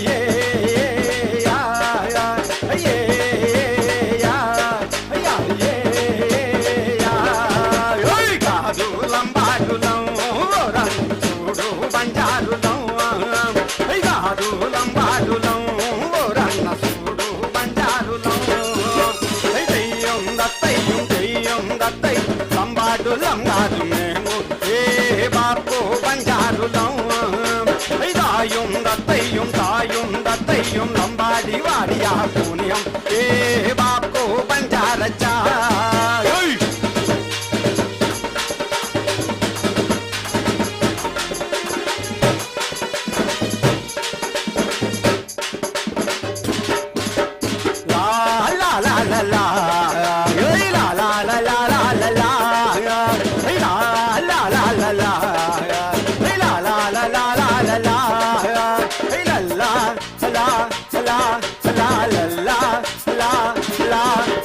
భూమి తల్లి సల్లంగుండా మా మంచి తండాలే మాకు అండా, భూమి తల్లి సల్లంగుండా మా మంచి తండాలే మాకు అండా, బాణాలైనా వదులుకుంటాం ఓరన్న మానాలుగా పాడుకుంటాం, బాణాలైనా వదులుకుంటాం ఓరన్న మానాలుగా పాడుకుంటాం, పస్తువులైనా ఉంటాం పరువు నిలుపుకుంటాం, మరము నన్ను కలిపి మదిలో నిలుపుకుంటాం, వస్తువులైనా ఉంటాం పరువు నిలుపుకుంటాం, మదములన్నీ కలిపి మదిలో నిలుపుకుంటాం.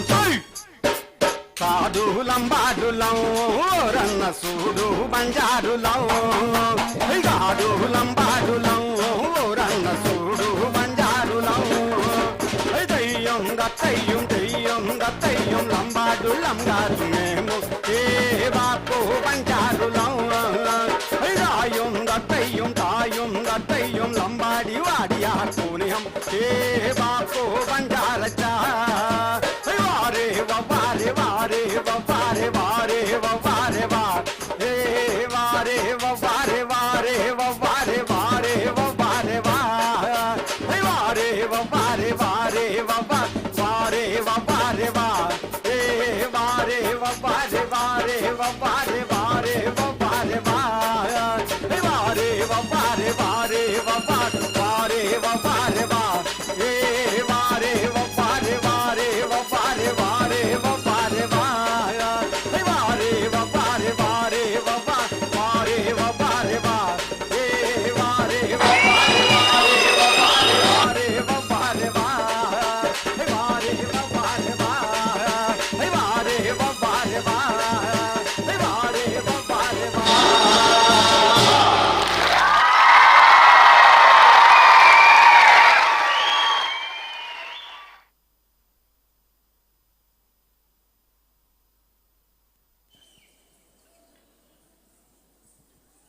ಹಳೆ ಬೇರು ಹೊಸ ಚಿಗುರು ಕೂಡಿರಲು ಮರಸೊಬಗು ಹಳೆ ತತ್ವ ಹೊಸ ಯುಕ್ತಿ ದೊಡಗೂಡೆ ಧರ್ಮ ಋಷಿವಾಕ್ಯದೊಡನೆ ವಿಜ್ಞಾನ ಕಳೆ ಮೇಳವಿಸೆ ಜಸವು ಜನ ಜೀವನಕ್ಕೆ ಮಂಕುತಿಮ್ಮ. ಹಳೆಯದರ ಜೊತೆಗೆ ಹೊಸತನ ಸೇರಿಕೊಂಡಾಗ ಬದುಕು ನವ ನಾವೀನ್ಯತೆಯನ್ನ ಕಾಣೋಕೆ ಸಾಧ್ಯ ಆಗುತ್ತೆ. ಕಲೆಯ ವಿಚಾರದಲ್ಲೂ ಕೂಡ ಅಷ್ಟೇ.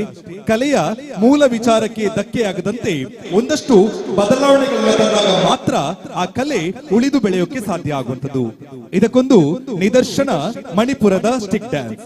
ಭಾರತೀಯ ಸಮರ ಕಲೆ ಅಂದ ತಕ್ಷಣಕ್ಕೆ ತಟ್ಟನೆ ನೆನಪಾಗುವಂಥದ್ದು ಮಣಿಪುರ.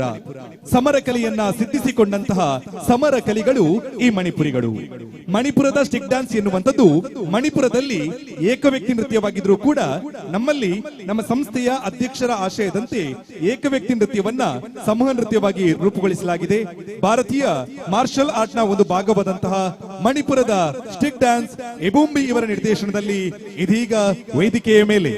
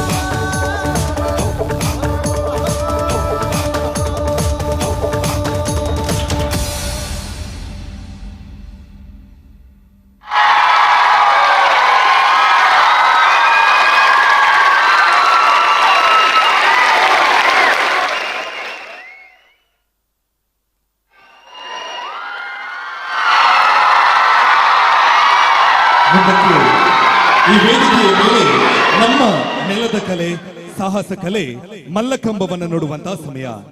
ಬಲಶಾಲಿಯಾದಂತಹ ಭೀಮನ ಕತೆ ತಮ್ಮೆಲ್ಲರಿಗೂ ಕೂಡ ತಿಳಿದಿರಬಹುದು. ಭೀಮ ತನ್ನೊಡನೆ ಮಲ್ಲ ಯುದ್ಧವನ್ನ ಮಾಡಲಿಕ್ಕೆ ಯಾರೂ ಕೂಡ ಸರಿಸಾಟಿ ಇಲ್ಲ ಎನ್ನುವುದನ್ನ ಅರಿತುಕೊಂಡು ಒಂದು ಕಂಬದ ಜೊತೆಗೆ ತನ್ನ ಗುದ್ದಾಟವನ್ನ ಆರಂಭಿಸ್ತಾನೆ. ಕಾಲಕ್ರಮೇಣವಾಗಿ ಅದುವೇ ಮಲ್ಲಕಂಬವಾಯಿತು ಎನ್ನುವಂತಹ ಪ್ರತೀತಿ ಒಂದು ಕಡೆಯಲ್ಲಾದ್ರೆ, ಇನ್ನೊಂದು ಕಡೆಯಲ್ಲಿ ಗರಡಿ ಮನೆಗಳಲ್ಲಿ ಅಭ್ಯಾಸವನ್ನ ನಡೆಸುವಂತಹ ಕುಸ್ತಿಪಟುಗಳು ಎದುರಾಳಿ ಇಲ್ಲದೆ ಇರುವಂತಹ ಸಮಯದಲ್ಲಿ ಕಂಬದ ಜೊತೆಗೆ ತನ್ನ ದೇಹವನ್ನ ಹೊರಗೊಳಿಸ್ತಾ ಇದ್ರು, ತನ್ನ ದಿನದ ವ್ಯಾಯಾಮವನ್ನ ಪೂರ್ಣಗೊಳಿಸ್ತಾ ಇದ್ರು. ಹೀಗೆ ಬೆಳೆದು ಬಂದಂತಹ ಮಲ್ಲಕಂಬಕ್ಕೆ ನಮ್ಮ ಆಳ್ವಾಸ್ ವಿದ್ಯಾಸಂಸ್ಥೆಯಲ್ಲಿ ವಿಶೇಷ ಪ್ರಾಧಾನ್ಯತೆ. ದಶಕಗಳ ಹಿಂದೆ ಕೇವಲ 12 ಜನ ವಿದ್ಯಾರ್ಥಿಗಳಿಂದ ಆರಂಭವಾದ ಈ ಮಲ್ಲಕಂಬದ ತಂಡ ಇಂದು ಏಕಕಾಲದಲ್ಲಿ 120ಕ್ಕೂ ಹೆಚ್ಚಿನ ವಿದ್ಯಾರ್ಥಿಗಳು ಕಾರ್ಯಕ್ರಮವನ್ನ ನೀಡುವಷ್ಟರ ಮಟ್ಟಿಗೆ ಬೆಳೆದು ನಿಂತಿರುವಂತದ್ದು ಹೆಮ್ಮೆಯ ಸಂಗತಿ. ಇದರ ಜೊತೆಗೆ ನಮ್ಮ ವಿದ್ಯಾಸಂಸ್ಥೆಯ ಮಲ್ಲಕಂಬದ ತಂಡದ ವಿದ್ಯಾರ್ಥಿಗಳ ಸಾಧನೆಯ ಕಿರುನೋಟವನ್ನ ನಿಮ್ಮ ಮುಂದೆ ತೆರೆದಿಡಬೇಕು. ಮಲ್ಲಕಂಬದ ವರ್ಲ್ಡ್ ಚಾಂಪಿಯನ್ಶಿಪ್ ನಡೆಯುತ್ತೆ. ಈ ಸ್ಪರ್ಧೆಯಲ್ಲಿ ಪ್ರಪಂಚದ ಬೇರೆ ಬೇರೆ ದೇಶಗಳು ಭಾಗವಹಿಸಿರುತ್ತೆ. ನಮ್ಮ ಭಾರತ ದೇಶದ 6 ಜನರಿದ್ದ ತಂಡ ಕೂಡ ಈ ಸ್ಪರ್ಧೆಯನ್ನ ನೀಡಿರುತ್ತೆ. ಭಾರತ ದೇಶವನ್ನ ಪ್ರತಿನಿಧಿಸಿದ 6 ಜನರಲ್ಲಿ ಕರ್ನಾಟಕದಿಂದ ಆಯ್ಕೆಯಾಗಿದ್ದು ಕೇವಲ ಒಬ್ಬ ವಿದ್ಯಾರ್ಥಿ ಮಾತ್ರ. ಆ ಒಬ್ಬ ವಿದ್ಯಾರ್ಥಿ ನಮ್ಮ ಮೂಡುಬಿದಿರೆಯ ಆಳ್ವಾಸ್ ವಿದ್ಯಾಸಂಸ್ಥೆಯ ವಿದ್ಯಾರ್ಥಿ ಅನ್ನುವಂಥದ್ದು ಹೆಮ್ಮೆಯ ವಿಚಾರ. ಇದರ ಜೊತೆಗೆ ರಾಜ್ಯ ಮಟ್ಟದ ಬಾಲಕರ ಮಲ್ಲಕಂಬ ಸ್ಪರ್ಧೆಯಲ್ಲಿ ನಮ್ಮ ಸಂಸ್ಥೆಯ ವಿದ್ಯಾರ್ಥಿಗಳು ಭಾಗವಹಿಸಿ ಪ್ರಶಸ್ತಿಯನ್ನ ಗೆಲ್ಲುವುದರ ಜೊತೆಗೆ ರಾಷ್ಟ್ರ ಮಟ್ಟದ ಮಲ್ಲಕಂಬ ಸ್ಪರ್ಧೆಯನ್ನು ನೀಡಿರ್ತಾರೆ. ಜೊತೆಗೆ ಖೇಲೋ ಇಂಡಿಯಾ ಯೂನಿವರ್ಸಿಟಿ ಗೇಮ್ಸ್ ನಲ್ಲೂ ಕೂಡ ನಮ್ಮ ಸಂಸ್ಥೆಯ ವಿದ್ಯಾರ್ಥಿಗಳು ಭಾಗವಹಿಸಿರುವಂತಹ ಹಿರಿಮೆಯನ್ನ ಪಡೆದುಕೊಂಡಿದ್ದಾರೆ. ವೇದಿಕೆಯ ಮಧ್ಯಭಾಗದಲ್ಲಿ ಬಾಲಕರು ಕಂಬದ ಜೊತೆಗಿನ ಕಸರತ್ತನ್ನು ನಡೆಸಿದ್ರೆ, ವೇದಿಕೆಯ ಎರಡೂ ಭಾಗಗಳಲ್ಲೂ ಬಾಲಕಿಯರು ಹಗ್ಗದ ಜೊತೆಗಿನ ಕಸರತ್ತನ್ನು ನಡೆಸ್ತಾ ಇದ್ದಾರೆ. ಬಸವರಾಜ್ ಮತ್ತು ಚೇತನ್ ಕುಮಾರ್ ಇವರ ನಿರ್ದೇಶನದಲ್ಲಿ ಮೂಡಿಬಂದಂತಹ ಮಲ್ಲಕಂಬದ ಕತ್ತು ಗಮ್ಮತ್ತು ನಿಮಗೆ ಹೊತ್ತು.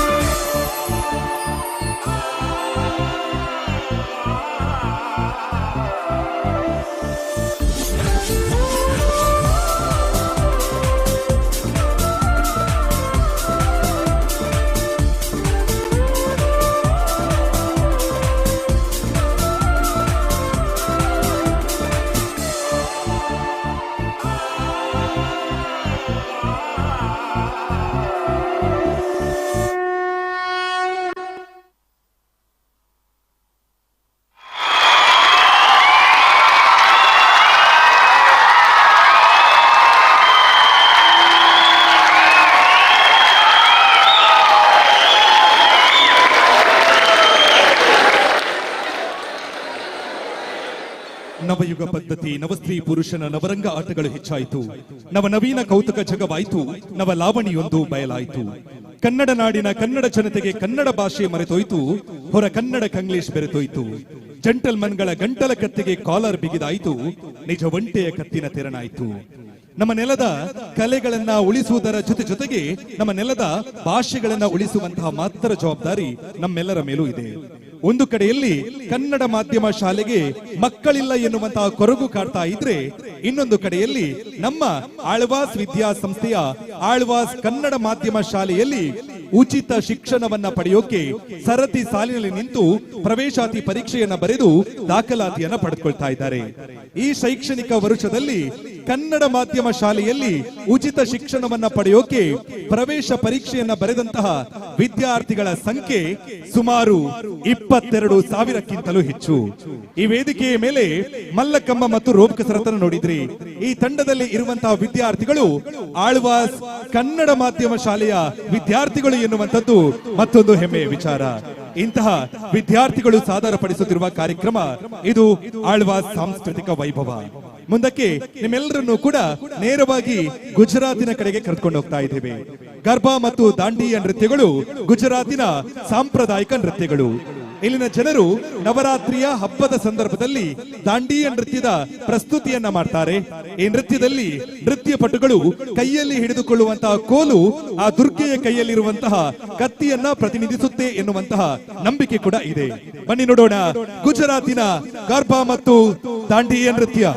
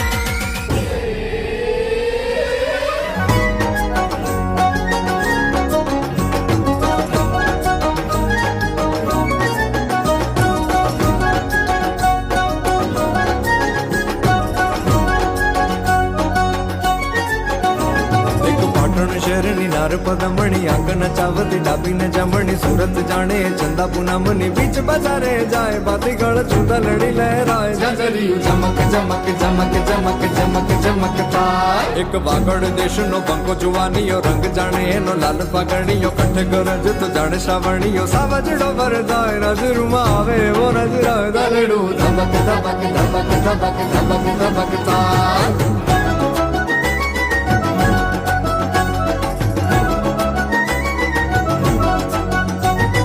रंग मनकरो ढंग मनकरो रंग मनकरो ढंग मनकरो रुकुए वो अंग अंग मनकरो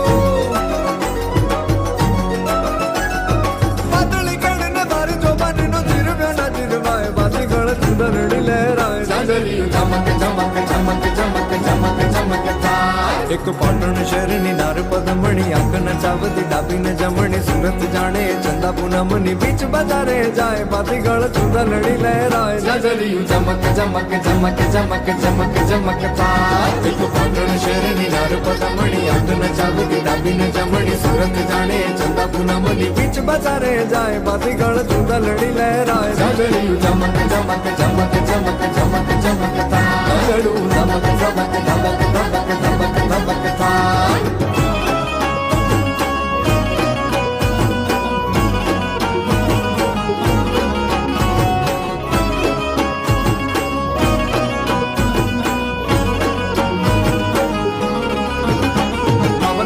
लोबड़ियालियों गलियों मलियों मडड़े रस रमे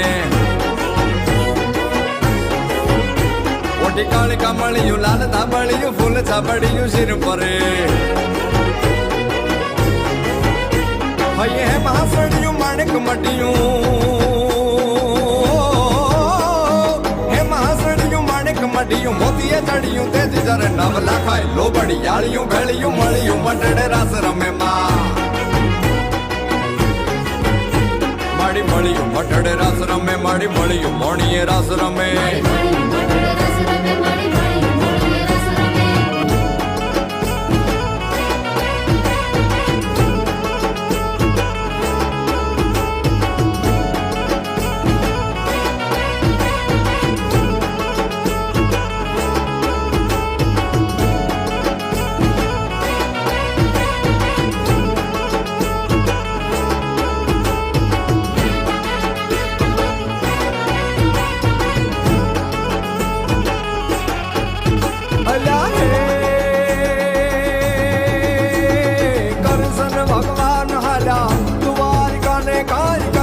भगवान हला द्वारिका ने काई लिदोर मणियारा वालों में लिदो मणियारा वालों में लिदो मणियारा वालों में होवे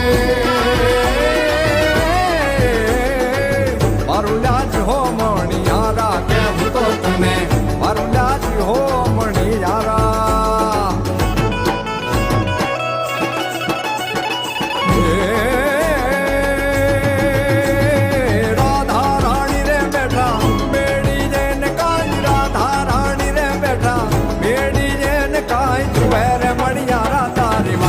मणियारा तारी बात तू है मणियारा तारी बात होवे होवे मारुलाज हो मणियारा के तो तुम्हें मारुलाज हो मणियारा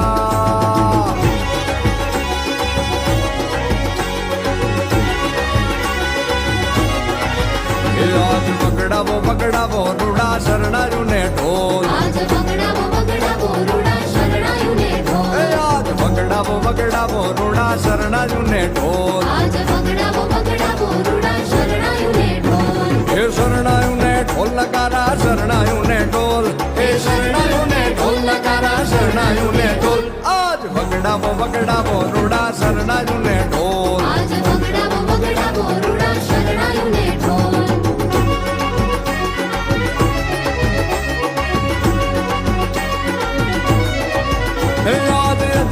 अजवाड़ी रूड़ी रातड़ी रे लो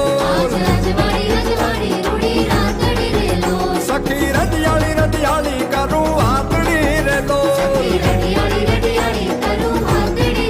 हे मारे आखड़िए दावला जन्मो ना कोल बगड़ावो रूड़ा शरणायु ने ढोल आज बगड़ावो रूड़ा शरणायु ने ढोल आज बगड़ावो रूड़ा शरणायु ने ढोल आज बगड़ावो रूड़ा शरणायु ने ढोल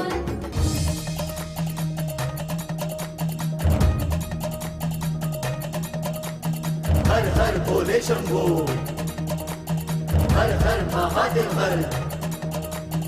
हर हर बम बम भोले हर हर भोले शंभो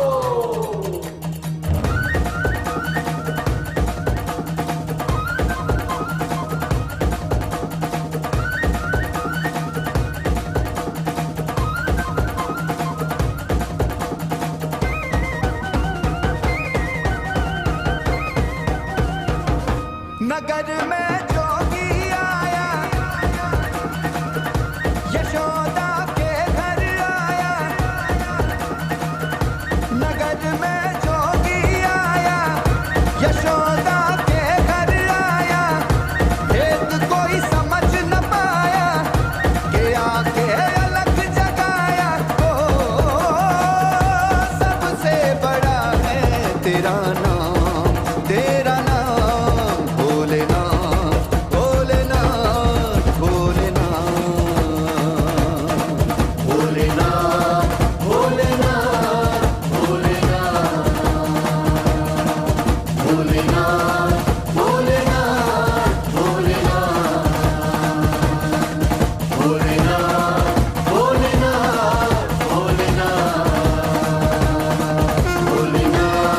भोलेनाथ भोलेनाथ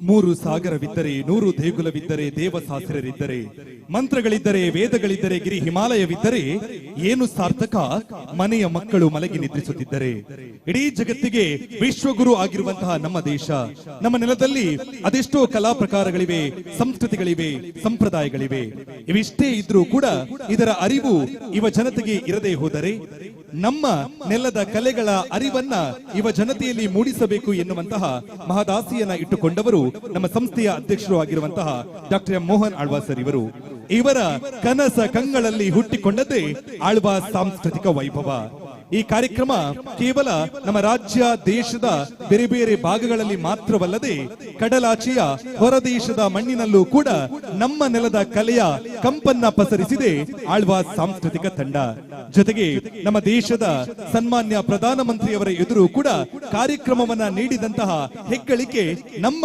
ಸಾಂಸ್ಕೃತಿಕ ತಂಡದ್ದು ಈ ದಿನ ಸುಂದರವಾದಂತಹ ಸಾಂಸ್ಕೃತಿಕ ಕಾರ್ಯಕ್ರಮಕ್ಕೆ ತಾವೆಲ್ಲರೂ ಕೂಡ ಸಾಕ್ಷಿ ಆಗ್ತಾ ಇದ್ದೀರಿ ಈ ಸಮಯದಲ್ಲಿ ನಿಮ್ಮ ಜೊತೆಗೆ ಇನ್ನೊಂದಷ್ಟು ವಿಚಾರಗಳನ್ನ ಹಂಚಿಕೊಳ್ಬೇಕು ಈ ವೇದಿಕೆಯ ಮೇಲೆ ಸಾಂಸ್ಕೃತಿಕ ಕಾರ್ಯಕ್ರಮವನ್ನ ನಡೆಸಿಕೊಡ್ತಾ ಇರುವಂತವರು ಇವ್ರು ಯಾರೂ ಕೂಡ ವೃತ್ತಿಪರ ಕಲಾವಿದರಲ್ಲ ವೃತ್ತಿಪರ ಕಲಾವಿದರ ರೀತಿಯಲ್ಲಿಯೇ ಪರಿಪೂರ್ಣತೆಯ ಪ್ರದರ್ಶನವನ್ನ ನೀಡ್ತಾ ಇರುವಂತವರು ಇವರೆಲ್ಲರೂ ಕೂಡ ಆಳ್ವಾಸ್ ವಿದ್ಯಾಸಂಸ್ಥೆಯ ವಿದ್ಯಾರ್ಥಿಗಳು ಎನ್ನುವಂಥದ್ದು ಒಂದು ಹೆಮ್ಮೆಯ ವಿಚಾರವಾದ್ರೆ ಇನ್ನೊಂದು ಈ ಕಲೆಗಳಿಗೆ ಬೇಕಾದಂತಹ ಎಲ್ಲ ರೀತಿಯ ಪೂರ್ವ ತಯಾರಿ ಅಂದ್ರೆ ಅದು ಮುಖದ ವರ್ಣಿಕೆ ಇರಬಹುದು ಕೇಶಾಲಂಕಾರ ಇರಬಹುದು ವಸ್ತ್ರ ವಿನ್ಯಾಸ ಇರಬಹುದು ಇವೆಲ್ಲವನ್ನೂ ಕೂಡ ಸ್ವತಃ ವಿದ್ಯಾರ್ಥಿಗಳೇ ಸಿದ್ಧಪಡಿಸಿಕೊಳ್ತಾರೆ ಎನ್ನುವಂಥದ್ದು ಮತ್ತೊಂದು ಹೆಮ್ಮೆಯ ವಿಚಾರ ಇಂತಹ ವಿದ್ಯಾರ್ಥಿಗಳು ಸಾದರಪಡಿಸುತ್ತಿರುವ ಕಾರ್ಯಕ್ರಮ ಇದು ಆಳ್ವಾಸ್ ಸಾಂಸ್ಕೃತಿಕ ವೈಭವ ಮುಂದುವರಿತಾ ಇದೆ ಸಾಂಸ್ಕೃತಿಕ ಪಯಣ ಸಾಗ್ತಾ ಇದೆ ಉತ್ತರ ಭಾರತದ ಕಡೆಗೆ ಉತ್ತರ ಭಾರತದ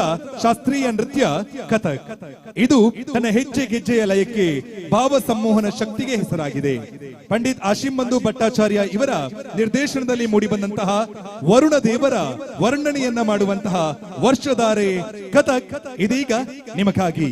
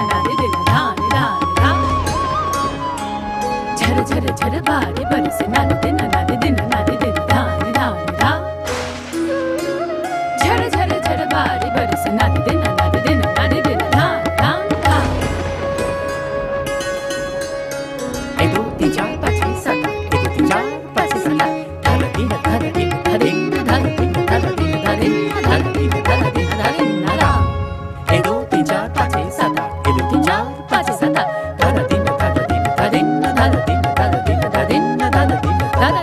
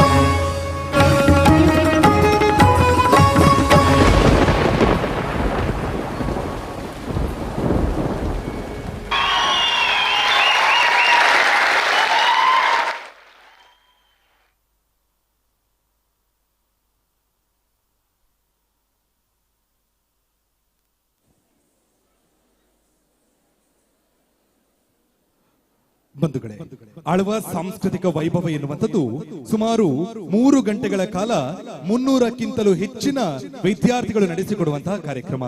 ಈ ದಿನ ವೇದಿಕೆಯ ಬೇಡಿಕೆಗೆ ಅನುಗುಣವಾಗಿ ಒಂದಷ್ಟು ಕಲಾ ಪ್ರಕಾರಗಳನ್ನ ಈ ವೇದಿಕೆಯ ಮೇಲೆ ಉಣಬಡಿಸಿದ್ದೇವೆ. ಕಾರ್ಯಕ್ರಮದ ಕಡೆಯ ಕಲಾ ಪ್ರಕಾರವನ್ನ ಈ ವೇದಿಕೆಯ ಮೇಲೆ ನೋಡುವಂತಹ ಸಮಯ. ಇಂತಹದೊಂದು ಸುಂದರವಾದಂತಹ ಕಾರ್ಯಕ್ರಮದ ಮಧ್ಯೆ ಸಿಂಹಗಳ ಗುಂಪೊಂದು ತನ್ನ ಬೇಟೆಯನ್ನು ಹುಡ್ಕೊಂಡು ವೇದಿಕೆ ಕಡೆಗೆ ಬರ್ತಾ ಇದೆ. ಅರರೆ, ಇದೇನಪ್ಪ, ಇಷ್ಟು ಜನರ ಮಧ್ಯೆ, ಬೆಳಕಿನ ಮಧ್ಯೆ, ಧ್ವನಿಯ ಮಧ್ಯೆ ಅದು ಹೇಗೆ ತಾನೇ ಸಿಂಹಗಳು ವೇದಿಕೆಯ ಮೇಲೆ ಬರೋಕೆ ಸಾಧ್ಯ ಅಂತ ನೀವು ಕೇಳಿದ್ರೆ, ಇದನ್ನು ಸಾಧ್ಯ ಮಾಡ್ತಾ ಇದೆ ನಮ್ಮ ಸಾಂಸ್ಕೃತಿಕ ತಂಡ ಪುರುಳಿಯೋ ಚಾವು ಸಿಂಹ ಬೇಟೆ ನೃತ್ಯದ ಮೂಲಕ. ಪುರುಳಿಯೋ ಅನ್ನುವಂಥದ್ದು ಪಶ್ಚಿಮ ಬಂಗಾಳದ ಒಂದು ಪುಟ್ಟ ಹಳ್ಳಿ. ಅಲ್ಲಿಯ ಜನರು ದೇವಿಯ ಆರಾಧನೆಯ ಭಾಗವಾಗಿ ಈ ಸಿಂಹ ಬೇಟೆಯ ನೃತ್ಯವನ್ನ ಮಾಡುವಂಥದ್ದು. ಅಲ್ಲಿ ಸಂಪ್ರದಾಯದಂತೆ ಒಂದು ಸಿಂಹ ಒಂದು ಕಾಡುಕೋಣದ ಬೇಟೆಯನ್ನ ಆಡಿದ್ರೆ, ಇಲ್ಲಿ ವೇದಿಕೆಯ ಬೇಡಿಕೆಗೆ ಅನುಗುಣವಾಗಿ ಬರೋಬ್ಬರಿ 13 ಸಿಂಹಗಳು 2 ಕಾಡುಕೋಣದ ಬೇಟೆಯನ್ನು ಹುಡ್ಕೊಂಡು ವೇದಿಕೆ ಕಡೆಗೆ ಬರ್ತಾ ಇದೆ. ರಂಗಮಾಂತ್ರಿಕ ಡಾಕ್ಟರ್ ಜೀವನ್ ರಾಮ್ ಸುಳ್ಯ ಇವರ ನಿರ್ದೇಶನದಲ್ಲಿ ಮೂಡಿ ಬಂದಂತಹ ಸಿಂಹ ಬೇಟೆಯ ನೃತ್ಯ ಪುರುಳಿಯೋ ಚಾವು.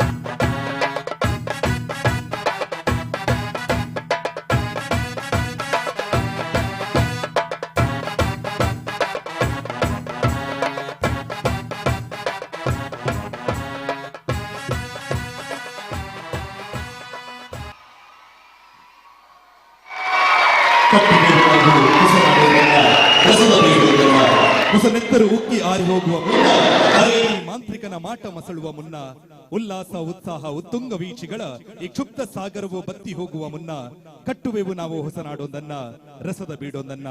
ನಮ್ಮ ನೆಲದ ಕಲೆ, ನಮ್ಮ ನೆಲದ ಭಾಷೆ ಇವೆಲ್ಲವನ್ನ ಉಳಿಸಿ ಸಮೃದ್ಧ ಸದೃಢ ನಾಡನ್ನ ಕಟ್ಟುವಂತಹ ಆಶಯವನ್ನ ವ್ಯಕ್ತಪಡಿಸಿಕೊಳ್ತಾ ಈ ದಿನದ ಸಾಂಸ್ಕೃತಿಕ ಕಾರ್ಯಕ್ರಮವನ್ನ ಇಲ್ಲಿಗೆ ಮುಕ್ತಾಯಗೊಳಿಸ್ತಾ ಇದ್ದೇವೆ. ಕಾರ್ಯಕ್ರಮದ ಆಯೋಜಕರು ಆಗಿರುವಂತಹ ಆಪ್ತಾಸ್ ಆಯುರ್ವೇದ ಟ್ರಸ್ಟ್ ಇವರಿಗೆ ಈ ಸಮಯದಲ್ಲಿ ಆಳ್ವಾಸ್ ವಿದ್ಯಾಸಂಸ್ಥೆಯ ಪರವಾಗಿ ನೆರೆದ ಸಮಸ್ತರ ಪರವಾಗಿ ಧನ್ಯವಾದಗಳನ್ನು ಅರ್ಪಿಸ್ತಾ ಇದ್ದೇವೆ. ಅದೇ ರೀತಿ ಆಳ್ವಾಸ್ ಸಾಂಸ್ಕೃತಿಕ ವೈಭವದ ರೂವಾರಿ ಆಳ್ವಾಸ್ ವಿದ್ಯಾಸಂಸ್ಥೆಗಳ ಅಧ್ಯಕ್ಷರು ಆಗಿರುವಂತಹ ಡಾಕ್ಟರ್ ಮೋಹನ್ ಆಳ್ವಾಸ್ ಸರ್ ಇವರಿಗೂ ಕೂಡ ಕೃತಜ್ಞತೆಗಳನ್ನ ಅರ್ಪಿಸಿಕೊಳ್ತಾ ಈ ದಿನದ ಸುಂದರ ಕಾರ್ಯಕ್ರಮವನ್ನ ಕಣ್ತುಂಬಿಕೊಂಡಂತಹ ಸಜ್ಜನ ಪ್ರೇಕ್ಷಕ ವೃಂದಕ್ಕೂ ವಂದನೆ, ಅಭಿವಂದನೆ, ಶುಭರಾತ್ರಿ.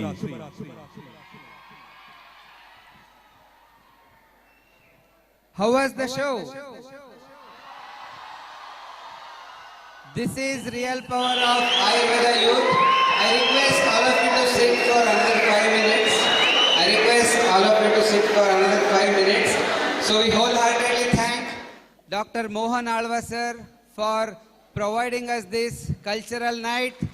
I really feel proud because Mohan Alva sir is Ayurveda Vaidya. Most of the students might not be knowing, sir did his BAMS from SDM College of Ayurveda, Udupi.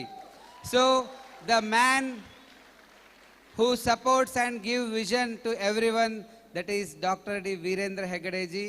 So we really thank for providing us this opportunity to conduct this international summit in the holy land of Sri Kshetra Dharmasthala. Mohan Alva sir is always with AAPTAS and he has conveyed his wishes. So we thank him. And for all the students who have performed from AAPTAS team, we are giving a token of respect. I request few of the students or artists to come on the stage and receive the token of respect. I request Prasanna Narasimha Rao sir, Shailaja madam, Ranjit Puranik sir and Pradeep Kumar Prajapati sir to come on the dais and do the honors.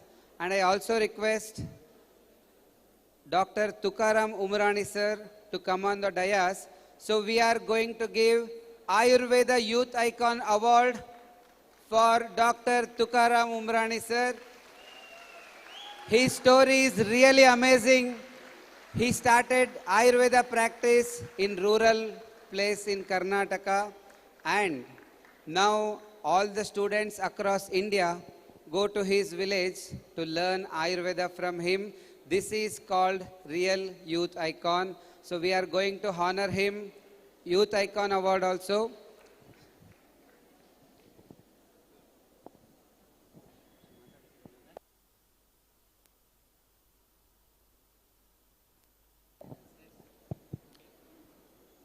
The show was absolutely spectacular, awesome in every way. And one cannot even imagine the choreographing or the designing or even the costumes that were made and the training. It's completely amazing. It's also a big physical feat of absolute fitness. Congratulations, sir. Congratulations. Oh my God.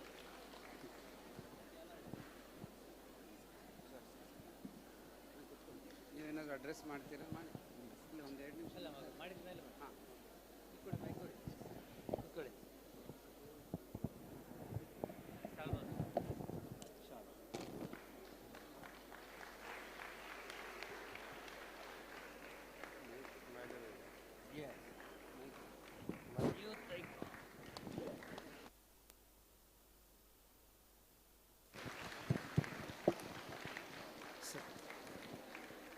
This award is named as Agnivesha Ayurveda Youth Icon Award. So I request all of you to give a standing ovation to Tukaram Umrani sir for the service he is doing in rural India for Karnataka.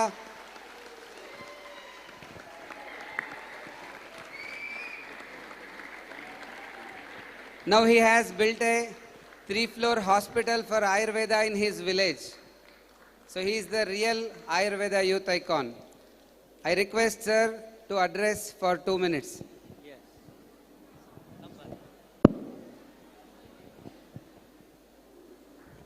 ಎಲ್ಲರಿಗೂ नमस्कार. मेरे को अभी बोलने के लिए कुछ मतलब शब्द नहीं आ रहा है, फिर भी आपको आयुर्वेदा प्रैक्टिस करना है, लेकिन सब सोचते सिटी में करना है, बड़ा सिटी में किया तो अच्छा चलते, लेकिन मैं उसका अगेंस्ट हूँ. मैं छोटा गांव से स्टार्ट किया हूँ, क्योंकि छोटा गांव में जो प्रचार होते हैं ना, आप एक पेशेंट को ट्रीट किया तो क्या वो पूरा माहौल में जाके बताते हैं, लेकिन वही सिटी में ट्रीट किया तो उनका घर बंद, दरवाज़ा बंद करके घर का अंदर बैठते हैं। इतना ही डिफरेंस है। कोई भी प्रैक्टिस कर सकते। आपका गुरु का जो सीखा है ना, आपका गुरु का नमन करके, मेरा गुरु ये this award goes to actually Ravishankar Peraje sir, Chandra Kumar Deshmukh sir, और बिलोड प्रिंसिपल सर, जो भी मेरे को सीखा है ना, उनके लिए मैं ये समर्पण करता हूँ। जो भी मैं उनसे सीखा हूँ, मैं जस्ट वही प्रैक्टिस कर रहा हूँ। इसमें कुछ मेरा कुछ नहीं है, मैं just as a copycat. Thank you sir. मेरे को इस अवार्ड के लिए चुनने के लिए मेरे को बहुत आपदास तंत्र को मैं आभारी हूँ। Thank you sir. Now I request Alva's team to come on the dais to receive the token of honor.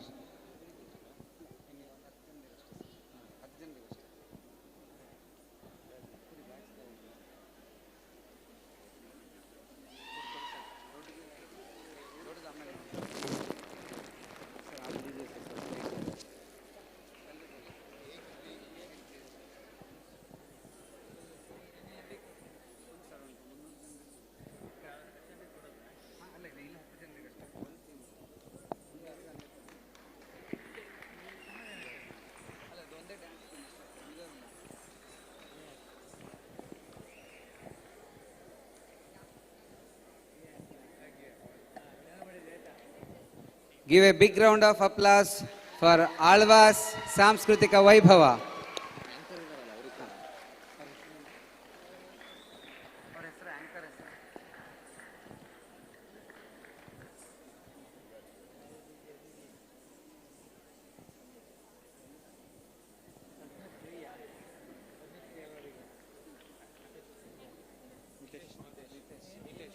I request anchor of Alva's Samskritika Vaibhava, Shri Nitesh, to come on the dais and receive token of honor from AAPTAS Ayurveda team.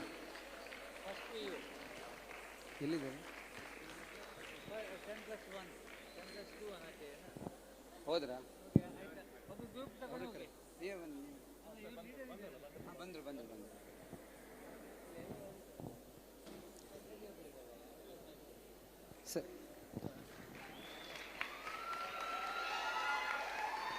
ದೊಡ್ಡದಲ್ಲ ಅದು.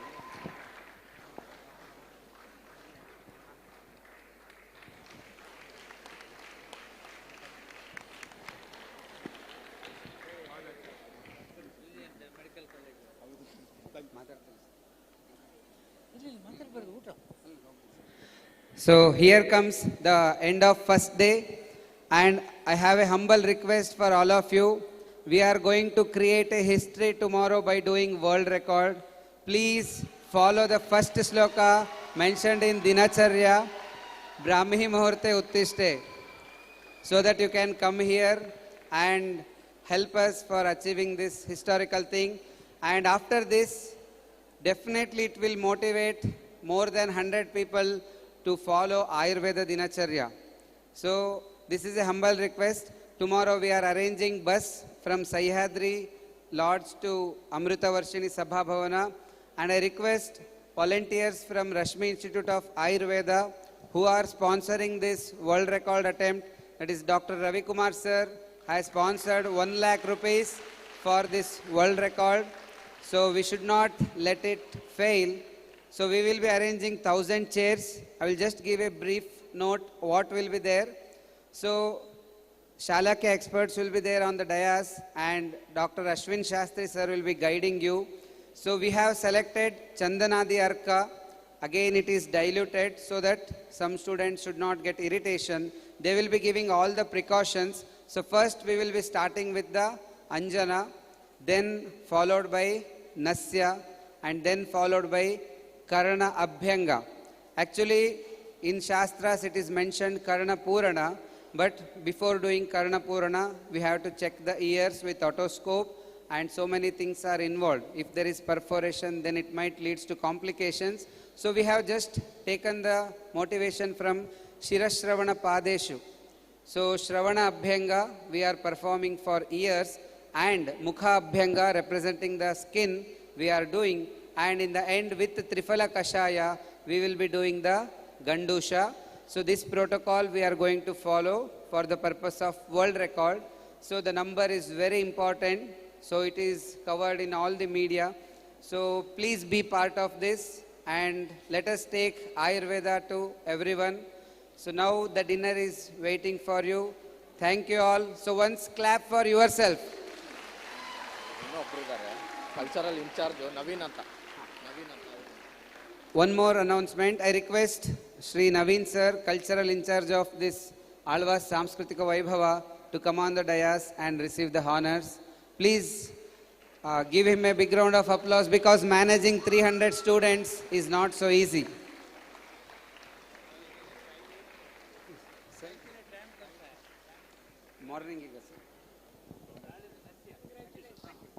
So morning 7 o'clock, we will allow everyone to enter the venue. The chairs will be numbered from 1 to 1000. So each one of you will be getting a separate kit. We will be providing you eye wash cups. We are also providing 3 cups. In 1 cup, there will be plain water for eye wash. In 1 cup, there will be Triphala Kashaya, and 1 empty cup to spit the things after doing Gandusha. And oil we will be supplying there only for doing the Abhyanga. And in the kit, we are also added a napkin so that you can wipe your face in the end. So you will be getting world record attempt certificate there itself. And we are also planning to give participation certificate of this conference also in that time only. If you don't come for world record attempt, then you will lose the participation certificate. This is the tactics as a youth I can do. So thank you one and all. So please have delicious dinner and sleep early. Thank you.